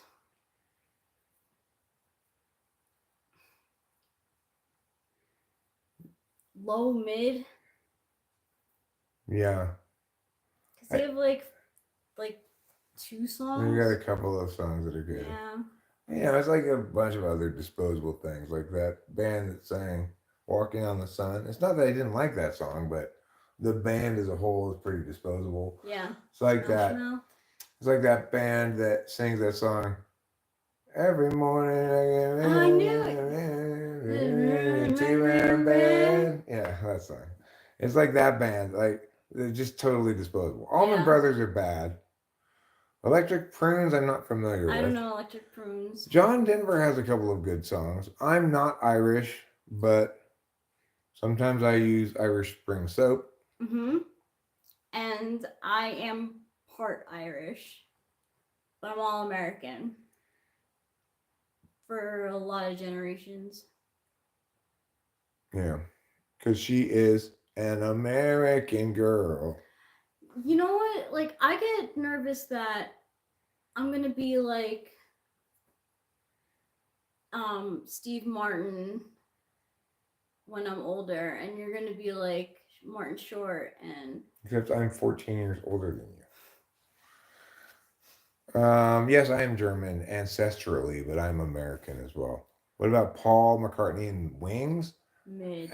Mid, yeah. It's too like musical theater Mm-hmm. in general. Paul liked his musical theater.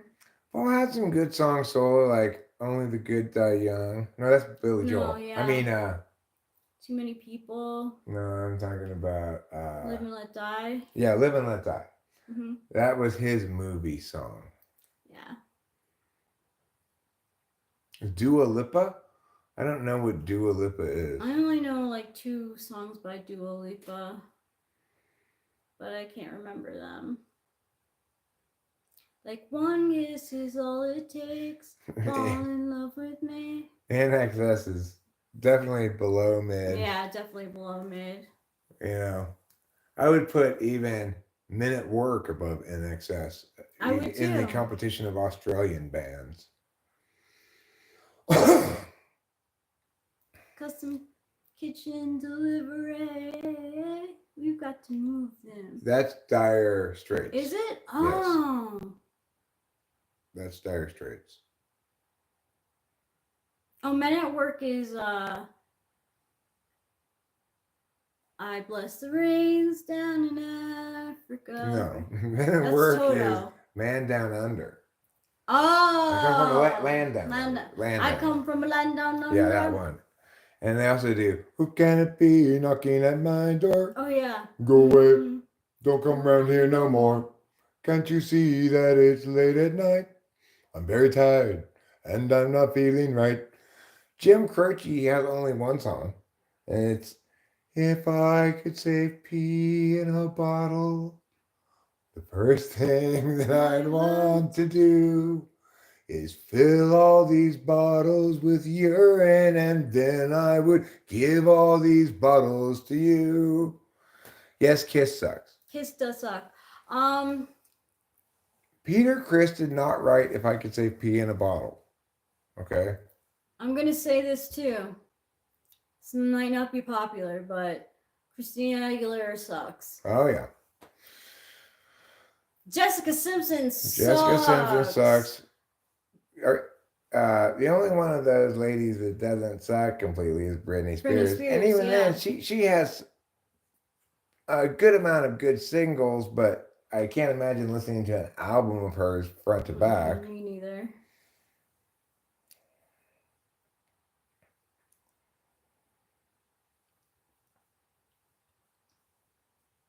I think as far as songwriters go, Willie Nelson has written a decent number of great songs.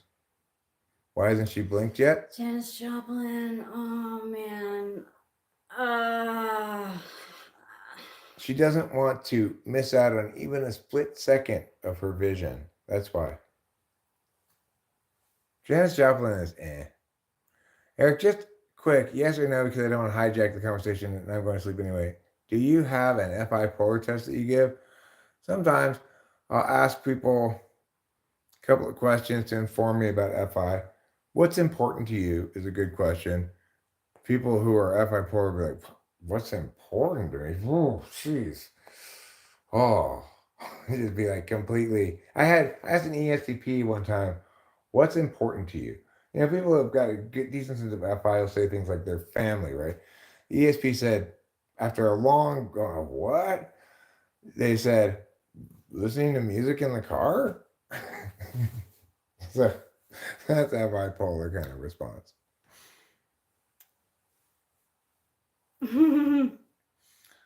I'll blink 3 times because it's cool.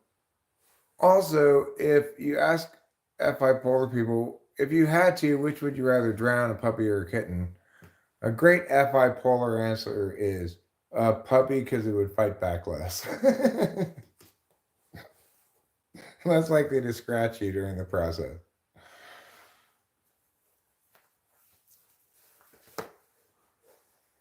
Yes, William, we have been told that on many occasions. I think William may be alluding to that in linkage to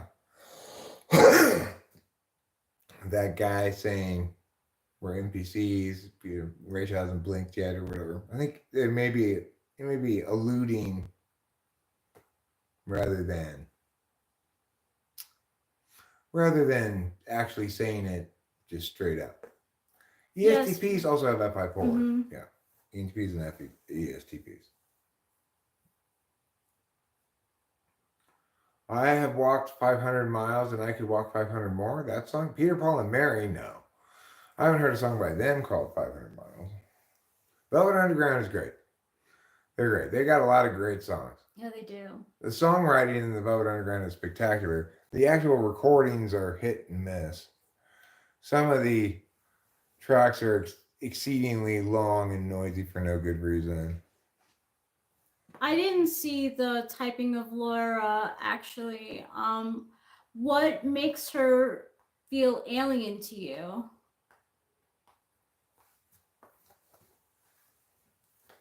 I'm guessing it's her large head and black glossy eyes. Oh, that would definitely make sense.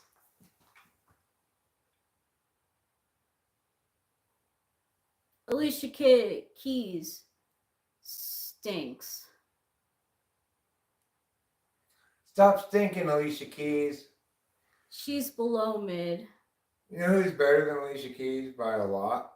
Fiona Apple. But Fiona Apple's good. But it's also the case that her new stuff just sucks. So yeah. She's mid. Well, but I mean, at least with one album, she achieved quite big heights, I think, on a couple of tracks at least. Sure, but then you dial it. Yeah, okay, in. All right, mid. I mean, I don't know. Most mid bands don't even above mid because. Okay. I mean, how many mid bands have 2 tracks on Chappie Tracks? Not that many. But you could be a mid band and still get that. You could. Can you talk with Laura on Wednesday too with me? What time is it on Wednesday? Don't go quite until you answer this question. What time are we doing this on Wednesday? I got to put it back on the calendar because I forgot. I moved it from Wednesday to Sunday, and I got to move it. What is her personality type? If she's already gone, then I'll just put it for whatever time it was on Sunday, but on Wednesday.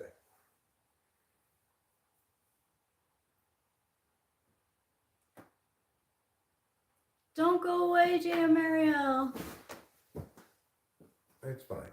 Oh, you emailed me asking you the same. I don't think we determined time yet. Okay, well, I'll put it. I'll put it at the same time as Sunday. Okay. If you want to change the time, then just suggest a new time, and I'll approve it. And yeah. If she is ENFJ, David Kiersey says INFP and ENFJs are the golden couple.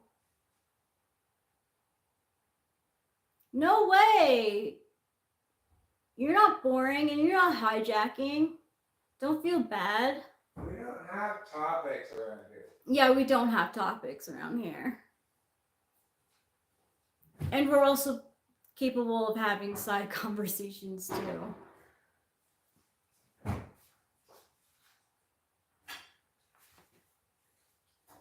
Supertramp is Below mid.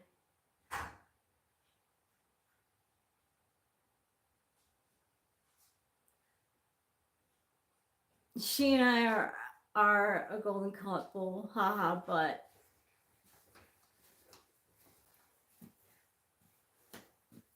it's only if she's, ENFJ. Well, apparently I typed her as such, so. Probably right. It's not that I'm never wrong, but we put more weight into it than usual.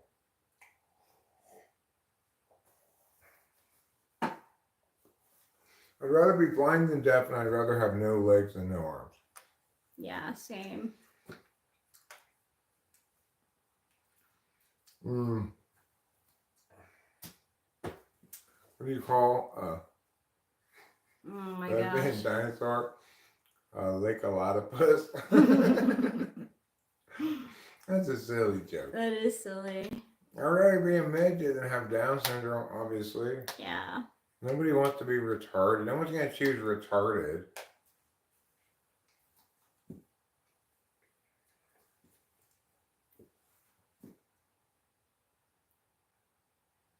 Blind with no legs.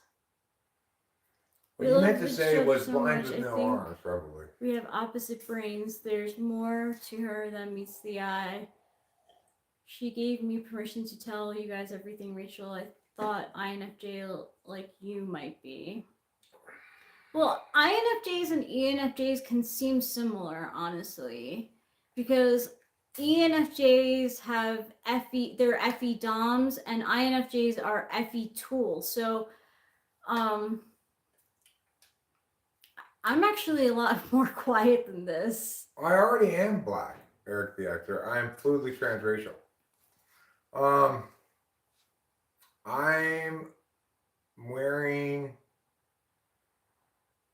silk underwear made custom for me in the exotic Orient, hand sewn by the finest craftsmen in the silk factories of Asia. Well, it seems like that. First of all, I'm on Adderall, so I'm more chatty than I normally am. But my FE is really polished because I relied on it for so long in my life. I don't know. She could be a different type. I'm not sure, but when you get Rachel talking a lot, she's probably on speed. Yeah. I would recommend, Eric, that you scratch a lot. Scratch your junk a bunch. If scratching with your hand doesn't work, then get a dry corn cob and scratch it with that. You both seem very similar to me, though. She's a bit more deadpan and nonchalant. I mean, she could be an INFJ. Eric thought I was an ENFJ when he first typed me, but there's only one way to tell. Well, you know what they say, Eric the actor, it always gets worse before it gets better. So probably if you keep on scratching it, it'll just get better eventually. Talking heads, I think they're mid. Rachel thinks they're a little better. No, I would say mid. Okay, I would. All right, cool. I like them. I can't deny that, but I do think that they're mid. Talking is so tiring. Rachel, you do an amazing job with your FE tool. You seem so genuine and kind. Thank you, Jaya Marielle. That means a lot. I really do value kindness and the truth, which has more to do with my TI third, but my FE, I care a lot about social graces and politeness. I really do believe in being polite. We don't usually cover ourselves in oil and slither around. I don't remember us ever doing that, frankly. No. Generally, it's instead of covering myself in oil to keep my skin moist, I just don't shower. Yeah, and I use oil of Olay, so. Right. Of course. That's history's greatest regenerative cream. Okay, we'll play another song. We'll play. Um, we'll play Wonderful Kitty. I'll bring it up on the meow. Are you saying I'm similar to him or that I'm fond of him? Yeah. It's not really clear what you mean. Either way, the answer is no. No.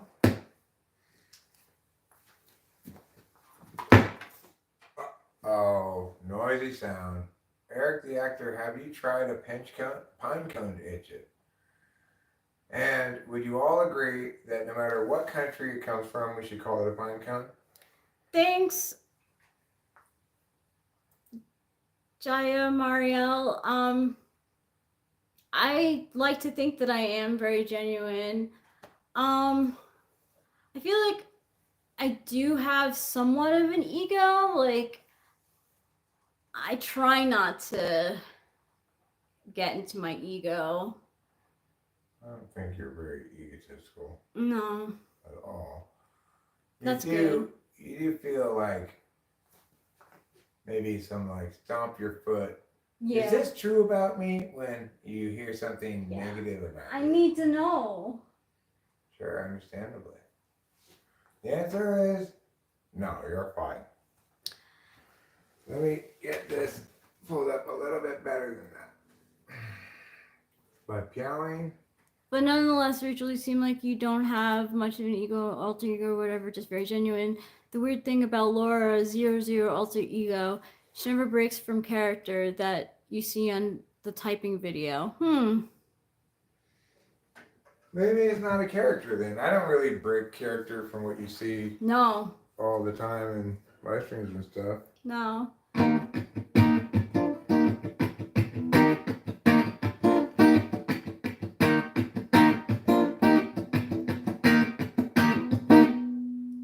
Wonderful, wonderful kitty, having wonderful times. Always cleaning yourself, making sure you've got clean lines.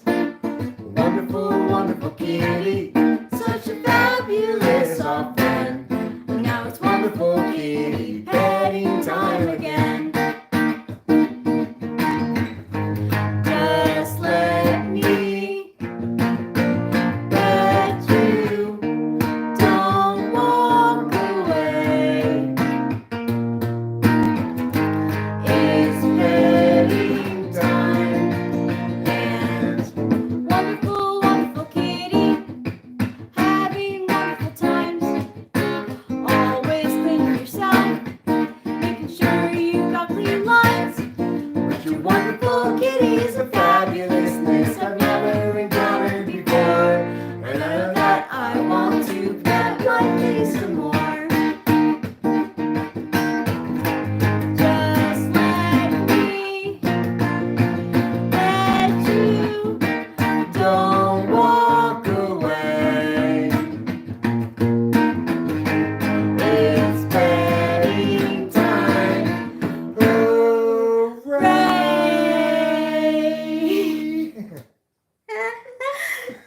Yeah, just choose. Sorry. It's fine. It's fine. It's right. It was great. We don't really practice that in a long time, so it's not surprising we're a little rough on it. We don't really know exactly what parts we should each sing, if there should be any. I should harmonize in a couple spots, but haven't really figured out what to do with that yet. So it's understandable that it's a little bit of a beta release. Thanks. Thank you. Thank you, John Marielle. Thank you, William. Yeah, we'll see on Wednesday. You know, like, ENFJs have, like, really good NI. Like, I'm impressed with Ruben R's NI, like, all the time. I'm like, oh my God. Like, you wrapped all that into, like, one, like. I was thinking about that earlier, about ENFJ NI versus INFJ NI. I think it seems impressive because ENFJs are interfacers first and foremost. So every instance of NI is done in conjunction with interfacing as a predominant frame of reference. So it's going to impact perceptions more. Whereas an NI Dom they're not using it to accomplish something. It's an end in itself. They're not necessarily sharing their NI. even if it might be impactful. I don't like to, because I'm not always right, you know? Like, And you err on the side of mistake avoidance. yeah. Hi, Frosty. NI stands for introverted intuition. Basically, intuition is Frosty. you know it, you know? No, TI and NI are very different. Yeah, and my TI is not that great, honestly. It's very, like, I get, like, no, that's not fair, like, not with Eric, but, like, if there's an injustice or something's not fair, and it's, like, personal to me, I will break out the TI. But if it's not really personal to me, like, I could get very sloppy with it. I don't remember the typing session that well, but I'm confident that if I typed her ENFJ that her TI wasn't that great, or else I would have typed her ESTP. So, no, Sage, if you're an INFJ, then your NI is first slot, dominant. Yeah. So But did we type you?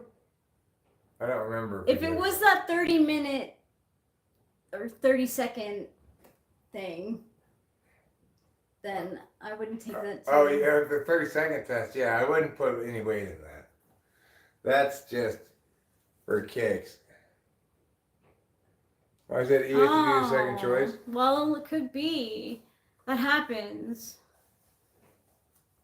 We'll have to see. We're going to have to see again.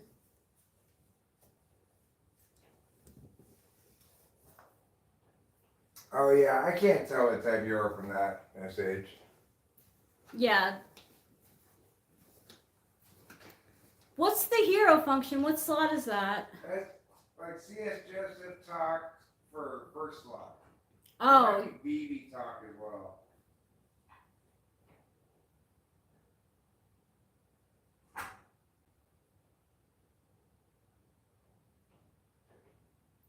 My NI makes me go into rabbit holes on spiritual matters and being like wanting to know every fucking thing that's going on. I want to know everything without referencing your experience at all. Yeah. I don't reference my experience at all. My girlfriend told me Eric not there. Eric's here. I am here. EG. This lady is not your girlfriend, okay? Okay, you can take it back.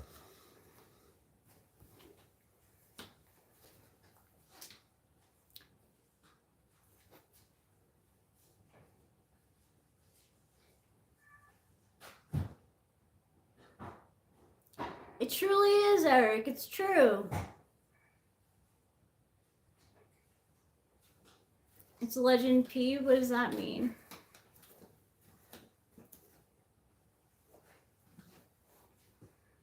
I am Eric, though. Frodo's not an INFJ. It's either me or my animatronic double.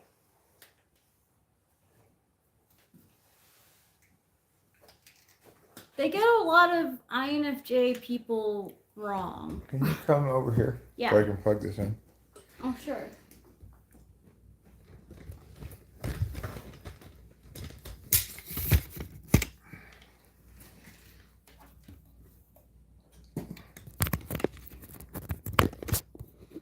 Yeah and yeah. Wait. We've also got a little bit of meow. And once you add the meow, and the meow, you've really got something. Then you're really having a heck of a day. Well, my NI was definitely not nurtured. My mom would be like, "What? No." And my dad would be like, No, not yours, mine. When was the last time Eric saw Backdoor Betty? Who's Backdoor Betty? Charles Sauer says, Eric, I need to see Eric's ID. You don't get to see Eric's ID because No, you don't. all it would show you is just my name, which is Eric Strauss, and other information you don't need. Sam is probably an ISFJ, maybe ESFJ. Frodo is probably an INFP.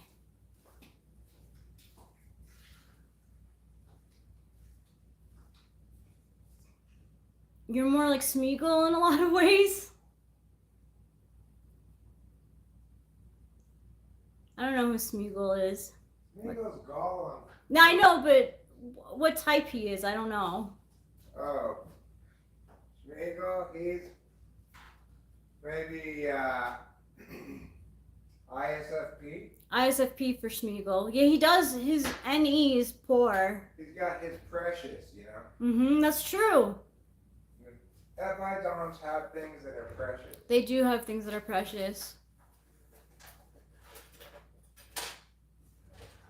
He's not grammar shy. He's doing stuff, Charles Sowers. Why do you need him in this conversation? Eric is like Frodo? Eric is definitely not like Frodo. Hi there, HTS. I think I resonate a lot with Sauron. Who's that? You know, the main evil eye guy.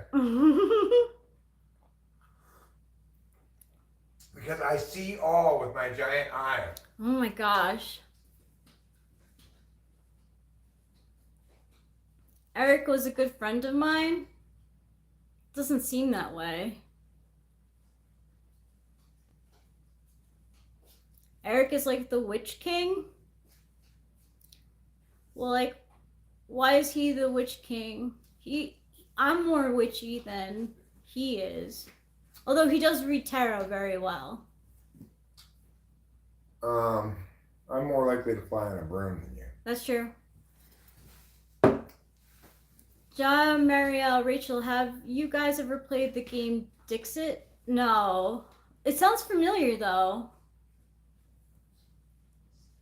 What is it about? Like, how do you play? You met in 99? He's like the Witch King because he's an ENTP who beats women. What? He doesn't. Eric's never beaten a woman. No, we're not dressing up for Halloween because last year we didn't get any trick-or-treaters, so I mean we could dress up as cats again. I still have the cat outfits. I don't think we need to dress up. We'll have the candy. We can give them the candy. Yeah. Charles Sowers, I've never heard of you before.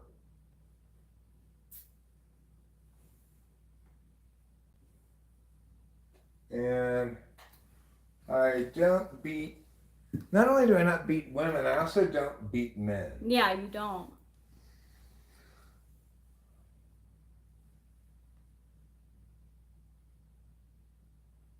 Well, we didn't, Charles Sowers. I would remember your name if we had any consistent connectivity between us.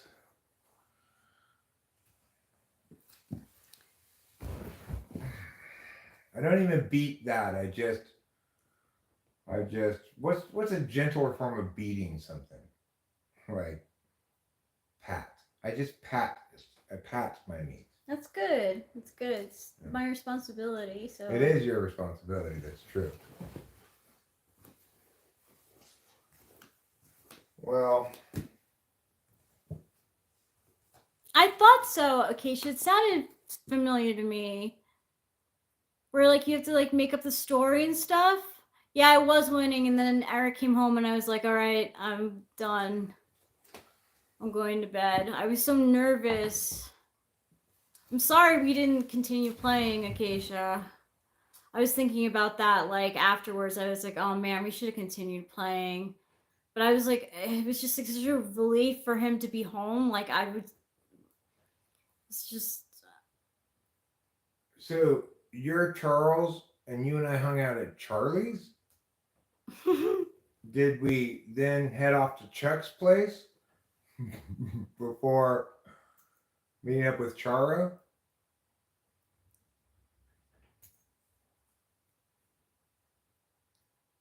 Where are the kids? I have one kid and she lives in Los Angeles. Delilah. She's an adult though. She's my offspring, but she's an adult. Yes, and she's not my daughter. But I love her.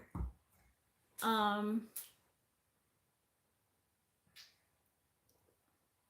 all good, DT. Yeah, there's nothing bad about that. Rachel and I don't want to have to take care of a kid. Can you? I can't. We get frustrated even at the cats. I know. That's what I say. Like, I'm so strict with the cats. Like, I would hate to be that parent, like, to a kid. Like. Well, I would suggest, Abilene Rancher, you just throw those pants away, straight into a dumpster, away from your house, and just forget about it, Just be like, I'm walking home with poop on my butt, but I'm not going to have to deal with cleaning these pants.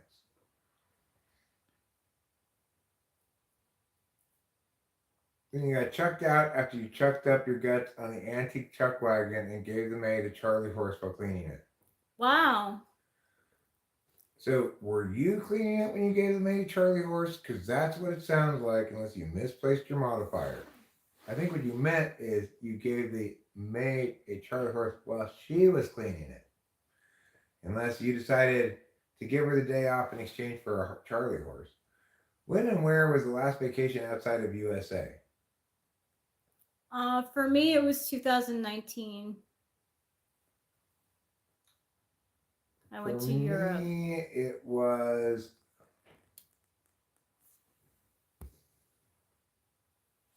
I don't remember. Probably when I got back from China. China was probably the last trip out of the country. 2014? Something like that. Yeah, I don't think I've left the country since then.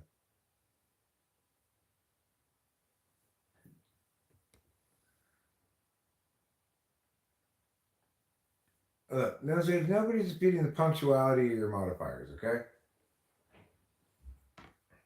I'm not in danger now.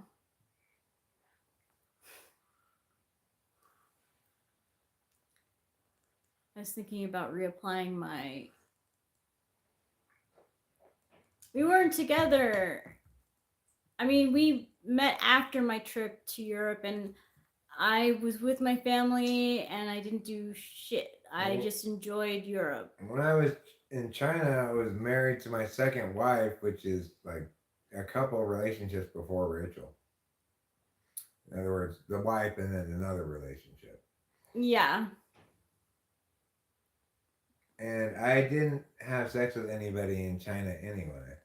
So, nor did I want to. Both of you all trying to catch you guys. Catch you guys? Not sure what that means.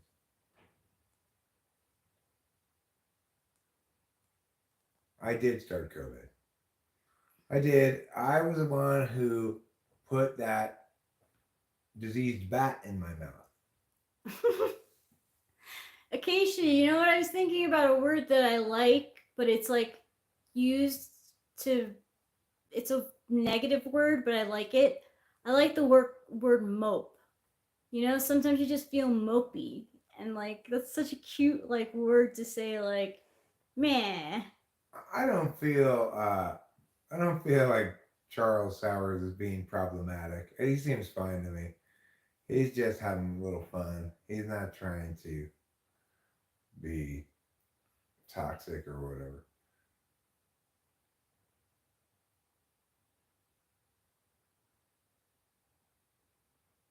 I can only read the word China with Donald Trump's pronunciation of it on my head.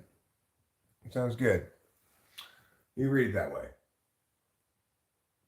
I'm not going to do that because that's work. I'm not going to maintain a baldness that doesn't naturally occur. That just sounds like exactly the kind of thing I don't like to do. Maintenance tasks that just need to be done again the next day.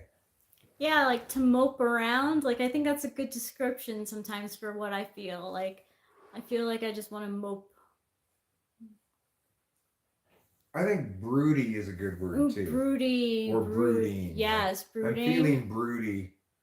Like I just sitting here and going, oh, Okay, I'm so not happy about this and that and the other thing. do you think that people who have 4 in their tri-type are more likely to brood and be mopey and be moody?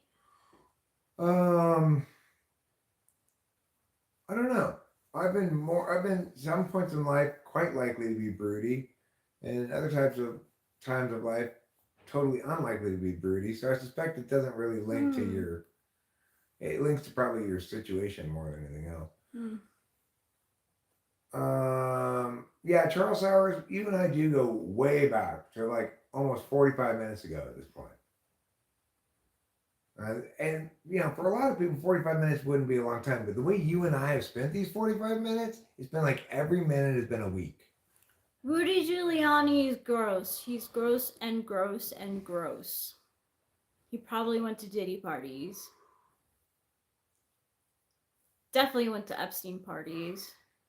We just made our vows like a year and a few months ago. Yeah. So we don't need to renew them already. Yeah, it's true. You guys were invited. What's a terrible daughter, though? Rudy Giuliani's daughter? Oh, I don't know about her. I just know that he's a terrible Well, I think what guy. he's saying is that if she's turning on her dad, that she's a terrible daughter. But, you know, the dad No, has if some he, I responsibility mean, to be decent too, you know? yeah, if he's a terrible guy, I mean, how can you stand for that shit, you know? Like I turned my back on. Oh my god, I feel like I'm gonna get in so much trouble. Like I turned my back on my family because like fuck them. Like where the hell were you? Where were you now when I need you? The thing is, you have a pretty restored relationship with both of your parents, Yes. at least from Yeah. their perspective, but you haven't forgotten or No, entirely I. forgiven Yeah. the bullshit that they pulled for long stretches of time Yeah. to your detriment. Yeah. And like, hold on, I'm just gonna mute this because this is personal to my dad.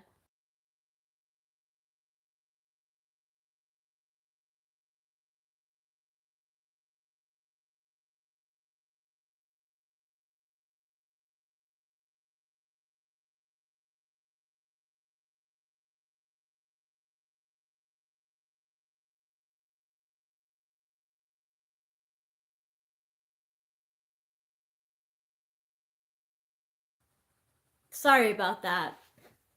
Hi, Levi Samuel. How's it going? No, it's not daddy issues. I mean, it is, but he asked me to not say anything on the live stream, so I promised not to. I'm doing well, Levi Samuels, and hello, Chad. Hey Chad, hey Levi Samuels, hey William. Oh, Eric gives me hugs, but thanks, DT.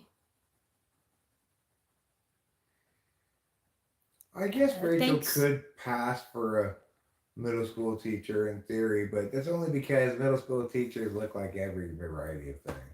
Um, sure, I look like a middle school English teacher. My aunt said that I would make a good teacher. I agreed that I would be a good like teacher's assistant, but controlling a full classroom would give me so much anxiety. The kids would definitely like. That's a good idea, No Sage. No Sage is submitting the muted stretch of video to the bad lip reading YouTube channel for hilarity's sake. Okay, thanks, Snow Sage. Um, DT, if Rachel wants to tell me what she wants for Christmas later on, she can do that. Okay. I don't need anything for Christmas. I'm responding to his 824 comment. Where? 824. Tell Daddy what you want for Christmas? He was probably referring to himself, but I'm going to assume he was referring to me. My sister's a teacher in Czechoslovakia, and she in the Czech Republic, and she teaches kindergarten. It's really good. My sister has been a good teacher. She's a good teacher. She stopped teaching for a while and was doing travel writing, but now she has a more stable job as a teacher in the Czech Republic, and I'm so happy for her because she really is a good teacher. I think she's an we think she's an ISFJ too. I mean, she certainly seems so. She tested ESFJ when she took the 16 personality test, but that happens a lot with Of course, now she's saying she's INFJ, right? yeah, now she thinks she's an INFJ. Which she definitely is not. No, she's not. She's caring. She's like the in warm. She's I don't need a pre-cough nub. Rachel and I aren't going to split up at any point. Right? What the heck? There's no way we're going to get No. divorced. So I didn't need a prenup, okay?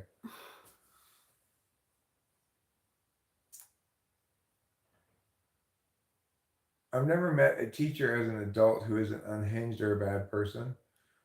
I mean, I was a teacher, but I would say I was more well hinged as a coach, a debate coach, than a regular classroom teacher, because it is frustrating being a classroom teacher dealing with a bunch of people who, by and large, are not especially engaged with what you're trying to do with them, you know, and aren't there of their own free will. Debate's much more of a free will thing, you know. My dad's a teacher. He teaches auditing, and he's not unhinged. For real though, can you teach me vocab? I need to polish up my adverb game. Well, I'd go with start with slowly, and then gradually build up to quickly. They're the only three adverbs you need. You only need to know slowly. Rufus Drew, Ralph Nader. That's who I'm voting for, Ralph Nader. I mean, she probably would have signed a prenup if I had insisted on one, but it would have been like, she would have also been like, I would have felt like, you know, if I so necessary for you to sign a prenup, why do I want to marry you? Why isn't the declaration I want to marry you indicative of like a level of trust that should not require a prenup?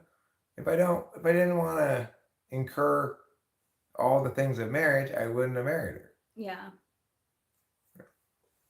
I have been divorced twice. It didn't cost me a goddamn thing. Because I also know that the only way anybody's ever going to get any money out of me is if I do something wrong and they can justly demand it. And so neither of my first two wives got a dime out of me because it wasn't my fault. And the second one thought she was going to try to maybe get a dime out of me, but she quickly learned otherwise, because obviously, fuck that noise.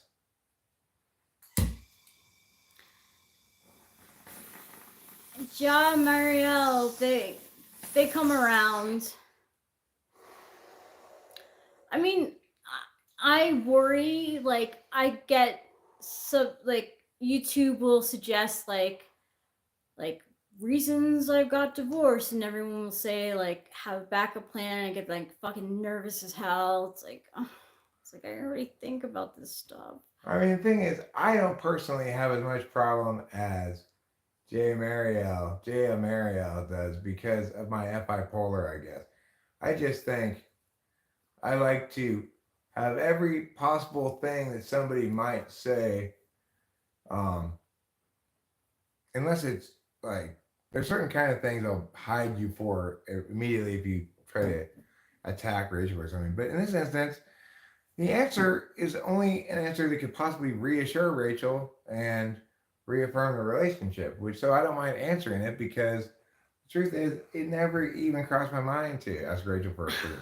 I hate to say this, but I feel like my dad might have to hear that. Well, you could tell him that. Okay. I hope this dude knows she is live. You mean, do I know if she's live? Yes. I know that she's live. I'm reading the chat too on the TV screen. Yeah. If you see what we're looking at here, the chat is up here, and I also have the football game on.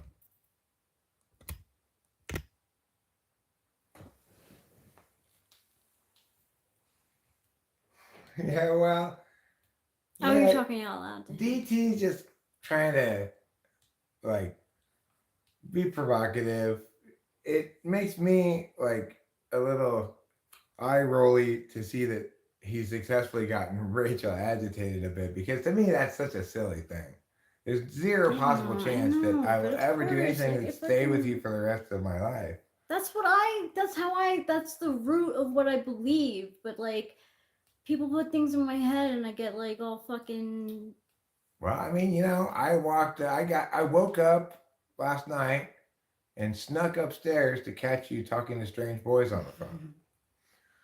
Needless to say, you were not doing that. No. So do you know who I was listening to though? No. Oh, you couldn't tell? It was D'Angelo. Are you listening to D'Angelo? Yeah. DT's not that mean. Come on. Oh, well, that last thing is not okay. Because obviously that's defaming her, since she would not do that. So I'm going to put you on timeout for 5 minutes. Oh, I've learned my lessons.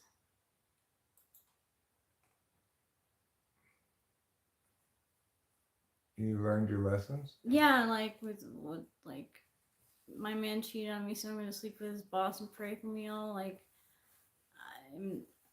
I don't subscribe to that. You want to maintain the moral high ground. You don't want to get even. Thanks, Jaya Marielle. Well, in that instance, I attend him out for being defamatory, right? Because it was factually untrue that Rachel engaged in that behavior, so he's defaming her.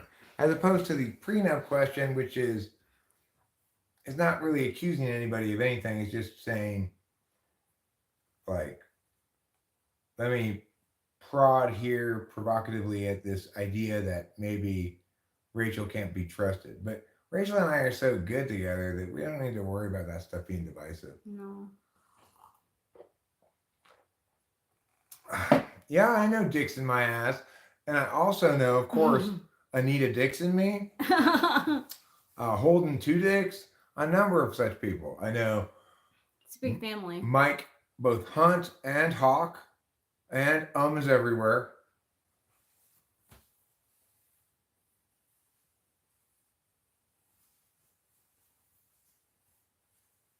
Maybe this is your friend Rachel. Maybe I am your friend Rachel, yeah.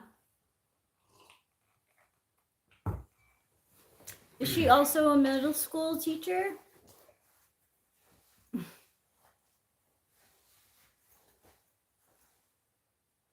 Besides, I wouldn't like a curriculum either. I would want to teach my kids the way that I would want to teach. It just doesn't suit. Maybe college, maybe. You got to teach something where all the people there learning are there voluntarily because they want to learn. Right.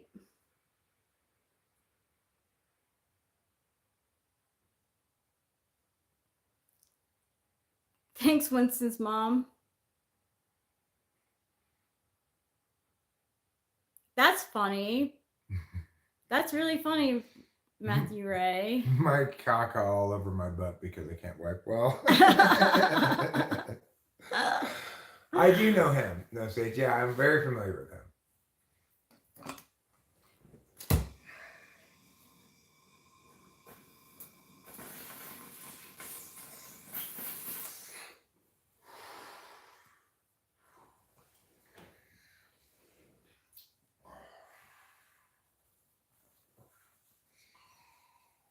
I also know Ike. Ike, ants believe it's not butter. I haven't heard that one. I do talk, yes. I just didn't have anything to say at the moment.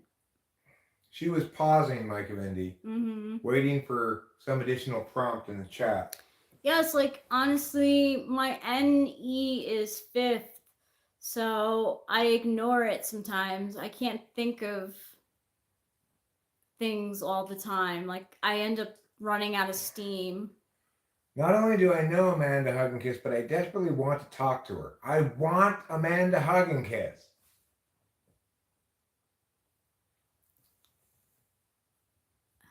Ooh, crucial typing question. Those ladies on the Delicious Dish NPR recurring sketch from like the mid 90s, played by Anna Gasteyer and Miley Shannon.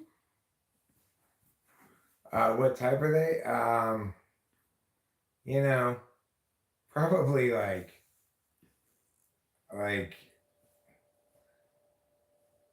SFJ, Mm-hmm. ISFJ. Yeah, and maybe an ESFJ. Maybe, but with with a super like NPR-ish kind of vibe to them. Yeah. SFJ probably, yeah. ICUP, Abdullah with his B. Molly Shannon's really good at playing manic characters. Like, I kind of see her being a little bit like that herself.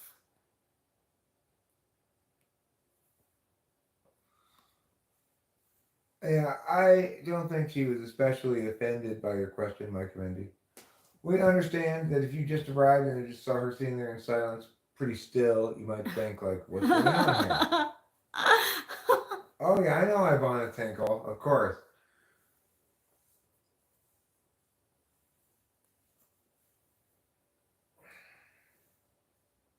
I called Brad Pitt's publishing or production company asking for homosexual. Do you watch theater? Squiggles wants to know. Do I watch theater? I used to when I lived in New York, sure, yeah. But the only theater that I want to see now is the Book of Mormon. Will You Kiss My Booty is one of my favorite people from the Indian subcontinent. Oh my gosh, no, Sage, you get a wonder point from me for that. That's so good. Hola, senorita. Or senora. Hola. Good night, Jaya Marielle. I hope I haven't been butchering your name. She's got a regular name. I just forget what it is. That's not her. Oh. I think it might be her husband's name or something. I don't know. Her name's not Jay anything. I forget what it is though. You want to go to a theater? Theater MITU? No, I haven't. I haven't heard of it either. Marielle. Oh, okay. Marielle. So that first J-A, that's just a false red herring. Mm-hmm. Yes, we've heard of the Sundance Film Festival. Sure we have.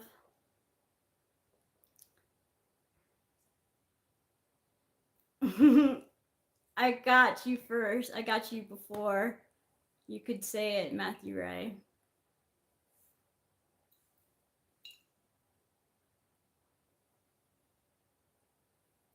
What's a false flag?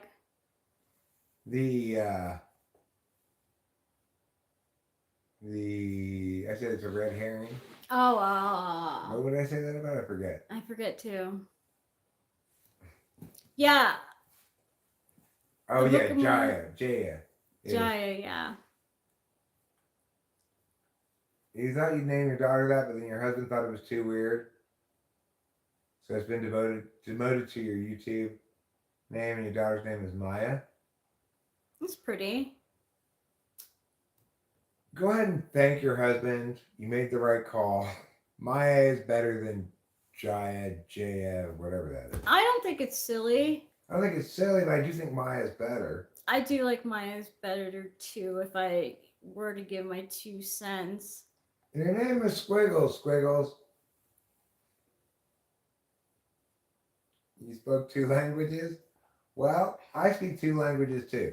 American and Spanglish. May I have the bong, please? Yes, you may. Thank you. Here you go. Thank you very much. You're welcome. You're quite welcome. A most severe storm was had. So the Chargers are now winning 15-14 Oh, wow. with 1:18 in the game left, but it looks like the Cardinals are about to score and maybe take the lead. Oh, the translation is sorry. I'm a carpenter. I'm not a carpenter.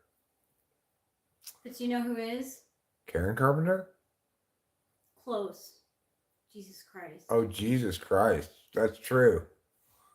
They say he was a carpenter, but I think that they mean by that he was a member of the Carpenters. If he was an INFJ, I feel like he would be a shitty carpenter. I mean, maybe that's why they say almost nothing about the time he was a carpenter. Yeah, they don't. They never say like, and he did a great job of carpenting. Yeah, no, and he made this chair for his father, Joseph. No. No. I think he tried to make a bed for himself and it fell apart, just like the one that I put together for myself. I think the first draft said he spent many years trying to be a carpenter, but never succeeded. Jesus is beyond personality types. Okay. I don't know about that. Do you think he's just a glowing ball of light moving through the world? We have multiple different strains, but I'm not sure what Rachel's smoking right now. What I've been hitting is this Gorilla Glue. Number 4. Tends to be the stoniest of the ones we grew. We also have Northern Lights. We've got Cherry Pie. And we have a shit ton of Jack Herrera and a lot of Super Skunk. I look like a carpenter. It's because of these overalls. But you'll notice that I don't have any carpentry tools here. Because the Buccaneers were playing tonight. There were 2 games on tonight. Yeah. No, there are 2 games on Mondays now, Matthew Ray. You remember back when there was just 1 game on Mondays. But now there are 2 games on Mondays. And they start about 30 minutes apart. One of them was on your normal ABC, ESPN. The other one is on ESPN Plus, which means Hulu. Actually, show me I don't think it fits him being a carpenter. I mean, maybe his dad gave him the job because he's like, okay, you're one of the family, like, you're a carpenter now. But honestly, like, putting stuff together for INFJs, like, and carving and stuff, it's like, Can you smoke that bowl? Yeah, sorry. So I can have the bong. Oh, sure.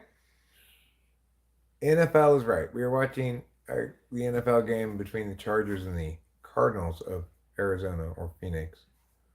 I guess are they the Phoenix Cardinals or the Arizona Cardinals?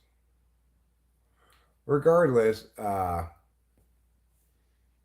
apparently the Cardinals, with 2 seconds left, are going to attempt a game-winning field goal, and if they miss it, then the Cardinals will lose the game. But it's a short field goal. It's only 32 yards, which for an NFL kicker is easy. However, you never know when a kick might be blocked. That's how USC lost this past weekend against Maryland. We were going to kick a go-ahead field goal, and then it got blocked by Maryland. And Maryland ended up winning by 1 point. Anyway, the Cardinals have won the game. They kicked their field goal and defeated the Chargers by 2 points. Sucks. I feel kind of sad about that. I'm sad about that. I would have preferred to have the Chargers win. Me too. But it would make no difference in my fantasy football team either way. Now, the other game makes a difference in my fantasy football matchup only because my opponent, I started ahead of him. I started the day ahead of him by 15 points, but he had two guys yet to play in tonight's games. So I'm going to have to see now whether his two guys scored enough to overtake me or not. Oh, you fucker.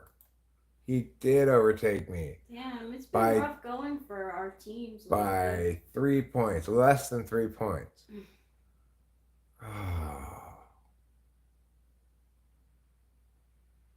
Chris Goodwin, you fucker.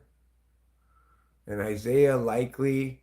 Like, look how close that is. I needed him to get 15 or fewer points. He got 13.5 on one guy and 3.7 on the other guy. So all three of our teams lost this week. Fuck you, MLT, and your first place now 6-1 record. You can suck it. Yeah, I agree. Well, we were deemed to have a difficult week because we both had a lot of people taking their bye week this week, you know. Yes. I'm gonna call it there. Missing wildlife. They made it.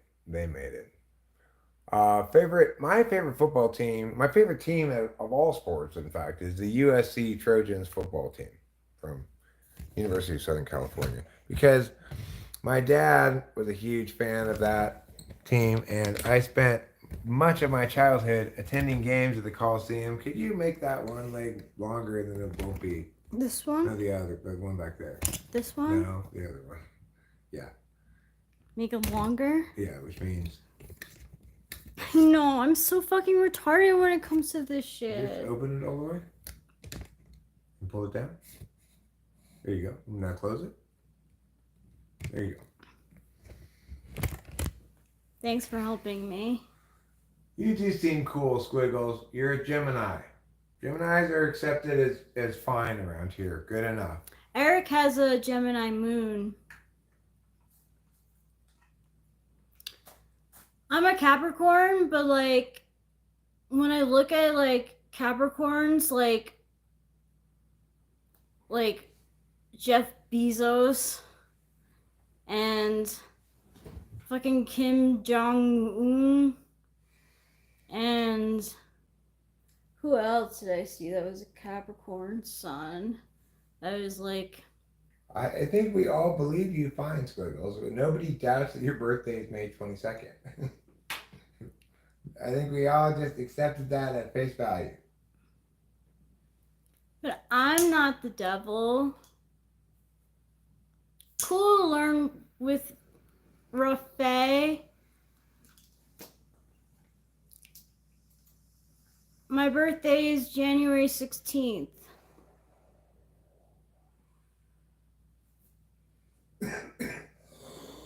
Your mom went to Cal, right? My mom did go to Cal. Your name is Ligma? What about you? My name is Rachel, and he is Eric. And if you want to cure your Ligma, I'd suggest immediate surgery. When I was in the Air Force, there were like 4 of us in my training squadron with the same birthday. Pretty neat coincidence. That really is. My roommate in my freshman year and sophomore year, her name is Katie. Her birthday was the day after mine. I'm definitely not AI generated. That would be a shocker if it turned out you were. If I found out like tomorrow, like, oh my God, you mean you've been a bot this whole time? Would you still love me? I'd be stunned. Well, I mean, I'd have a lot of questions. I'd have to find out if you ever loved me in the first place, because you're actually a robot. It's true. It would be surprising because if you were a robot, I'd expect you to talk like this. And yes. You don't, so. I don't. I don't even talk like ChatGPT. Right? Like, I don't even talk like ChatGPT. No, you don't. Great observation, Rachel. Yeah, no. Really, DMT is easy to make at home? I want to know how to make it at home. Unicorn Ninja. That's nice. Thank you for saying so. That's sweet of you. But he didn't say that. He asked, why are you that way? And the answer is your observation, Squiggles. Because she looks perfect, that's why. Sorry, you're welcome. Ligma Balzac. Ligma Balzac. When I would get into like really big arguments with my mom, I would tell her to suck my dick. What are the AFSCs? What are the AFSCs? The coolest thing that can happen is if a chick says to a guy, suck my dick, you dumb bitch. That's a good one. That's a really good one. And he's really turning the tables on. No, I don't have a dick. That's what I meant. It was like, suck my proverbial dick. He's just saying you have an 8 equals D. Oh, thanks. No, show media. Because she don't have a cock. No, I don't have a cock. Oh, AFSCs mean your job title. Gotcha. All right, Air Force Specialty Code. Interesting. Do they have Air Force regular code? Is there anything that doesn't qualify as a specialty? Please don't ask my wife a question you would ask a prostitute. I'm putting you on timeout, Chizzy Dizzy. You're lucky you don't get banned. I think giving the Hawk Tuah girl a podcast was a terrible idea. Mac, the man has arrived. This woman does deserve respect. L. Logochan says, bye. Bye. Bye now. Sale's over in 25 days. Please get your mattress today. It's a steal. You're killing me, Larry. Did your mom ever tell you to ask her so? No, she would be like so disgusted that I said something like that she couldn't even like say anything back. It would have been cool if she said, only if you lick my asshole first. That would have been, I probably would have laughed. And then he was like, wow, Mom. Yeah. You finally said the right thing. Yeah. Yeah. I mean, you know, I didn't make her life easy either. I realized that living with me was definitely difficult. That's why I thought it was a 7 for so long, because like I was really looking out for my self-interest.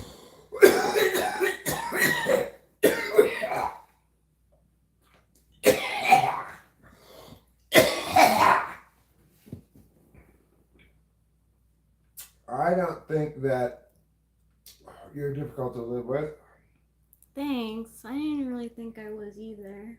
I think that's a bell ringer. Oh my god, when was the last time you had a bell In a ringer? while. You know what they say, you don't cough, you don't get off. It's true, and I cough a lot, so I know it's in my lungs. I feel high right now. I told Cameron I was like, I felt consistently high on the weed that we have. Hey, WDH. No, I don't have TB. No. And you know, That's cool. I don't no believe your sage. question. I've got like a bump on my nose like my dad, and like my nose like this from my mom's side.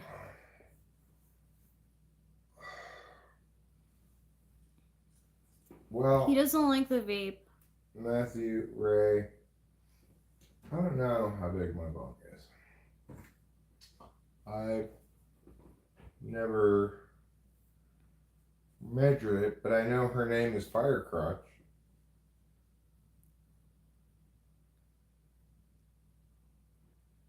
If he could play in his favorite rock band. If I could play in my favorite rock band? You mean if me and Rachel can play a song?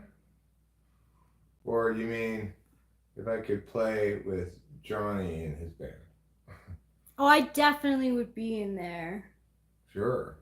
But he's saying, Rachel, can you ask Eric if Eric could play in his favorite rock band? I would say yes, Eric could play in Johnny's rock band. Oh, this is this bong. Firecrotch. Yeah, Firecrotch. You see why her name is Firecrotch, right? She's a trusty friend. She's been for a while now. I'll just decide what base you were at then, No Sage. You were at Army Base 4. Yes, it is my real hair. It's his real hair too. Yeah. Beaker She shares bongs are her good. hair with me, so it's Yeah. not real hair. Mm-hmm.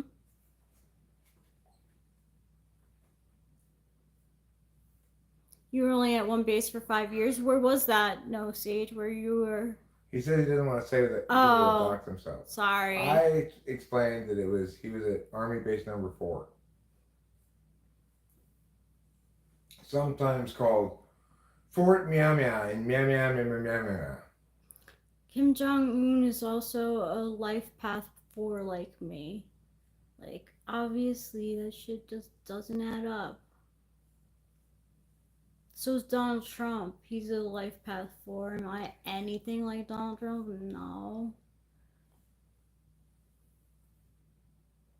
I still like looking it up, though, for some reason.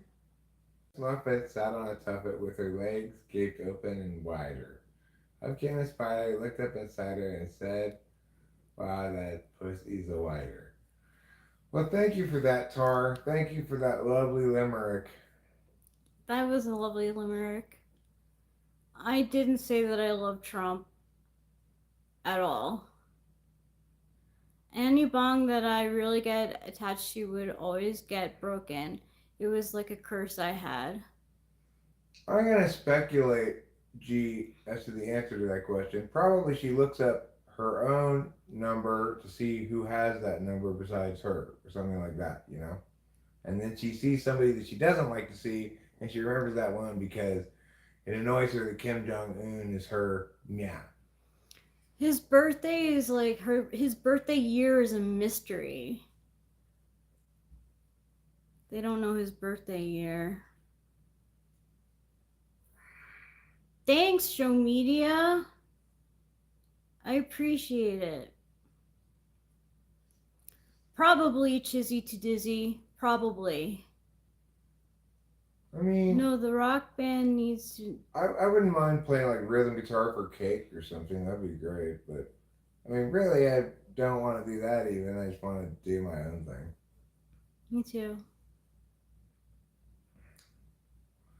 Christ is Lord. Worship together in fellowship, because the Lord is Christ.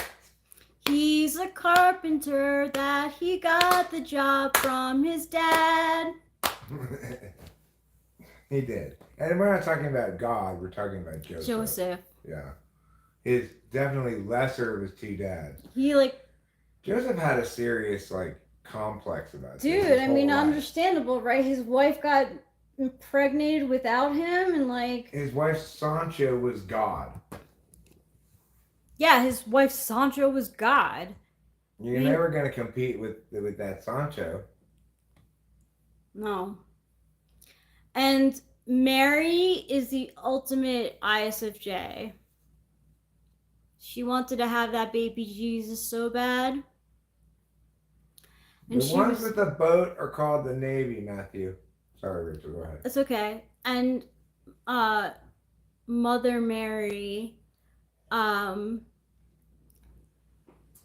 wanted her son to also be TE polar like her.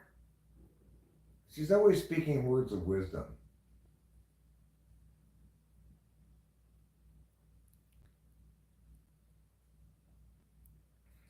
I know for a fact he did basic. Oh my God, no Forced Sage him. just schooled me so hard. I need to go get the aloe. Oh no, Sage. You win. I just got served. It's got served a whole plate full of Coast Guard. Whoop ass. Is that Francois? How many pairs of glasses does he have? Guess a number, and I'll tell you if you're right.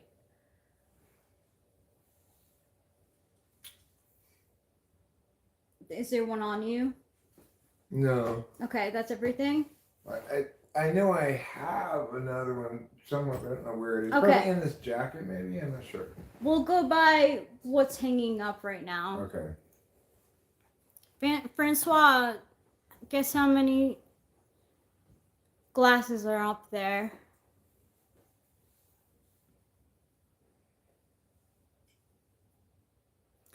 I don't know what McGuire AFB is.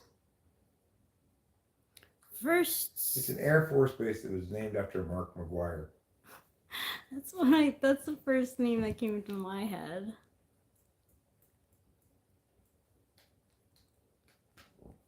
El Presidente. Hi, Cookie Monster, pink hand, Cookie Monster, red face. No, the Coast Guard is a branch of the military. Its own branch. Isn't it a newer branch? Well, it's like the Space Force, you know. It's not a particularly big branch, but it is a branch. Hello from France. God bless you too.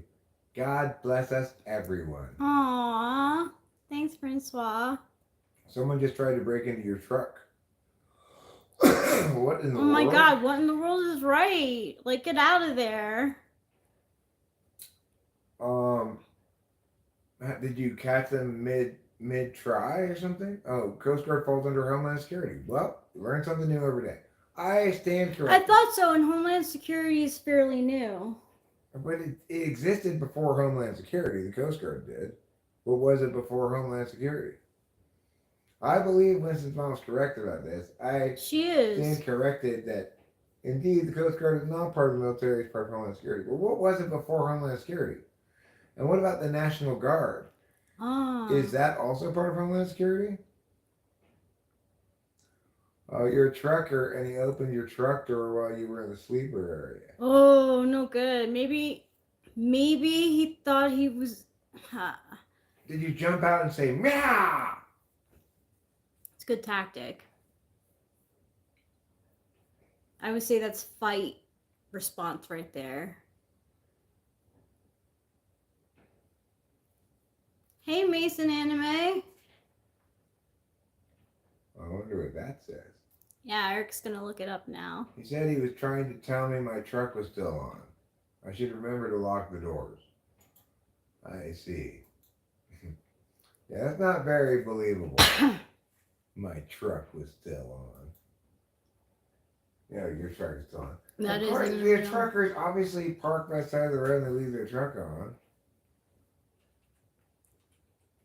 But you see, it doesn't make sense either way, actually, because he should know that and accordingly not try to steal your truck when it's on, because he should know that there'd be a trucker in there. Or he should know that truckers leave trucks on. Oh, look at this. Unicorn Ninja says the Coast Guard is the oldest branch of the military dating back to 1790. Apparently now- it's not part of the military anymore, Unicorn Ninja. It is part of Homeland Security. But that's not the military, is it? I don't know. Alright, you make your call. You should. If you're feeling like, yeah, I would do it. What is the This is a good way to build up anticipation for the second part of your question. Stream about. Oh, nothing linking to this channel.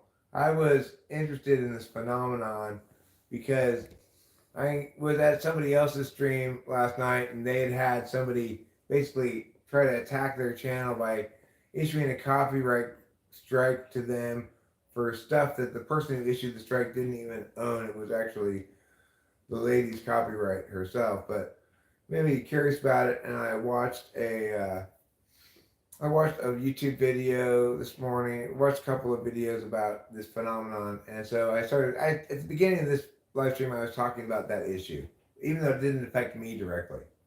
Thanks, Matthew Ray. Mason and email am finally making my dream amount every year. Can you put it back this I way? finally got a raise.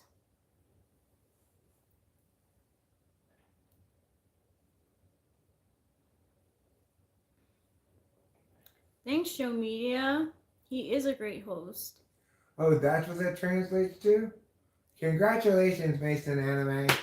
Good job, you. Getting a promotion, getting Congratulations! a raise, whatever. You know, I'm happy that you're happy with your career. Wonderful news. May you now feel qualified to have a wife and child. Oh. Before Japan's population just dries up and blows away from lack of breeding.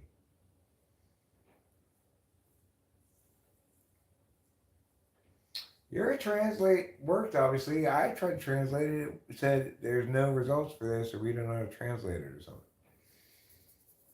Something like that. I've got to go pee. Okay. He's got to go pee, folks. That means you're left with just me.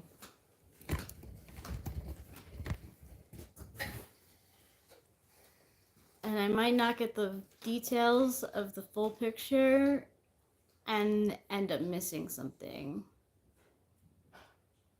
Hello, penis, my old friend. Would you like to be again? Last time Japan rose up, it didn't end well. That is true, Matthew Ray. What's the topic? Lynch 1111 1111.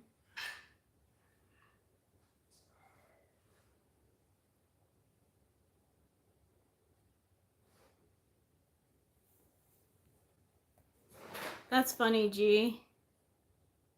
I could see that being a good meme.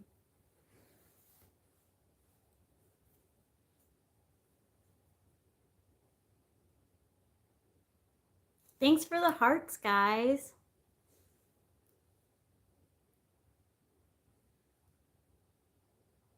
What's the great topic, Lynch?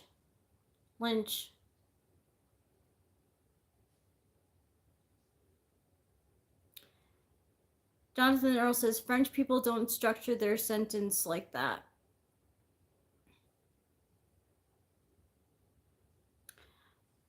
Mason Anime says, I did the math. I'm making 200,000 US dollars a year. That's really good. Congratulations. Yeah, congratulations. And that's great. Good night, Matthew Ray. It was nice chatting with you too. Subscribe if you'd like. We'd like to see you around here again.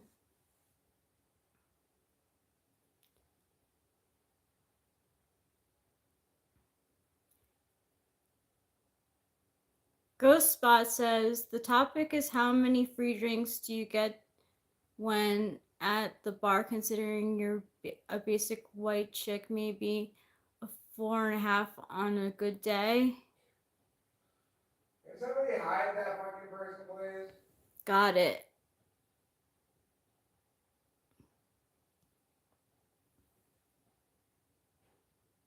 Right. What? Sweet. Thanks for the sub, Matthew Ray. That guy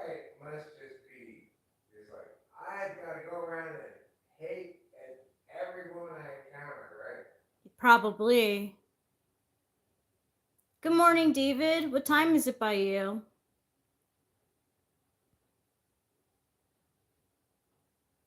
Jonathan Earl says, my bad, I was going to do something, but like I was so awesome by the idiocy of that last statement. I was trying to process it.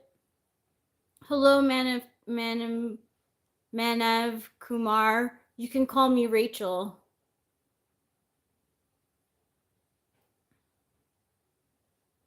I'm not on any white stuff. Chong Vicha, hello. Hello, Chong Vicha. I 5:10 in the morning. You're an early riser. Do you rise with the sun, David?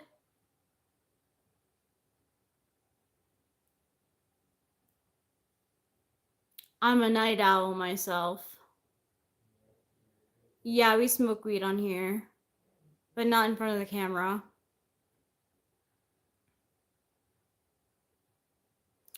Do it, Jonathan Earl. Smoke that bowl. It's bowl smoking time.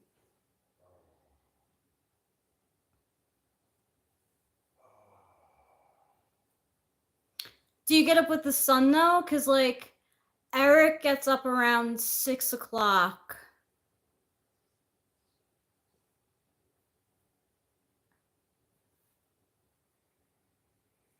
And then like goes to bed at like 12. It does. His schedule changes a lot. I'm more of a night owl. Like I'll go to bed at 12 in the morning. I mean 2 in the morning and wake up at 2 p.m. or like 1 p.m. Jonathan Earl says, I just got my light on my trash grappler hooked up so I feel send me accomplished. What's a trash crackler? I don't know.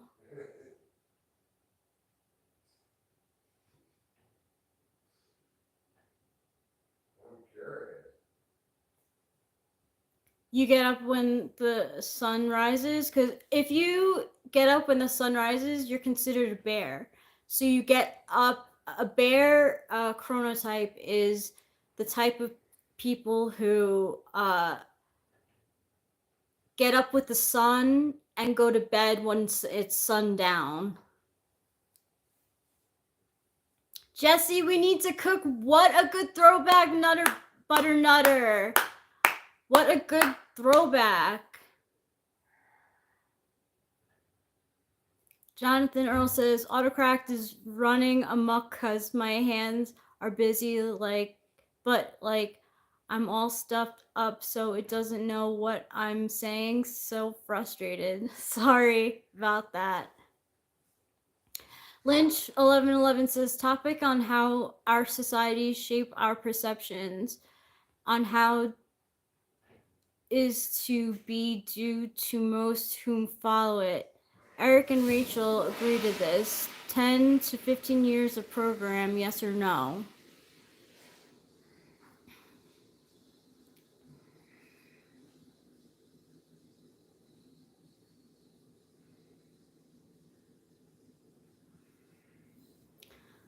Um,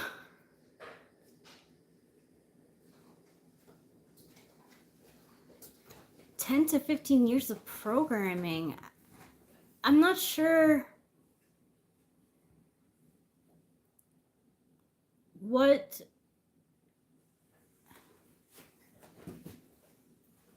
I have to go back up to look at it.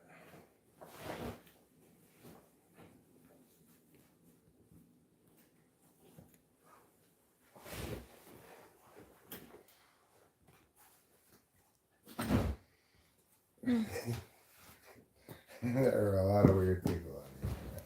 What did it say? I was just reading what Achilles' last name said. Strange thing to say. What would I do with $1 billion? Probably a lot of things.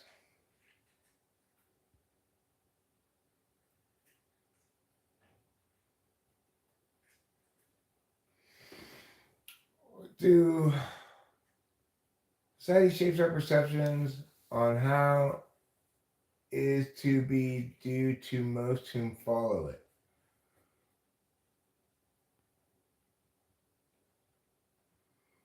I mean, school presents a variety of different values and paradigms as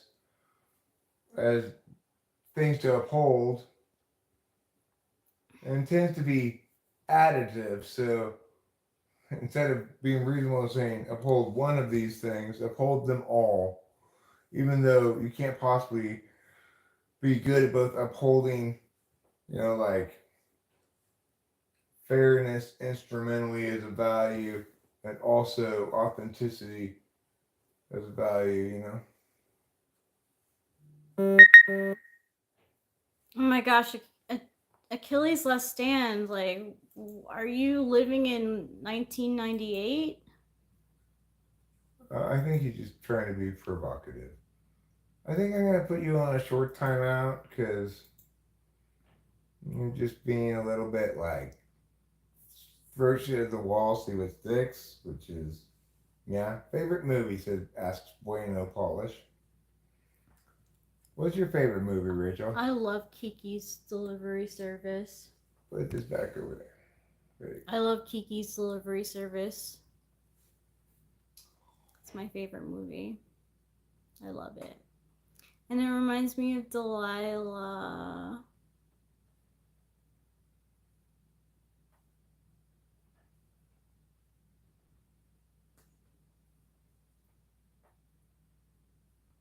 I like Whisper of the Heart too.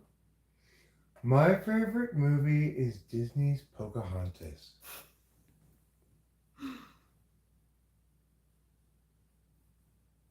I've never seen Galaxy Quest. What's your favorite pizza brand? Do you have a favorite pizza brand?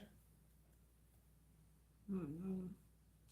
We'll get the Stouffer's pizza logs, frozen pizzas. We like those pretty well. I do love pizza. There's nothing like pizza from Franklin Square.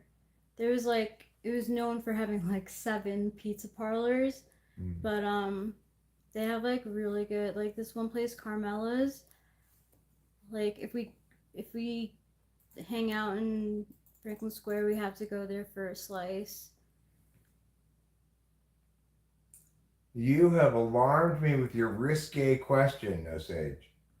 I feel as though my family-friendly show is taking a distinctly pornographic turn. Oh no. But yes, for a lot of us colonial gentlemen, we mistakenly thought that's what she was saying her name was.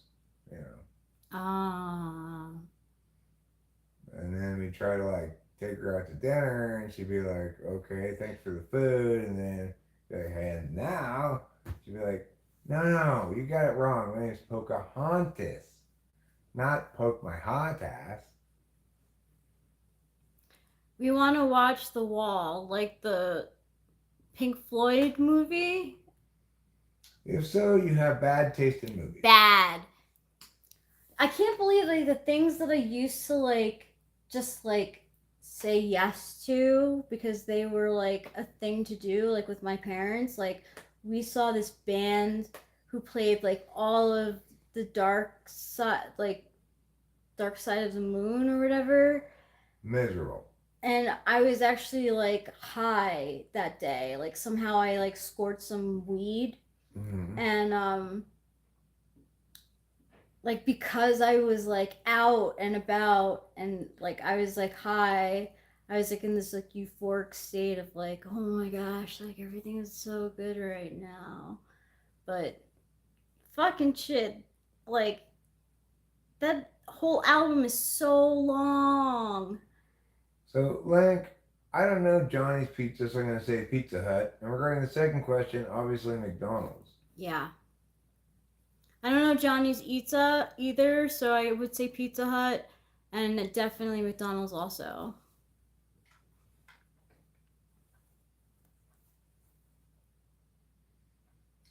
Even more than good pizza, there's like a great bagel place. It's such good bagels, 24/7. I'm not afraid to eat Burger King, but it definitely is not as good as McDonald's. Eric can speak some Spanish. I cannot. Oh, sí, hay demasiado chupacabras en este pueblo. See? Spanish.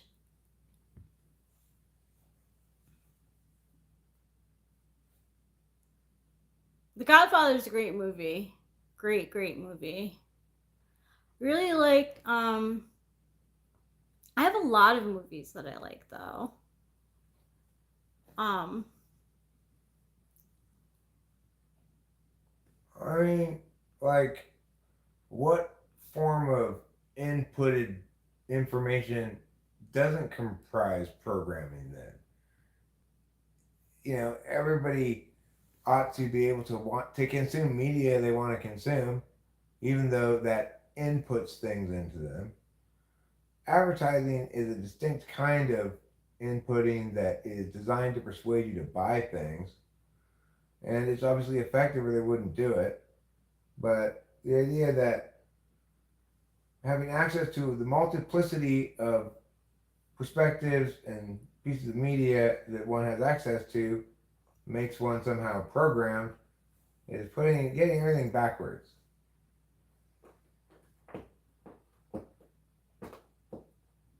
Why? Some media is great, like Step Brothers. Like that makes the world happy because it's funny.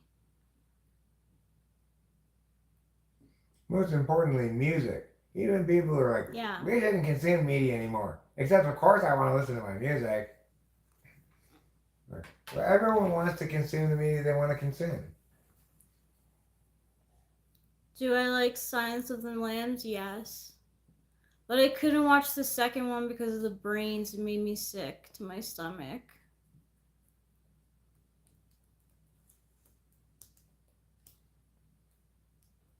It's a creepy ass movie now that I think of it.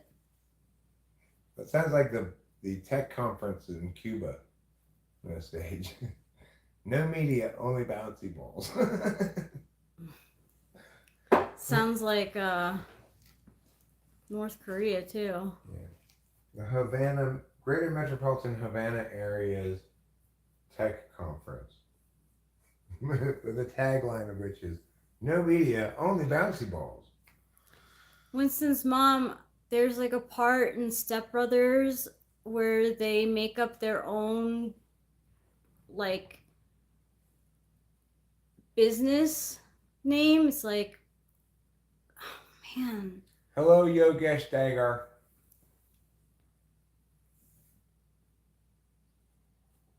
I forget where they say that they're from. Yeah, they make up a business name. It's like international. Shit, I forget the title, but I used that title on my LinkedIn. No, not Delight. It's like something incorporated. I forget. Catalina Wine Mixer, exactly. Boats and Hose, yes, you know. No, it didn't. Step Brothers did not destroy America. How could it destroy America? I think you're affording much too much power to Step Brothers. Yeah, really. It's meant to like be lighthearted fun. Ain't nobody can do no kick flips. Yeah, so I said I worked for the Boats and Hose Company on LinkedIn and on Facebook. Because, like, you know, my life is about goals. G, goals. O, only goals.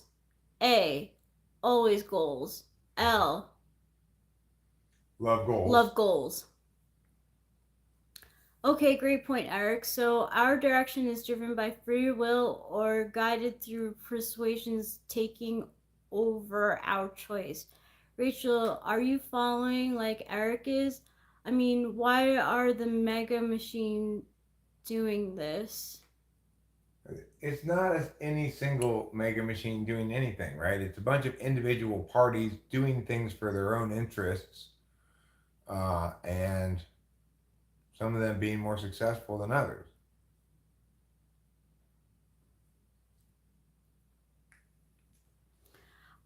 Will Ferrell is the best kind of nut job, and so is John C. Reilly. He's a nut job too, in the best way. What is the meaning of life? Oh my god. I always said that the meaning of life is to be happy.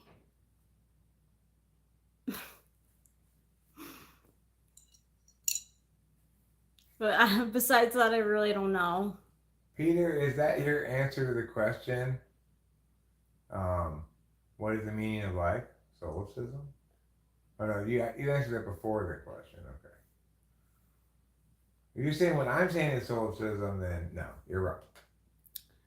I am high, and the dealer is ourselves. It's true. We're getting high on our own supply. Mm-hmm.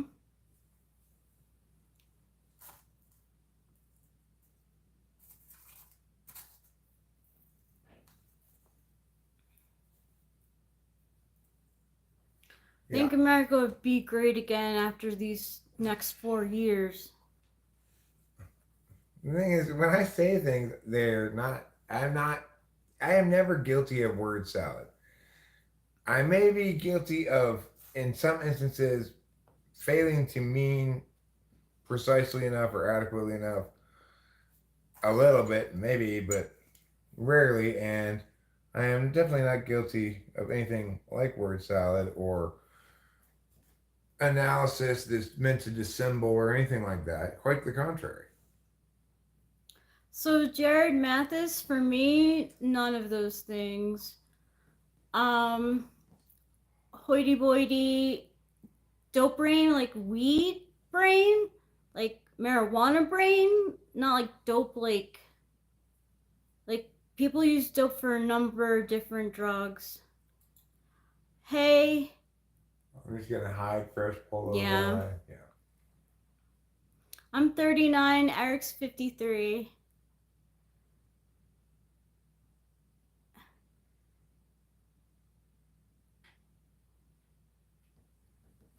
I don't really think that's totally true, Lynch 111. 1111. Link.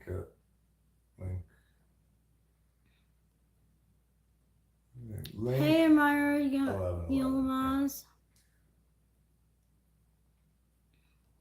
JS, if you're referring to what I said, then you're just stating counterfactuals, either because you're that wrong or you're being dishonest.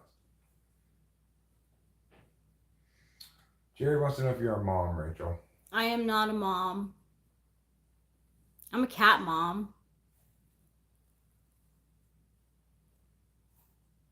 That's not true. I really don't believe that dope is dope. I don't like dope being used as like a general statement for mind altering chemicals. Like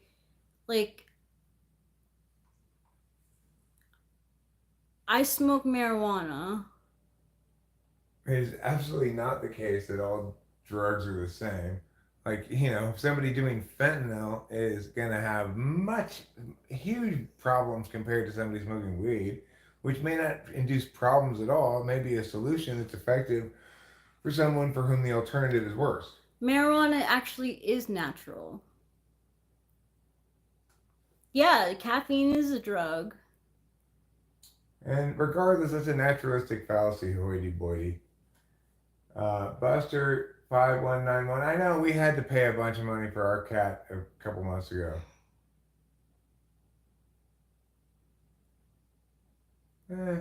I did one time, but I didn't like it, so I say no. Weed's a drug. Take your junky logic and shove it. Okay, well, Jethro, obviously you don't want to validate the legitimacy of anything we're saying because of your preconceived notions about drug use, so I'm just going to hide you.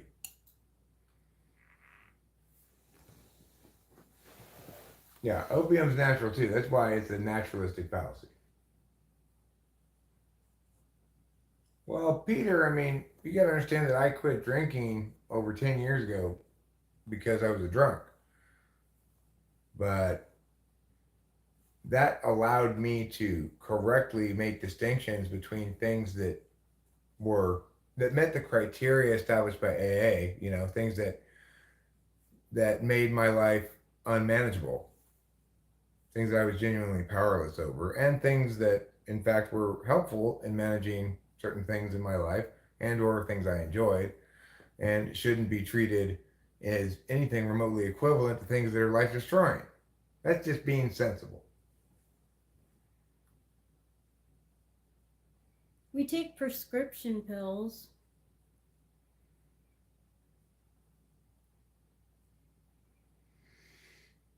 Rut Esther says, greetings from North Korea. Greetings, Kim Jong-un. I heard you're a Capricorn.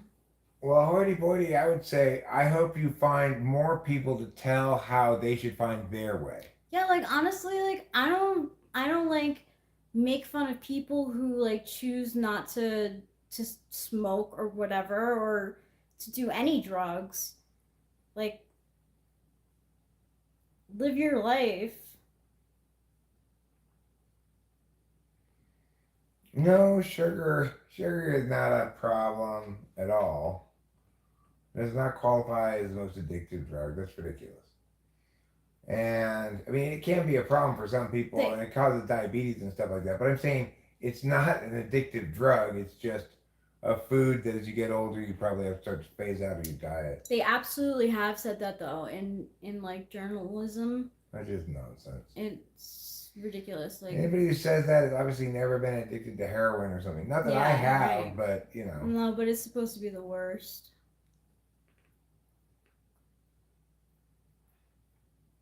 So I think fentanyl is the worst right now. Yeah. Yeah, meth is not the worst. Like, it's definitely true that coke is worse than meth. Yeah, it is. I've never tried meth, but I believe it.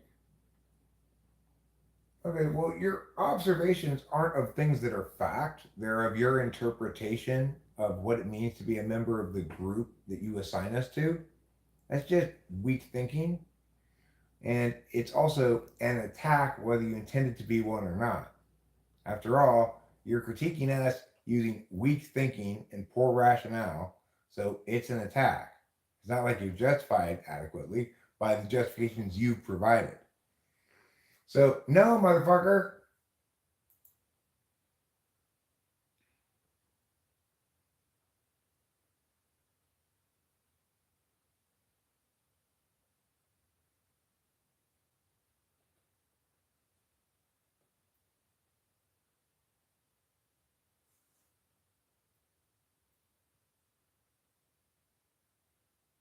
I'm not gonna do math.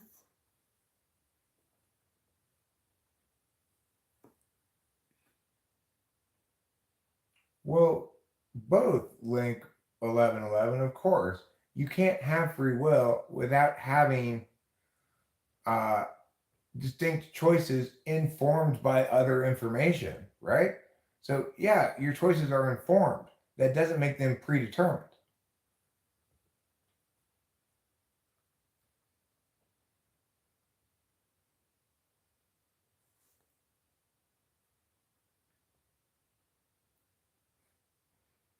All right, whatever, Peter. You can get prescribed meth.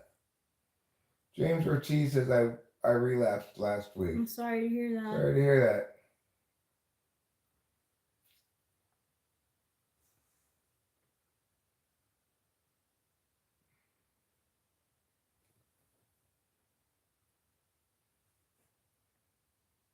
that. We're not going to be smoking any meth. Just chill out, everybody. No. But I have smoked plenty of meth in my life, so I can tell you it's not that It's not nearly as, it wasn't nearly as life destroying for me as alcohol was. It's been a long time since I did that, but I did back in the day.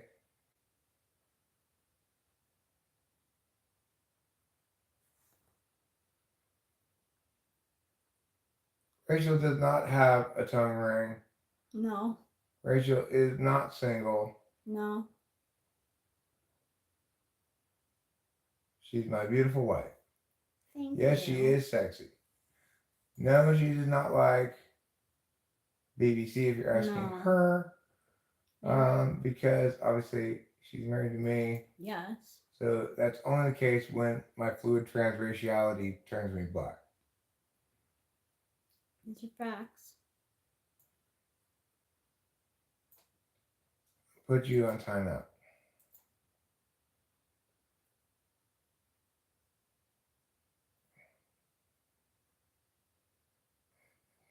People are like, Jesus Christ, being a woman on the internet, right? Oh my god. Yeah. Although I do think the question, do your hips lie, is kind of funny. Well, honestly, they kind of do, because I found out through ChatGPT that I have a rectangle body type. So, like, my hips, they're kind of like there. No, Buster 5191. We don't ever let a third in. No.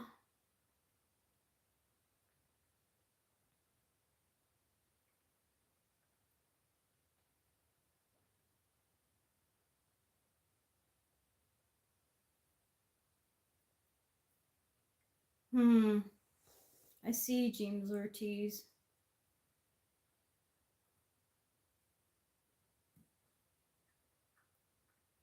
That's definitely understandable, David. DMT's great. Yeah, I love it.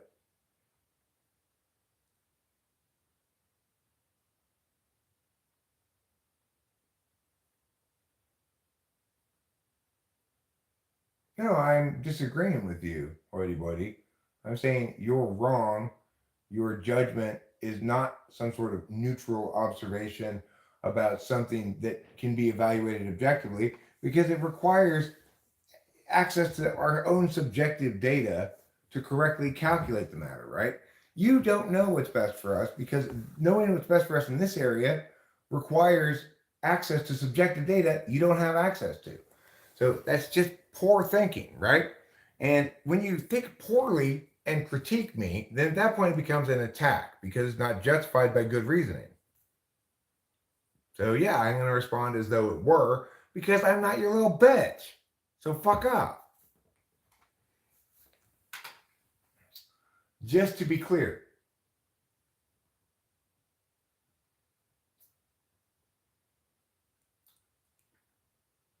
So we are in control, or our society's programmed us based on what it chooses for us. None of those things, right? It's a combination of a lot of things. Society isn't an agent that takes action. Society comprises a bunch of agents, each expressing their own perspective, as I'm expressing mine now, and as you are expressing yours, right? The idea that somehow either of us represents a monolithic society that's trying to impose its values on us is fucking insane and nonsense.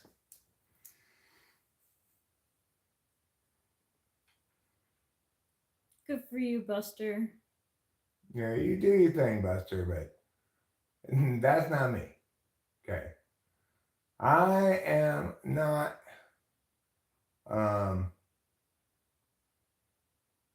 I am not interested in that at all. The government conveys a certain amount of information expressly, but by and large, it's not even a fraction of the most heard speakers in the country. Like almost every kind of media outlet has more of an audience than the government. But sometimes you do know. Sometimes I do know what. Well, Buster 5191 was like, don't know till you'll try about being a cock. Oh, he said that. Yeah. Yeah, I know. I do know for sure. I know for sure too.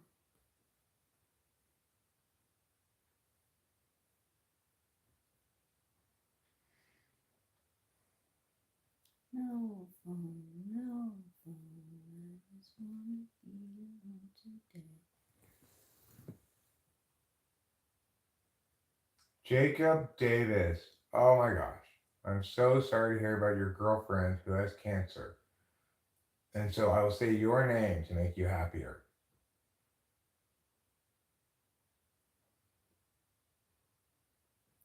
Don't know what you've got till it's gone. Pay a paradise, put a parking lot.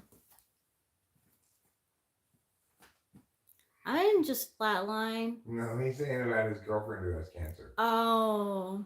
Oh, Obviously, that was his quick. girlfriend does not have cancer, etc. Yeah, I didn't think so. Actually, I always knew what I got even when I wasn't gone. Sorry for your loss. My condolences. Are you asking about me, Grambo? No, I'm not disabled. No, he's not disabled. Thanks, Peter. All right, see you later, Jacob. Grambo. Like, how does one sound physically disabled? And if you're saying I sound mentally disabled, then I'm curious about what pathology has caused you to be so inaccurate about evaluating someone's mental competency. Man got sing. Please call me Rachel.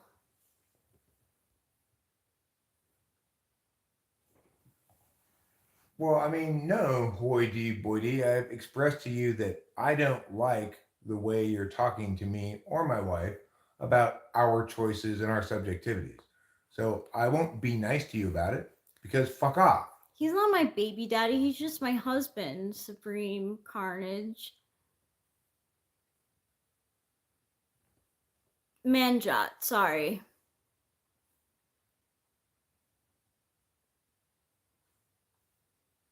Mentally disabled by AI is me.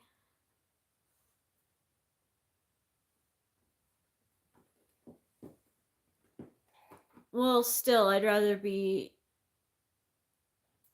called Rachel so that everyone knows.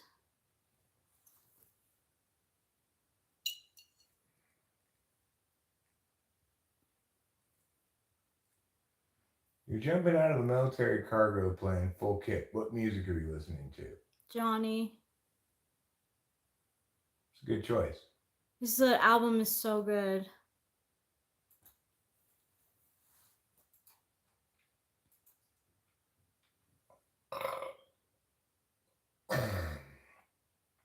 Microwave Atouari effect voices? I don't know what's going on there. With that comment. Yeah, there's a fair amount of friskiness tonight. Grambo, the thing that's wrong is you suggesting that I sound disabled. I am not saying anything about whether you're disabled or not. If you are disabled, I don't give a fuck, obviously. And shut the fuck up, obviously. You aren't being honest, you're just trolling. It's not like you're fooling anybody.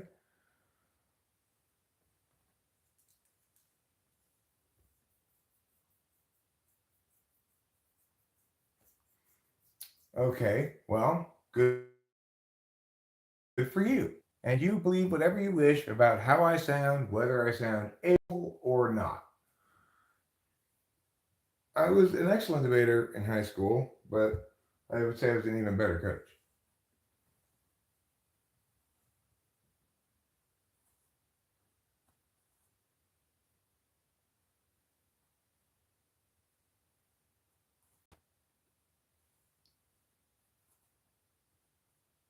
I mean, Grambo's disability is he somehow has convinced himself that his lies are going to fool me. I don't know if that's pathological gullibleness or something on his part, but or pathologically expecting me to be gullible. I'm not sure. But obviously, no. Not in a million billion years. We are watching hockey. We're not right at the moment, but we do watch hockey and we're rooting for the San Jose Sharks.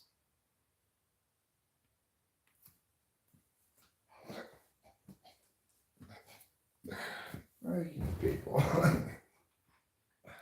Shut the fuck up, Mike. Have yourself a merry little time out.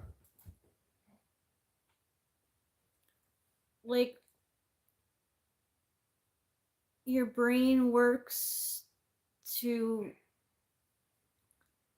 tell people when they seem disabled, which he doesn't anyway. So that's such a weird.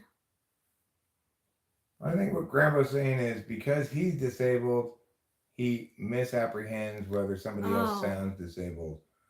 I'm not angry. He's not old. I'm just correcting you, Grandpa. You know, your attempt to falsely frame this as being about my emotions is not going to work. So let me approach it this way. Why don't you go fuck yourself? Siberia Novos Ice Brisk. You might get me out of the hood, but you won't get the hood out of me.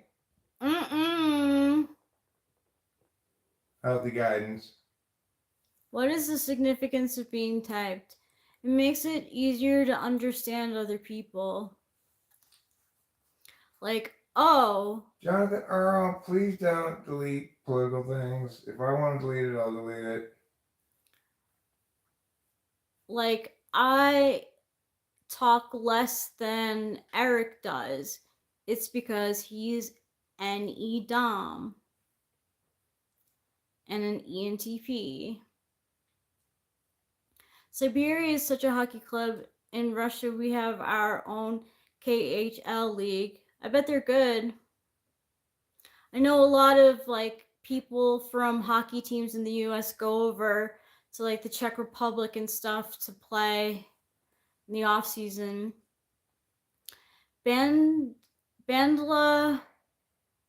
I'm not gonna say that last name. I'm sorry, it's just too much for me to deal with because it's very hard. Chandunavine. Bandla Chandunavine.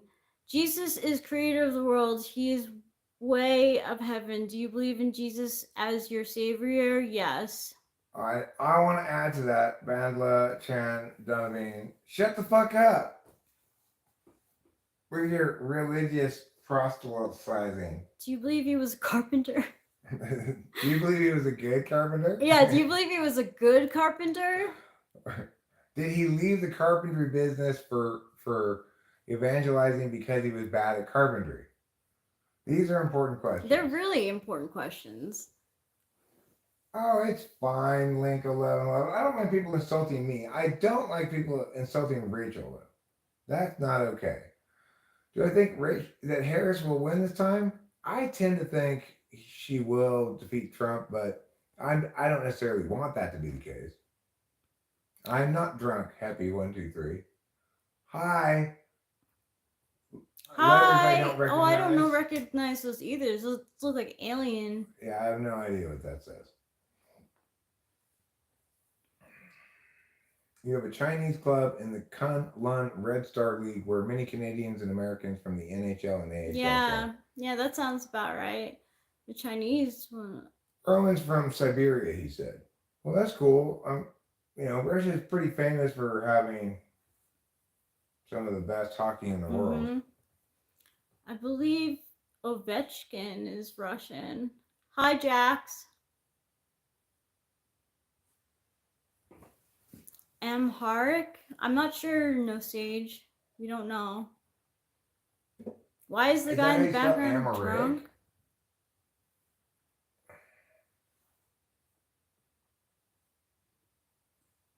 I'm assuming it's Kamchatka. That's the one part of Siberia that I think I know.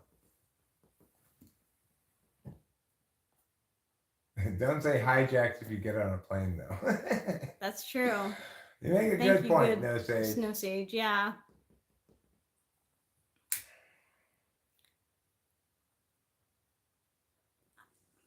I'm playing it as if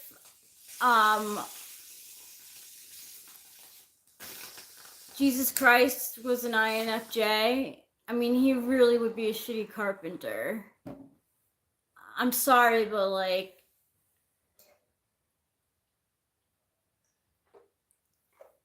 I'm gonna get a antacid pill. okay.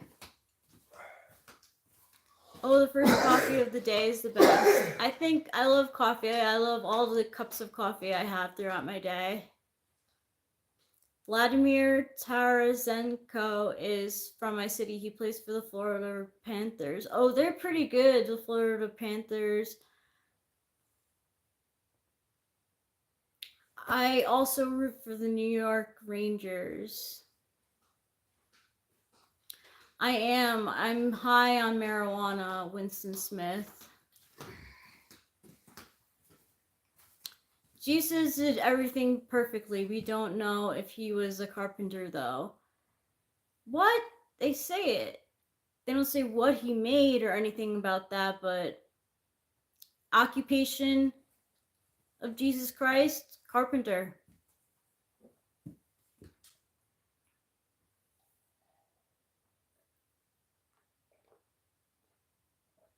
He is cursing a lot, says Grandpa. Does he hit you? Actually, studies have shown that people who curse a lot are more honest. So I am very honest. I am not at all violent. And never have been. So. No. Sorry, whatever you're throwing at the wall is not sticking. Although I did want to mention. What? When like you like woke me up by kicking my foot, if you could not do that. Did I do that? Yeah. When? When like the first or second day that Cameron was here. Well, I wanted to ask you if you wanted to go with us or not. Oh, I know, but. Well, I mean, I just needed to nudge you a little bit. Why couldn't I nudge your foot? Oh, that's fair. That's fair. That's fair. I didn't. I was startled by it.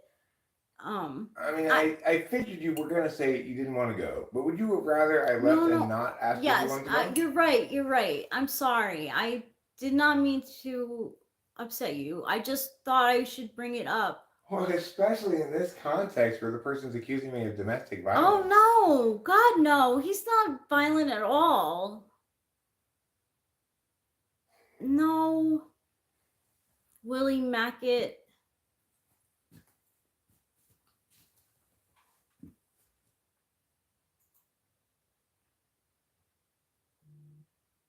That picture of Putin riding on a horse, like, with no shirt on is hysterical.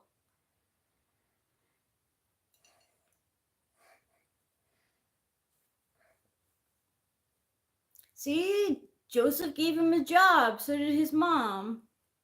His mom supported him. It is likely that Jesus was a piss poor carpenter.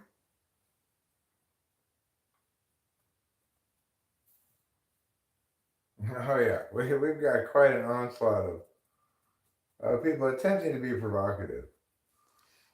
No, AI. Thank you, show media. Hello, Japanese writing.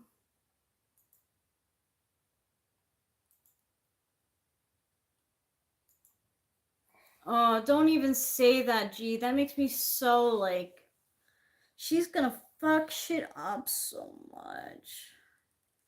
They both will. It's just like a lose-lose situation. No, so he says, if Jesus was a carpenter, he did exactly as Joseph told him to do it. I'm sure he did, but it doesn't mean that it was good. If he wasn't a carpenter, what was he doing for all those missing years? It's true. So, you're Arabic writing. Yeah, you're squiggles, also called squiggles.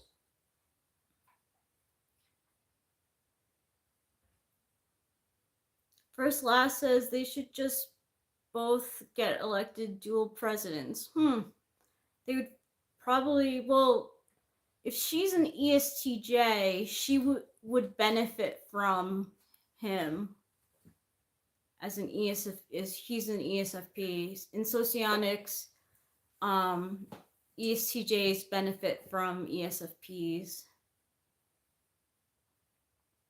So it probably wouldn't be a bad situation.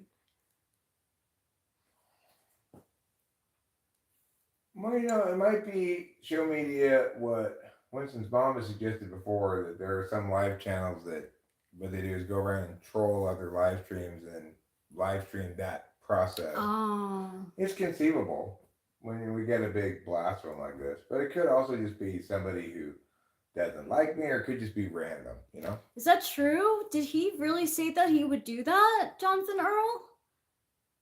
Any woman voting for he's him. Not gonna, he never said he's going to take away. Oh my God! And he can't just take it away. He's not king, even if he gets elected. It's ridiculous. Trump says some crazy ass shit, so I can't say we're 100% sure, but I'm pretty sure he never said take away the women's right to vote. In Project 2025? Is that his platform? Or is that something else? But is that his platform? Yeah, is that his platform?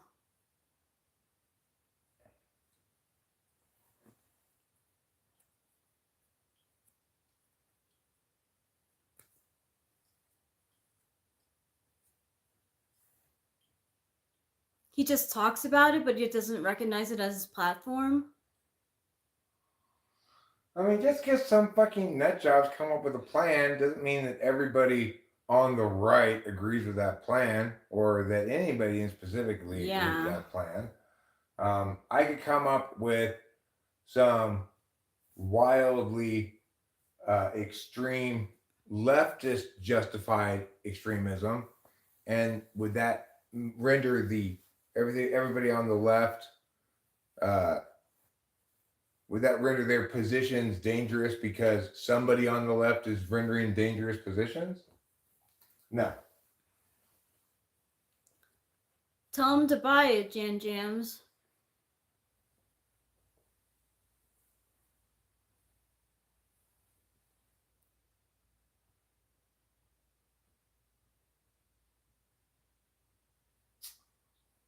That is such a coincidence. JD Vance also fucked my old couch. I had to throw it away. Ugh.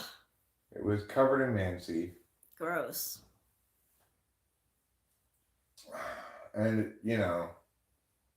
so much baby oil. I think he may have the same baby oil supplier as Diddy. You fucked it, you bought it. Yeah.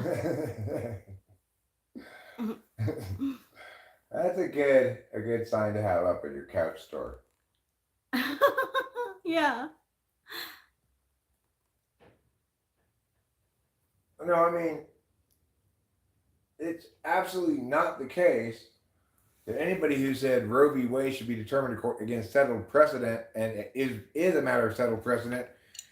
It's absolutely the case that Roe v. Wade is the only thing that ever appealed to this purported right to privacy that does not exist. So, absolutely, Roe v. Wade it was never the case the federal government had jurisdiction over this issue. It was always the case that it should have been handled by the states because, as is very obvious, the country is divided, extremely divided on it. On such issues, the federal government shouldn't dictate one side wins. They should let the states, the incubators of democracy, each decide for themselves. They did not lie under oath. If they're saying that precedent supports this position on it, that's a legal interpretation of a shit ton of different precedents that they could be referencing, right? That does not comprise a lie, even if you don't agree with the legal interpretation.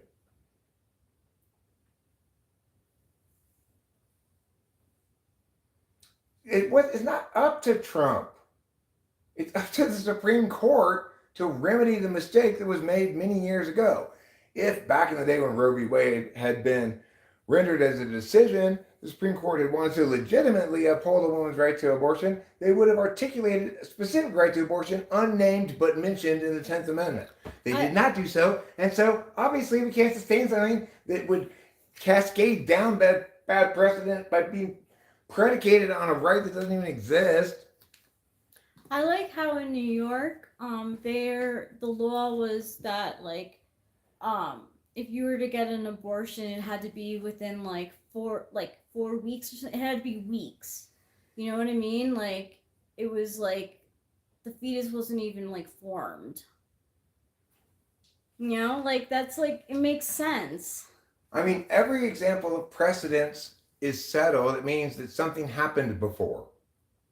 If those court judges were saying precedent regarding how we interpret rights, for example, precludes this made-up notion of right to privacy, then they wouldn't be even misrepresenting anything at all. I don't know specifically what they were referring to, but precedent is only exclusive of itself when it is, in which case the courts are going to resolve it one way or the other, because you don't want, instead of having exclusivity, instead of allowing exclusivity, they carve out ever more carefully parsed out, slivers of position. You have the baby. I know that happens and that's a freak thing, but you're having that baby. You don't have to keep it. You give it up for adoption, but at 9 months you're having that baby. Well, because there might be lots of different things built on that precedent, right? So if you change that precedent, you have to change how that precedent impacts all of these different things. With Roe v. Wade, you didn't have that because it's the only thing that's predicated on this made-up right to privacy that doesn't exist. If it did exist, I could insist you look away from me, and if you don't, you would have violated my rights to be criminally liable. Obviously, that's not true. No, Jonathan Earl, think of it this way, the correct way to think of it. In states where people have a strong opinion about it, the population that feels strongly about it, as you do, gets their way. And if you want to be in a state where you get your way, you can move to such a state.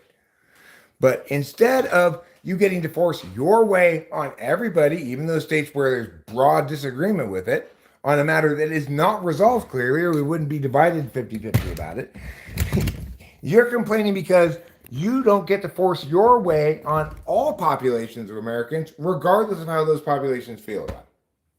So that's a problem, right? Since the country is so divided, the correct jurisdiction level for the issue is the states, not the federal government. You're going to say, yeah, but my argument's for my side. Yeah, we know you have your arguments for your side, and they have their arguments for their side.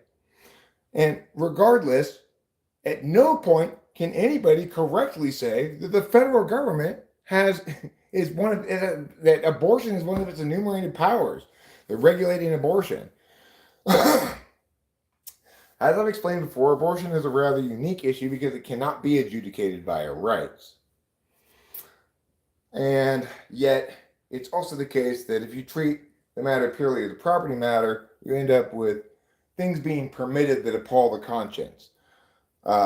Some people may feel as though prohibiting an abortion from occurring is appalling the conscience, but we should all agree that having an abortion a day before your due date appalls the conscience. So the thing is, there are obviously, it's not an absolute right in any sense of the word, because it's definitely the case that if you have an abortion at the very last second, then, I mean, you're just murdering a baby.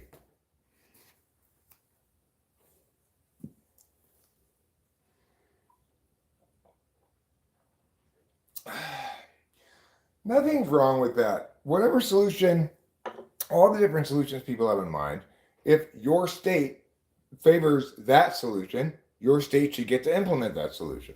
Whether it's capping it at this date, whether it's eliminating them entirely, whether it's permitting any abortion up to the last second, your state is in charge of it.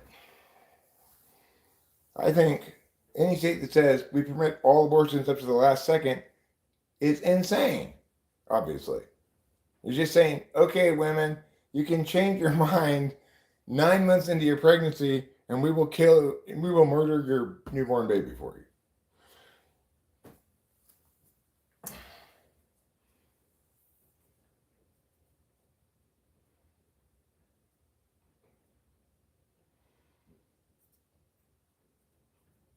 I mean, it's never medically necessary to save the life of a mother to abort the baby a day before its due date.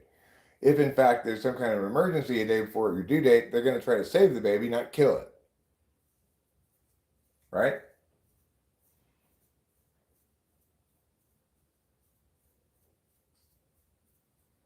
I mean, you're begging the question, Jonathan Earl. It's the point in question is, how ought we evaluate the abortion question? Ought we evaluate it in terms of we need to maximize access to abortion rights because the outcomes are somehow more desirable that way, or are we going to preserve, the security and well-being of the unborn baby, the fetus, whatever you want to call it, by saying that, but by letting other populations choose their own way, they won't choose our way. That's not a good argument, obviously, right? That's just being a baby. The point is, it's not determined. Everybody thinks it's determined. Everybody who's on either side of the issue thinks their side is 100% correct, and the other side is insane to have that position. The fact is, the issue of the morality of it cannot be resolved with a rights calculus, because if you try to calculate with a rights calculus, the baby's rights run afoul of the mother's rights, and negative rights never run afoul of each other, definitionally. If they do, it's not a negative rights calculus. Negative rights are universal rights, and they do not run afoul of each other. So our property rights can never come into conflict with each other because we don't both have equal property claim to something. Even if we do, in that case, the specifics of those shared property rights will be specified with the shared investment initially, etc.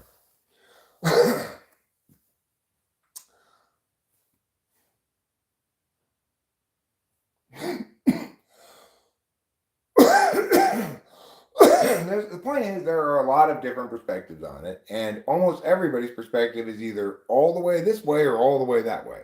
I'm explaining why we can't reach agreement on this, even though most kinds of divisive social issues eventually get resolved in favor of what's more just.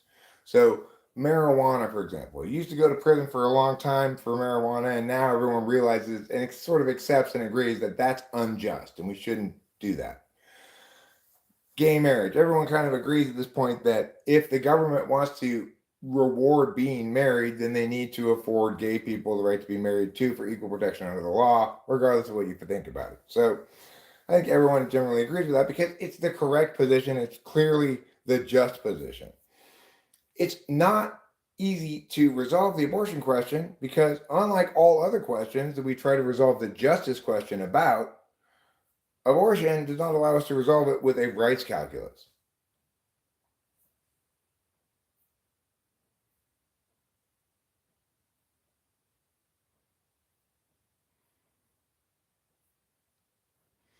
You're sure I don't say what to men who support abortion?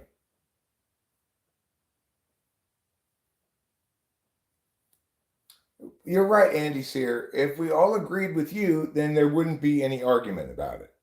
Unfortunately, the country, as I said, is divided about it, and it's divided for the reasons I've articulated. That's why neither side can win the argument.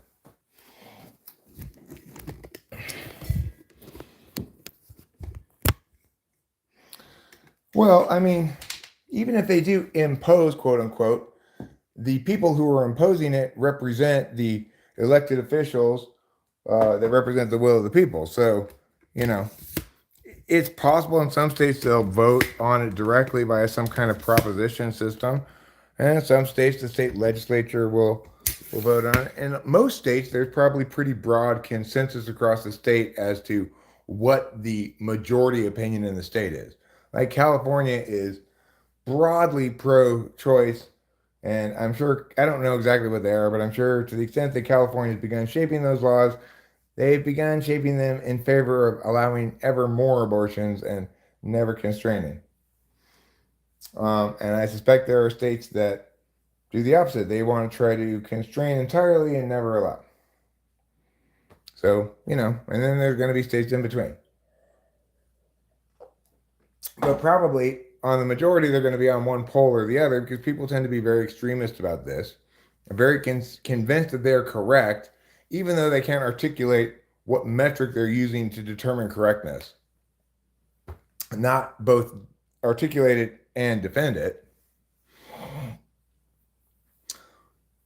Yes, a lot of people believe that. The people who are against abortion, Andy and No Sage, they are likely to say that life begins at conception and abortion is murder. But like I said, we can't evaluate it from a rights perspective like that and have it be determinate, because if in fact it were a negative rights issue and could be evaluated according to a negative rights calculus, then the mother's and the baby's rights wouldn't come into conflict with each other. And they do, because it is the case that, like in other situations and non-abortion situations, if you're staying at my house and finally I've had enough of you, I'm like, get out of here and get your stuff out of here, you have to go, right?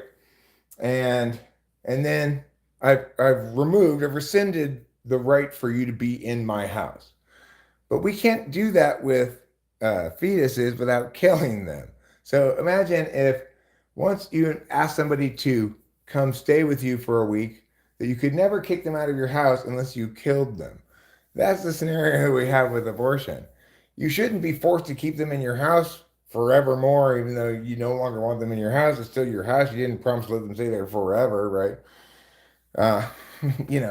But the baby thing, it's like, the difference is you may not have even invited the baby in the first place. It may just be an accident. Probably a substantial number of pregnancies are accidental. So it's more like somebody crawled into your house and started living in it, and you're like, what the hell? I just was having sex for recreation, not procreation. I mean, the thing is, we can't determine the issue of what's correct about abortion by pointing at instances on the margins. So you can't point to the instance that people are most likely to support abortion in that instance, such as the instance the horrific hypothetical you bring up. We don't need to guarantee all abortions, or even most abortions, or even hardly any abortions to prevent what you're talking about and allow abortion in that instance. So it doesn't serve your case at all. Because, like I said, it's also the case that we can point to hypotheticals where a woman arbitrarily wants to get an abortion one day before her due date because she's incredibly fucked up and flaky and changed her mind at the last second. That's not right. I don't agree. Right. With that. So just because that kind of abortion is obviously bad doesn't mean that it's informative at all about abortion in general. Just as your instance of this poor child is not informative about abortion in general. What both instances are proof of is the fact that we can't resolve it determinedly in either direction for the reasons I've already articulated. So if you're going to respond to anything, respond to the reasons I've already articulated about the rights calculus.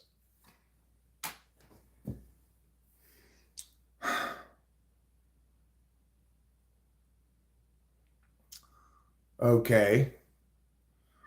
Well, then I would suggest that you go to your state legislature and say, please make sure to allow abortions in these instances. It would appall the conscience not to allow it, prospectively. Yeah. And it would probably also put the girl's health at risk, right? That's good. So that's fine. But understand that when you're advocating in favor of abortion access in certain extreme instances, that's not informative about abortion access's justness in general. Did I smoke Fetty? No, I do not smoke Fetty, which I'm assuming is Fenty. I did not say that a fetus is a parasite. I don't know. Maybe somebody said that, but it wasn't me. What I am explaining is that despite the fact that almost everybody feels very strongly on the extreme end of either perspective, of either pole of the question, neither side has good enough cause to feel that way, right? Like, nobody should believe that they have figured out the answer to abortion, because I've figured out why we cannot figure out the answer to abortion. So you have not figured it out. Oh, Jonathan said that babies are parasites. Well, they are parasites. I mean, they are. Even the ones we want to keep, they do eat the nutrients from the mother and stuff. But we can't treat them as exclusively parasites, because, for women who choose to keep and have the baby, they don't tend to view it as parasites, right? They tend to view it as a human that they're nurturing in their womb until they can get it out of their womb and raise it as a child, right? So if you're a woman who really wants to get pregnant, then all of a sudden you see the thing in your belly is your precious little infant baby, even at 2 months or whatever. So you can't have it both ways, right? It's either you want to say that thing inside of you is not a human until it's born, then you really need to acknowledge that I am accordingly going to invalidate the perspective of everybody who thinks it is a baby in their belly and their precious child that they've been trying to have for 8 years. Finally, they've gotten pregnant. And oh my God, it's so precious. This wonderful miracle baby needs to be born. You need to say, and I need all those people to acknowledge that thing in their belly is just a parasite. And expect that, legitimately expect that. Well, no, I mean, because elderly people don't literally eat the nutrients of another person's body like a fetus does. So, no. I mean, a fetus in the womb literally is a parasite. That's what the umbilical cord is it's parasitic food stuffer thing. Yeah, it's where the food from the mom goes through the tube to the baby in the belly button.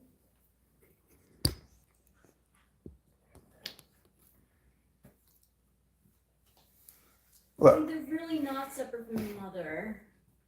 Look, we should all agree on this, which is the only thing that matters.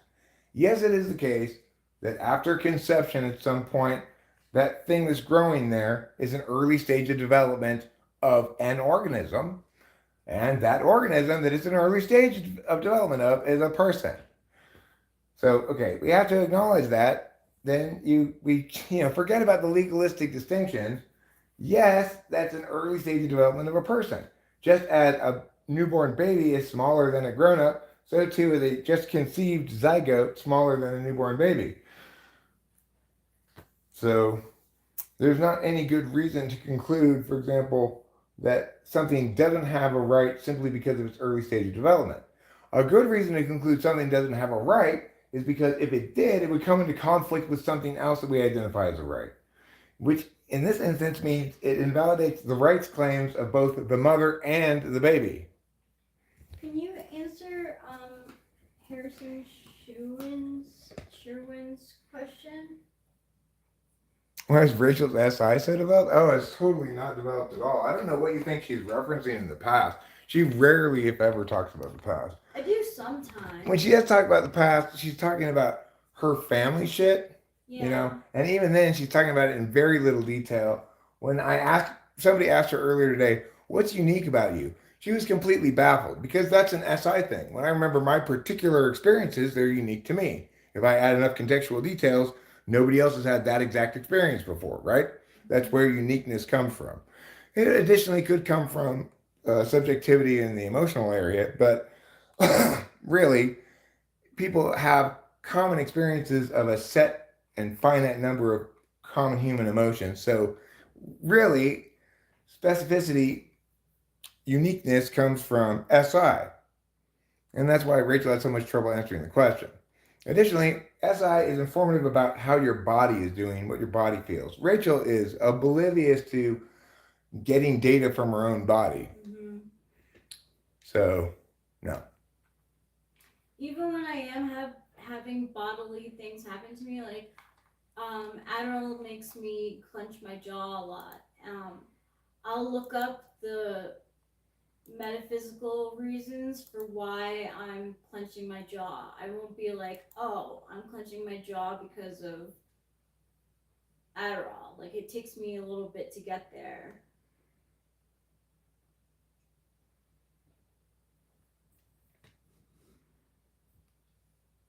I remember some good things too. Like, I don't mind talking about my old friends and stuff if there's a story that's related to what we're talking about. But A zygote is a form of a baby before a fetus, and its earliest form, after cell division and stuff, it's called a zygote before it's called an embryo, before it's called a fetus. So zygote is the smallest thing, the smallest baby, pre-baby.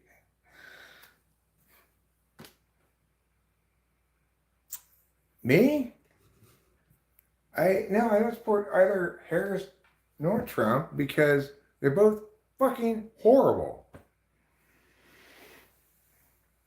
I never imagined that if we had somebody who didn't have dementia, they might be as bad or worse than Trump, but surprise, surprise, welcome Kamala Harris.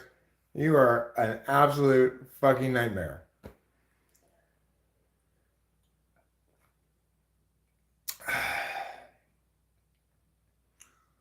Well, that's another thing to remember about abortion is it's always the case that the Plan B or morning after pill is morally permissible because since it's never observed by anybody that a zygote exists, it turns out logically, philosophically, that in every instance you weren't pregnant. That's how we have to interpret the results of the data that we have regarding those things. And accordingly, it cannot possibly be immoral or morally impermissible to take a pill that might kill a zygote if it never actually killed a zygote. And since we can't establish that it does, we have to default to the fact that it doesn't. Accordingly, in no way, shape, or form could you be accused of any wrongdoing, no matter what frame of reference, with Plan B or the morning after pill. Is politics even relevant nowadays? I mean, it would be if people would listen to me. It's the most important thing we could be correct about, but most people don't want to be correct about it. Okay, well, I mean, Jonathan Earl, why do you think people should get free contraception? And by emergency contraception, do you mean abortion? Project 2025, if they think that it's within the federal government's jurisdiction to make rules about abortion, the Supreme Court's already ruled on that. They said, no, it's not. Okay, well, I mean, I can cite some Communist Manifesto shit too that somebody wrote. I could cite the Unabomber's manifesto or updated manifesto and say, God, those liberals want to blow everything up. That wouldn't be correct, would it? So yes, we can find extremist things that we think represent the bad guys and how they're so bad, right? Again, we oppose the extremist idea without trying to use that to paint everybody on the other side of the aisle with a broad brush of condemnation, because the worst of us never represent the majority of us.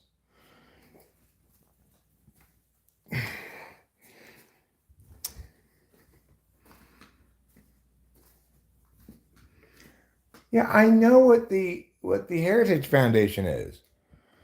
It's historically been more of a libertarian kind of think tank, but if it's advocating for this kind of weird authoritarian bullshit, then obviously it's skewed a little bit more extremist.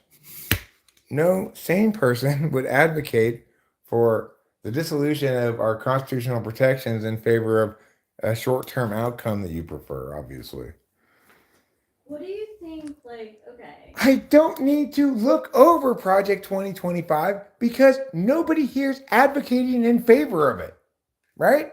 Definitely not. So who are you arguing against? Who are you arguing against? I'm not advocating in favor of Project 2025. Who are you arguing against?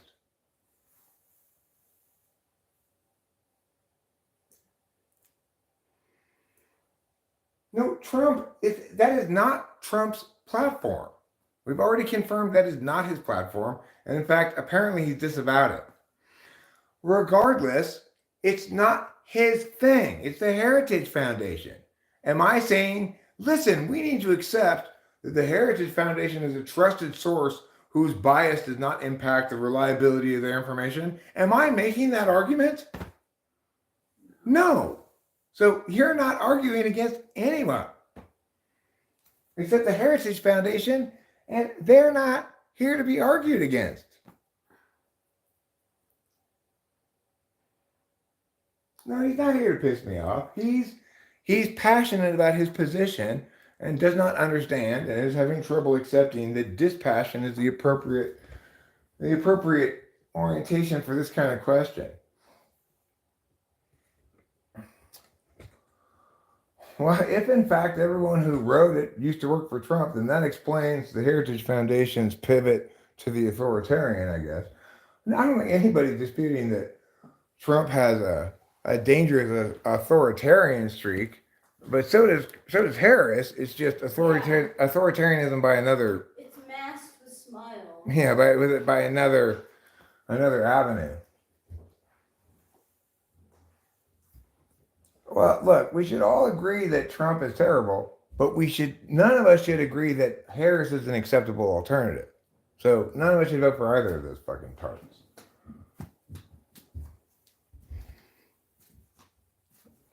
We need to remember to first place in our significant consideration the well-being of the country.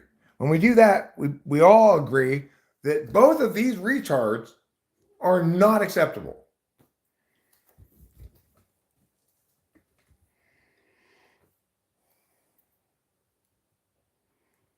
Polycystic ovarian syndrome.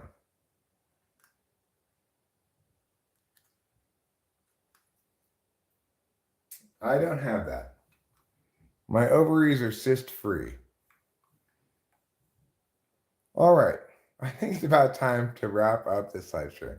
It's been a fun live stream. It's been a long live stream. There's been lots of ups and downs in the attendance numbers, little floods of attempted trolls who, were varying degrees of amusing and annoying, depending.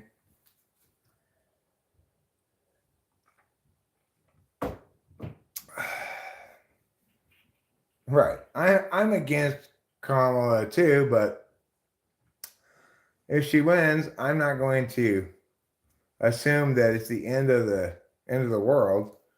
America has already survived such disasters as Biden, George W. Bush, Trump, Nixon, Ford. So, we'll probably survive the next one too. Hopefully, our deliberative bodies of Congress and the Senate, if Harris gets into office, will prevent her from accomplishing anything. Who's got a victim mindset? Me? I don't. No, the first Bush was not a bad president. He was a president who decided not to invade Iraq when he actually had a justification to do it, rather than his son who did the exact opposite, who invaded Iraq when he didn't have a justification to do it. So, let's be real about it. The world was a much saner place during Bush 1, Clinton, even Reagan. Like insane shit was dirty CIA, black ops stuff.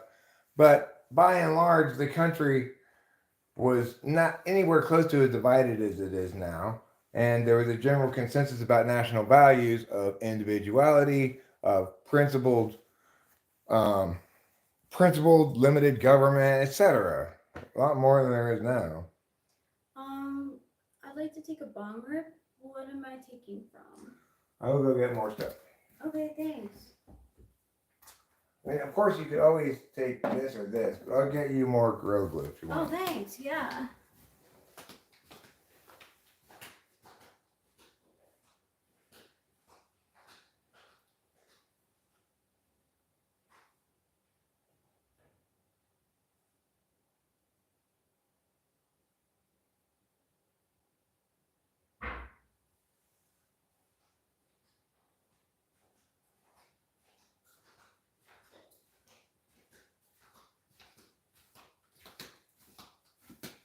Here you go, darling. Thank you. I'll put it right there.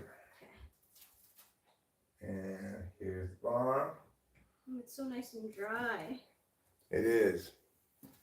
It's dry as the wind. Dry as the wind.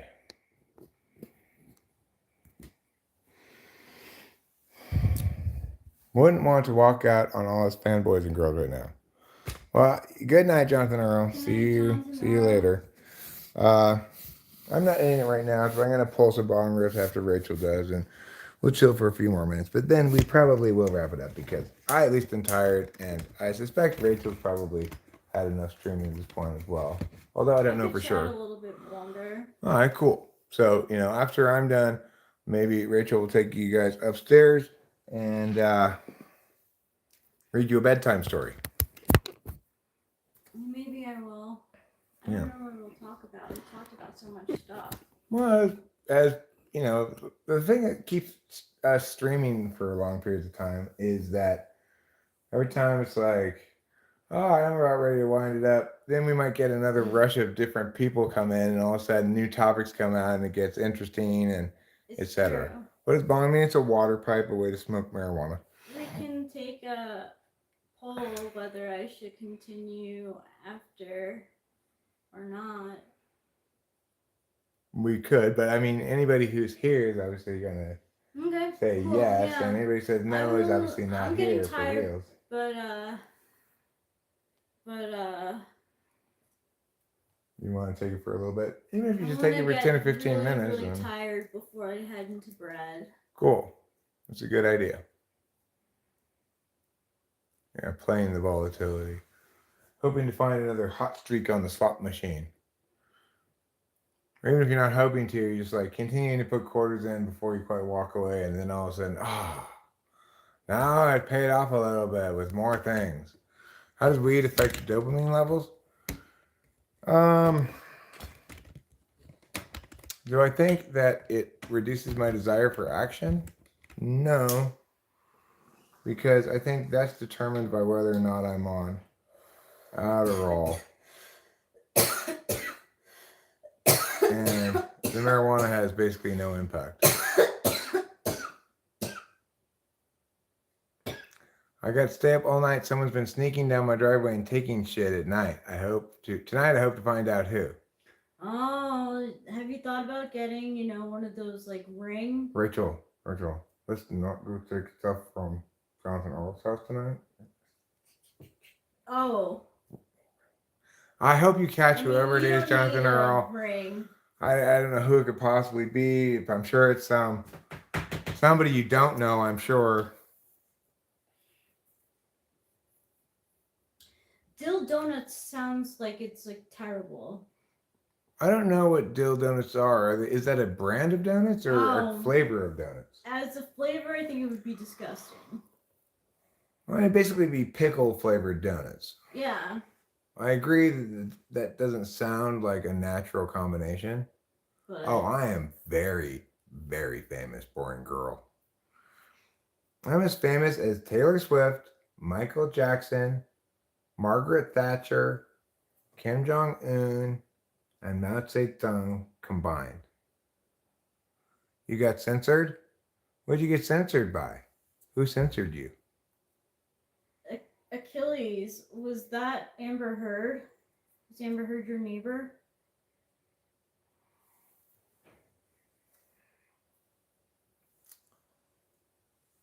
Here you go.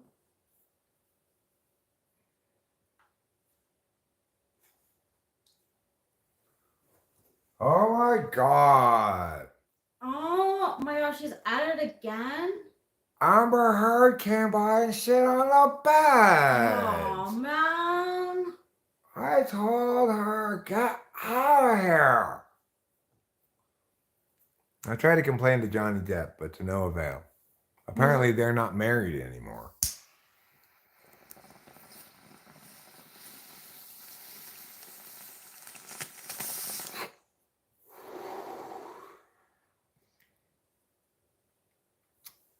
Amber's not as pretty in real life.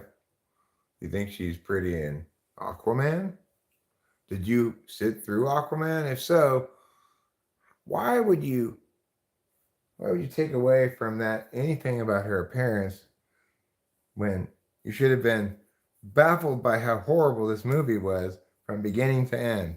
It really was. And we watched the whole thing. I know, and increasingly amazed that you're still watching it, right? Yeah. Why am I still watching this? Yes. Boring Girl says, "Sir, you look like a funny serial killer." Well, better than a serious serial killer, I guess. He doesn't look like a serial killer. I will get high as I can. ASIC. No one is what? No one is as pretty in real life. I am. I'm maybe even prettier. Yeah. Oh, look at that koi face. Oh.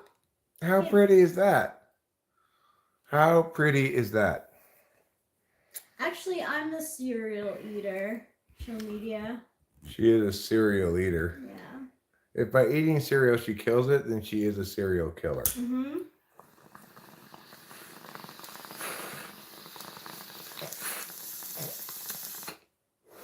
Joke's on you, boring girl. I'm already 100 years old.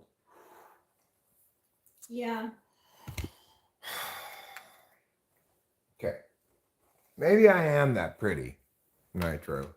But your crass words have caused me to hide you.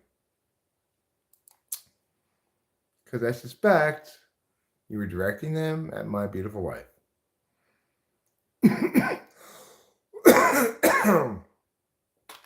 Would you like another bomber? Sure.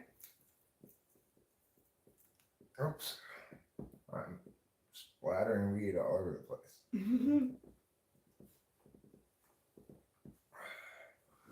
Splatter weed in your direction. I just want to put it out there. I don't want to have a kid or a baby, like, at all. We're not having any babies. Okay. Who thought we were having babies? I was just... I don't think we're having any babies. No.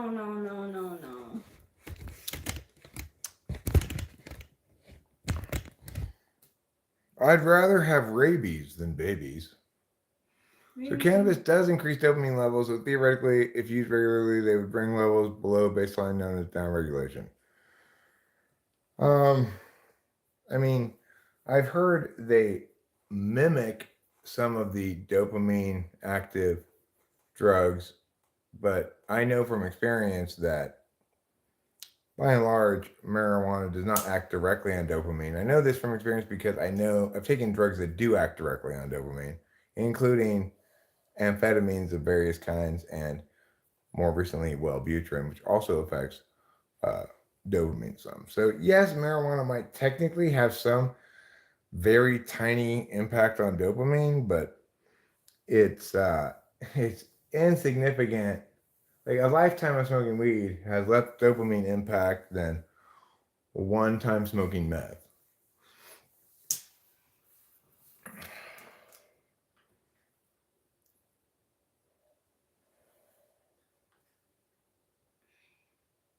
Good job, Harrison. You do what you want to do. If you don't want to, don't do it. But the thing is, I just don't buy that marijuana is the source of my problems. Like, it is the case that after my parents' death, after we moved up here and had some sort of like future shock, as they say, uh, that I guess you could say I got depressed for a while, or at least I was not functioning optimally. But I don't think that has anything to do with marijuana. I mean, you'd have to be looking for anything to blame on marijuana, to blame any of those phenomena on marijuana, because after all,